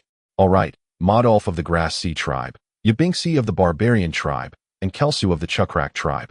Gather your warriors and follow the warship on land. We shall seize the Doyan headquarters. Yi Feng commanded from an elevated position, addressing the members of the three tribes. Strictly speaking, the combined warriors of the three tribes numbered less than 500, yet even the smallest of flies has its flesh. The primary purpose was to set an example. If three tribes rose against the Doyan people, it was believed that others along their path would soon join the cause. It is worth noting that there are 200 tribes on the grasslands. Even if each contributed 100 warriors, that would amount to 20,000. Moreover, some tribes boast even greater numbers. For instance, the Blackheart tribe has a population reaching 20,000. Surely, they could muster at least 1,000 warriors. Once they could gather 30,000 fighters, the Doyan tribe would be compelled to divert some of their forces to confront them. At that point, Yi Feng could entrust command to Harder while he, along with Tuba and other trusted confidants, infiltrated the Doyan tribe to rescue captives. Are we to engage in battle tonight? Modolf inquired. Let us refrain from battle for now, Yi Feng suggested with a smile. This evening, I humbly invite you to my vessel, where we have an abundance of frozen fish, some of which are from the sea. Given your distance from the ocean, I presume you have yet to savor its delights? He believed that initially providing some benefits would entice them to understand the advantages of following him. Excellent. Marvelous. The members of the three tribes exclaimed with enthusiasm. That night, Yi Feng joined in the jubilant festivities. It appeared that among the people of the grasslands, social distinctions were disregarded, as men and women mingled freely, indulging in a lavish feast without concern for seating hierarchies. Sitting beside the bonfire, Yi Feng gnawed on a piece of unidentifiable beast meat, the flavor somewhat sour. Neither horse meat nor anything familiar. At that moment, a woman from the Grass Sea tribe approached and draped her arm over his shoulder. Yi Feng, if you aspire to be our great Khan, you must first conquer me. Come, let me see just how great our Khan truly is, she proclaimed, leading him into a nearby tent. Tuba too was not spared, as he was drawn into a tent by a foreign woman. Soon after, Tunger and other high-ranking members from Yi Feng's side also experienced the allure of exotic customs. The most unfortunate was Haltet, who was taken away by a barbarian woman, her scent permeating the tent even from afar. At dawn, Yi Feng glanced at the foreign woman sleeping on the animal skin bed before donning his leather armor. Let us depart, he commanded, and 30 warships set forth upstream. On the shore, nearly 3,000 cavalry awaited. Unlike before, the 500 new recruits all possessed mounts. They even brought forth the warhorses from their tribe, allowing Yi Feng's original forces to ride as well. These horses are spirited. You must be able to tame them. Madhav instructed a rider from the Yunshan tribe, who had previously only ridden goats and now had to relearn the art of horsemanship. Meanwhile, in a pitch-black chamber upstream of the Wolf Creek, a creaking sound echoed. Light seeped through the stone door, prompting Duoyen Hina to shield her eyes with her hand and squint toward the entrance. A woman entered, replacing old provisions with fresh food beside Duoyen Hina. Great priestess, fasting is futile. When the time comes, you will still give birth. You ought to eat a little to avoid starving yourself, the woman advised before preparing to leave the chamber. Wait, Luo Yi, I recognize you, though you have grown. Duoyen Hina suddenly called out to the woman. You know me? Luo Yi turned around. Indeed, my people will soon come to rescue me, but they are unaware of my location. Could you deliver a message? If you encounter someone named Yi Feng, tell him I am imprisoned in the stone tower downstream of the Wolf Creek, not at the headquarters of the Duoyen tribe. Duoyen Hina implored for the first time. Are you asking me to betray the heavenly Khan? Luo Yi's eyes widened in disbelief. I am about to become a mother. This is my first child. Please, once I give birth, my abilities will return, and I can recommend you as a priestess. Freeing you from becoming a plaything for those men, Duoyen Hina insisted. Priestess, you wish for me to enter the temple? Loi's demeanor shifted abruptly as she crouched beside Duoyen Hina. Indeed, Only by becoming a priestess could one escape the fate of being toyed with by men. You should contemplate this for yourself. I shall not coerce you, Duoyen Hina remarked, placing a pendant into Loi's hand. Chapter 446. This woman is quite alluring, I swear by the divine. I shall not contravene today as promise. What? Shall I now ride southward in search of a person named Yi Feng? I beg your pardon. Do not forget the oath you made to the deity. After speaking, Loi closed the door once more. Yi Feng stood on the deck, gazing at a cavalry unit lined up on the shore, his brows furrowed in concern. Friends from the Blackheart tribe, are you truly willing to assist the Duoyen clan in battle? Yi Feng inquired loudly. Indeed. They had now reached the midstream of the Duoyen River, where a sizable tribe, the Blackheart tribe, was stationed. The Blackheart tribe boasted a force of 20,000, with at least 2,000 cavalrymen lined up along the shore. Yi Feng knew he could annihilate them with a heavy machine gun, yet ammunition was finite. He could not expend his bullets before encountering the main force of the Duoyen. You, foreigner, possess great audacity to declare war against the heavenly Khan. Today, you shall not pass through my Blackheart tribe, proclaimed the chieftain of the Blackheart tribe, Bo Ku. Bo Ku, we have already conversed for an entire day yesterday. If you do not surrender today, I shall be compelled to resort to extreme measures. Yi Feng's gaze turned frigid. Indeed, Yi Feng, let us obliterate them with the heavy machine gun, interjected Kelso beside him, still under the illusion that the heavy machine gun could fire indefinitely. Naturally, Yi Feng did not enlighten him about the truth.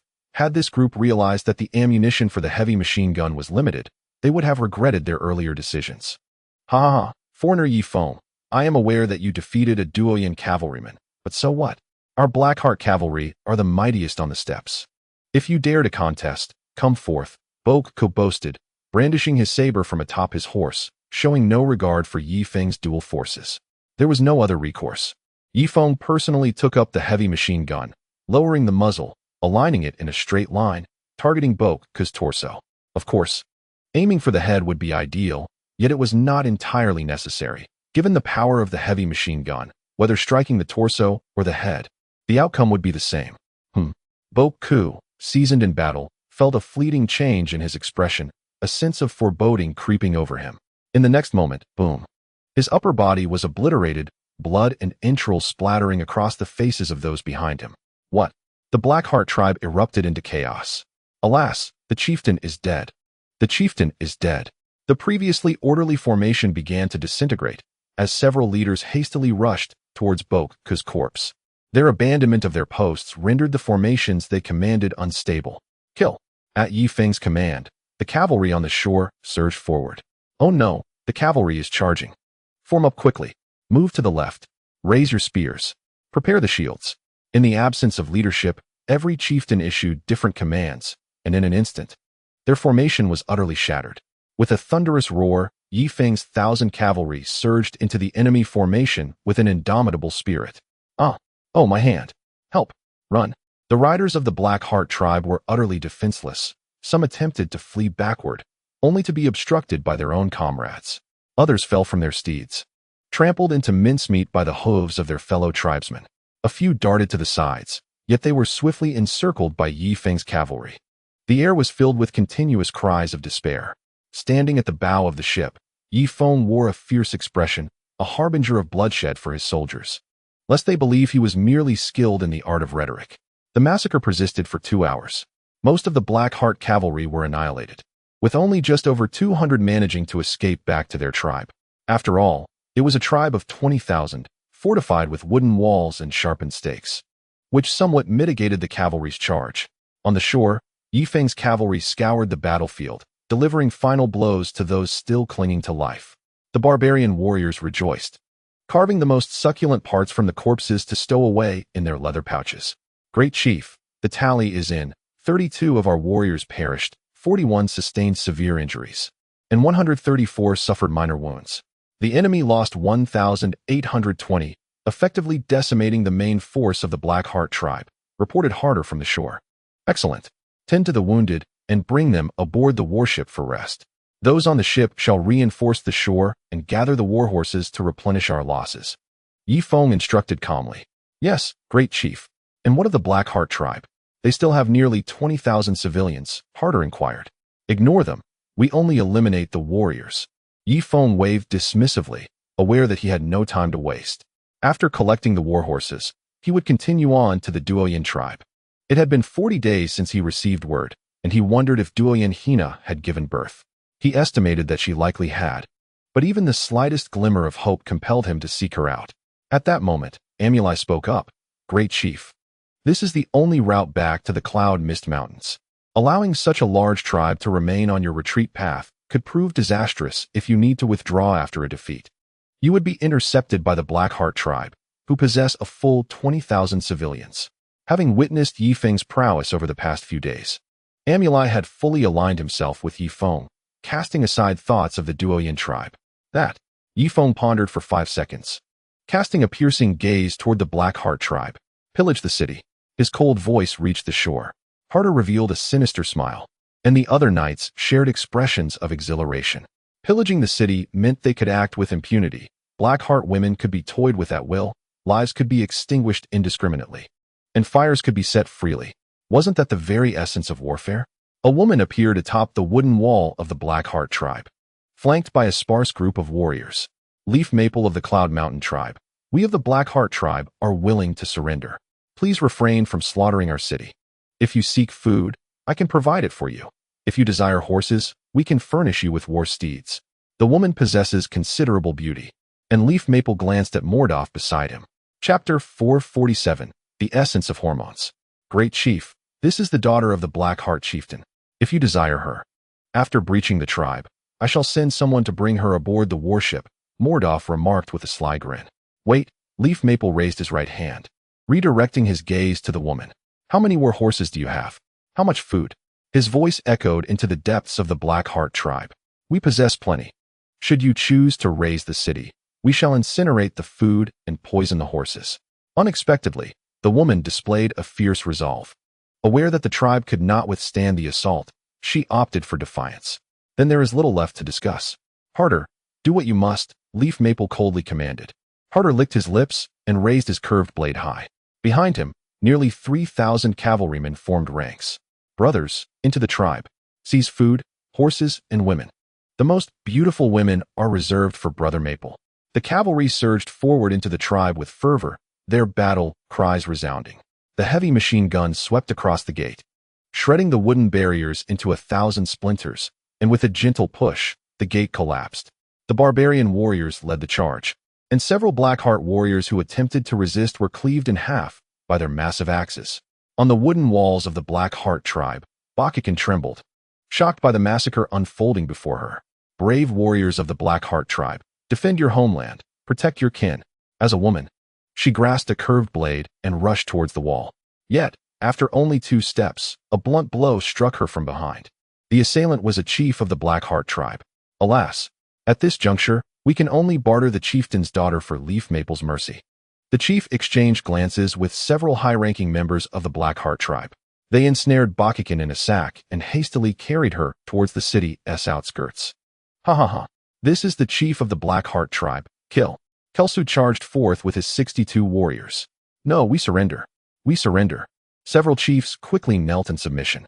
Despite this, the cavalry remained relentless, dispatching 2 high-ranking members of the Blackheart tribe.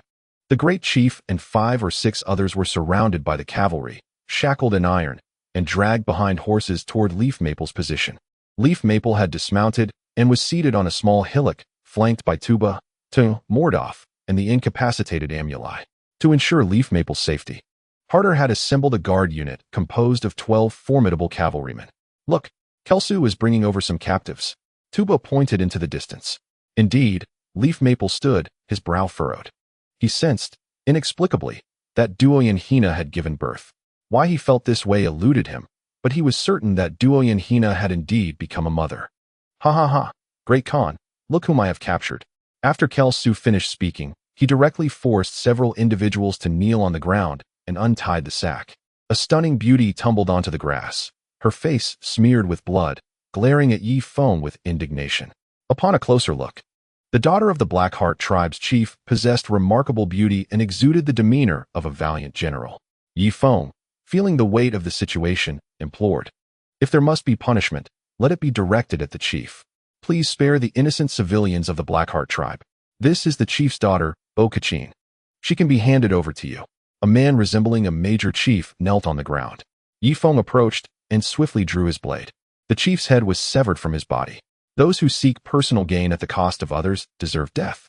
Untie Bo-Kachin. And you all retreat 100 meters away. I have matters to discuss with her privately, Yi Feng commanded. Great Khan, no?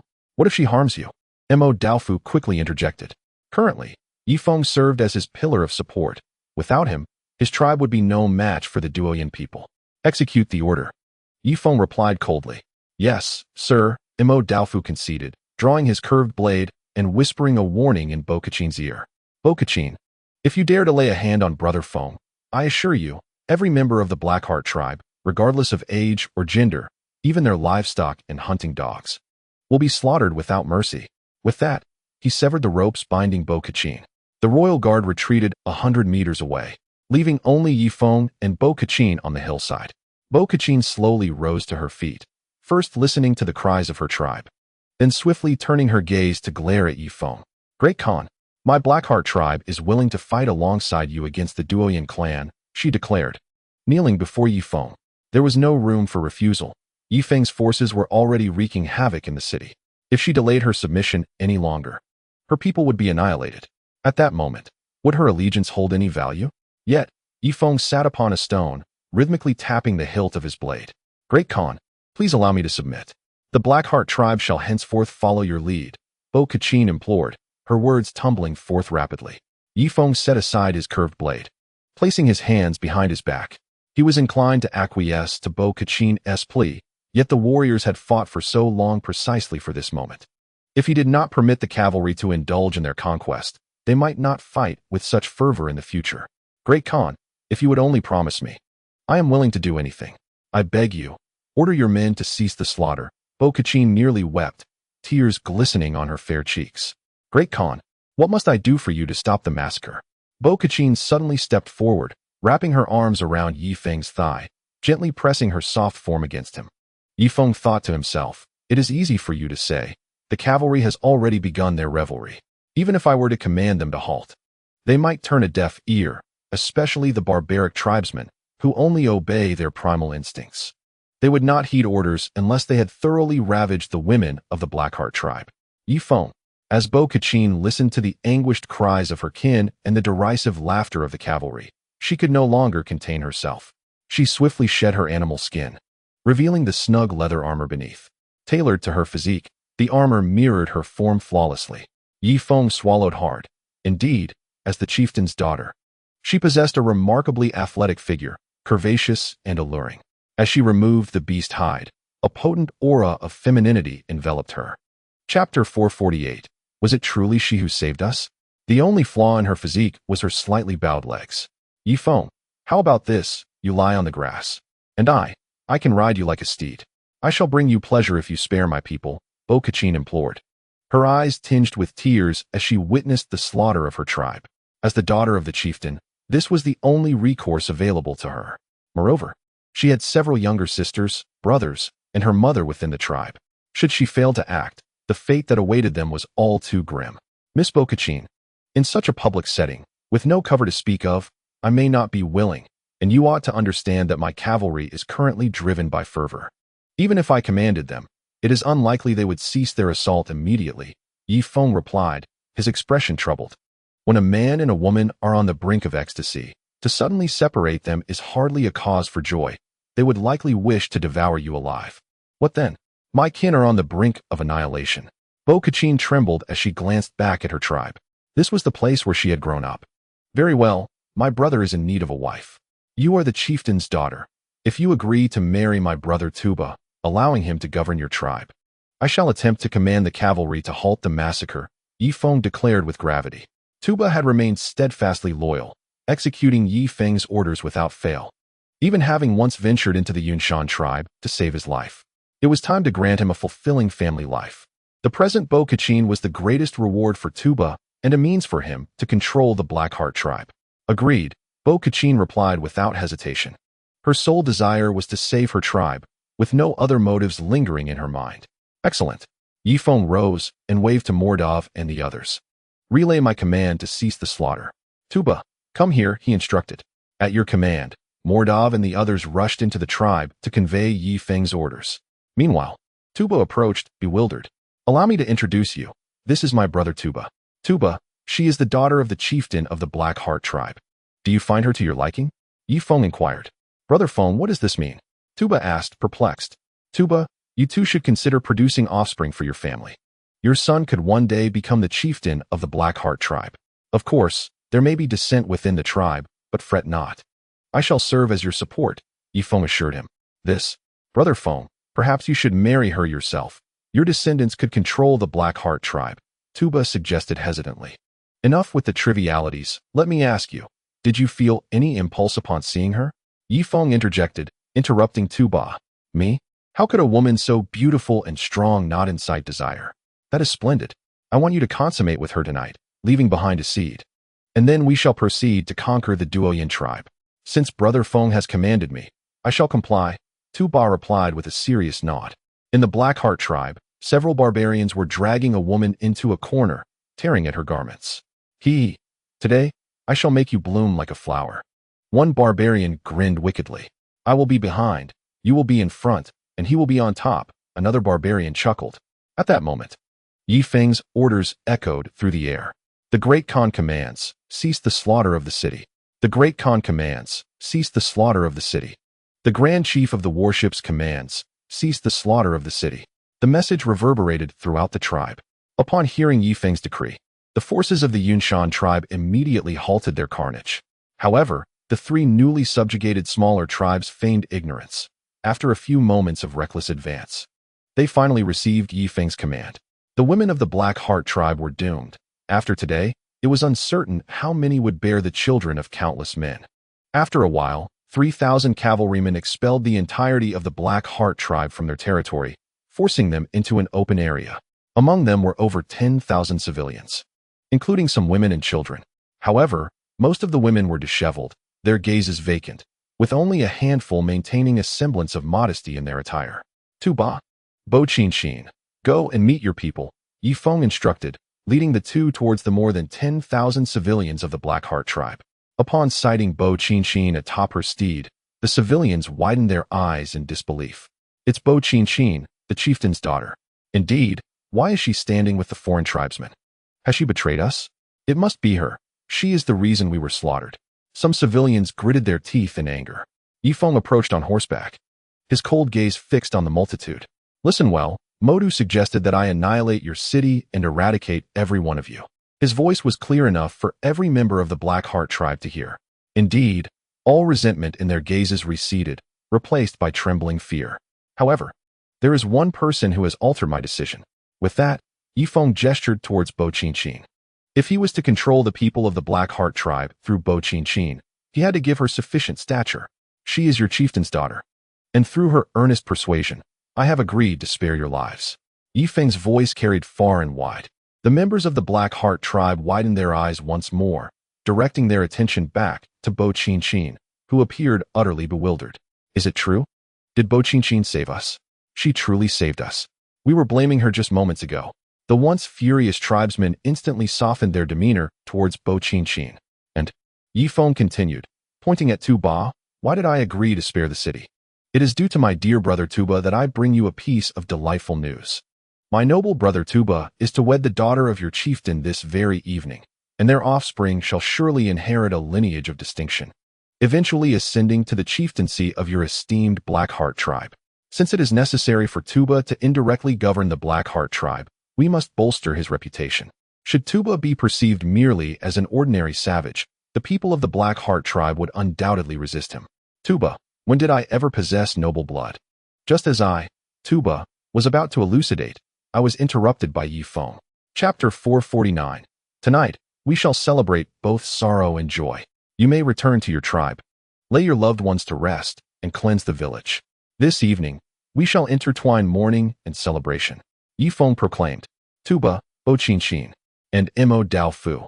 As night fell, the Black Heart tribe was filled with heart-wrenching cries. This conflict had cost many in the tribe their fathers, sons, and brothers. The lamentation persisted through half the night, but as the latter hours approached, the atmosphere shifted to one of mirth. Ha ha ha. Bring forth the fine wine and sumptuous meat.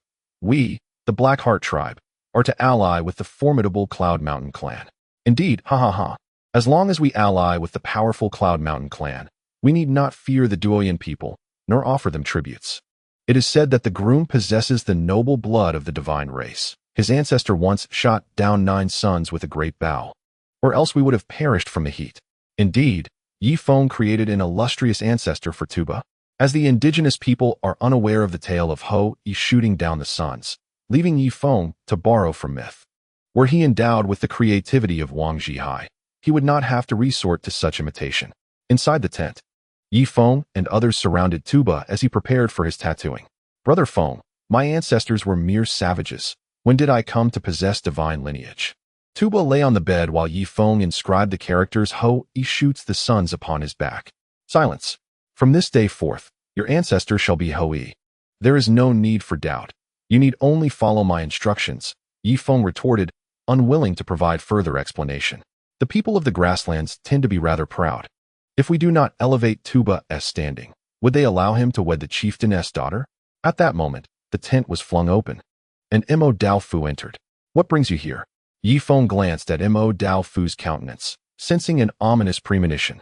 Brother Feng, this is a missive from the Duoyan people. Mo Dao Fu handed a rolled piece of beast skin to Feng, which was sealed with a type of adhesive. Feng unwrapped the beast skin and found it inscribed with curved characters.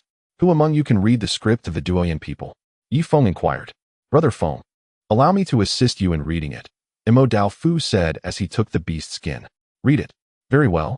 The audacious Cloud Mountain savages dare to cross the vast grasslands and intrude upon the territory of my Duoyan clan. The army of our heavenly Khan surpasses the cattle and sheep of the grasslands in number. The sound of our march can shatter mountains, and our warhorses can drink dry any river. Our heavenly Khan is indeed ruthless, yet also possesses a degree of mercy. If you, Feng, were to sever your own hands and feet, gouge out your own eyes, and command your cavalry to remove their leather armor and banish their steeds, our heavenly Khan might consider sparing your life and grant you another opportunity for redemption.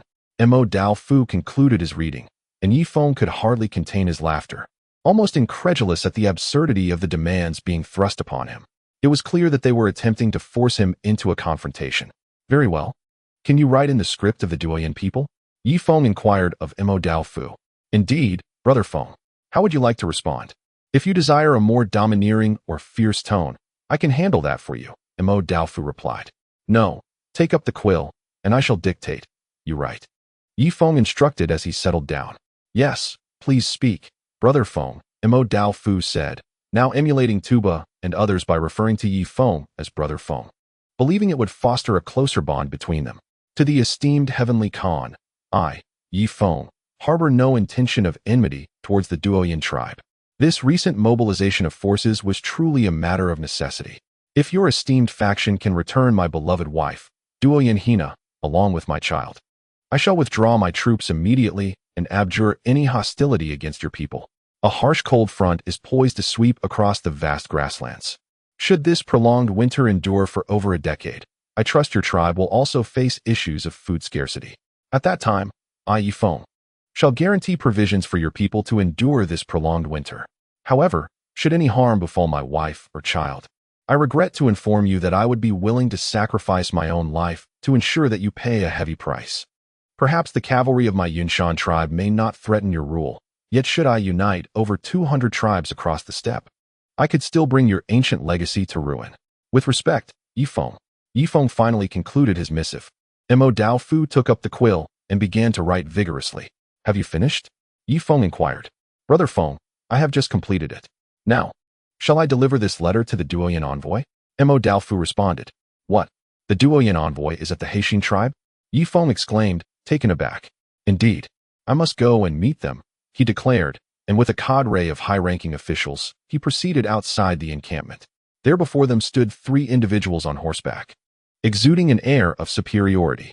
Clad in pristine leather armor and wielding polished sabers, their steeds were strikingly magnificent, far surpassing the mounts of the Haitian tribe. Feng approached on foot, holding his response. Esteemed envoys, since you have arrived, why not dismount and share a drink with us? Feng called up to the 3. Are ye Feng? The central rider questioned, gazing down upon him from his elevated position. Indeed, I am. Here is my response to your esteemed heavenly Khan. Feng replied, handing over the letter. The rider's expression shifted dramatically. You have replied? Did not the heavenly Khan's missive instruct you to gouge out your eyes, and have everyone shed their armor while banishing their steeds? He exclaimed sternly. Feng narrowed his eyes. What? Does your insignificant Yunshan tribe still harbor discontent? It is already a tremendous grace for us, the heavenly Khan, to be able to send you a letter. Should you persist in your obstinacy, the consequences will be dire. Your entire clan will be annihilated, and the women will be reduced to servitude, tending to horses by day and sharing their beds by night. As the cavalryman spoke, Feng could no longer contain himself. He leapt 5 meters into the air, swinging his curved blade with ferocity. This knight possesses some skill. Amidst the chaos, he raised his sword to block. Clang! Feng's blade shattered into 2 pieces. However, a gust of white energy erupted from the blade, slicing through the cavalryman's arm. Thud! The arm fell to the ground. Chapter 450. A woman of notable beauty. The knight clutched his severed arm, staring at Feng in astonishment. Have you truly mastered the art of manifesting your blade's energy? Not only was the knight shocked, but Feng, too, wore a look of disbelief. Just yesterday, he had completely digested all the crystal cores within him, and to his surprise, he had reached the realm of blade energy manifestation. Yet, this energy was still somewhat feeble, capable of exerting its power only within a meter's range. Unlike Vandi Meng, whose blade energy could strike out for dozens of meters, truly a force to be reckoned with. Suddenly, dozens of men surrounded the 3 cavalrymen, ready to turn them into minced meat at Feng's command. Feng, do you intend to kill the emissaries? The central cavalryman remained defiant, speaking without a hint of fear despite his severed arm. Feng indeed contemplated their demise. However, killing them would prevent the message from being relayed. With a wave of his hand, he ordered his men to step back. Take this letter back and inform your heavenly Khan that my words remain unchanged.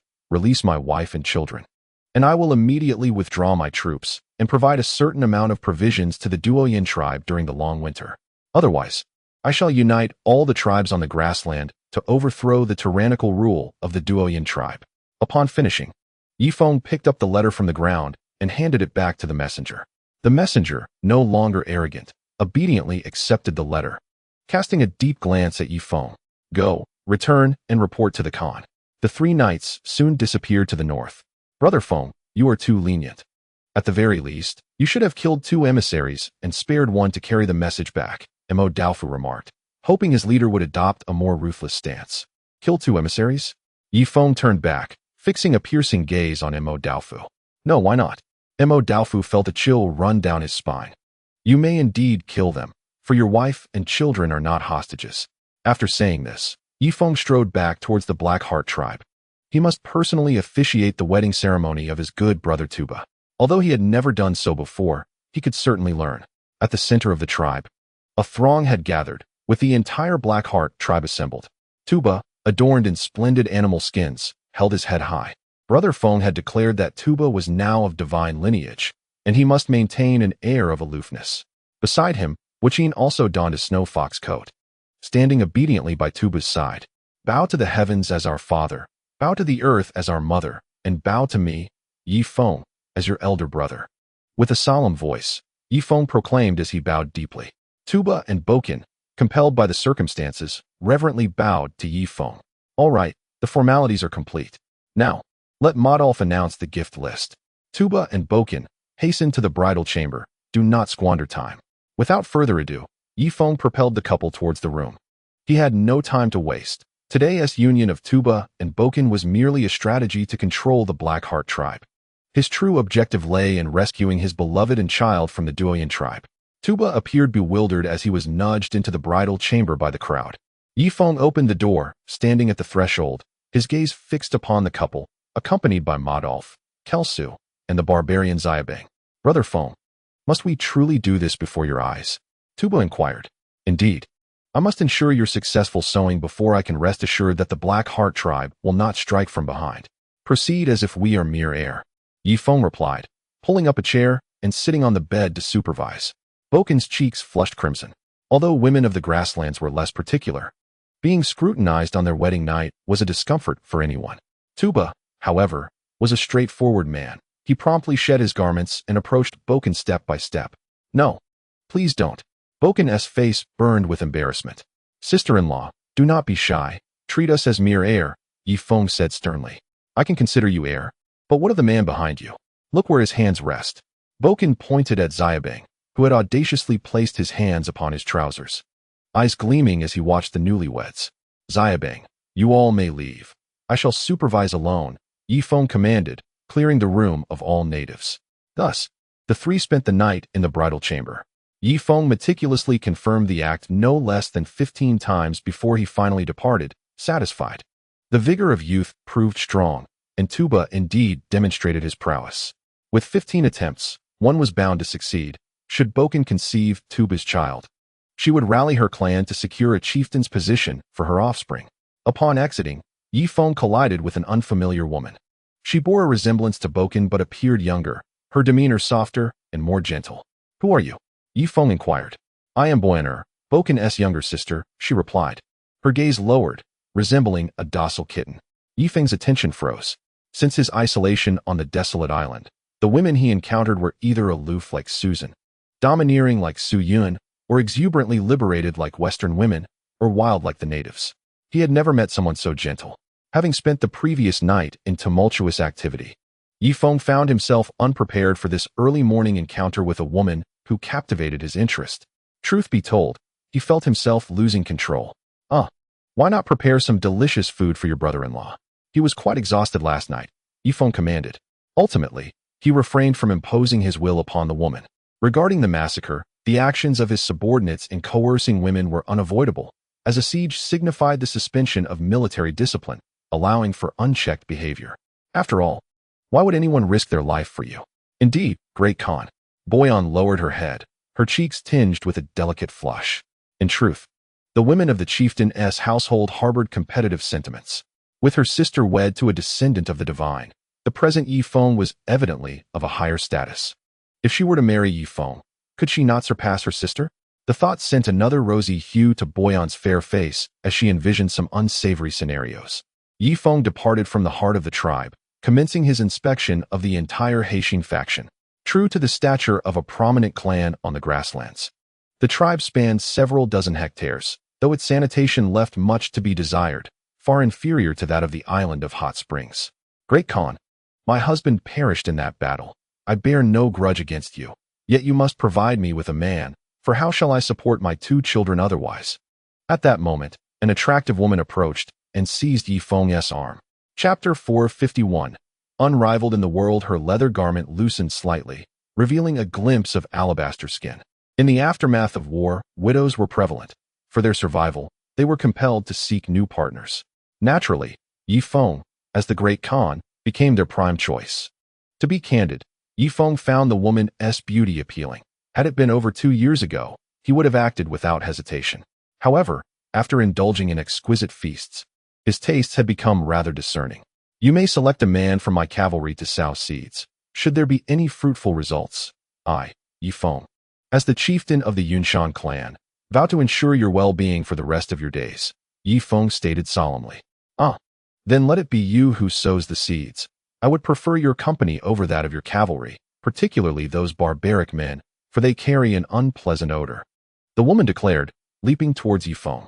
Initially, he intended to refuse, yet he could not consistently turn away a woman in distress. Doing so would wound their dignity. Half an hour later, Feng emerged from the tent, resuming his inspection of the future territory of Tuba.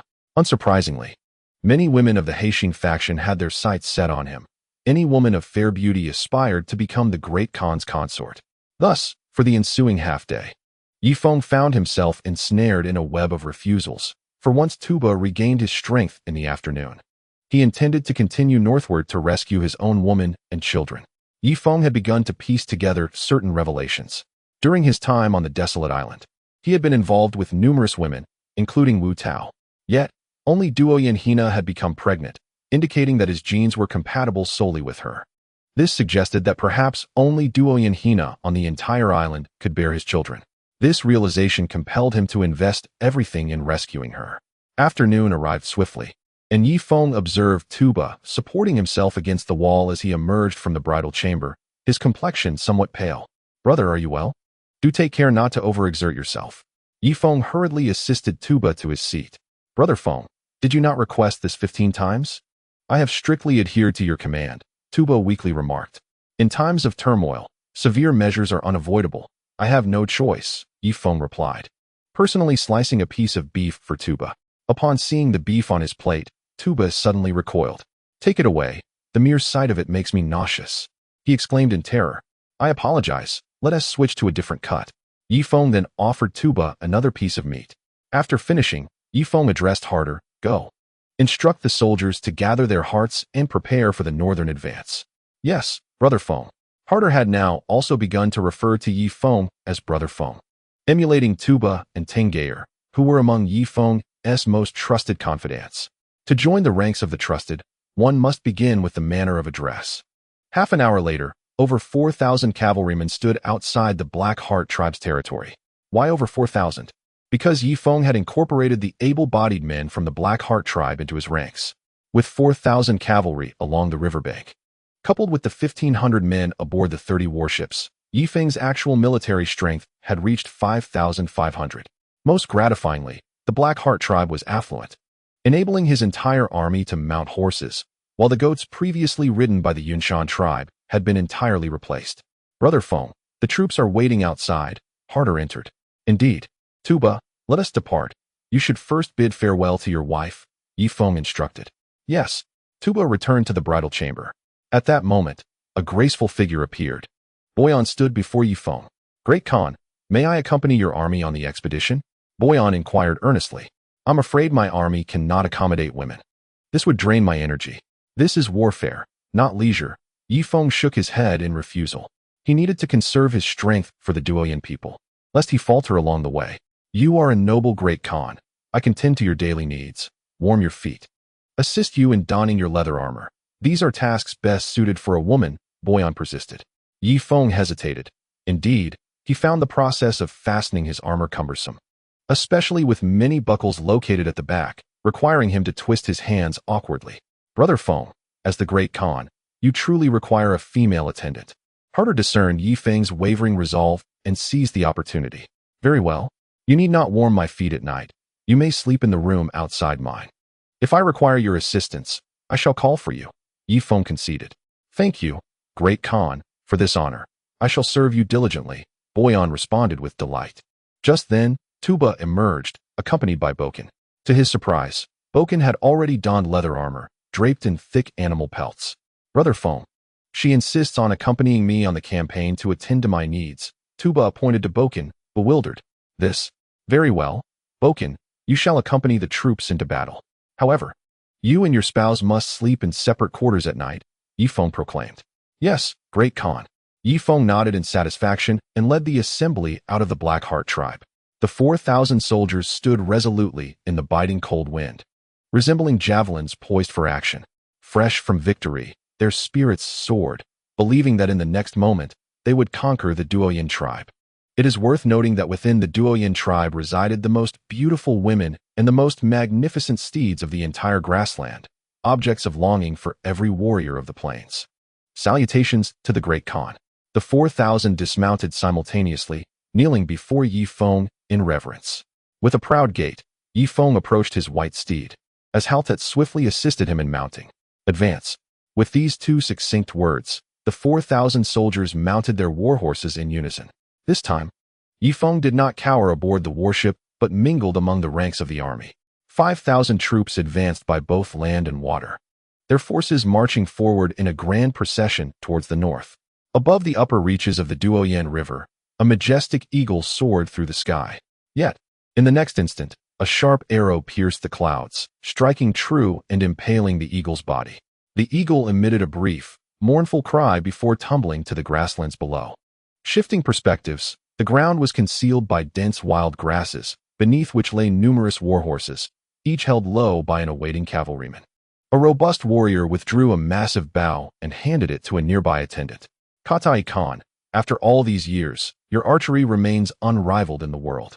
The speaker, adorned in wolfskin, was a Duoyin tribesman of no small stature. It was evident that even he felt compelled to pay homage to such a high-ranking individual. Indeed, the archer who had felled the eagle was none other than the southern division Khan of the Duoyin tribe, Katayrji. The Duoyin tribe had established 8 divisions across the vast grasslands, each commanding a cavalry force of 10,000, with a Khan stationed in each division. They were all kin to the Tian Khan, whether by blood or relation, which granted them their military authority. The messenger reports that Yi Feng's forces have been steadily advancing along the upper Duoyin River. They should be nearing here shortly, Katai remarked calmly. Indeed, Khan. Yi Feng is expected to reach the juncture of the Duoyin River and Yima Lake today. We shall catch him unawares here, the chief responded. Humph. The insignificant Yi Feng, with an army of less than 10,000, dares to claim the title of Great Khan. Are our cavalry from the southern division fully assembled? Katai inquired. Yes, Khan. Our southern division boasts a total of 11,000 cavalrymen, all lying in ambush here. Additionally, our fleet is stationed 1 kilometer north of the Duoyin River. As soon as the battle commences, 25 massive ships will surge upstream to obliterate Yi Feng's naval forces, the chief reported earnestly. Katai chuckled darkly, raising an eyebrow. I must express my gratitude to Yi Feng. It has been many years since I have had the opportunity to stretch my muscles. It is merely a pity that the other tribes of the grasslands are so feeble, too timid to defy even the most outrageous demands, leaving me deprived of the chance to demonstrate my prowess. Indeed, that chieftain of the tribe complied with my request to offer his granddaughter, which left me without a pretext for mobilizing our troops, lamented Jiaqian with a tinge of disappointment. Undoubtedly, they revere the Khan's divine authority and would not dare to resist. However, this time, Yi Feng's warriors will surely satiate our blades with fresh blood, igniting the primal warrior spirit within our Doyan people, the chief flatteringly asserted. Khan. The forces of Yi Feng approach, merely 5 kilometers away, reported a scout, adorned with a green grass hat and clad in mottled animal skins, blending seamlessly into the vast steppe. Excellent. They have finally arrived, Jiaqian responded, waving his hand towards the rear. 11,000 cavalrymen lay concealed in the grass, meticulously wrapping their horses' hooves in soft animal hides. This way, they could charge without a sound, approaching Yi Feng's riders undetected. Khan, we must not be complacent. It is said that Yi Feng's warships possess divine crossbows, each rivaling the might of your colossal bow, the chief warned. Given that they are divine crossbows, the archers will eventually tire. I command 11,000 cavalrymen. How many crossbowmen can he possibly have? Jiaqian replied dismissively. Indeed, your wisdom is indisputable, Khan. Yi Feng, astride his white steed, rode in the midst of his forces, his gaze fixed upon the wild grasses on either side. The further north they traveled, the taller the grasses grew, some even surpassing the height of a man's waist. At this moment, should a venomous snake lie hidden within the foliage, it could potentially claim the lives of several riders. On board the warship, a sentry scanned the horizon from the mast. Suddenly, narrowing his eyes, he focused on an upstream area. Something seemed amiss. Why was there not a single cow or sheep in sight? Even the birds in the sky refrained from alighting upon that lush pasture. Realizing this, the sentry ascended a few more meters up the mast and peered northward once again. In the next moment, his eyes widened in alarm. Something is wrong. Quickly. Signal the Great Khan, he shouted. The flag bearer hastily waved 2 small flags in an intersecting motion. On the ground, Haltet received the signal and promptly raised his right hand. 4,000 cavalrymen gradually halted, arching their backs, drawing their sabers, and fixating their gaze to the north. Thundering hooves echoed as Haltet galloped to Yi Feng's side. Brother Feng, according to the flag signal, the sentry has detected a substantial ambush ahead.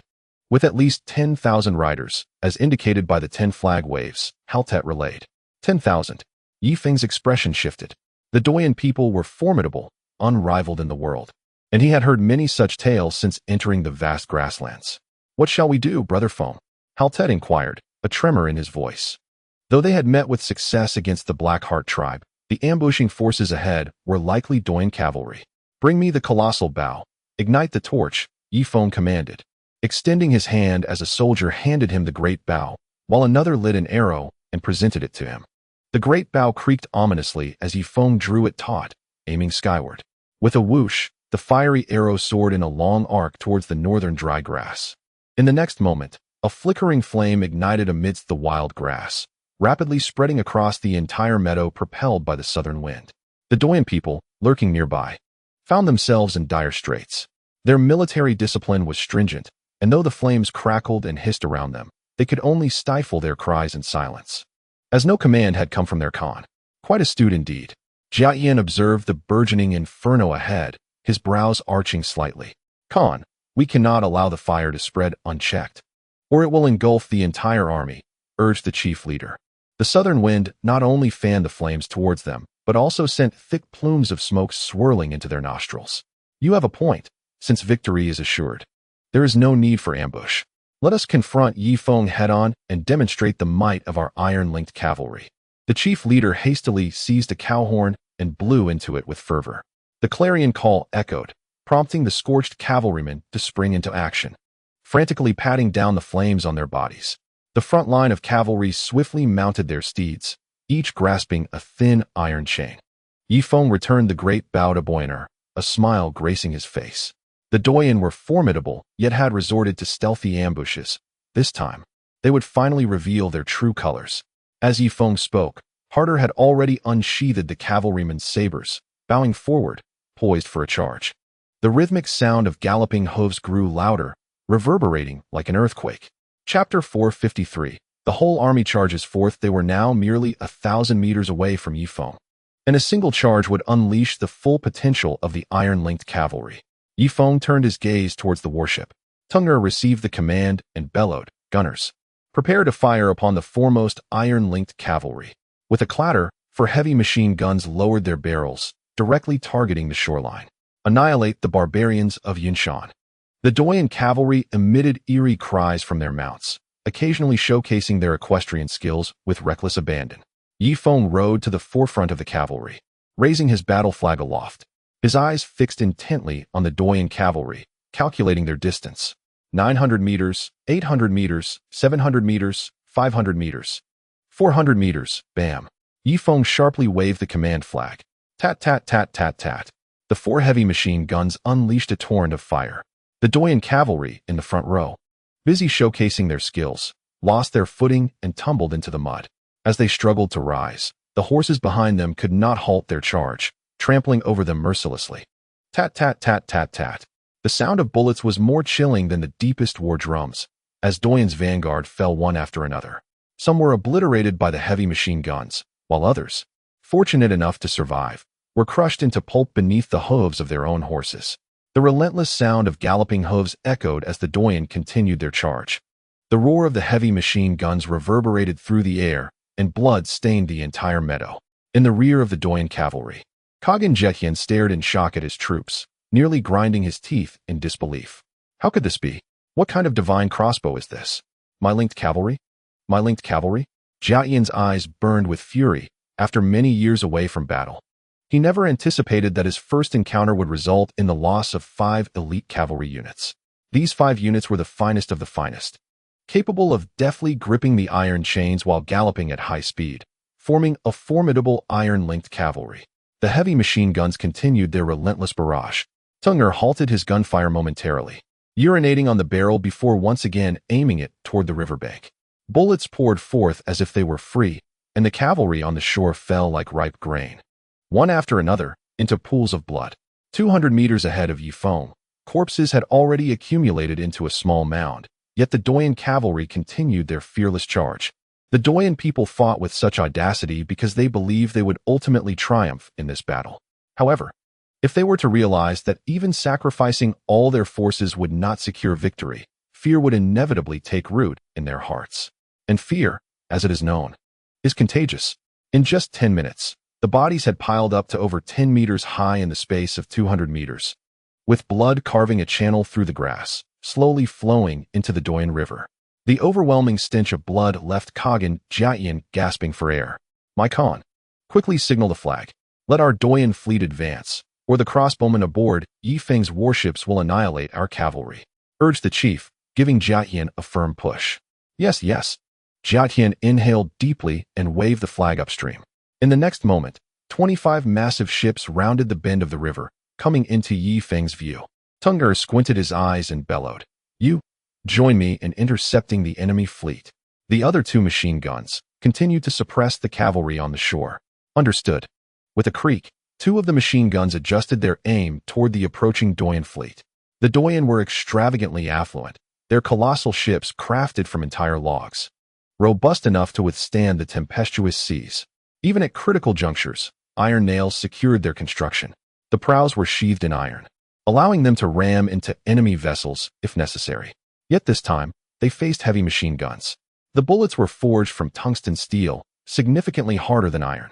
Furthermore, the quality of steel in the primitive society was far inferior, making it utterly incapable of withstanding the onslaught of machine gun fire. The fastest Doyen warship was struck, riddled with several transparent holes as wooden splinters flew in all directions. At the prow stood Jiayan's eldest son, the fleet's commander. However, before he could react, a bullet sent him to the afterlife without even a sound. My son, my eldest. Jiayan nearly fainted. Had it not been for a few chiefs supporting him, he would have charged on horseback toward Feng himself. This is dire. The crossbows of the foreign invaders are too powerful. We cannot prevail. The cavalry paid a heavy price of 20 elite soldiers, yet still failed to reach Feng. Gradually, doubts began to surface among them. Indeed, we have no chance of victory. Look at the river. One soldier pointed towards the Duoyen River. Their fleet lay in ruins, shattered by heavy machine gun fire. Tunger, possessing remarkable talent, targeted the hulls of the Duoyen warships. Once the hulls took on water, the vessels would lose their power. As the rowers below perished, the warships could only drift northward, devoid of combat capability. Release the arrows. A storm of arrows rained down from the swaying Duoyen ships.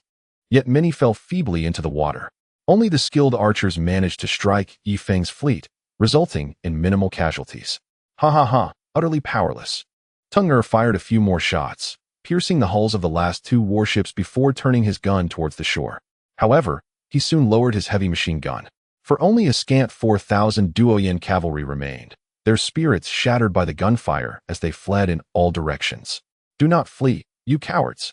Jiayan, riding behind, urged them on, striking down a deserter with his sword. Yet, the tide of defeat had already set in. The remaining cavalry circumvented him and continued their retreat. Their courage evaporated. The bodies along the shore had piled up to a height of several meters, the stench of blood overwhelming. Khan, we have lost.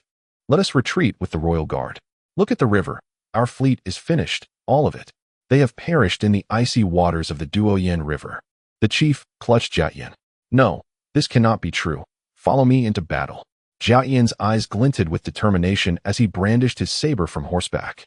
In the next moment, his wish was granted. Feng commanded, all troops, advance.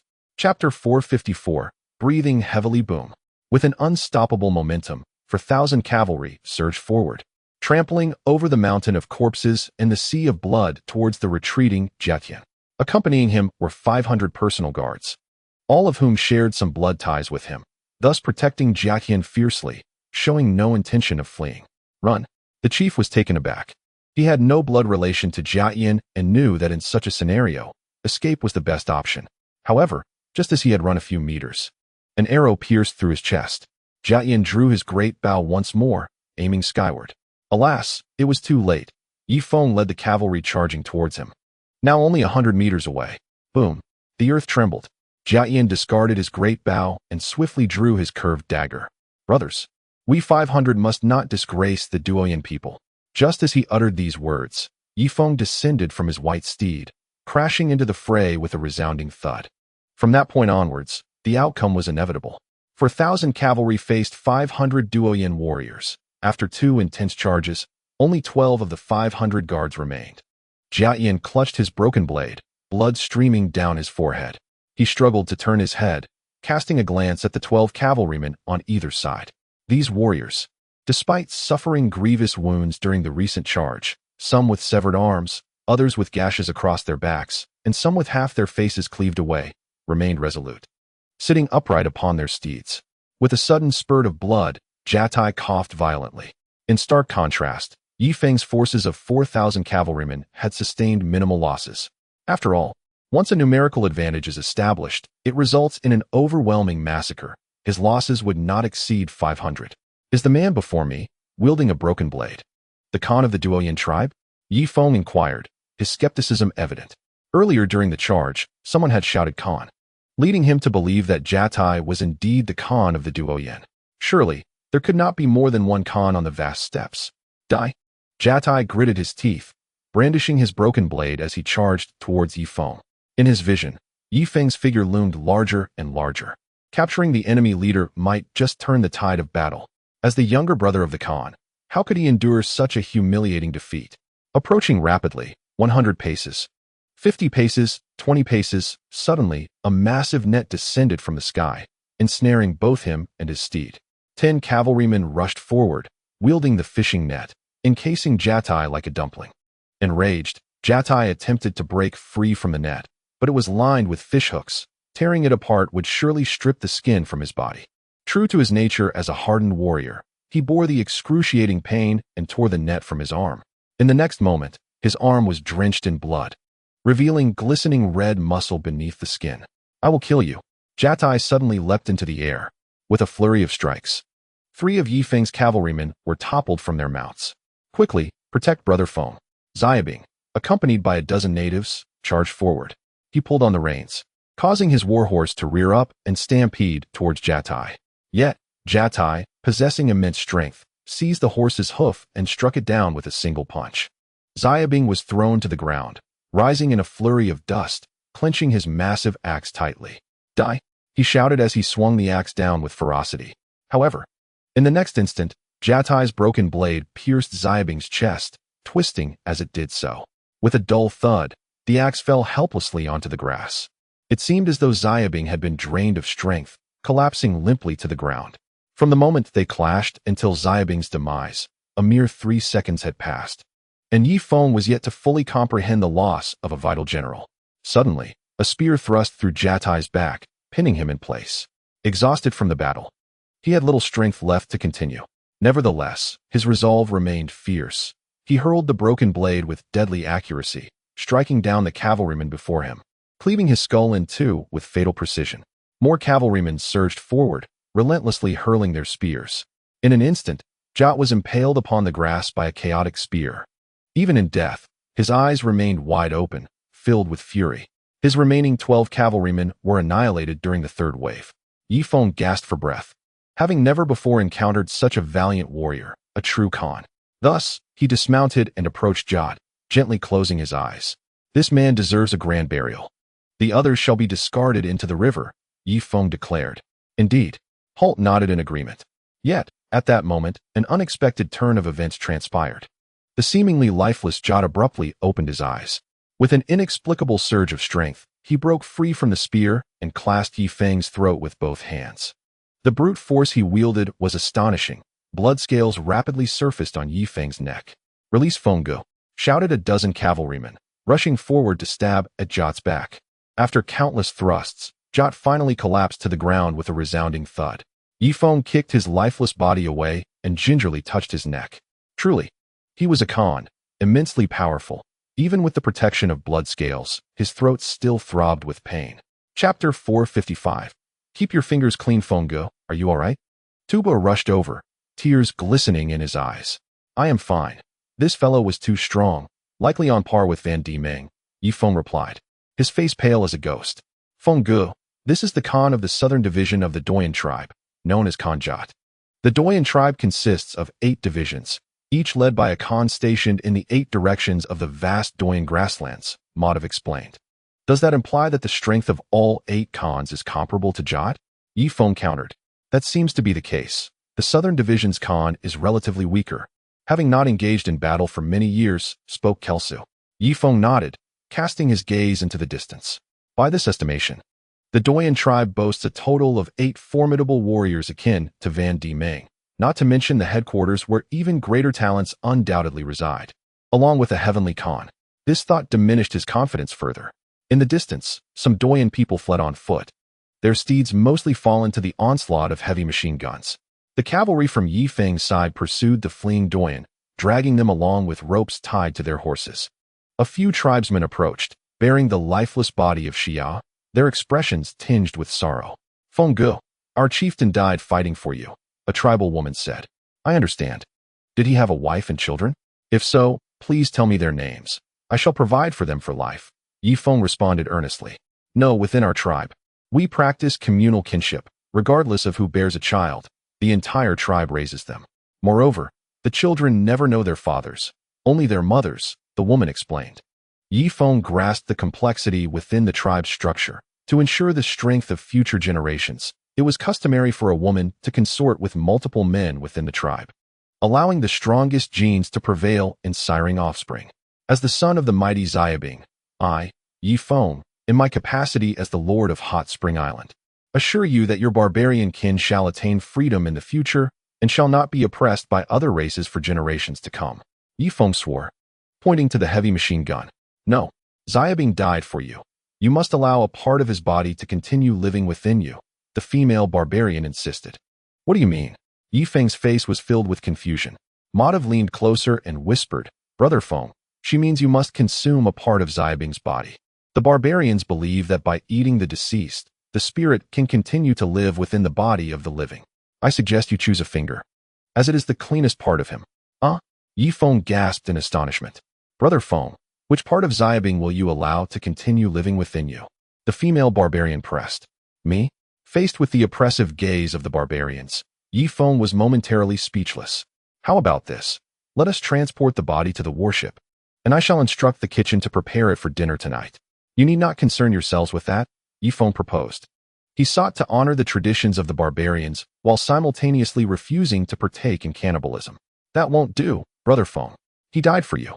So you must eat a part of his body before our eyes, allowing a fragment of him to live on within you. The female barbarian insisted stubbornly. Nonsense. That is your tradition, not mine. I command you to cremate the body on the spot, Yi Feng retorted angrily, asserting his authority as a commander. The barbarians exchanged glances, and without uttering a word, they lifted the corpse. The Yunshan cavalry returned with over 100 captured Duoyan people, their leather armor torn, crying out in despair. Brother Feng, how shall we deal with these Duoyan people? Halted asked excitedly. These are genuine Duoyan, typically high and mighty, relegating them to the desolate Yunwu mountain. Now, they have become my prisoners. Yi Feng mounted his white horse and rode among the captives. The captives ceased their lamentations and glared at Yi Feng with resentment. Strip them of their relatively intact leather armor. We shall wear it ourselves. Additionally, take the fine wolf and fox furs, horses, and treasured blades. These are valuable items. Yi Feng declared coldly. Understood, the Yunshan people responded, dismounting to assist the captives in shedding their garments. A captive dared to protest and was promptly struck, losing a tooth. Half an hour later, the 100 or so Duoyan had been stripped bare and left shivering on the cold, windy grass. They were compelled to huddle together like penguins, utilizing their collective body heat for warmth. Throw them your inferior leather armor. Do not let them freeze to death, for we still need a supply train, Yi Feng instructed. In an instant, various foul-smelling linings and leather armors were heaped together. The Duoyan captives endured only 2 minutes before rushing to snatch the discarded clothing. If you wish to survive, you shall obediently serve as the supply train by the shore. If not, I can send you to the realm of eternal rest right now, Yi Feng proclaimed from atop his white steed. As the Duoyan people exchanged a glance, they simultaneously settled onto the ground in a lotus position, their eyes fluttering shut. I am addressing you. Will you assist me in transporting provisions? A flicker of murderous intent flashed in Yi Feng's eyes. However, the captives feigned ignorance, resolutely keeping their eyes closed. There's no other choice. Harder, cast them into the icy river.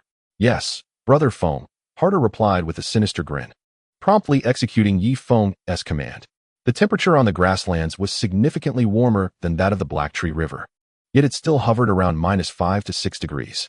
One by one, the Duoyan people were thrust into the river. Some endured for 5 minutes, while others managed to withstand the cold for half an hour. The strongest among them persevered for an hour. Once this batch of prisoners was dealt with, Yi Feng gestured forward. Let us depart for the Duoyan headquarters. Time raced on, and in the blink of an eye, 7 days had elapsed. The news of Yi Feng's victory over the Khagan of Cathay spread across the grasslands like a gentle spring breeze. Upstream on the Duoyan River stood a small tribe. Chieftain, Yi Feng has actually defeated the Khagan of Cathay. Perhaps within a day, his forces will be at our doorstep. Should we resist them or collaborate? Inside the tent, over 30 warriors deliberated strategies. The population of the Tirno tribe was merely 200, with only about 30 warriors, including 5 women. Yi Feng now claims the title of Great Khagan. He seeks to oppose the Heavenly Khagan. We do not consider ourselves his rivals. Yet we cannot betray the Heavenly Khagan at this juncture. Therefore, I propose that starting tomorrow, our Tirno tribe migrate deeper into the grasslands to avoid Yi Feng's army. After much deliberation, an elder arrived at a prudent conclusion. The people of the grasslands were astute. In the face of uncertain circumstances, they would not hastily align with either side. Chapter 456. A momentum like a raging tide unless Yi Feng could genuinely vanquish the main forces of the Doyan tribe. They would hesitate to betray their kin. Conversely, should Yi Feng be defeated by the Doyan in the upcoming battles, they would undoubtedly seize the opportunity to strike him down, thereby proving their loyalty to the Doyan tribe. By the side of Wolf Creek stood a medium-sized tribe with a population of approximately 10,800 warriors. Within a wooden hut, the leaders and chieftains of the tribe gathered. Chieftain, Yi Feng is currently advancing with great momentum, yet that may be the peak of his strength. According to reports from scouts, Yi Feng's total forces do not exceed 6,000. However, he faces the entirety of the Doyan's 8 banners, each boasting over 10,000 cavalrymen. Thus, I contend that Yi Feng's early victories amount to little. He resembles a bull rampaging through a pack of wolves. Yet, once it halts, it will be devoured by the very wolves that once fled. My suggestion is to mobilize our forces against Yi Feng now, to demonstrate our allegiance to the Heavenly Khagan. Otherwise, once they have eliminated Yi Feng, our Mo tribe will undoubtedly be next in line for their wrath. A prominent leader expressed his views. Mo, your thoughts align with mine. Yi Feng is likely nearing the confluence of the Doyan River and Wolf Creek. Let us now rally 500 warriors from our tribe to intercept Yi Feng at the Doyan River. Even in failure, we must assert our position to the Heavenly Khagan. The aged chieftain, seated upon a leather chair, finally broke his silence. Indeed, the leaders below responded in unison.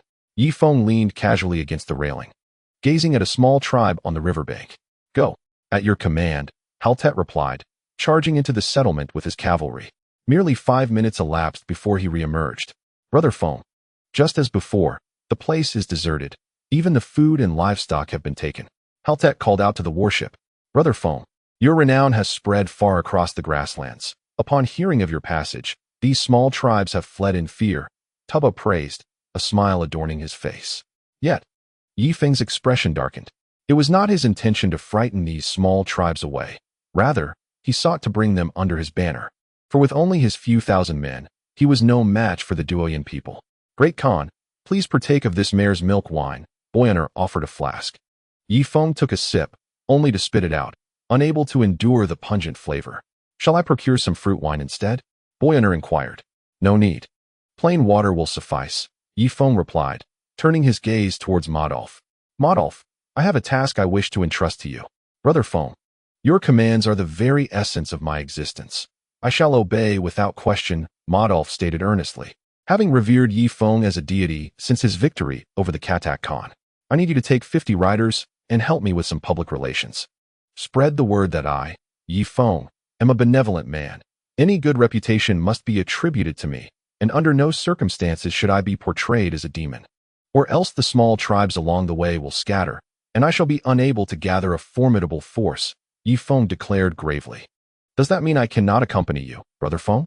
Modolf's countenance shifted. No, you shall follow me in a different capacity. Yi Feng reassured him with a pat on his shoulder. May I take a heavy machine gun? I fear facing Doyan cavalry on the journey, Modolf suggested. No, you shall ride lightly, bringing only enough provisions for 7 days. Return to me every 7 days, Yi Feng instructed. Very well. Modolf disembarked from the ship, leading his 50 cavalry from the Grass Sea tribe into the distance. Great Khan, why do you still appear so troubled? Boyaner asked. It is nothing. You need not concern yourself with it. Yi Feng waved his hand dismissively, directing his gaze toward the far north. 2 months had passed. Even if the Doyan Hina had used sorcery to control her body, she had likely given birth by now. Once the child was born, the Heavenly Khan would surely kill it, rendering Yi Feng's journey futile. But he remained undeterred. Should his child meet a tragic end at the hands of the Heavenly Khan, he would unleash chaos across the vast grasslands, making the Doyan people pay a bloody price. Brother Feng, look ahead. Tuba suddenly pointed toward the riverbank. Yi Feng focused his gaze, and there, a dense throng of cavalry appeared, clad in tattered leather coats. wielding filthy curved blades, their eyes fixed unwaveringly upon Yi Feng's army. Surely, they cannot be Duoyan people? Kelsu, from which tribe do they hail? Yi Feng inquired. Brother Feng, if I am not mistaken, this should belong to the Mo tribe, whose banner is the scimitar cleaving the sun. In truth, their former totem was not this. It has been altered to appease the Duoyan people, Kelsu remarked. Thus, this is a tribe of flatterers? Yi Feng's expression turned cold. Brother Feng, shall we subdue them? Tuba inquired. Let us give it a try. Yi Feng responded, stepping onto the shore and mounting his white steed. At that moment, 500 cavalrymen suddenly sheathed their scimitars and raised their bows. What is happening? Yi Feng's countenance shifted as a dozen cavalrymen charged forward, shielding him with their shields. Are those friends of the Mo tribe ahead? Please summon your chieftain for a discussion. Yi Feng called out from behind the shields. At that moment, a rider from the Mo tribe emerged, casting a cold glance at Yi Feng before abruptly pointing forward. Instantly, hundreds of arrows rained down from the sky. Caught off guard, over 40 of Yi Feng's cavalrymen fell. Despicable. Yi Feng forcefully pushed aside the shield bearers, preparing to launch a full assault. However, the unexpected occurred. After unleashing a volley of arrows, the 500 cavalrymen transformed their rear into the front and fled northward towards the Duoyan River. What? Yi Feng stood frozen in place. Brother Feng, pursuing them may be a trap, Haltek cautioned from the side. What then? Shall we allow them to kill so many of my men without consequence? Yi Feng's eyes narrowed slightly. I believe it is best to let it go. Our energies should be reserved for facing the Duoyan tribe. As for the Mo tribe's ambush, they may only attempt such a thing once. Should they be discovered again, we shall greet them with heavy machine guns, leaving them no opportunity to retaliate, Haltet advised. At this juncture, we have no choice but to proceed northward and bury our fallen brothers on the spot. Yi Feng nodded in agreement. It is worth mentioning that during this expedition against the Duoyan tribe, they had brought 4 large crates of ammunition. After several battles, only 3 crates remained. To the north of the Duoyan River, 500 cavalrymen were fleeing in a grand formation, led by Mo Yi. Great leader, we need not run any longer. No matter how formidable Yi Feng's divine crossbow may be, he cannot strike from 5 kilometers away, one of the leaders advised. True enough, brothers, halt, Mo Yi commanded. And the 500 cavalrymen gradually came to a stop. After a brief silence, they erupted into uproarious laughter. Chapter 457. You killed my son. I will take your life, ha ha ha. The ambush was a success. We have proven our loyalty to the Duoyan tribe. Perhaps they will even reduce our tribute. One laughed. Indeed. With one ambush, Yi Feng's side suffered at least 50 casualties. If we execute a few more ambushes, he might face utter annihilation, another added. I feel that our Mo tribe is even more formidable than the Jiate Khan, for we have lost not a single man among our 500. While Jiate Khan lost an entire contingent of cavalry, 10 armored warriors. Great leader, I believe this tactic can be employed against Yi Feng. Just now, we should have unleashed 2 more rounds of arrows to reap even more enemies. Mo Yi concurred, seeing the viability of the plan. Understood. Here is the refined and improved translation. Very well, we shall await here. Yi Feng's army shall soon pass this way again. Everyone, prepare your bows and conceal the steeds within the tall grasses. At the opportune moment, each of us must release at least 3 arrows. Emboldened by the intoxication of victory, Mo Yi's confidence gradually swelled. Father, from here to Wolf Creek, there are still several dozen kilometers. We can set up 5 ambushes, each capable of eliminating 500 of his men. In total, we could slay 5,000, without the need for the Duoyan tribe to intervene. Our Mo tribe alone could extinguish Yi Feng. The speaker was Mo Yi's son, Mo Luo. Indeed, my son has matured into a majestic eagle of the steppe. If we, with a mere 500 warriors of the Mo tribe, can vanquish Yi Feng's main forces, what rewards do you suppose the heavenly Khan would bestow upon us? Mo Yi gazed at his son with a rapturous expression, as if admiring a fine piece of art. Perhaps we could be exempted from tributes for a decade, allowing our tribe to flourish into a significant power on the steppe. The young Mo Luo held his head high. My son, your ambitions are too modest. The Khan of the Southern Division is deceased. It is possible that the heavenly Khan may appoint an outsider as the new Khan of the Southern Division. As long as we annihilate Yi Feng's main forces, we could request that the position be conferred upon our Mo tribe. Mo Yi raised his gaze to the heavens, lost in his daydreams. What? Bestow upon us the title of Khan of the Southern Division? Mo Luo's face radiated with aspiration. Great chief, they approach. Yi Feng's fleet has rounded the bend and is now merely 2 kilometers away, reported a scout. Listen closely. Let the steeds hold wooden fuses in their mouths to stifle their sounds. This time, we shall strike from close quarters, ensuring that every arrow finds its mark, with a commanding voice. Mo Yi led his 500 men into the concealment of the grasses. Yi Feng's left eyelid twitched incessantly. The white steed beneath him reared up, emitting a series of long whinnies. Brother Feng, something feels amiss. Observe the lush pasture ahead, so fertile yet devoid of cattle and sheep. Moreover, there are no eagles soaring in the sky, indicated Ku Er Su, pointing forward. Yi Feng nodded, signaling with a flag from the ship. Creak. The 4 heavy machine guns adjusted their aim towards the wild grass along the shore. Just then, a sudden whinny erupted from the grass.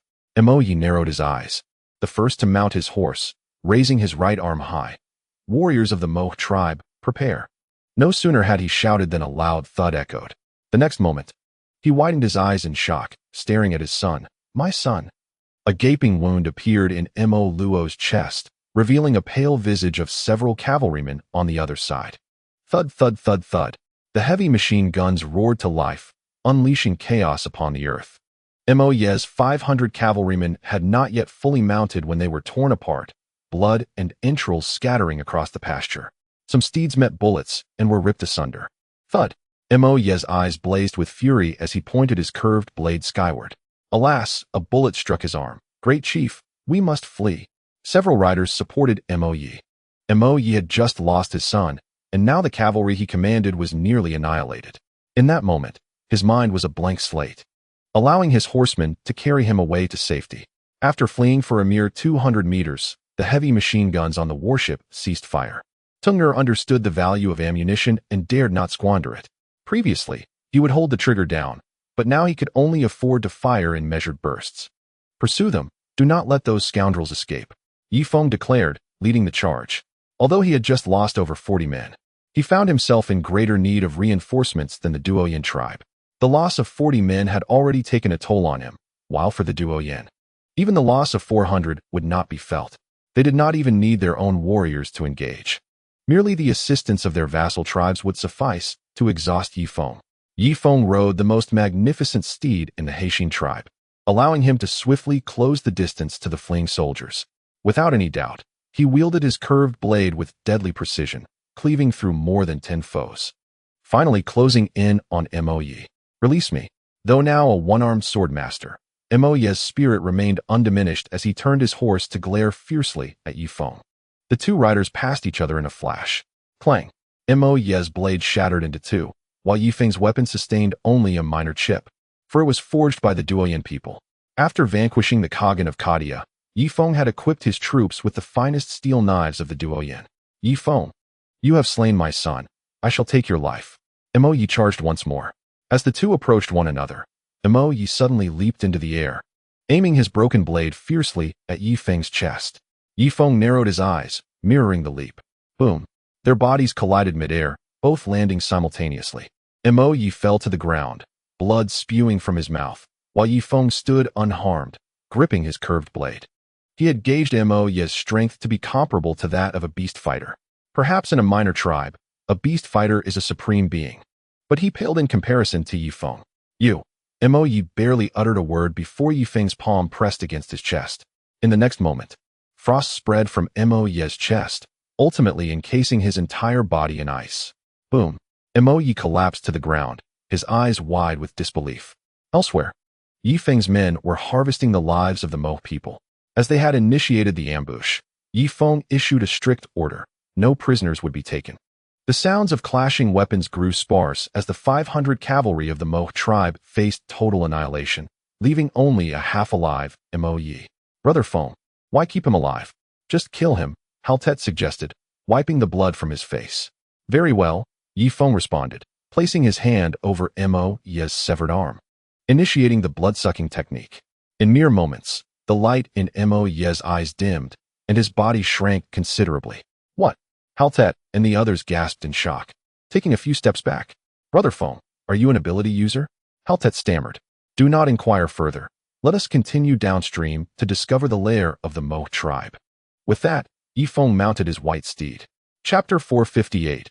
A lack of stamina and drive amidst the grasslands along both banks of the Duoyin River. Spies from various small tribes lay concealed, witnessing the terrifying scene unfold before their eyes. Not only were there spies from the small tribes, but also from the Duoyin people. Quickly, return and inform Tian Khan of the formidable power of Yi Feng's divine crossbow. Hurry back to the chieftain, so that he may make a timely decision. Yi Feng is too powerful. This time, I must strongly advise the chieftain. One by one, the spies departed. Yi Feng once again mounted his white horse and gestured forward. Advance. In the southwestern tent of the Duoyin tribe, 10 Jiezhan, 30 Niu Luzhan, 1 Wanfachang, and 2 Taibao gathered within a stone dwelling. Khan. Every word spoken by the informant is true. Yi Feng's divine crossbow is indeed terrifying. The Mo tribe's cavalry of 500 was utterly decimated without a moment's respite. And even their great chieftain was slain by Yi Feng on the spot. Kneeling in the center of the stone house was a spy. I understand. You may rest now. Yongmu Khan waved his hand, holding a scroll of animal hide in the other. This is a command from Tian Khan, instructing me to annihilate the foreign forces within 7 days. Do we possess the capability to accomplish this? Yongmu surveyed his senior leaders, numbering over 40. Khan. Yi Feng's greatest strength lies in his divine crossbow. I propose that we encase our cavalry in iron armor and equip the frontline riders with heavy armor, even protecting their faces. Yi Feng's divine crossbow shall surely not pierce our heavy armor, and once our armored forces breach the ranks of Yi Feng's cavalry, the rear cavalry can unleash a massacre. One Jiaizhen suggested, unaware that Yi Feng's divine crossbow resembled a heavy machine gun. That proposal is indeed prudent. Do any of you have further suggestions? Yongmu inquired once more. Khan. We can encircle him from both upstream and downstream. Yi Feng will be unable to defend both flanks. Furthermore, we can deploy our war crossbows, although they have a lengthy firing time. Their power is immense and might prove effective against Yi Feng's warships. Another Jiaizhen added. Very well. How many war crossbows do we possess? In response to the Khan, we have 7 in total, which have not been used for many years and require repairs. The Duoyin people, as the overlords of the vast grasslands, seldom utilized such devastating weapons. Then let the craftsmen hasten their repairs. If all goes as expected, Yi Feng's forces will reach my territory within 5 days. However, we must prepare for the worst. Bring me a writing implement. 3 days later, Yi Feng's warships finally arrived at the mouth of the Duoyin River, where the waters narrowed considerably, allowing only 2 ships to sail side by side, with the risk of grounding. Alert! Take caution! A sentinel atop the mast suddenly bellowed. With a rustle, 4,000 cavalry on the shore crouched low, drawing their bows. Yi Feng, with a round shield in his left hand and a saber in his right, calmly surveyed the front. After a moment, a rider emerged from the thicket, holding a white flag aloft. Yefeng, the great Khan, I am a member of the Ubong tribe. This time, we do not come to oppose your esteemed faction, but rather to seek an alliance. As the man approached Yefeng, he shouted loudly, fearful that Yefeng might unleash his divine crossbow. Stand down, commanded Haltet, and the 4,000 cavalrymen sheathed their bows, yet remained poised. Yefeng glanced back at the thicket and decided to ride his white horse forward. Quickly, protect Brother Feng. Yefeng's 12 personal guards hastened to follow, simultaneously raising their shields to safeguard him from all sides. I am Machi. If the great Khan is willing to take us in, all 2,000 of us from the Ubong tribe shall pledge our allegiance to you, Machi declared, gripping a white flag, his voice trembling slightly. How many warriors do you possess? Yefeng inquired. 500. No, 300. Oh, 150, Machi stuttered, seemingly apprehensive that Yefeng might dismiss his meager numbers. Only 150 warriors? Are you not concerned about facing retribution from the Duoyin tribe by allying with me? Yefeng's eyes narrowed, wary that this man might be a spy, poised to stab him in the back. The Duoyin tribe has demanded from us, within 7 days, 10 superior horses, 30 cattle, 100 sheep, and 5 untouched maidens. We, the Ubong tribe, can no longer bear this burden and have no choice but to ally with you, Machi said, his eyes growing red. Yefeng scrutinized him closely, sensing no deceit. Nevertheless, caution prevailed, and he pressed further. Do you possess any written orders from the Duoyin tribe? No. It was merely a message relayed by their cavalry, Machi replied. Then why should I trust you? Yefeng asked coolly. If the Great Khan does not believe me, you may visit our tribe and witness our destitution for yourself. We are so impoverished that there is nothing to fear, and your presence, Great Khan, is a turning point for the Ubong tribe. My father once said that despair is the precursor to rebirth. I hope for a return to the days of freedom and prosperity for our people, Ma Chi earnestly articulated. Where is your tribe located? Yefeng's tone remained icy. Great Khan, please follow me. Our tribe has been driven from the lush pastures to the depths of the grasslands, where only a murky lake serves as our water source. Ma Chi gestured invitingly. Brother Feng, be cautious. He may lead you into a trap, one of the guards warned. The 12 guards, emulating Tuba, had taken to calling Yefeng Brother Feng. No, I must see for myself. Have the warships remain here and inform Haltet to bring our 4,000 cavalrymen to follow Ma Chi, Yefeng declared, riding alongside Ma Chi. Should this man attempt any treachery, Yefeng would subdue him in 3 seconds. In an instant, the vast army mobilized, trailing behind Ma Chi. After traversing several kilometers, Yefeng observed that the wild grass had grown sparse, giving way to a somewhat desolate landscape. Dozens of emaciated old horses grazed on the parched grass, occasionally lifting their heads to glance at Yefeng and his entourage before lowering them submissively. Brother Feng, these horses are far from spirited. Even if they were to be sold in the future, they would be of inferior stock, lacking endurance and vigor, Kelsu remarked from beside him. They then beheld several emaciated sheep and a few slender dogs, presumably the hunting hounds of their tribe. Indeed, the poverty was evident, and I believe you. For destitution breeds defiance. Yi Feng patted Ma Chi's shoulder. Thank you for your trust, Great Khan. May I now summon our warriors? Ma Chi inquired. Certainly, call them forth. I am in dire need of manpower, Yi Feng replied, pausing momentarily for emphasis. Before long, a sparse assembly of warriors emerged from the tent, their gaunt frames and hollow, darkened faces evoking a sense of pity. Great Khan, do not be deceived by their frail appearances. Even in this impoverished land, resilient warriors can arise. Erjuo, demonstrate your spear for the Great Khan, Ma Chi urged promptly.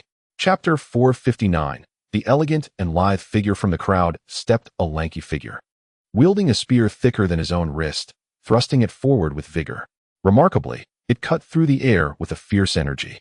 Great Khan, please visit our tribe. I shall prepare roasted beef for you, Ma Chi offered. No need, Ma Chi.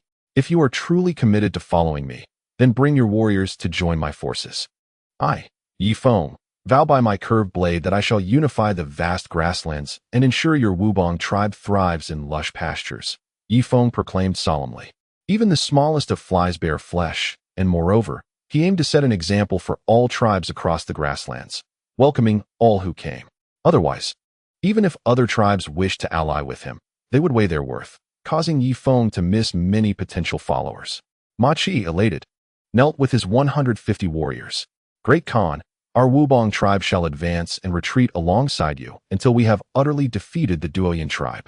Only then will we reunite with our families. Victory is our only path to reunion. Excellent. Yi Feng dismounted and took Ma Chi's hand, leading him to his white steed. Ma Chi, this white horse is my prized mount. I now gift it to you as a token of our meeting, Yi Feng stated gravely. This. Ma Chi exchanged glances with his kin, instantly moved to tears. I, Ma Chi, have truly chosen wisely. Yi Feng is indeed a benevolent Khan, so considerate of his subordinates. Great Khan, I cannot accept your steed. Let us walk, for even on foot, we can keep pace with your army, Ma Chi said earnestly, regarding Yi Feng as a father figure in that moment. It is of no concern. This white horse is somewhat aged, and I have this sturdier black horse, Yi Feng replied, gesturing to a stronger black steed held by his guards. After half an hour, Yi Feng returned with his 150 warriors beside the warship, only to find Medeafu arriving, accompanied by 5 or 6 men clad in fur coats. These men exhibited a cautious demeanor, casting wary glances towards the warship. Look, our Khan has returned. Brother Feng, come over here. I have finally persuaded the chieftains of 6 tribes to come speak with you, Medeafu called from a distance, waving enthusiastically. Yi Feng was overjoyed and swiftly rode his black horse towards him. As the black horse was about to approach a few individuals, Yi Feng elegantly dismounted and strode toward them. The individuals clad in fox fur were presumably the chieftains of a minor tribe, and upon noticing Yi Feng, their faces displayed a hint of obsequiousness. Allow me to introduce, this is our esteemed chieftain Yi Feng. Brother Feng, let me present to you the chieftain of the Blackbird tribe. This one is the chieftain of the Baishir tribe, and this one is. Mo Dao Fu completed the introductions and then cast a look of expectation toward Yi Feng. Greetings, chieftain of the Blackbird tribe. If you choose to follow me, when I unify the vast grasslands, your tribe shall never need to pay tribute. Moreover, should your tribe face oppression, I will stand by your side. Yi Feng declared with a smile. Before him stood 6 chieftains. Even if each chieftain commanded merely 200 warriors, that amounted to a formidable force of 1,200. Very well, I agree. I shall return to the Blackbird tribe shortly and gather my 12 warriors. The chieftain of the Blackbird tribe inhaled deeply, finally making up his mind. However, if you are truly earnest in your allegiance, it would be prudent to bring all your warriors, for we face the formidable Duoyan tribe. 12 warriors would be utterly insufficient, Yi Feng admonished seriously. But our Blackbird tribe only comprises 70 individuals. To spare 12 warriors is already our utmost limit. The chieftain of the Blackbird tribe replied awkwardly. Yi Feng rolled his eyes. 70 individuals, and you dare to call yourselves a tribe? Truly remarkable. Chieftain, haha. Our Baishir tribe boasts 31 warriors, more than double what they have. A rotund chieftain stepped forward, pride evident on his face. Impressive, Yi Feng responded with an expressionless thumbs up. While our tribe's warriors may not rival the Baishir tribe, we have more than the Blackbird tribe. We total. The chieftain was about to elaborate, but was interrupted by Yi Feng. All right, esteemed chieftains of 6 great tribes, if you have further matters to discuss, please confer with my deputy, Harder. I am rather fatigued and need to return to the warship for some well-deserved rest. Harder, please ensure the great chieftains are well taken care of. With that, Yi Feng made his exit. Upon returning to the ship's cabin, he encountered Bo Yin'er approaching with a basin of warm water. Chieftain, allow me to attend to your feet, she said, kneeling before Yi Feng. The cabin was heated with charcoal, prompting Yi Feng to remove his coat. Bo Yin'er, clad only in a single garment, revealed her slender and graceful figure. As the daughter of a chieftain, she was not accustomed to arduous labor, resulting in her hands being soft and delicate, unlike those of other women, which were rougher than Yi Feng's. Bo Yin'er, as the esteemed daughter of a chieftain, how can you personally assist me in washing my feet? Yi Feng reclined slightly, a contented expression gracing his face. Her tender hands caressed his rough feet, and Yi Feng felt as though he had returned to a civilized society, indulging in first-class treatment at a high-end establishment. Previously, when he received his salary, he would spend 100 or 2 on foot massages. Yet the attendants assigned to him were all middle-aged women, their faces obscured by veils. After a certain matron washed her feet, she revealed her aged visage beneath a mysterious veil, leaving Yi Feng with a psychological shadow. However, this shadow was completely dispelled by Bo Yin'er. After washing her feet, Bo Yin'er gently dried Yi Feng's feet with soft animal skin. Do not be so forward, fair maiden. Yi Feng quickly retracted his foot. Yet Bo Yin'er, taking advantage of the moment, leapt onto Yi Feng's body. Oh dear, my sister is already with a descendant of the divine race. Can I not be with you? Let me bear the seed of the divine race too. Bo Yin'er blushed deeply. No, I have stated before that a woman must follow but not share a bed, as it would deplete my spirit, Yi Feng responded, licking his lips. He had not indulged in desires for over 2 months since the expedition. Now, with Bo Yin'er's teasing, his self-control swiftly dissipated. Bo Yin'er cast him a sultry glance. Oh, Yi Feng's face flushed with desire. Come, possess me. I cannot be outdone by my sister. Since she has found a descendant of the divine race, I too shall seek you, she said, her slender waist swaying gently.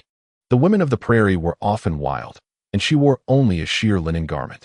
Yi Feng, overwhelmed with passion, could no longer contain himself. In the next moment, startled birds took flight, darting into the forest, which seemed to awaken, with the trees filled with melodious chirps.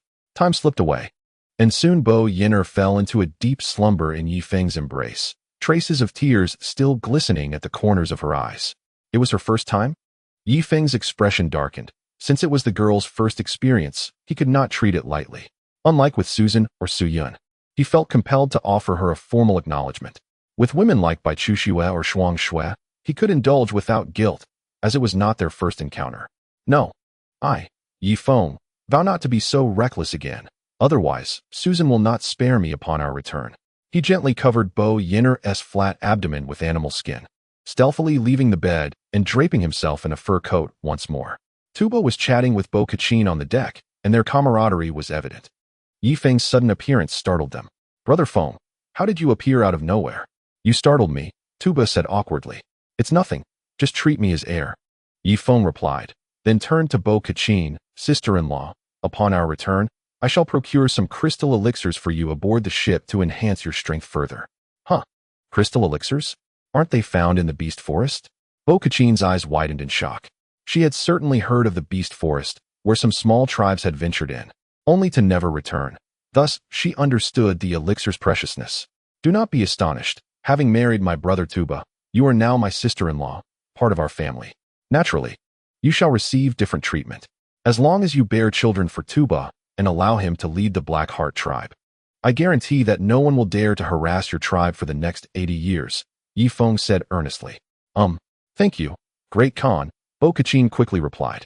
"Why call me Great Khan? Call me as you wish, just as Tuba does," Yi Feng chuckled. "Thank you, Brother Feng," Bo-Kachin replied, her joy evident. Initially, when she began her association with Tuba, she harbored some reluctance. The identity of Tuba as a descendant of the divine clan was imperceptible to the common folk. As the chief's daughter, she understood that Yi Feng was aiding in creating a favorable image. Thus, she secretly held the notion of marrying down, believing that Tuba had struck a fortunate deal. However, her perspective had shifted. It turned out that Tuba was indeed commendable. They were well matched. Of course, she had yet to witness the splendor of Hot Spring Island. Should she reside there for a few days, her views would undoubtedly transform once more, and she would feel as though she had elevated herself by being with Tuba. Brother Feng. Tuba was overwhelmed with emotion.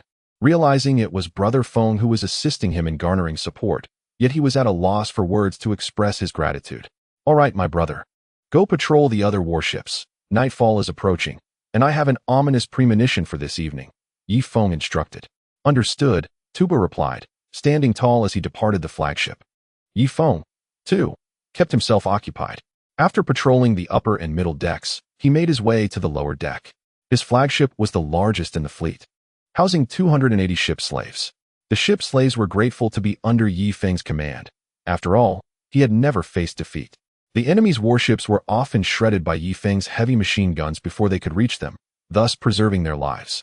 Moreover, the food Yi Feng provided was no longer the disgusting mush they had endured, but rather generous portions of beef, lamb, wild boar, and occasionally, waterfowl. In terms of rations, theirs was comparable to that of Yi Feng's regular army, with the only distinction being that the regular soldiers dined first, while they had to wait. Even so, their gratitude towards Yi Feng was profound. "Raise the oars, lower the oars," the drummer commanded loudly. After issuing the order, he respectfully stood and positioned himself to the side. The whip handlers in the lower deck also complied, standing aside to await Yi Feng's inspection. "Thank you for your hard work," Yi Feng called out. "It is no hardship. We fight for the Great Khan, and we would die without regret." The ship slaves responded in unison, suggesting they had received training from the Yunshan tribe. "This rudimentary warship will inevitably be phased out, and when that time comes, I shall grant you your freedom," Yi Feng promised, painting a bright future. Upon hearing this, the ship slaves became anxious. After enduring so much, would the Great Khan truly abandon them? "Great Khan, please don't. We wish to remain your ship slaves," they pleaded, dragging their chains as they knelt in unison. Yi Feng was taken aback. They were unwilling to accept their freedom? Yet, upon reflection, he understood. The long winter would soon engulf the world, and only his warships would secure sustenance. Granting freedom to the ship slaves now would be tantamount to sentencing them to death. "Arise, for after the obsolescence of the warships, new vessels shall require sailors. At that time, I shall select from among you those who row with utmost diligence to serve as crew aboard my new fleet. Moreover, these sailors shall enjoy the status of free men, unchained and unshackled, for even in the event of a shipwreck, you shall not find your demise beneath the waves." Yi Feng elucidated his regulations further. Instantly, the ship slaves felt a wave of relief, dragging their foot chains as they grasped the oar handles. After completing his inspection of the flagship, Yi Feng traversed the water and made his way to the shore. The army on the land also sought his consolation. To his astonishment, Harder had managed the troops exceptionally well. They were organized into teams of 10, each kindling a fire. The shoreline was adorned with innumerable animal skin tents. sufficient to accommodate over 4,000 soldiers. After a while, the chiefs of 6 tribes, accompanied by their 140 warriors, arrived to pledge allegiance. Feng instructed Harder to prepare them with leather armor and war horses. Following the recent conquest of the Khans of Carthage, Feng had amassed a substantial bounty, including over 1,000 Doyan steeds, which, combined with their original mounts, were more than sufficient. Thus, the cavalry in the forefront rode Doyan horses, while those behind each rode one horse and led another, capable of relentless pursuit day and night without respite. Alas, Feng's men were still unable to slumber atop their steeds like the Doyan, otherwise they too could traverse the land with the speed of the wind. Brother Feng, should we not assign duties to the chiefs of these 6 tribes? Harder suddenly approached. Then let us arrange that, Feng replied. However, there are so few of them. I find it somewhat challenging to allocate roles. If their positions mirror that of Madoff's, he will surely object, considering he brought several hundred to your service. Madoff's rank is that of 1,000 households. But what of them? They are but dozens, Harder contended. Then let them be designated as 100 households, Feng suggested. That too is unsuitable. Though few in number, they are still chiefs, Harder remarked, prompting Feng to ponder. Then inform them their rank corresponds to the number of followers they bring. I can only judge by quantity and quality, Feng declared. Understood. Feng continued his inspection of his domain, when suddenly, amidst the pitch-black night, the sound of hooves striking the earth echoed. Quickly, firebrand bearers, Harder commanded, and a dozen torchbearers hurled their flames toward the origin of the sound. In an instant, a few hundred meters ahead, illuminated by the torches, 3 riders emerged from the mist, the leader holding aloft a banner. Doyan people, Harder signaled, and the nearby cavalry drew their bows. We are messengers dispatched by Khan Yongmu. Feng, do not employ the divine crossbow, the 3 envoys shouted from a distance. Feng, arms crossed, awaited the trio's approach atop his steed. After a moment, the riders drew near. The central figure was short and stout, with a countenance marred by brutish features, resembling a beast. However, upon seeing Feng, the fierce warrior's eyes flickered with a hint of trepidation. After all, Feng's reputation had spread far and wide. Even the 10,000 cavalry of the great Khan of Gada could not contend with him. Even if their subordinate Khan were to arrive, he might not prevail against Feng. To show respect to the strong is the most fundamental etiquette on the steppe. Unlike the previous 3 arrogant envoys, these 3 dismounted promptly before Feng. The leading envoy presented a piece of animal hide with both hands. Feng of the Yunshan tribe. Our eternal shepherd Khan has learned beside the celestial Khan since a young age. The enemies he has slain could fill any deep pit you have ever seen, and the blood they shed could inundate any basin. However, our eternal shepherd Khan is benevolent. He hopes you will withdraw your troops at once and refrain from passing through his territory. If you can do this, our eternal shepherd Khan will overlook the past. The envoy in the middle spoke, striving to maintain the pride of the Duoyan people, yet his tone betrayed a stammer. Clearly, he too was intimidated by Feng's renown. I have a message for your eternal shepherd Khan. If he demands the return of my wife, Doyan Hina, along with the child she carries, I shall withdraw my forces immediately, and I will not go back on my word, Feng replied with a calm demeanor. He had already anticipated the outcome, but still wished to witness it one last time. This is a decision I cannot make for the celestial Khan, Mr. Feng. May I speak with you privately? The envoy suddenly lowered his voice, wearing a conspiratorial expression. What do you intend? 12 personal guards stepped forward, forming a protective barrier around Feng. Stand down, you're being overly dramatic, Feng admonished, and the guards obediently retreated. He and the envoy moved to a spot approximately 100 meters away from the main army. Seeing that they were alone, the envoy lowered his voice once more. Mr. Feng, you could choose to enter the Duoyan headquarters through the Drinking Horse Lake, thereby avoiding our eternal shepherd Khan's territory. Do you understand? The envoy's words were laden with implication. Feng was perplexed. Why can't I pass through the eternal shepherd Khan's camp? Is there an issue? He countered. The envoy's expression darkened. Was he to reveal that their Khan feared Feng and wished to avoid conflict? Such words could not be uttered lightly, lest they tarnish the eternal shepherd Khan's reputation. The truth is, our eternal shepherd Khan has slain too many enemies in his earlier years. He is the mightiest Khan beneath the celestial Khan. Thus, he now seeks to avoid further bloodshed. This is your opportunity, and I hope you appreciate it. Otherwise, if you insist on passing through the southwest camp of the eternal shepherd Khan, He may be compelled to engage you in battle. Do you believe you can contend with the eternal Shepherd Khan? The envoy spoke in circles, aware that their Khan had instructed him never to diminish his own reputation. Yet he also could not allow Yi Feng to traverse his territory, as he lacked the confidence to defeat him. Yi Feng stroked his chin, scrutinizing the envoy and contemplating the intentions of the eternal Shepherd Khan. However, I have heard that there are 2 separate camps near the Drinking Horse Lake. If one were to enter the headquarters of Duoyin from the Drinking Horse River, it implies that I must contend with 2 Khans. This seems rather unjust. So why not allow me to traverse your domain, Eternal Khan? Yi Feng inquired. As long as Mr. Ye's troops do not pass through the southwestern camp, our magnanimous and benevolent Eternal Khan shall graciously present you with 2 gifts. Upon finishing this statement, the messenger clapped his hands. Soon, another knight approached, veiled, and at a cursory glance, appeared somewhat diminutive in stature. Princess Kazina, please unveil your face, the messenger requested. The knight slowly removed her veil, revealing an exquisitely beautiful visage that nearly left Yi Feng awestruck. Indeed, her beauty rivaled that of Susan, and perhaps even surpassed that of Duoyin Hina.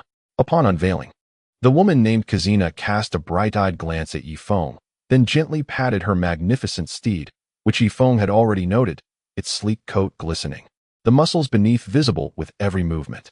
This is the consort of our Eternal Khan, along with his most cherished steed. He desires peace and hopes, Mr. Yi, that you refrain from igniting the flames of war upon our southwestern camp, the messenger continued. Yi Feng became increasingly skeptical. Were the Duoyin people not renowned for their pride? Why then did they send gifts in supplication for peace? Sensing Yi Feng's hesitation, the messenger straightened his posture. Mr. Yi, I implore you to recognize the circumstances. Our Eternal Khan wields considerable strength. However, out of compassion, he wishes to prevent the 21 tribes within his territory from being engulfed in conflict. These tribes stand united with our Khan. Do you comprehend? The messenger warned. In truth, the Duoyin people were far from the unity Yi Feng had envisioned. Once, they had been a formidable force on the vast steppes, their ancestors earning them a fearsome reputation that deterred even the smallest tribes from rebellion. Even the inhabitants of the Misty Mountain Range, centuries later, remained intimidated by the legacy of the Duoyin ancestors, fearful of crossing certain boundaries. Yet, over the years, the Duoyin's internal cohesion had decayed. The various camps Khans engaged in intricate power plays, neglecting the training of their cavalry, resulting in a diminished resilience compared to their forebears. Had Yi Feng not triumphed over Khan Zhihai, Eternal would undoubtedly have dispatched a formidable army. However, following Yi Feng's victory, Eternal was compelled to reassess his capabilities. The 10,000 cavalrymen under his command had been painstakingly assembled. Even if victorious against Yi Feng, they would suffer thousands of losses, perhaps even half their forces. Chapter 462. I have set my eyes on you, what now? At that moment, he lacked the confidence to speak at headquarters. Inform your Khan that I will accept the woman and the steed. However, regarding the detour, I fear I cannot accommodate that, as time does not permit. Yi Feng stated coldly. The messenger's eyes twitched with intensity, casting a venomous glare at Yi Feng. He could not fathom how, after making such significant concessions, an ordinary person would not readily agree. Yet, Yi Feng remains impervious to reason. The messenger declared, as the Khan's consort, Kazina, departed on her steed. We must report back to the Khan. Without further ado, he mounted his horse. Yi Feng let out a cold laugh and waved his hand behind him, commanding, "Seize them all." 12 royal guards rushed forth, encircling the 3. Yi Feng, what is your intent? The messenger, suppressing his fury to the point of nearly shattering his molars, inquired. Have you forgotten? This enchanting woman and her fine steed were gifts from you to me. Yi Feng retorted with a smirk. You truly intend to proceed in this manner? Are you aware of the consequences? The messenger questioned. Enough with the trivialities. Find this woman and her horse. As for you two, return to your Khan and inform him that if he fears the might of my army, he ought to retreat quietly while I traverse his territory and refrain from plotting against me. Otherwise, the fate of Zhihai shall be his own, Yi Feng concluded. As several guards stepped forward to secure the horse, the messenger bit his lip, muttering curses through clenched teeth, before ultimately departing from Yi Feng's sight. Oh, what a stunning woman. I must have my turn first. No, I shall have her first. She is so exquisite, I wish to imbue her soul within mine. Several barbarian men surged forward, vying for the woman on horseback against Yi Feng's guards. A headache washed over Yi Feng. Though the barbarians were valiant in battle, they lacked decorum and were overly eager at the sight of a woman. This is outrageous. Step aside, all of you. Yi Feng's command proved effective, as both the guards and the barbarians withdrew. My apologies, miss. My men are rather uncouth. I hope I have not frightened you, Yi Feng said, extending his hand toward Kazina on the horse. After a moment's hesitation, she placed her delicate hand in his, gracefully descending from the saddle. One could not help but marvel at her physique, beauty, and poise. Truly, the consort of a Khan must be a rare gem among women. Yi Feng, how do you intend to deal with me? Am I to be a reward for one of your subordinates? Kazina's voice held a captivating resonance. Not at all. My intention in detaining you is not to use you as a hostage or a plaything, but rather to grant you freedom. Before Yongmu Khan, you are merely an object. Surely you must sense this? Yi Feng took Kazina's hand and strolled away, resembling a couple on a leisurely walk. The barbarian men behind them were immediately incensed. Brother Feng is being outrageous. He won't let us have her, yet he has taken her for himself. Indeed, Brother Feng is more lecherous than we barbarians. How dare you speak ill of Brother Feng? Do you wish for me to report your words? One of the guards threatened, brandishing a curved dagger. A few barbarians exchanged glances before reluctantly returning to their ranks. Yi Feng, you are correct. For us women, as long as we possess a modicum of beauty, we are mere commodities on the plains. Yongmu has never possessed my body, for I was a gift to the heavenly Khan as a tribute, Kazina remarked. Tribute? Do you people on the plains even celebrate birthdays? Yi Feng replied, countering her statement. Indeed, in 70 days, the esteemed Khan will celebrate his 220th birthday. Every tribe on the vast prairie shall prepare gifts for this occasion. Naturally, the offerings from the Funjiang Khan will be of even greater value. Kazina's words left Yi Feng in a state of disbelief. What? A 220th birthday? Yi Feng's eyes widened in astonishment. What's so unusual about that? Kazina regarded him with a puzzled expression, as if he were a simpleton. Can an ordinary person really live to 220? Yi Feng inquired further. Not typically. But those who have received divine blessings can indeed reach such an age. I once heard of an individual who was granted divine favor 3 times and lived for over 1,000 years. Over 1,000 years. Yi Feng's gaze momentarily froze, then transformed into one of pure delight. Quick, tell me how to obtain divine blessings. If I can live for 1,000 years, I shall protect you for that duration. In his excitement, Yi Feng impulsively embraced Kazina. The warmth and softness of her form, accompanied by an alluring maidenly aura, captivated him. Yi Feng, if you wish to possess me, could we perhaps retreat to a warmer tent? It is far too cold here. Kazina gasped softly in his embrace. Oh, my apologies. I acted a bit rashly. I did not mean to offend you. Based on what you've said, you have never been with a man, have you? Yi Feng released Kazina from his hold. This time, she did not respond verbally but shyly nodded, her cheeks flushed. Very well. However, I shall not claim you for myself. Instead, I shall introduce you to a refined and handsome gentleman, my dear brother Chunin. Before I make the introduction, you may stay in my cabin, sharing meals and rest with me. I must ensure this is your first experience, otherwise it would not be fair to my good friend Chunin. Yi Feng remarked with a smile. Kazina, initially blushing, felt the warmth of her cheeks dissipate as she realized Yi Feng intended to treat her like an object to be passed around. So, I am merely your possession? How does that differ from being under the eternal shepherd? Kazina sighed softly, her breath carrying a fragrant hint of ryegrass. Yi Feng could not resist inhaling deeply. Do not misunderstand. I merely wish to introduce you to my refined friend Chunin. To be frank, he is much like you, a pure-hearted young man.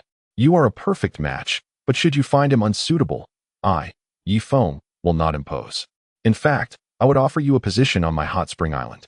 During your employment, if you develop feelings for a colleague, I would bless your union and personally oversee a grand wedding. Yi Feng spoke with earnest conviction. But I have already taken a liking to you. What shall I do? Kazina gazed intently into Yi Feng's eyes. You fancy me? Yet, I am not handsome.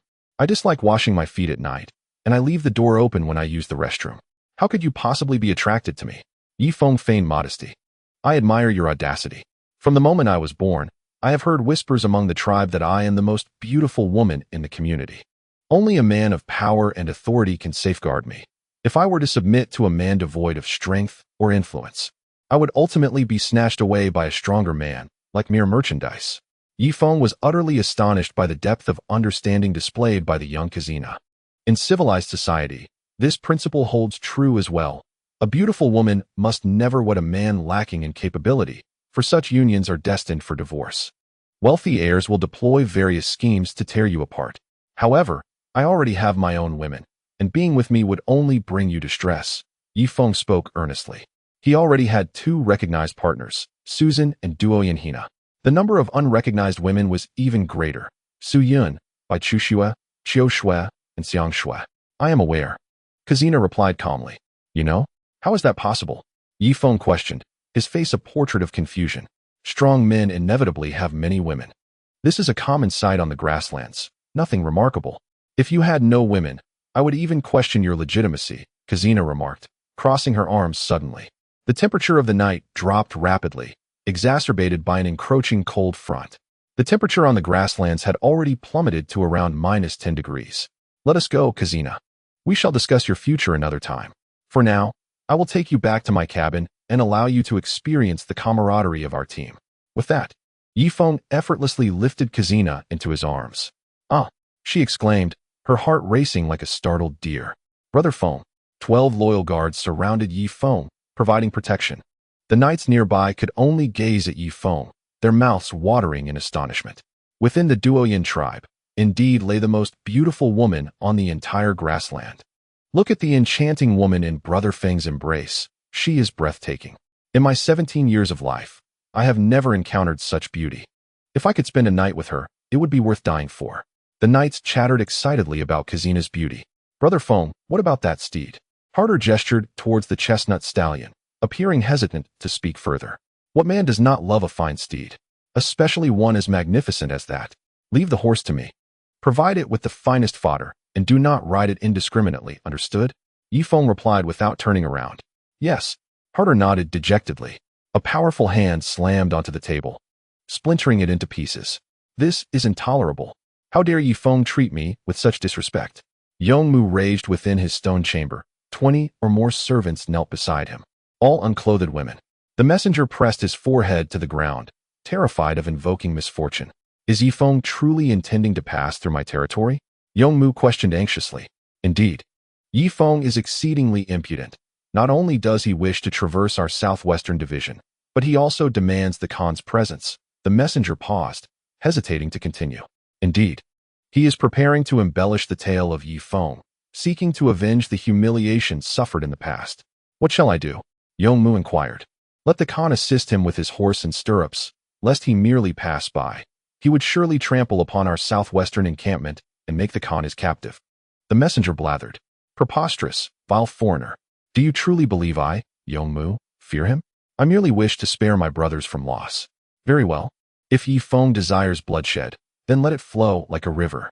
Convey my Khan's decree. Summoning all above the rank of Niu Lu Yizhen to my stone chamber for a meeting. As you command, the messenger replied, hurrying off to deliver the Khan's orders. In the depths of night, Yi Feng sat within his warm cabin, accompanied by Tuba, Tungu'er, and other high-ranking officials. Before them, a woman clad in sheer fabric danced gracefully in the air. Her movements were at times wild, at others delicate, as if defying the very force of gravity. Yi Feng was reminded of a dancer named Shan from the Hung-Da dance troupe, yet her grace paled in comparison to that of the enchanting Kazina. Kazina was destined to be presented to the heavenly Khan. Her dance could not possibly be lacking. As the performance concluded, Yi Feng led the applause, the sound echoing like a symphony of flesh striking flesh. Kazina, until now, I truly lived in ignorance. I never realized such ethereal and dynamic dance existed in this world. You must be weary. Take your leave and rest, Yi Feng said with a smile. Kazina nodded, retreating gracefully several steps before exiting the cabin. Yi Feng's quarters were spacious, flanked by 2 auxiliary rooms originally meant for personal guards. Now, one housed Bo Yin, while the other was naturally reserved for Kazina. Congratulations, Brother Feng. Should I now refer to her as sister-in-law? Tungu'er chuckled. Do not speak so frivolously. She is a free spirit, and I harbor no intentions towards her. However, should you wish to pursue her, do so boldly. Yet heed this. Such beauty must never be treated with disrespect. Should I discover anyone coercing her into submission, even if she ultimately acquiesces, I shall ensure your castration.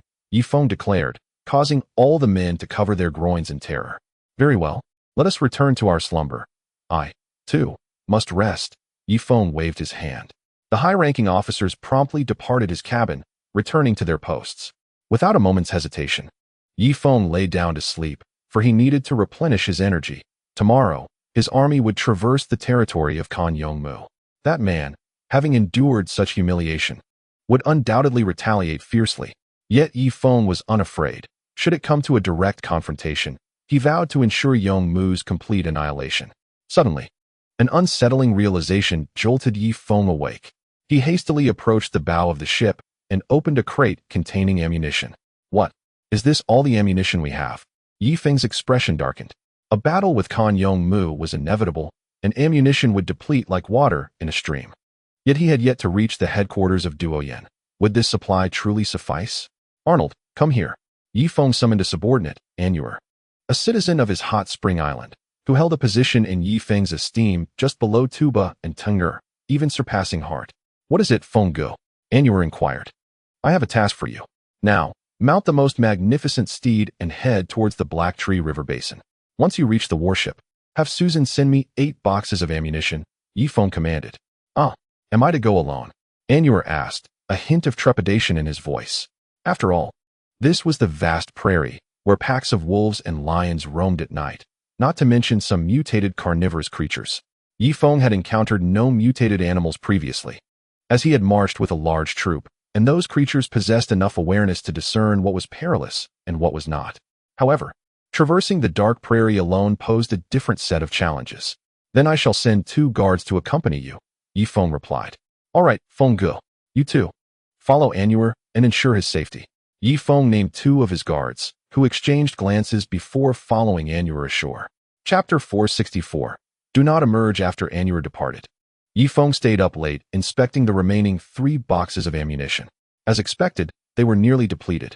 While sufficient for dealing with ordinary tribes, he would be traversing the territory of Eternal Khan the following day, complicating matters.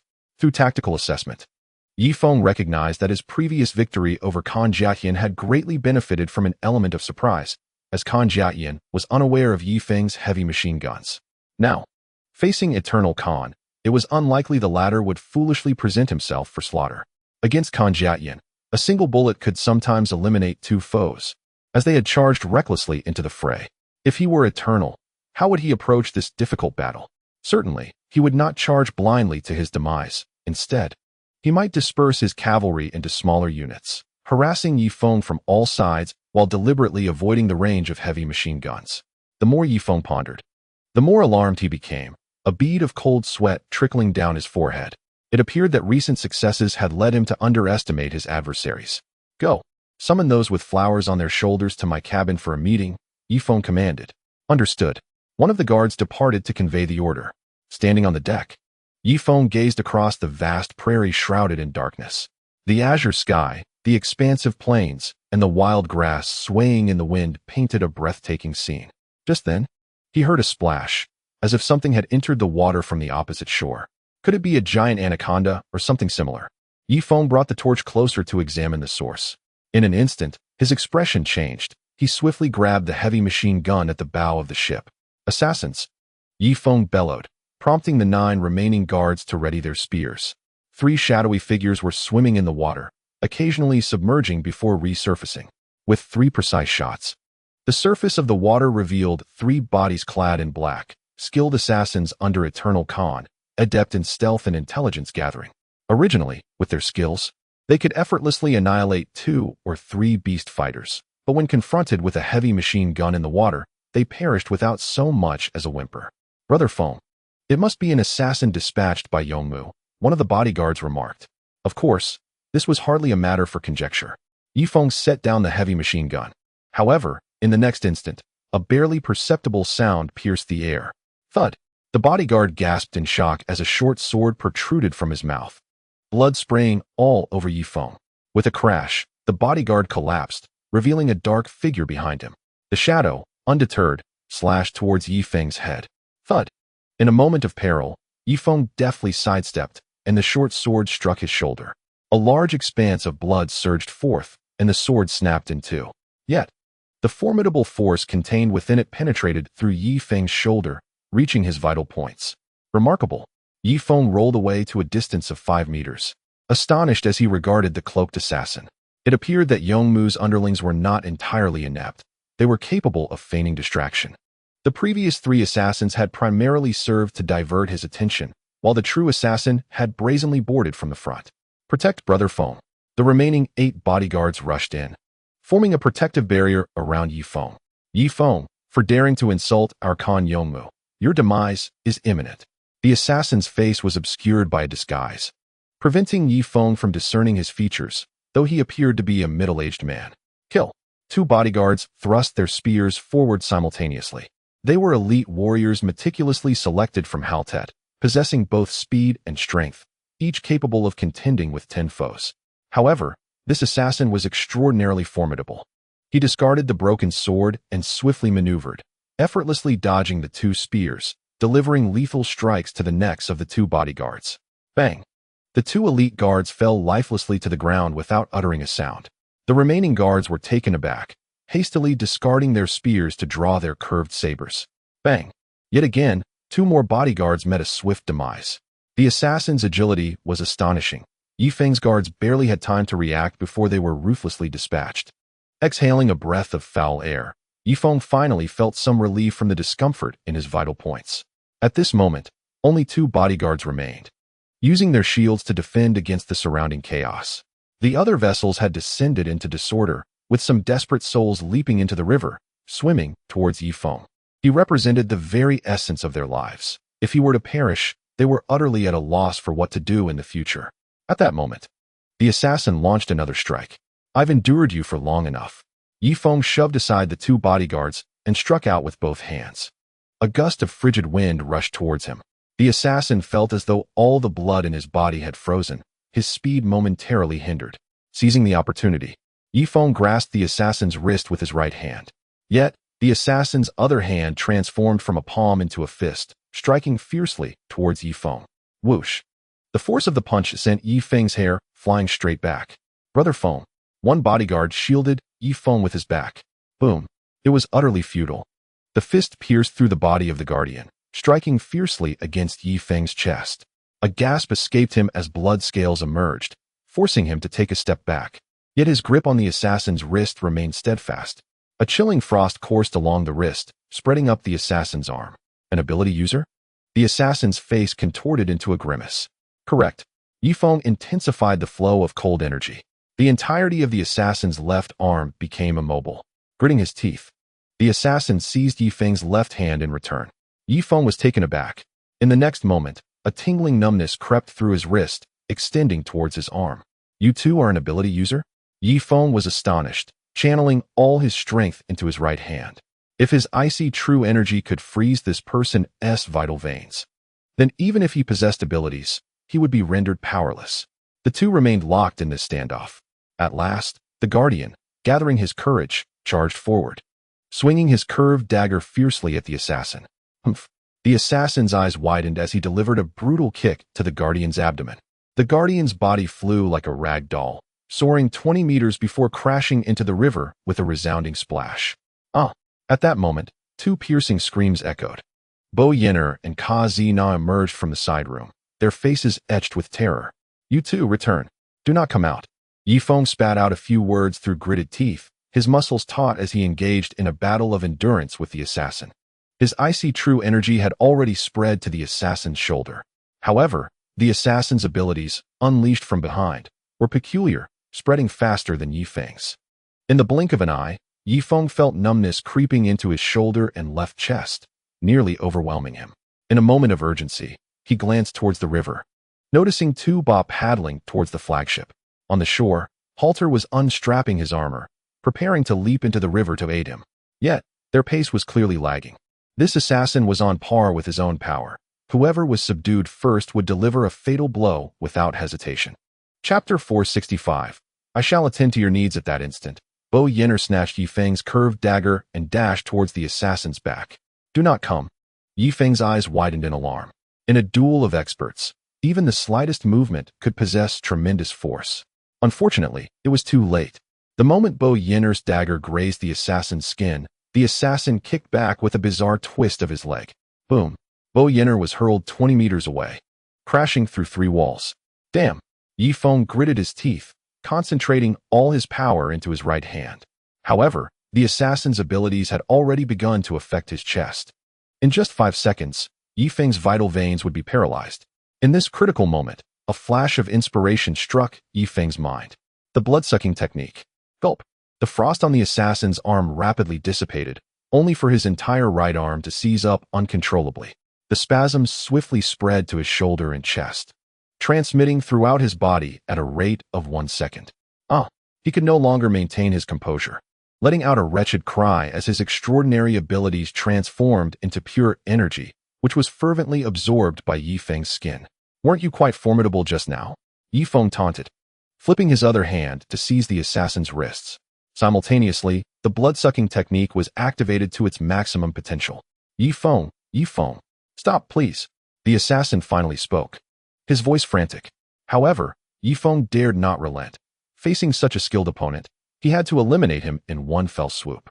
A moment's hesitation could lead to his own demise, as well as that of his friends and subordinates. 2 minutes later, Tuba, Hart, and Tunger rushed aboard the flagship. Just as they were about to strike, they discovered the tide of battle had shifted. 5 minutes later, the assassin's body had diminished in size, his complexion pale as he collapsed lifelessly onto the deck. Exhaling deeply, Yi Feng turned his gaze to his right hand. Brother Feng, how shall we handle the corpse? Tuba inquired. Do not discard it. Hang him at the bow of the flagship as a deterrent for other assassins and any ill-intentioned tribes, Yi Feng replied slowly. Then, Brother Feng, shall I send some more guards to you? Hart asked, filled with guilt, for these guards were personally chosen by him, yet had failed to protect Yi Feng. He feared that Yi Feng's regard for him might diminish, leaving him quite anxious. At that moment, 2 cavalrymen approached, escorting someone. Brother Feng, it's Boyan. Yi Feng hurriedly rushed over, embracing Boyan in his arms. Boyan, her face was devoid of life, her pupils fading. She had not uttered a single word before her head slumped to the side, her breath extinguished. The crowd parted as Bo Kachin stumbled forward. Sister. A heart-wrenching wail erupted as Bo Kachin wept over the lifeless body. Let us go, Brother Feng. Give her space, she needs to grieve, Tuba advised Yi Feng. The group promptly exited the cabin, bracing against the cold winds on the deck. Hart, who was on watch tonight? Why did the enemy board the flagship from the front? Yi Feng inquired, fixing his gaze on Hart. Brother Feng, I will investigate immediately. No need to investigate. Apprehend everyone who was on duty aboard the flagship tonight. Tomorrow morning, in front of all the soldiers, they shall face justice, Yi Feng stated coldly. He had intended to foster a relaxed atmosphere for his subordinates to fight. But after the events of this evening, leniency was no longer an option. Military discipline must be enforced. Those deserving of punishment would receive it without mercy. Otherwise, today it was Boyan who perished, but next time it could be Tuba or himself. Understood. The senior ranks trembled in fear. Even the gaze of the new chieftain of the barbarians towards Yi Feng was filled with trepidation. Yi Feng took a deep breath, about to speak again when he suddenly turned his attention to his left hand. At that moment, he felt a tingling sensation on his left palm. Could it be? He quickly realized something, placing his left hand on Tuba's shoulder, his muscles tensing slightly. Ouch! Tuba's entire body went limp, collapsing to the ground, convulsing several times. Brother Feng, it is not Tuba's fault, it is my laxity in military discipline. If you wish to impose punishment, let it be upon me. Hart immediately knelt on the ground. Suddenly, the deck was filled with kneeling figures. Yi Feng assisted Tuba to his feet, stating, This does not concern you. I was merely conducting an experiment. You may return to your posts. Hart, bewildered, nonetheless led the others back to their stations. Once he had ensured everyone was in place, he stormed off to apprehend the guards on the flagship. Meanwhile, Yi Feng, feeling the peculiar energy within him, wore a grave expression. I understand now.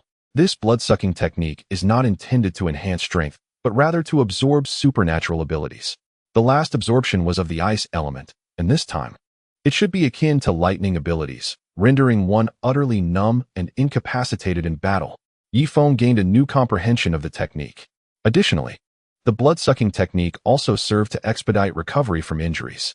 However, if one was uninjured, it could only be wielded as an offensive method. Even so, this ability was extraordinarily formidable. Yi Feng believed it to be a unique power forged through a series of fortuitous events, far surpassing ordinary abilities.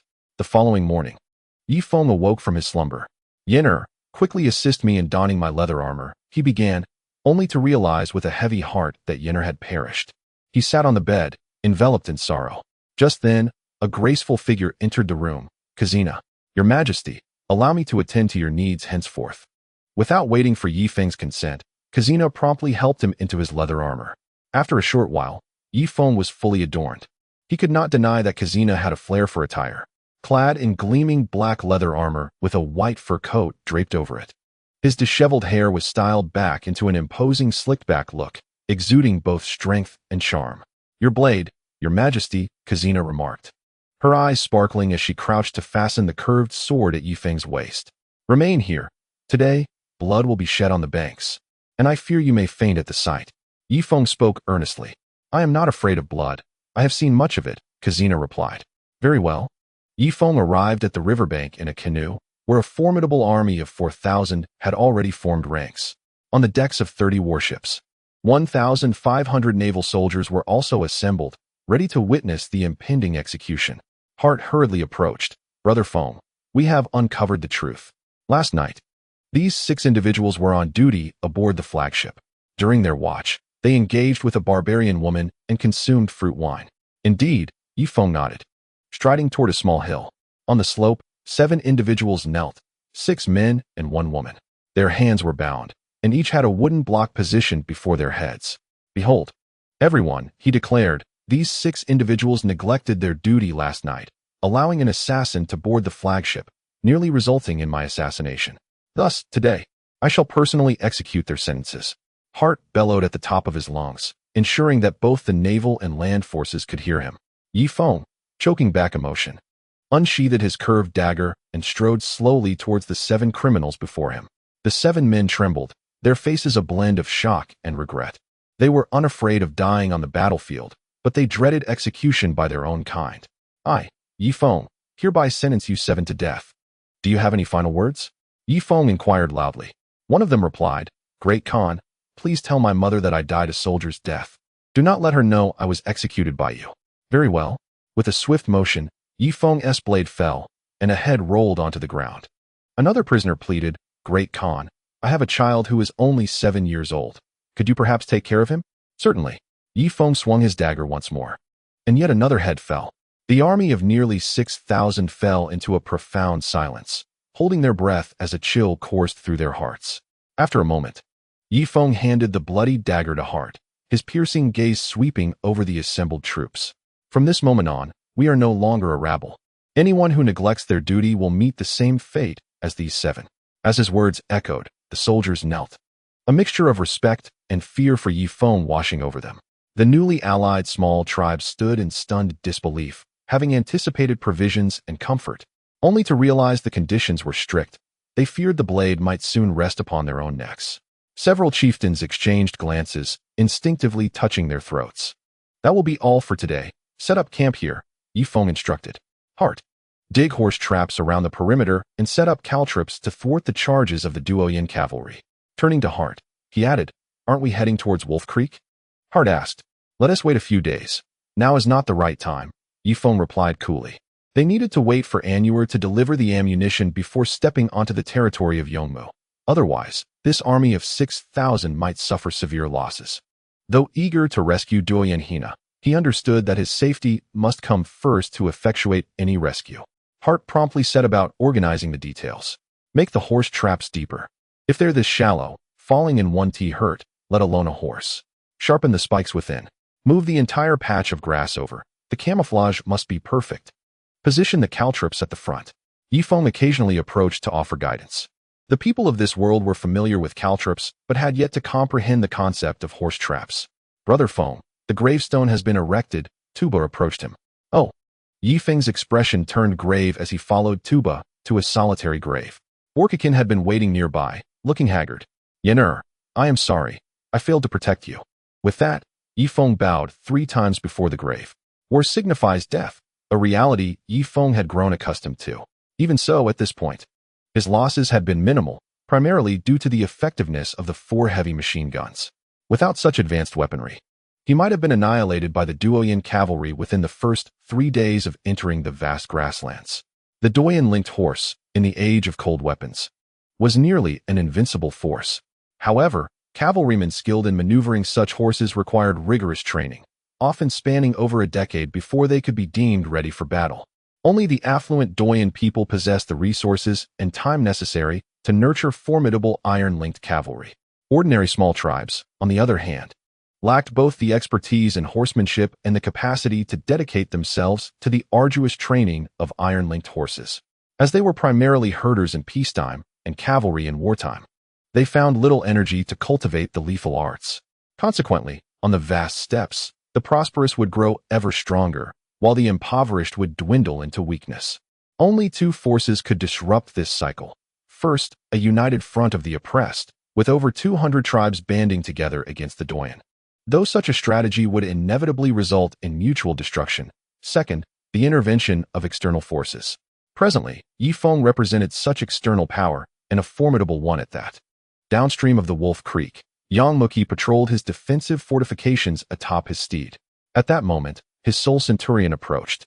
"Khan, look ahead. The heavy cavalry is already prepared," the centurion reported, gesturing into the distance. Yongmu rode forth, soon spotting a troop of 300 cavalrymen, each mounted on robust, magnificent steeds. While these horses might lack endurance, they compensated with sheer strength. Heavy cavalry did not prioritize speed. Their primary concern was the capacity to bear weight. "Excellent." Yongmu nodded in satisfaction, regaining a measure of confidence. "Khan, Feng's divine crossbows are formidable. We can position our cavalry behind the heavy armor and charge forward. As long as we approach Feng's formation, our cavalry can unleash their full combat potential without being struck down by his crossbowmen along the way." The centurion continued to expound. "Very good, Doyanade. You do not disappoint as a blood relative of the Khan in tactical acumen. You are nearly approaching 1/10 of my skill," Yongmu praised, subtly elevating his own prowess in the process. "Thank you for the commendation, Khan. As for our warships, we have a total of 170, but we lack sufficient iron. Thus, only the bows of the first 10 vessels are clad in iron plating. Feng's crossbowmen will surely be unable to pierce through it," Doyanade stated. "Splendid.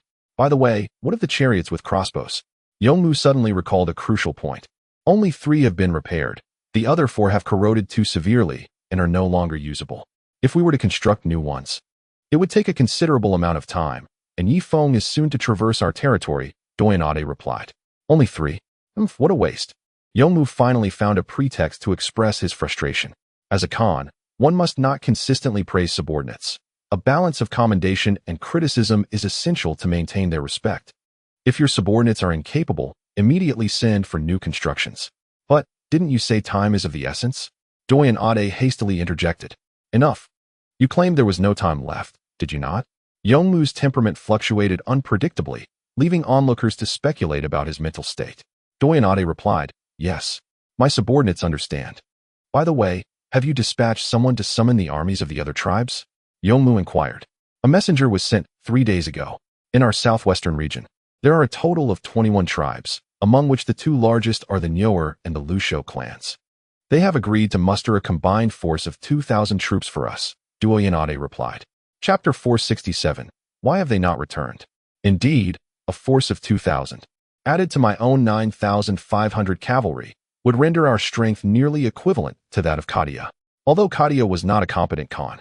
"May he rest in peace," Yongmu said, placing his palm over his heart. Doyanade promptly mimicked his gesture, pressing his hand to his chest in a show of mourning. However, the smaller tribes cannot contribute substantial manpower. Their combined forces may amount to little more than that of the 2 major tribes, and they exhibit some reluctance. Doyanade continued. "These cowards, timid fools, have been reduced to such a state by a mere youth named Feng. It seems they wish to witness my downfall. Once the troops from the Nyoer and Lusho tribes have gathered, we shall not strike Feng initially, but instead annihilate these minor tribes one by one, ensuring they understand the might of Yongmu," Yongmu declared fiercely. Over the years, he had been particularly harsh towards the smaller tribes of the southwestern division. Any minor infraction would result in the execution of the chieftain, followed by his personal selection of a new leader.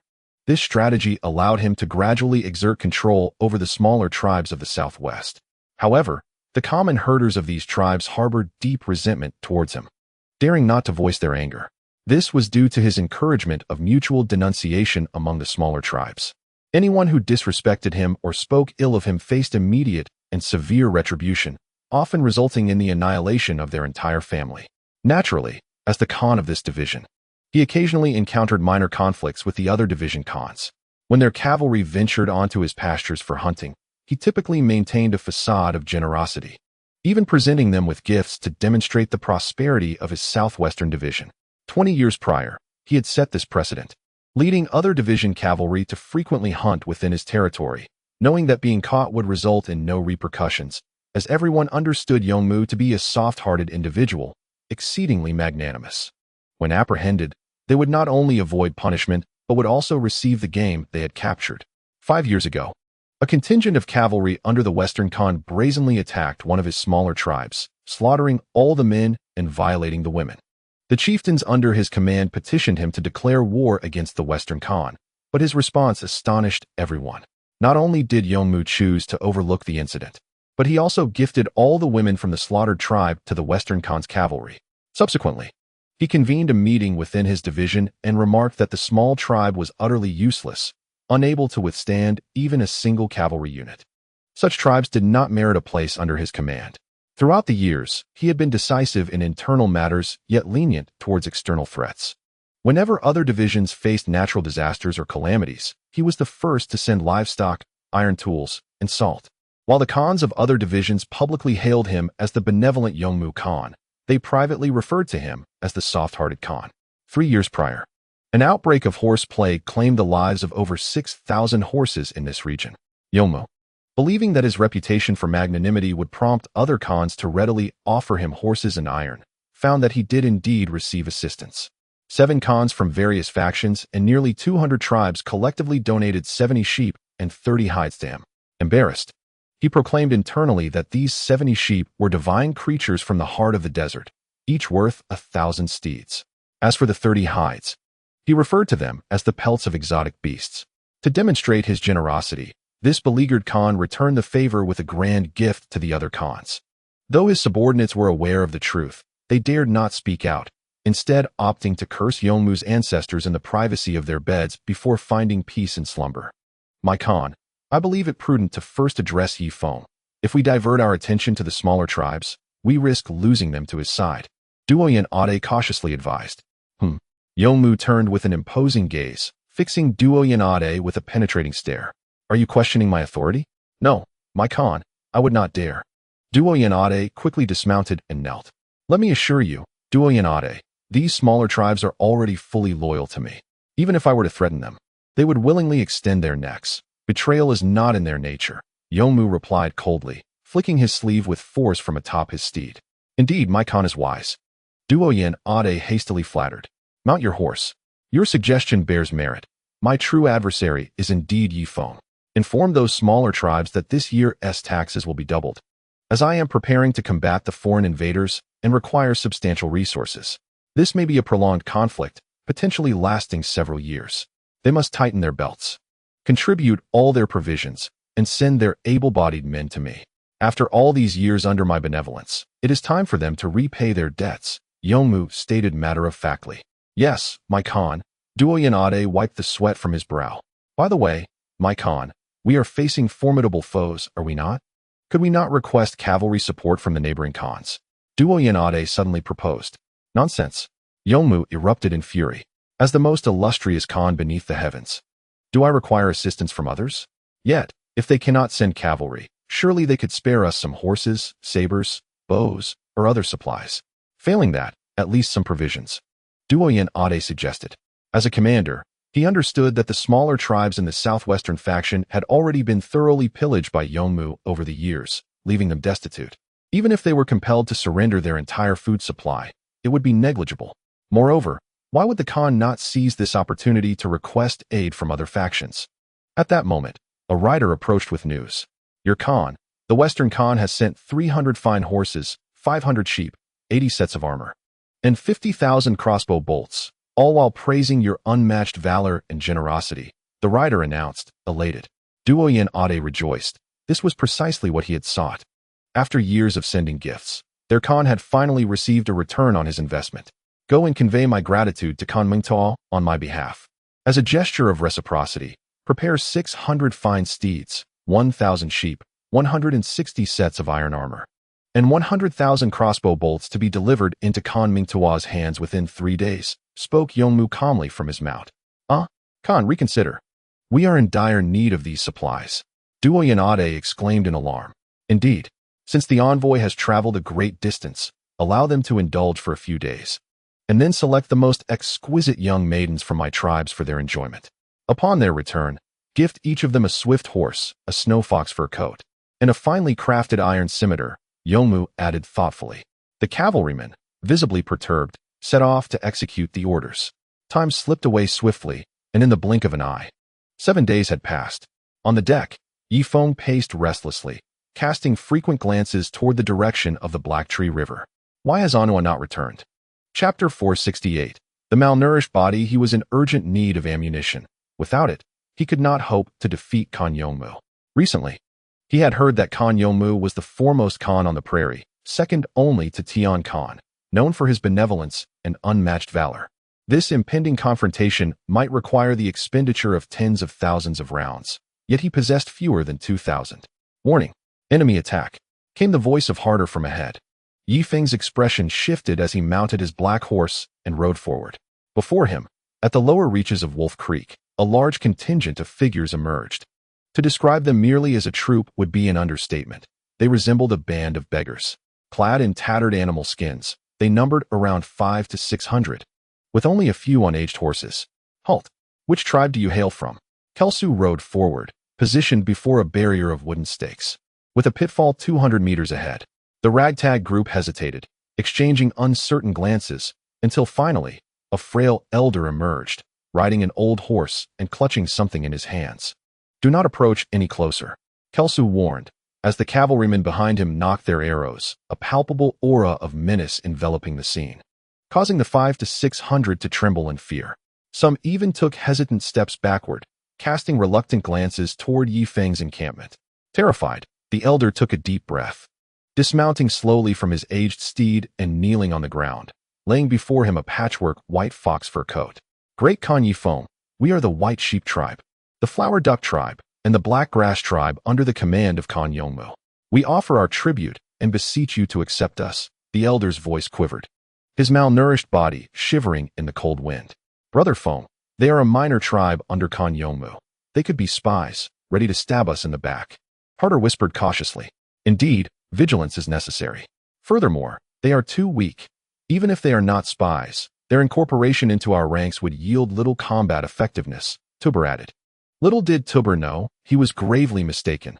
These tribes, when faced with adversaries other than Yongmu, might lack fighting spirit, but against Yongmu, they would unleash their utmost strength. No, upon observing their dire circumstances, it is evident that if they were indeed spies sent by Yongmu, their plight would not be so abject. They are likely a small tribe oppressed by Yongmu. Having been in a position of leadership for an extended period, Feng has developed a discerning eye and a broader perspective than Tuba and his ilk. A gap was created in the horse fence, and Feng personally approached to welcome the 500 to 600 individuals into his ranks. Great Khan, this is the snow fox pelts gathered by our 3 tribes. Please accept this offering. The elder bowed, presenting the snow fox fur coat with both hands. Feng nodded, accepting the fur. It was evident that this coat was made from numerous scraps, a testament to the dire poverty of these individuals. What is your name? Feng inquired, wiping his boots with the white fox fur.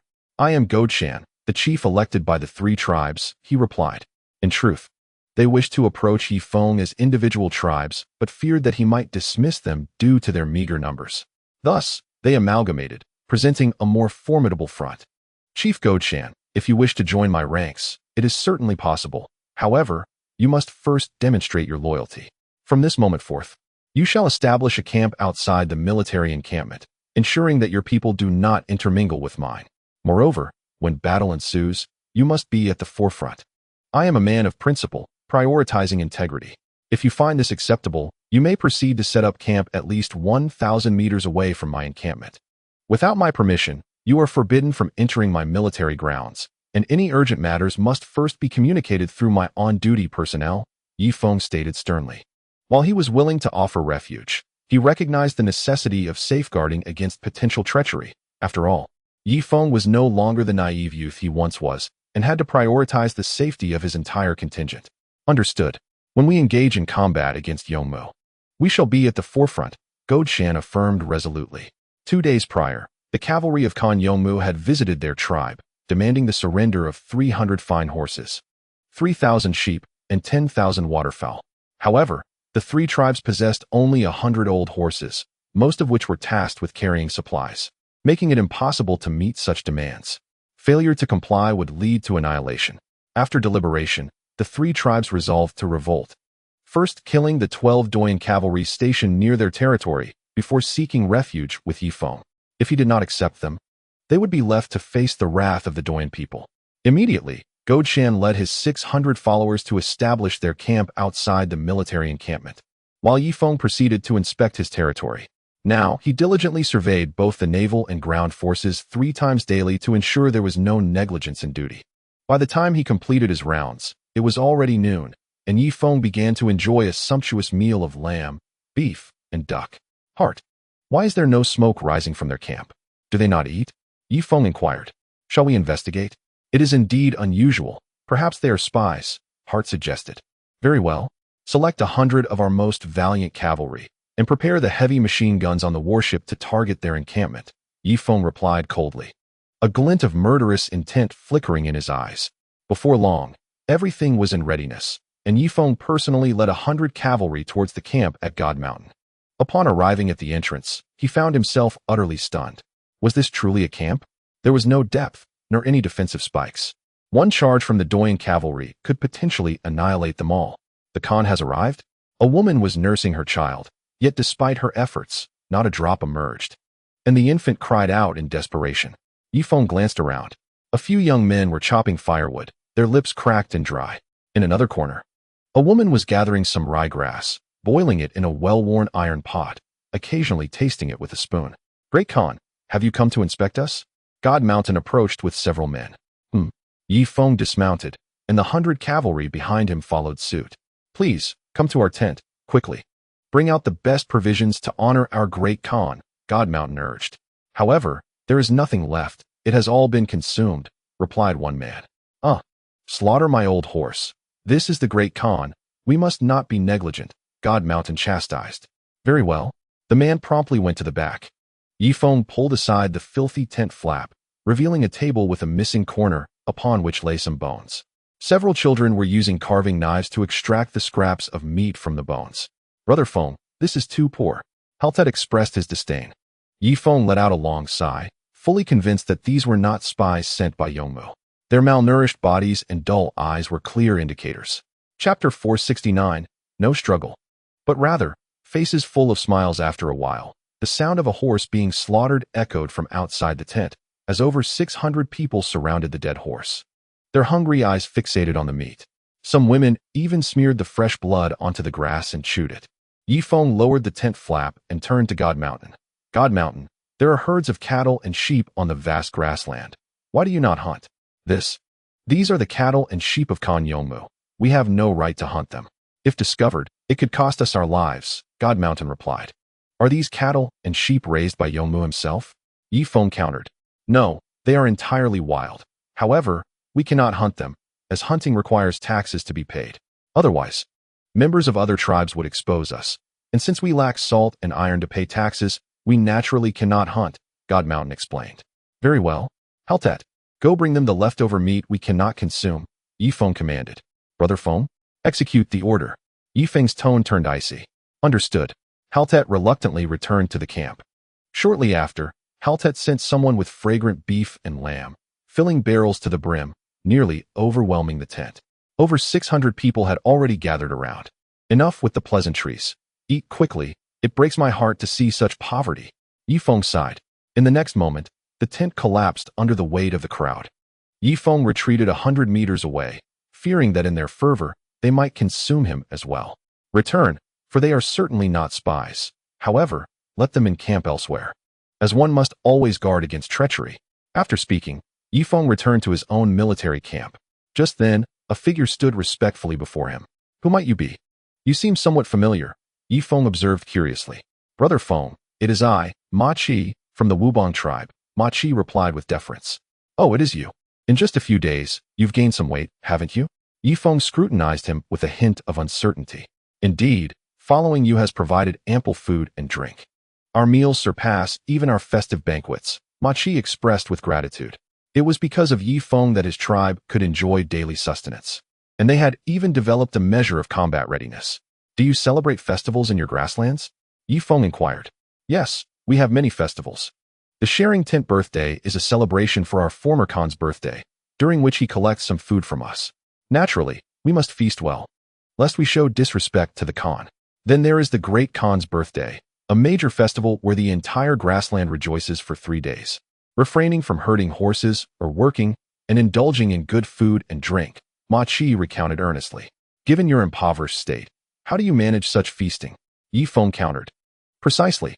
Thus, we feign abundance, gnawing on bones in our tents, and pricking our fingers with needles to smear blood on our faces. Giving the appearance of vitality to deceive the Doyen scouts, Ma Qi lamented with a sigh. What a wretched existence we led. But now, following you is different.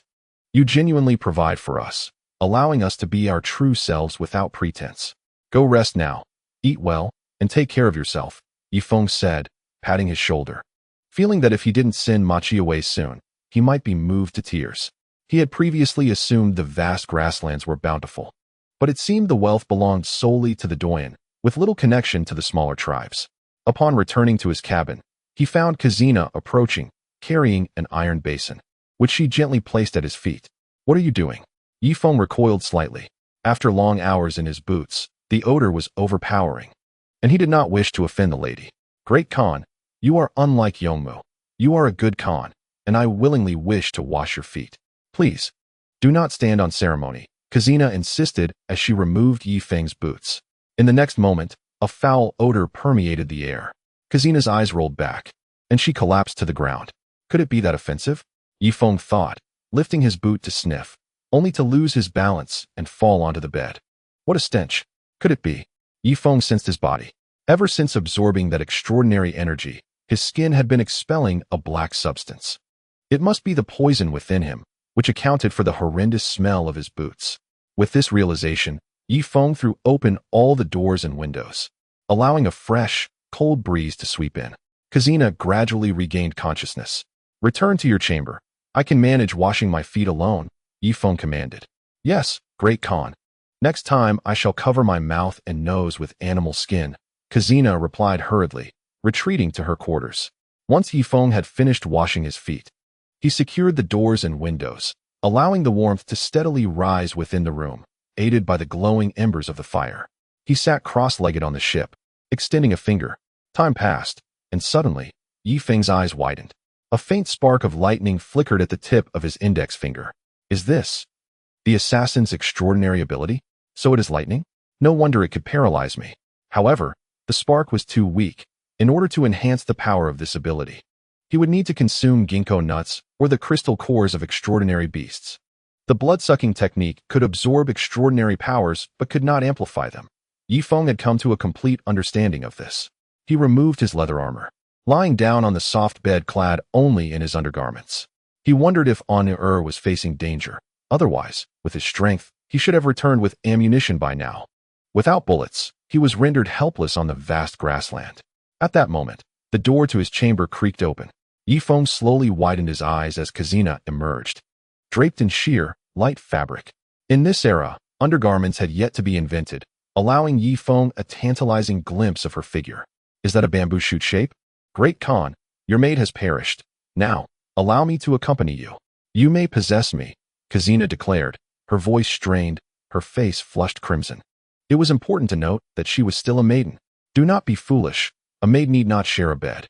I am currently engaged in military endeavors, and my energy should be directed towards the enemy, not you. Moreover, I intend to introduce you to my good brother, Yi Feng replied calmly, though his gaze remained fixated on Kazina. Great Khan, I sense your thoughts. I can feel your gaze upon me. I find it perplexing. Do the men in your tribe prefer such coyness? They are far less direct than the men of our grasslands, and even our women are more forthright. Kazina stated, lifting her chin to meet Yi Feng's gaze. What? Have you likened me to a woman? Yi Feng's anger flared as he forcefully pressed Kazina onto the carpet. Kazina did not resist, instead wearing a smile. Chapter 470. We shall ensure your safety. Come, possess me. I am drawn to powerful men like you. Kazina extended her alabaster arms, wrapping them around the back of Yi Feng's neck. Yi Feng's eyes burned red as he gazed at Kazina beneath him. No. I had planned to introduce her to Chunin. As the elder brother, how could I take the lead? What troubles you? Why do you not continue? Kazina seemed to sense the shift in Yi Feng's demeanor, disappointment flickering across her face. I cannot proceed like this. Let us wait until you have met my brother. If you truly do not wish to be with him, we may discuss other matters then, Yi Feng stated, releasing Kazina. You are a useless man.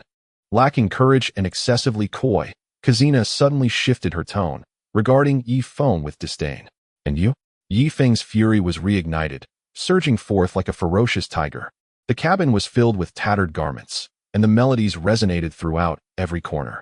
Once the beast within the man was unleashed, it became impossible to restrain. 2 hours later, as Yi Feng gazed at the swollen-eyed Kazina beside him, a flicker of guilt crossed his face. Yi Feng, you truly are a beast. You promised to introduce her to Chunin, yet this?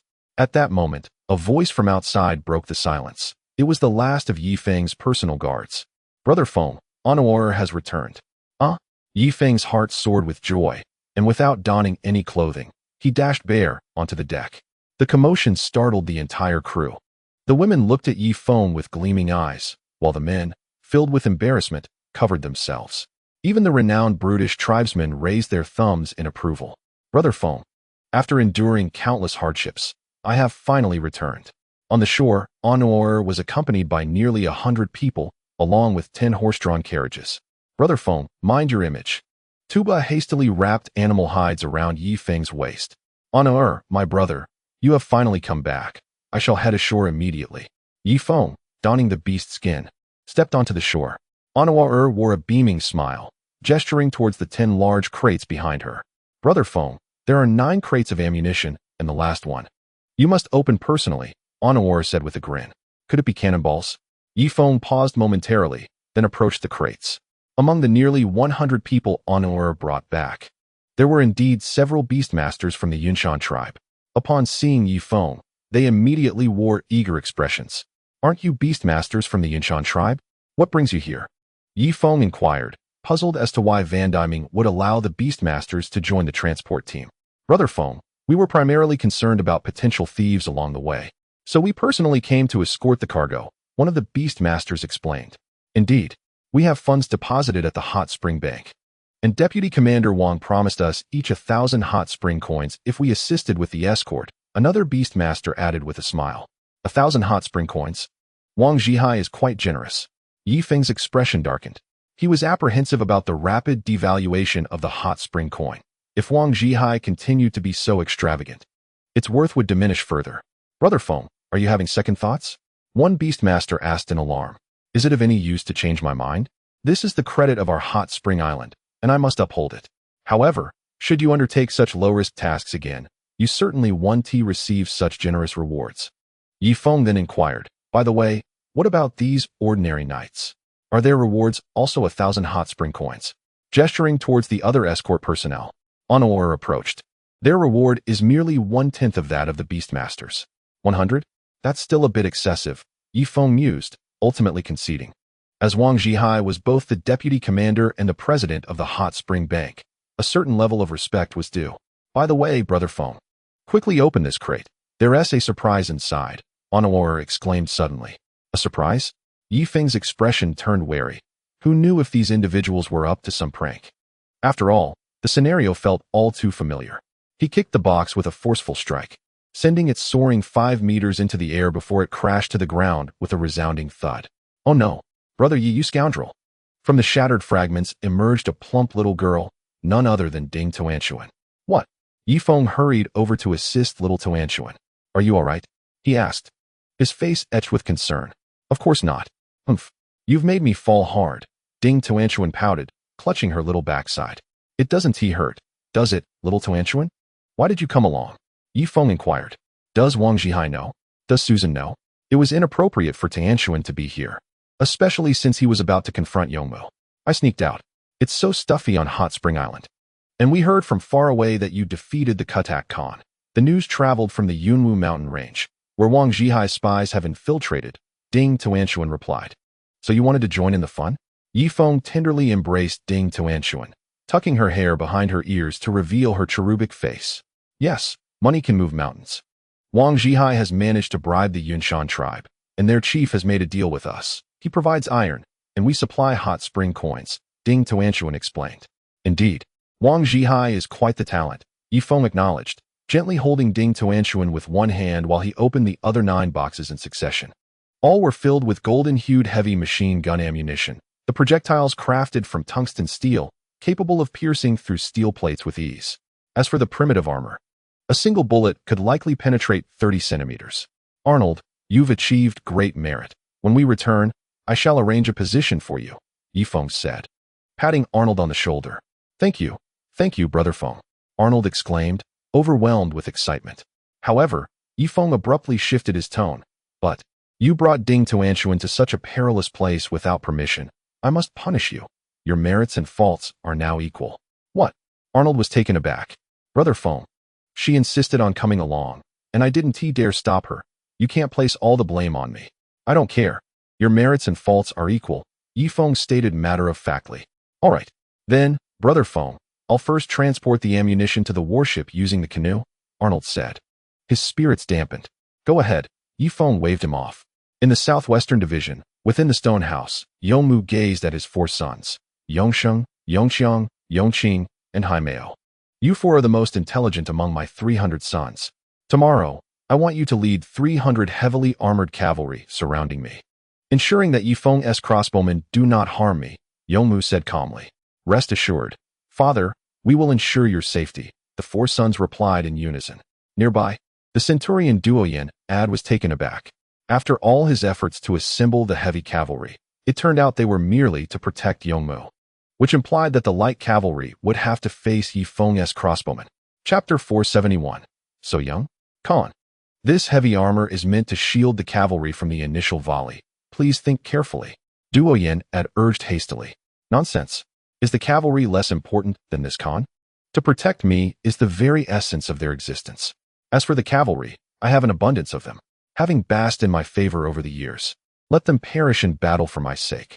Moreover, it is the men of the Nyo, and Lusho tribes who shall lead the first charge. Our own cavalry can remain in reserve, Yongmu remarked nonchalantly. Despite his cowardice, he placed great value on his safety. Very well, Khan. Duoyan Adeg gritted his teeth in determination. Yet, he could not harbor resentment towards Yongmu, for it was Yongmu who had elevated him to the position of commander, allowing him to lead the southwestern division. Indeed, Khan, your safety is the very reason for our survival, spoke one of the armored warriors. Furthermore, I believe we should deploy 300 heavy armored troops to protect you, accompanied by 3 siege crossbows positioned in front to intimidate Yi Feng, another armored warrior suggested. Yongmu's face brightened with a smile. In truth, 20 years ago, when he engaged in those absurd endeavors, a flicker of doubt had crossed his mind, leading him to question whether he had gone too far. However, surrounded by sycophants, he was propelled further down the erroneous path, ultimately believing it to be entirely justified. Very well. Tomorrow we shall mobilize the entire army to confront the foreigner Yi Feng and see if he truly possesses the might of 3 heads and 6 arms, Yongmu declared with a sweeping gesture. Wise Khan. A chorus of voices echoed in unison. Only Duoyan Adeg felt a sense of unease, yet in such circumstances, he dared not voice his concerns and instead knelt with the others. Yongmu's 4 sons had wholly inherited their father's essence. Once they descended, they had their subordinates don a complete set of iron armor, and their war horses were also encased in iron, disregarding whether the steeds could endure the weight. At dawn the following day, the Grand Duoyan cavalry set forth. They advanced by both land and water, with 170 warships leading the way, accompanied by 12,000 cavalry along the shore. Among them, nearly 10,000 were Yongmu's Duoyan cavalry, while the remaining 2,000 hailed from the Nyo, and Lusho tribes. It is a great fortune for our Nyo, tribe to accompany the Khan on this expedition. Perhaps next year's taxes will be entirely waived, chuckled the chieftain of the Nyo, tribe. riding alongside the chieftain of the Lusho tribe.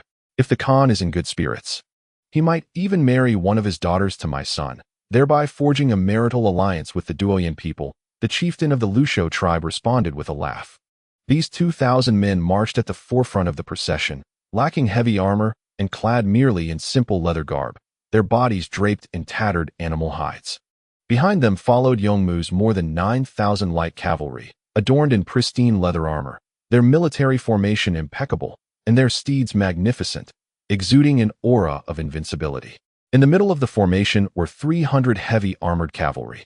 Under the leadership of Yongmu's 4 sons, they formed a robust barrier around a grand palanquin, creating a formidable wall of flesh and steel. Despite this, Yongmu still felt insecure and positioned 3 carts bearing half-ton siege crossbows in front of the 300 heavy armored troops. Duoyan Adeg, as the commander, personally led both the naval and land forces. At that moment, a scout galloped in with news.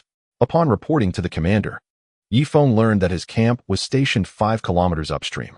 Understanding the situation, he resolved to gather further intelligence.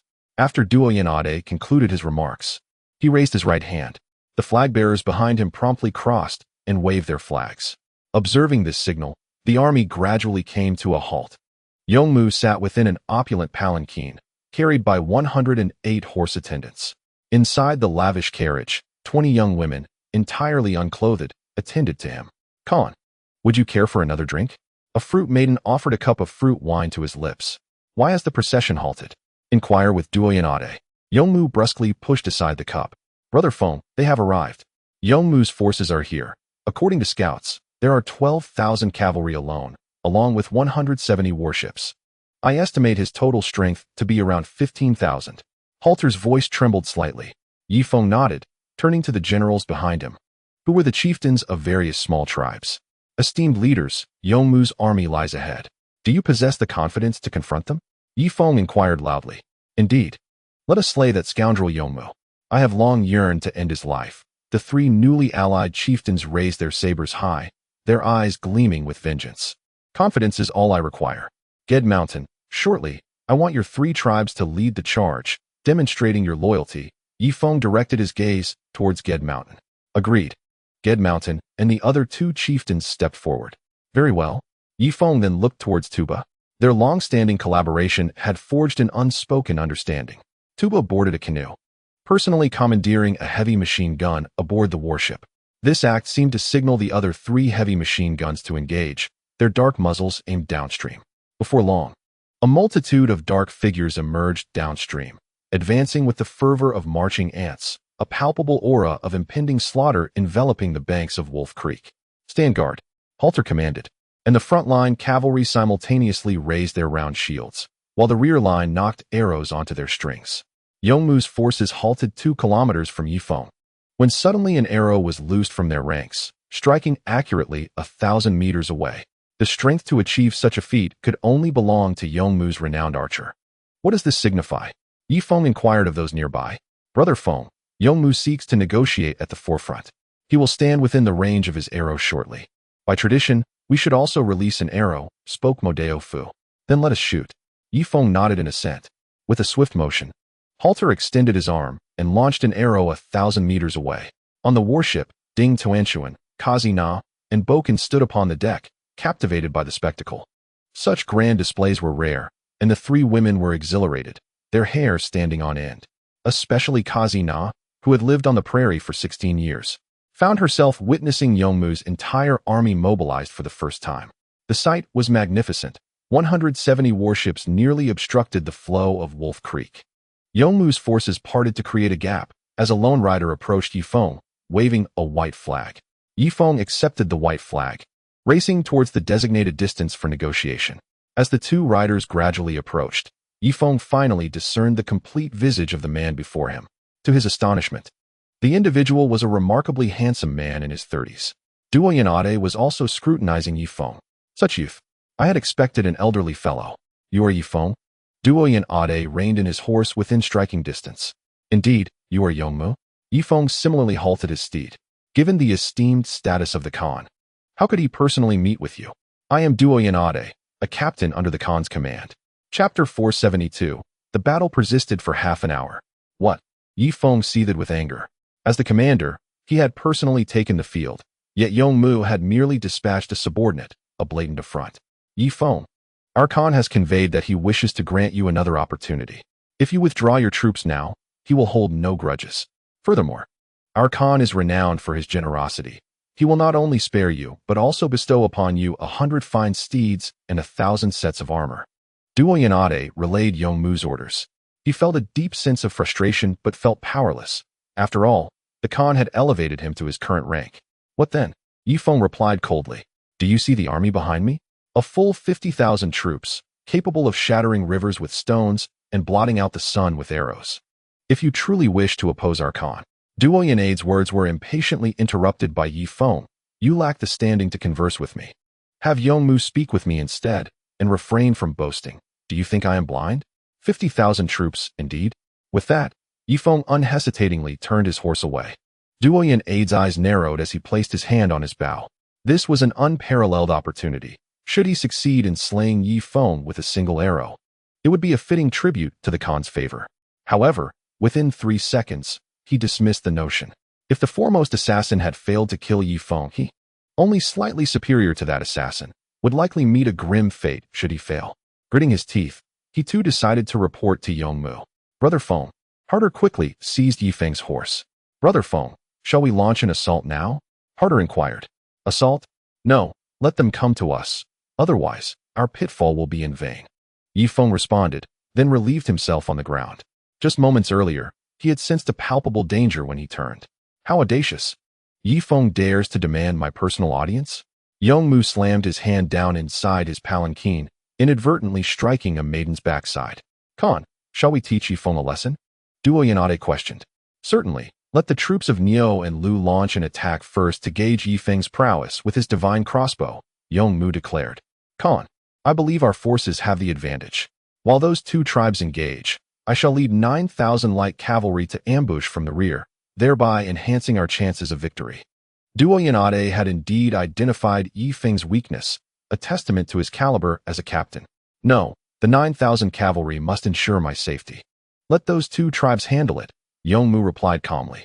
Khan, do you not have heavily armored cavalry for protection? Duo Yanade exclaimed, his eyes wide with disbelief at Yongmu's decision. At this moment, Yongmu's son, Chongqing, spoke. Dog slave, can 300 heavy armored soldiers protect our father Khan? Of course. We must have heavy armor in the front and light cavalry on the flanks. Only then can we ensure absolute safety. Is that so? Yanade nodded, feeling somewhat constrained. He rode his warhorse to stand before the two chieftains. Gentlemen, the Khan commands you to launch an immediate attack on Yefeng's camp. If you can break through Yefeng's formation, my cavalry shall flank from behind. Once Yefeng is subdued, you will be exempt from taxes for a decade. Yanade spoke carelessly, already foreseeing the fate of these two tribes. Exempt from taxes for 10 years? The two chieftains rejoiced. They had certainly heard of Yefeng's formidable reputation, yet in recent years, they had not encountered a worthy adversary. Considering themselves among the top 10 tribes on the steppe. Commander, we shall proceed. The two exchanged glances, and the chieftain of the Niu tribe brandished his curved saber. Tell me, whose territory is this? He boomed. Ours. 2,000 cavalry answered in unison. I cannot hear you. The chieftain demanded loudly. Ours. The thunderous response of 2,000 voices resounded. The chieftain of the Niu tribe nodded in satisfaction and pointed his saber towards Yefeng's camp. Prove it to me.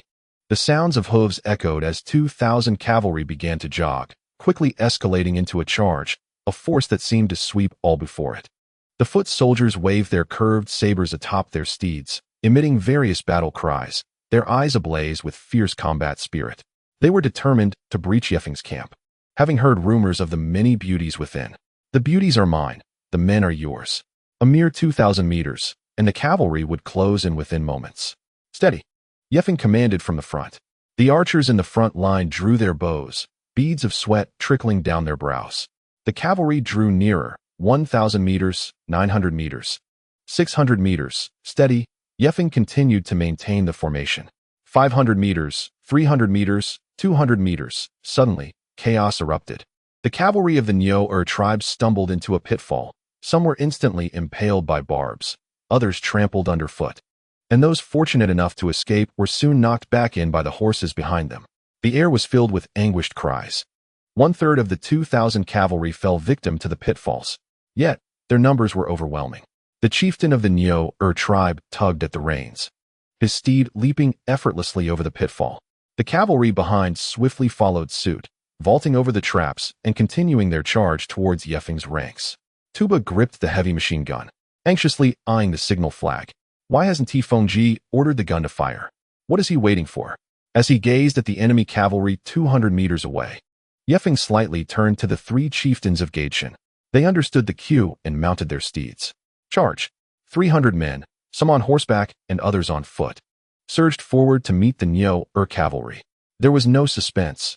As soon as they clashed, over half of the 300 perished at the hands of the cavalry. Yet, Yunshan, undaunted by the specter of death, audaciously seized a magnificent steed, charging through the enemy ranks with unparalleled ferocity, demonstrating extraordinary combat prowess. That will suffice. Yifeng signaled to Hart. Elated, Hart mounted the warhorse without delay.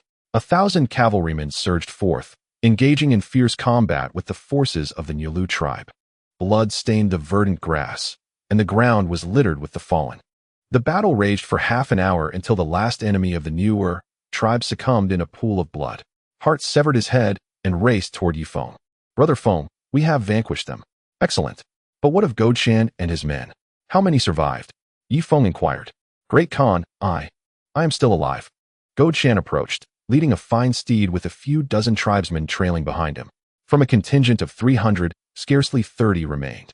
Yifeng's ruthlessness was not born of cruelty. Trust is often forged in the crucible of blood. Now, he could make use of these survivors. Yunshan, let the elders, women, and children of your tribe take refuge in my encampment starting tomorrow. From now on, we are one. Yifeng proclaimed. Thank you, Great Khan, Yunshan replied, kneeling with his surviving warriors, tears streaming down his face. Chapter 473. Pleas for mercy and cries of agony with the lives of over 200 warriors.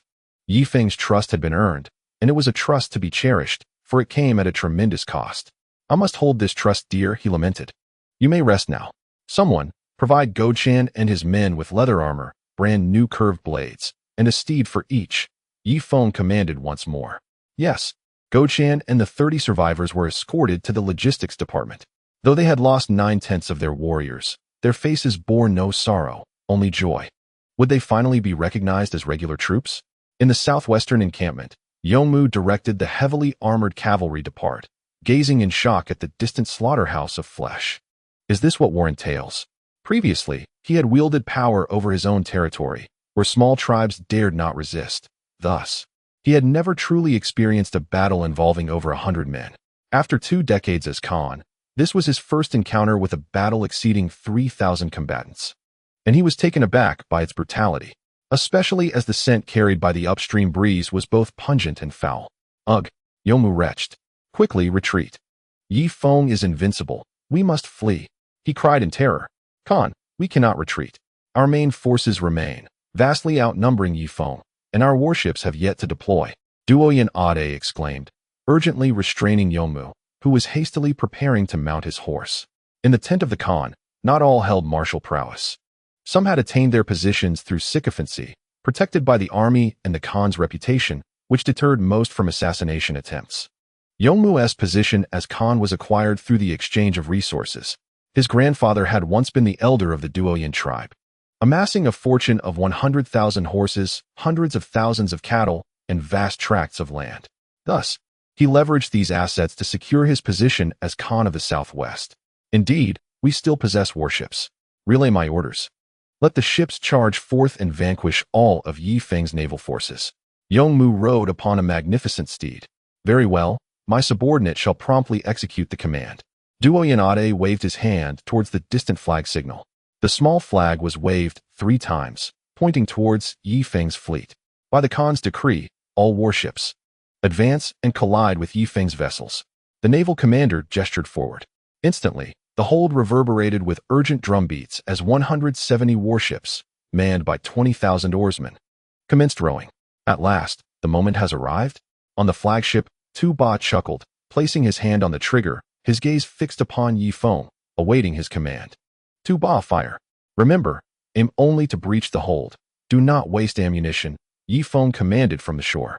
Understood, brother Feng, Tuba replied, promptly pulling the trigger. The sounds of gunfire echoed, more intimidating than the war drums of the oarsmen. The 4 heavy machine guns spared no bullets, firing 3 rounds into the hold of each enemy ship before targeting the next. Captain, we are taking on water. Impossible, the bow is reinforced with iron plating. It is true, we are indeed flooding. Quick, jump overboard. But we will freeze to death in the river. Indeed, even if we miraculously reach the shore, we will fall ill, the cold will claim our lives. The ordinary sailors were in a frenzy. Several enemy ships tilted rapidly, slowly sinking beneath the water's surface. Forget it, jump. With splashes, the Duoyan sailors leaped into the river, desperately swimming towards the shore. Feng, in his mercy, targeted only the holds, sparing the sailors above deck. Otherwise, their plight would have been far worse. What? The naval commander on the flagship was astonished by the scene. What manner of archer is aboard Feng's ship to pierce even ironclad vessels? Commander, shall we continue our assault? The naval commander was flustered, having never encountered such formidable archers. Fortunately, Feng did not target the crew. Otherwise, the consequences would have been dire. You, wear my commander's armor, quickly. The naval commander decisively draped his battle gear over a sailor, swiftly retreating to the rear of the ship, lowering a canoe, and quietly escaping towards the shore. When the upper beam is askew, the lower beam will also be crooked. With Yongmu's deficient character, how could his subordinates be any better? Naturally, Duoyan Ade was an exception. Ade, what kind of archer is that? Yongmu shrank back into the center of the heavily armored cavalry. My lord, I do not know. If Feng truly possesses such exceptional archers, I fear that even a full frontal assault would lead to our demise. Confusion filled Duoyan Ade's eyes. Ade, from this moment forth, you shall lead both the naval and land forces here. I entrust you with full command. Yongmu tossed a small horse insignia to Duoyan Ade. Khan, what do you mean by this? I cannot perish. I am the esteemed Khan. Therefore, I shall beseech the celestial Khan for aid. You must detain Feng's forces here. Should he dare to cross this threshold, I shall hold you accountable. Upon uttering these words, Yongmu gestured towards the rear. Yongsheng, Yongchang, Yongqing, hey Mao, hasten and accompany your father. A tiger does not consume its own cubs, and Yongmu remains deeply concerned for his 4 sons. Father, our original intent was to fight Feng to the bitter end, yet the safety of our revered Khan is paramount. I have resolved to escort you back to the headquarters in Duoyan. Indeed, the safety of our father is of utmost importance. We are willing to escort you back to the headquarters. His 4 ineffectual sons, though trembling with fear, feigned bravado with empty words. Let us depart swiftly. I fear Feng's crossbowmen may already have us in their sights, Yongmu admonished. What? The 4 sons exclaimed in alarm, hastily squeezing themselves into the ranks of the heavily armored cavalry. 300 heavy cavalry. Follow me to seek aid from the celestial Khan, Yongmu commanded, pointing his saber towards the rear. Instantly, 300 armored horsemen positioned themselves protectively behind them. Father, what shall we do with these female slaves? If Duoyan Ade faces defeat, they will become Feng's playthings, Yongchang suddenly inquired. I nearly forgot. Eliminate them all, leave none for Feng. Yongmu's eyes flashed with murderous intent. He has always been ruthless when dealing with his own. The massive palanquin was cleaved open, and his 4 sons charged inside with fierce determination. You wretches! Did you think that upon our defeat, you would be granted freedom? Slay them. Treat them as if they are already Feng's women. Quickly, kill the enemy's women. Slay them. His 4 ineffectual sons wielded their blades with alarming swiftness, and soon the palanquin echoed with the cries for mercy and anguished wails of the women. One must concede that Yongmu's sons, despite their shortcomings, exhibited a certain proficiency in dealing with women. Within a mere 5 minutes, they executed the dozens of female slaves. They wiped the blood from their sabers upon the delicate skin of their victims, reveling in their triumph. In the blink of an eye, Yongmu had fled with his 4 ineffectual sons and the elite 300 heavy cavalry, leaving behind over 9,000 defenseless cavalrymen. Chapter 474. An opportunity arises. On the warship, Tuba continued to fire. He unleashed a triple volley at each enemy vessel, piercing the lower hull before moving on to the next ship. This is bad. The naval commander has fled. This individual is an imposter, cloaked in the armor of the commander. The naval forces under Yongmu quickly discerned the anomaly, causing a wave of panic. Those captains with weaker resolve immediately boarded small boats to escape. As one fled, so did another, within half an hour.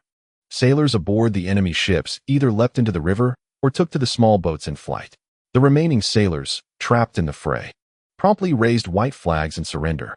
On the shore, Feng stood in stunned silence, witnessing this spectacle. What? Victory has come too easily. Halter, am I dreaming? Feng turned to Halter, who had long heard of Yongmu, the foremost Khan beneath the celestial Khan, yet never expected him to crumble so readily. Brother Feng, there may be a trick at play. We must remain vigilant, Halter replied, his expression one of caution. Do not pursue the victory recklessly.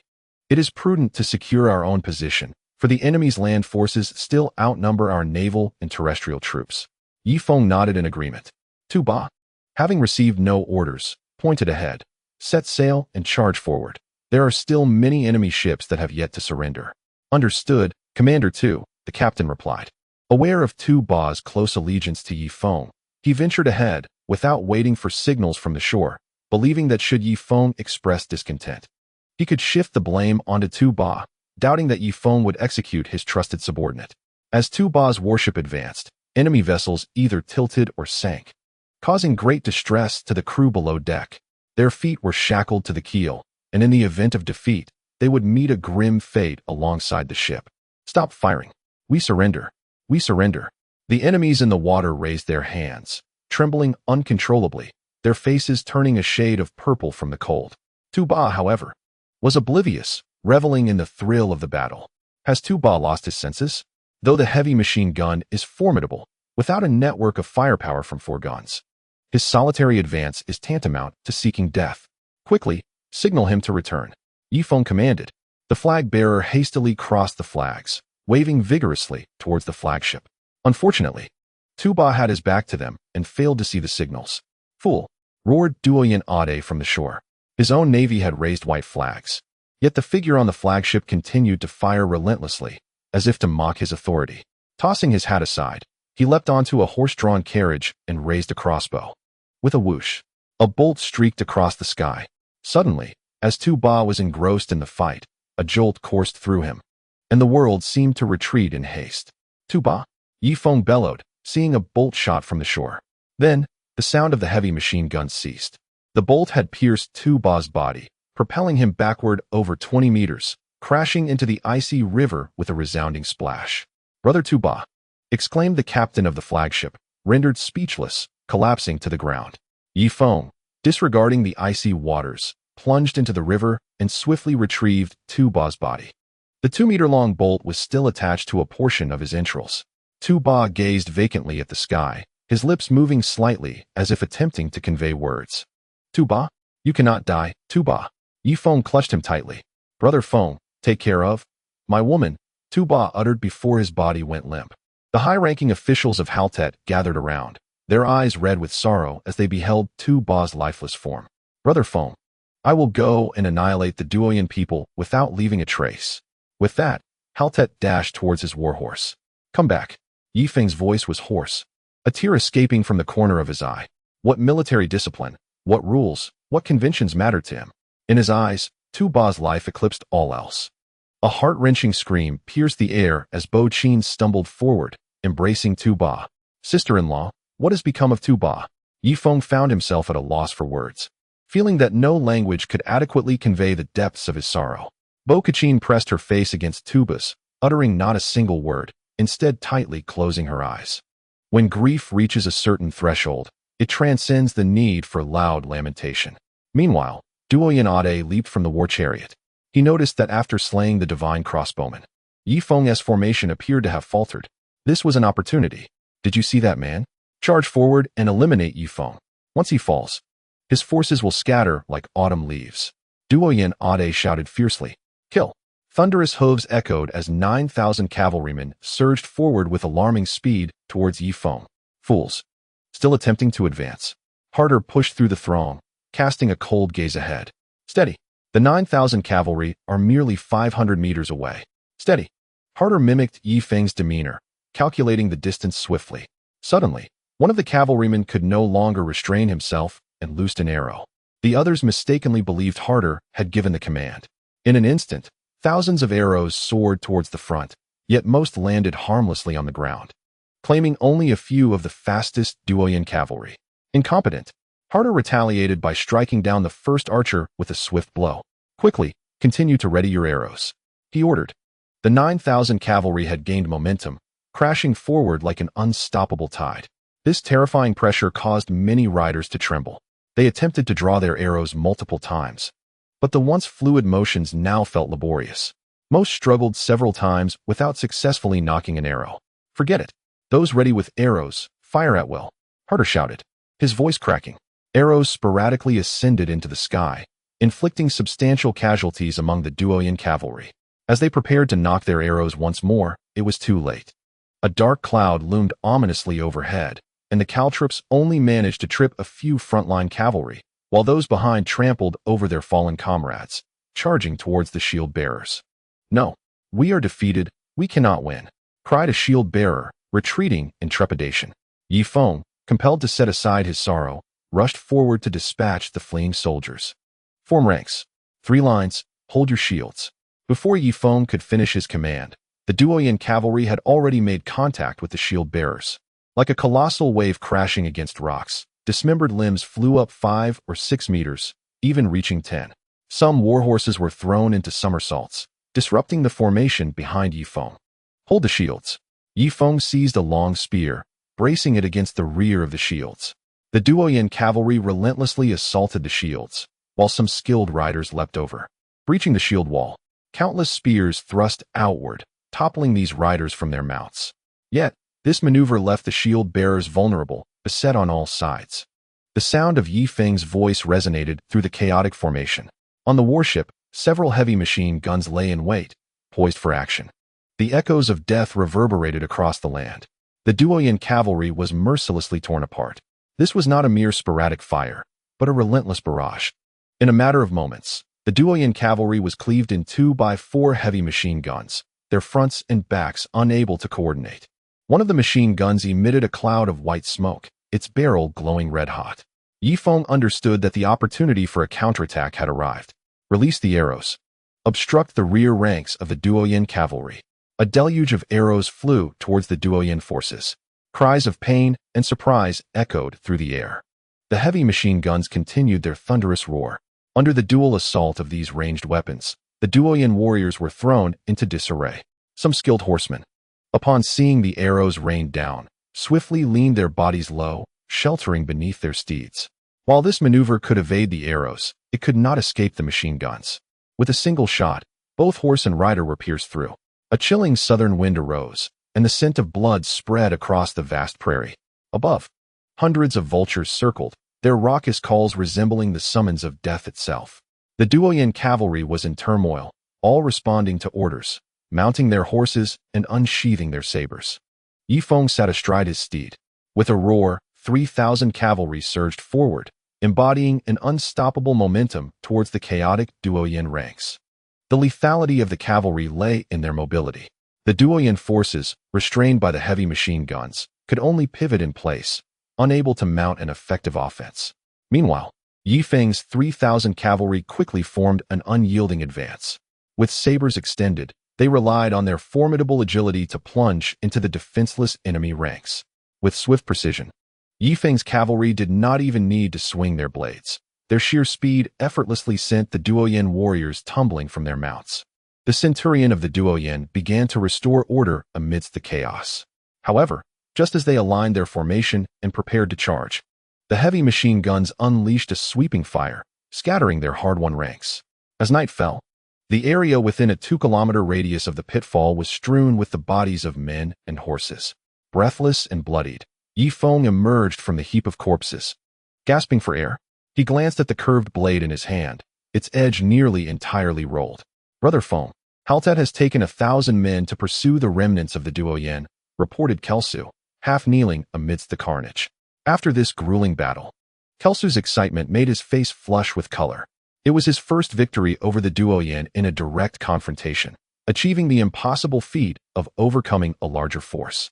It felt surreal, as if he had transcended reality. Little did he know, Such a victory against greater numbers was nearly impossible. Feng had capitalized on several advantages. First, utilizing the heavy machine guns to disrupt the Duoyin formation, and second, employing them to thwart any potential counterattack. The talented Doyen Ade managed to lead over 800 individuals to safety despite the overwhelming odds against him. However, Feng did not annihilate more than 8,000 Doyen people. At least 3,000 managed to flee, in addition to the 800 taken by Doyen Ade, leaving his actual count of defeated foes at no more than 6,000. Nonetheless, it was still a resounding victory.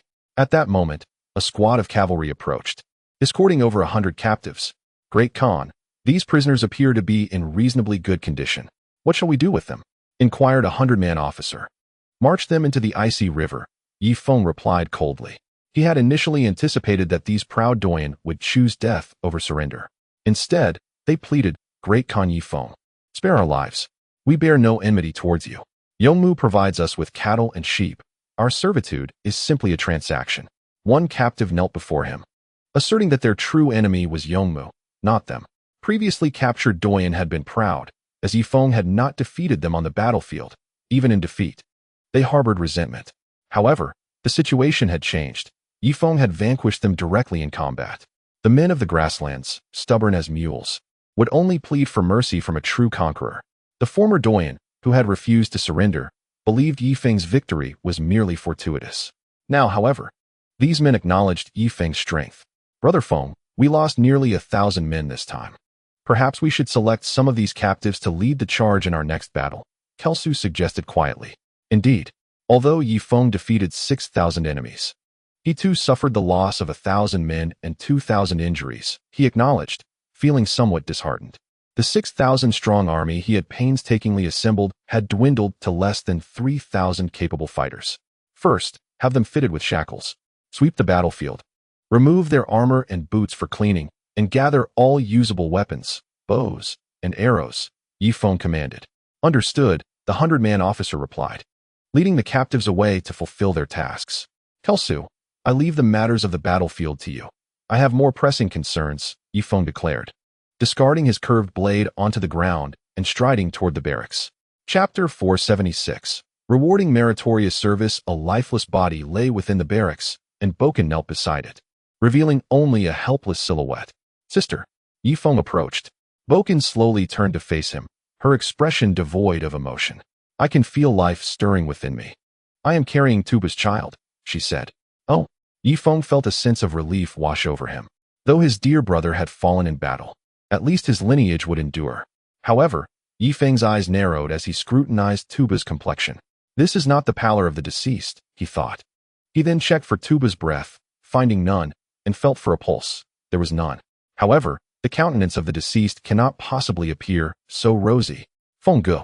I have placed the resurrection herb upon his lips, which can prevent his corporeal form from decaying, Bo Kachin remarked. Prevent the corporeal form from decaying? Feng raised an eyebrow. Indeed, it is said that within the temple lies a sacred water, as long as the body does not decompose. A bath in this sacred water can lead to rebirth. I hope to use this method to revive my husband, Bo Kachin continued. Is this information reliable? Feng swiftly grasped Bo Kachin's hand, overwhelmed with excitement, for he desperately needed the sacred water. It should be true. The Heavenly Khan has bathed in the sacred water at least twice. The sacred water, also known as the divine grant, allows those who receive it to live for an extended period.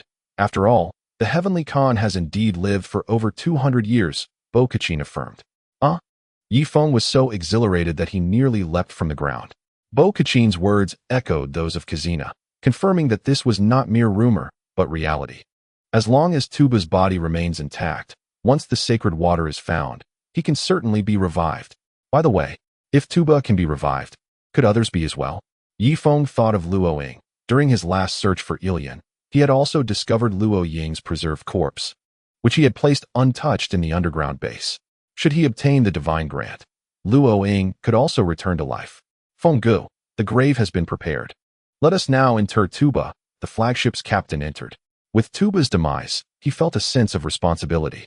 First, bury yourself. From this moment forth, no one is to touch Tuba's body. Also, bring some ice from the river's surface to freeze Tuba's remains, Feng instructed. Feng Ge, I understand your close bond with Tuba, yet sometimes the dead cannot be brought back to life. Hurry and act. Tuba still has a chance at resurrection. Yi Feng interrupted him. Resurrection? Very well. The captain resignedly returned to his tasks. Yi Feng's previously troubled heart suddenly brightened. To speak candidly, Tuba's standing in his heart was perhaps not beneath that of Duo Yanhina. Duo Yanhina was indeed beautiful and carried his child. Yet their connection was limited to a single encounter and infrequent conversations. Tuba, on the other hand, was a brother forged in the crucible of life and death. They could entrust their lives to one another without fear of betrayal. Throughout the entirety of Hot Spring Island, if one were to rank intimacy, Tuba would undoubtedly place within the top 5. Sister-in-law, rest assured, I, Yi Feng, will risk my very life to seek the sacred water within the temple, but first, I must cross the Duoyan Prairie. Now Yi Feng comprehended the situation. The temple was not located on the Duoyan Prairie, but on the opposite side of the vast grassland. Bo Kachin nodded, her expression revealing little. Strictly speaking, her feelings for Tuba were not so profound. It was primarily due to the life growing within her that bound her to him. With his spirits lifted, Yi Feng felt a glimmer of hope. He exited the tent to continue assessing the damage from the battle while also rewarding merit. Such is the nature of warfare. Rewards and penalties must be balanced and just. For otherwise, who would be willing to risk their lives in the future? Busy until the following morning, Yi Feng finally organized the seized supplies. Within the tent, he convened a military meeting with over 100 officers. The spoils included more than 4,000 pairs of boots, over 1,500 fine horses, approximately 1,000 sets of leather armor, around 4,000 complete curved sabers, 3 war crossbows, 3,700 bows, and over 40,000 arrows. After Harder concluded his report, Yi Feng nodded. These captured resources were sufficient for him to reconstitute a formidable army. He then turned his attention to the naval commander. Kelsu stepped forward. Brother Feng, we have seized 41 warships, while the others were sunk. Yi Feng inquired further about the ship slaves. Unfortunately, the ships of the Doyan people, much like those of the Yunshan tribe, are outdated and rely solely on the rowing of the ship slaves. They have incurred no losses, they remain in the hold. And unless the ships are sunk, they generally do not perish, Kelsu explained. Excellent. Let us combine these 40 ships with my 30, which will grant us a total of 70 vessels, transforming us into a true fleet, Yi Feng affirmed with a nod. How many Doyan captives do we have in total? He asked again. Brother Feng, we have captured a total of 1,100 Doyan troops, both from their naval and land forces. They are all confined in the horse pen, shackled, and within the range of heavy machine guns, Madhav replied respectfully. The sense of triumph in following Yi Feng into battle was exhilarating. Madhav regarded him with almost reverential admiration, for it was Yi Feng who had liberated them from subjugation, vanquishing the once mighty Doyan. What shall we do with these 1,000 Doyan captives? Yi Feng questioned. Let us chop them up and turn them into roast meat. I wish to feast, Gedshan interjected, his eyes flashing with deep-seated hatred. Chapter 477. No coercion, Brother Feng. I believe it would be wiser to keep them alive. After all, our own casualties have been considerable. In future battles, we can send them to the front lines. Those who perform well may gradually be integrated into our ranks. As our enemies remain formidable, and we cannot afford to waste captives indiscriminately, Madhav stated earnestly. Very well, let it be as Madhav suggests. We shall assign these 1,000 Doyan captives to the expendable battalion. In battle, they will charge forward, with our archers positioned behind them. Should they attempt treachery, they shall be shot without hesitation, Yi Feng declared coldly. Ha ha ha, Brother Feng, the name expendable battalion has a nice ring to it. One of the generals couldn't help but chuckle. Even Gedshan joined in with a foolish laugh. Once the laughter subsided, Yi Feng raised his hands to quiet the assembly. Now, it is time to discuss rewards for merit. Harder, you have demonstrated exceptional command abilities amidst chaos, though you still have much to learn. Therefore, I hereby appoint you as the formal commander of the army. In my absence, you shall lead our forces. Brother Feng, may I convert this into cash? Perhaps 10,000 spring coins? 8,000 would suffice, or 5,000. Harder jested, not wishing to fight. His aspirations lay in immigrating to Hot Spring Island with his family, making money a more tangible pursuit. As for the title of army commander, he deemed it ephemeral. Once the war concluded, he would return to obscurity. Very well. I shall not only appoint you as my grand commander of the army, but I shall also bestow upon you 5,000 hot spring coins. Tunger, make a note of this, and later instruct Wang Zhihai to add 5,000 to his bank deposits, Feng proclaimed. Understood, Tunger responded as he picked up a feather quill. Kelsu, you are the Grand Commander of the Navy, but during this campaign, you committed a grave error, nearly endangering Tuba's life. Therefore, I have decided to relieve you of your duties as Grand Commander of the Navy. You shall now serve as a 100-man leader of the Navy. Tunger, I hereby officially appoint you as the Grand Commander of the Navy. Yes, Brother Feng, Tunger exclaimed, hastily setting down the quill and bowing deeply to Feng. As a citizen of Hot Spring Island, Tunger was not required to kneel, whereas Kelsu, not yet a citizen, could only kneel in obedience. There is another individual I wish to commend especially. Yunshan, during the cavalry charge, despite your frail physique, you exhibited remarkable courage alongside your kin, each of you slaying nearly 2 Doyan warriors. Henceforth, in addition to your 20 warriors, I shall assign you 2 more 100-man leaders to command, and you shall be officially promoted to a trial commander of 1,000, Feng declared. Yunshan's eyes widened in astonishment. The title of trial commander of 1,000 is equivalent to a vice commander, with 3 trial commanders beneath every commander. What are you dawdling for? Kneel and thank Brother Feng, Medeafu said with a hint of jealousy, nudging him. Thank you, great Khan. Yunshan hurriedly knelt.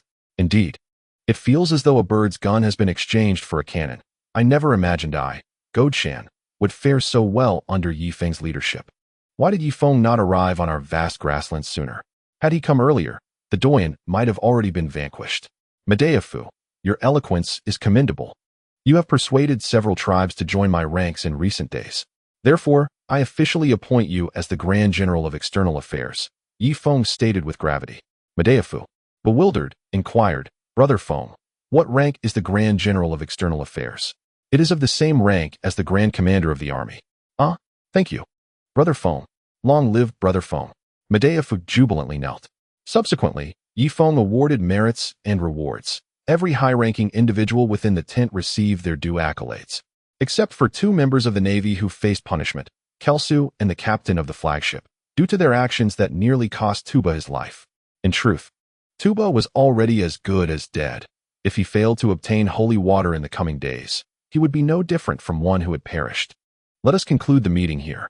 Haltet, inform the cooks to prepare beef and lamb.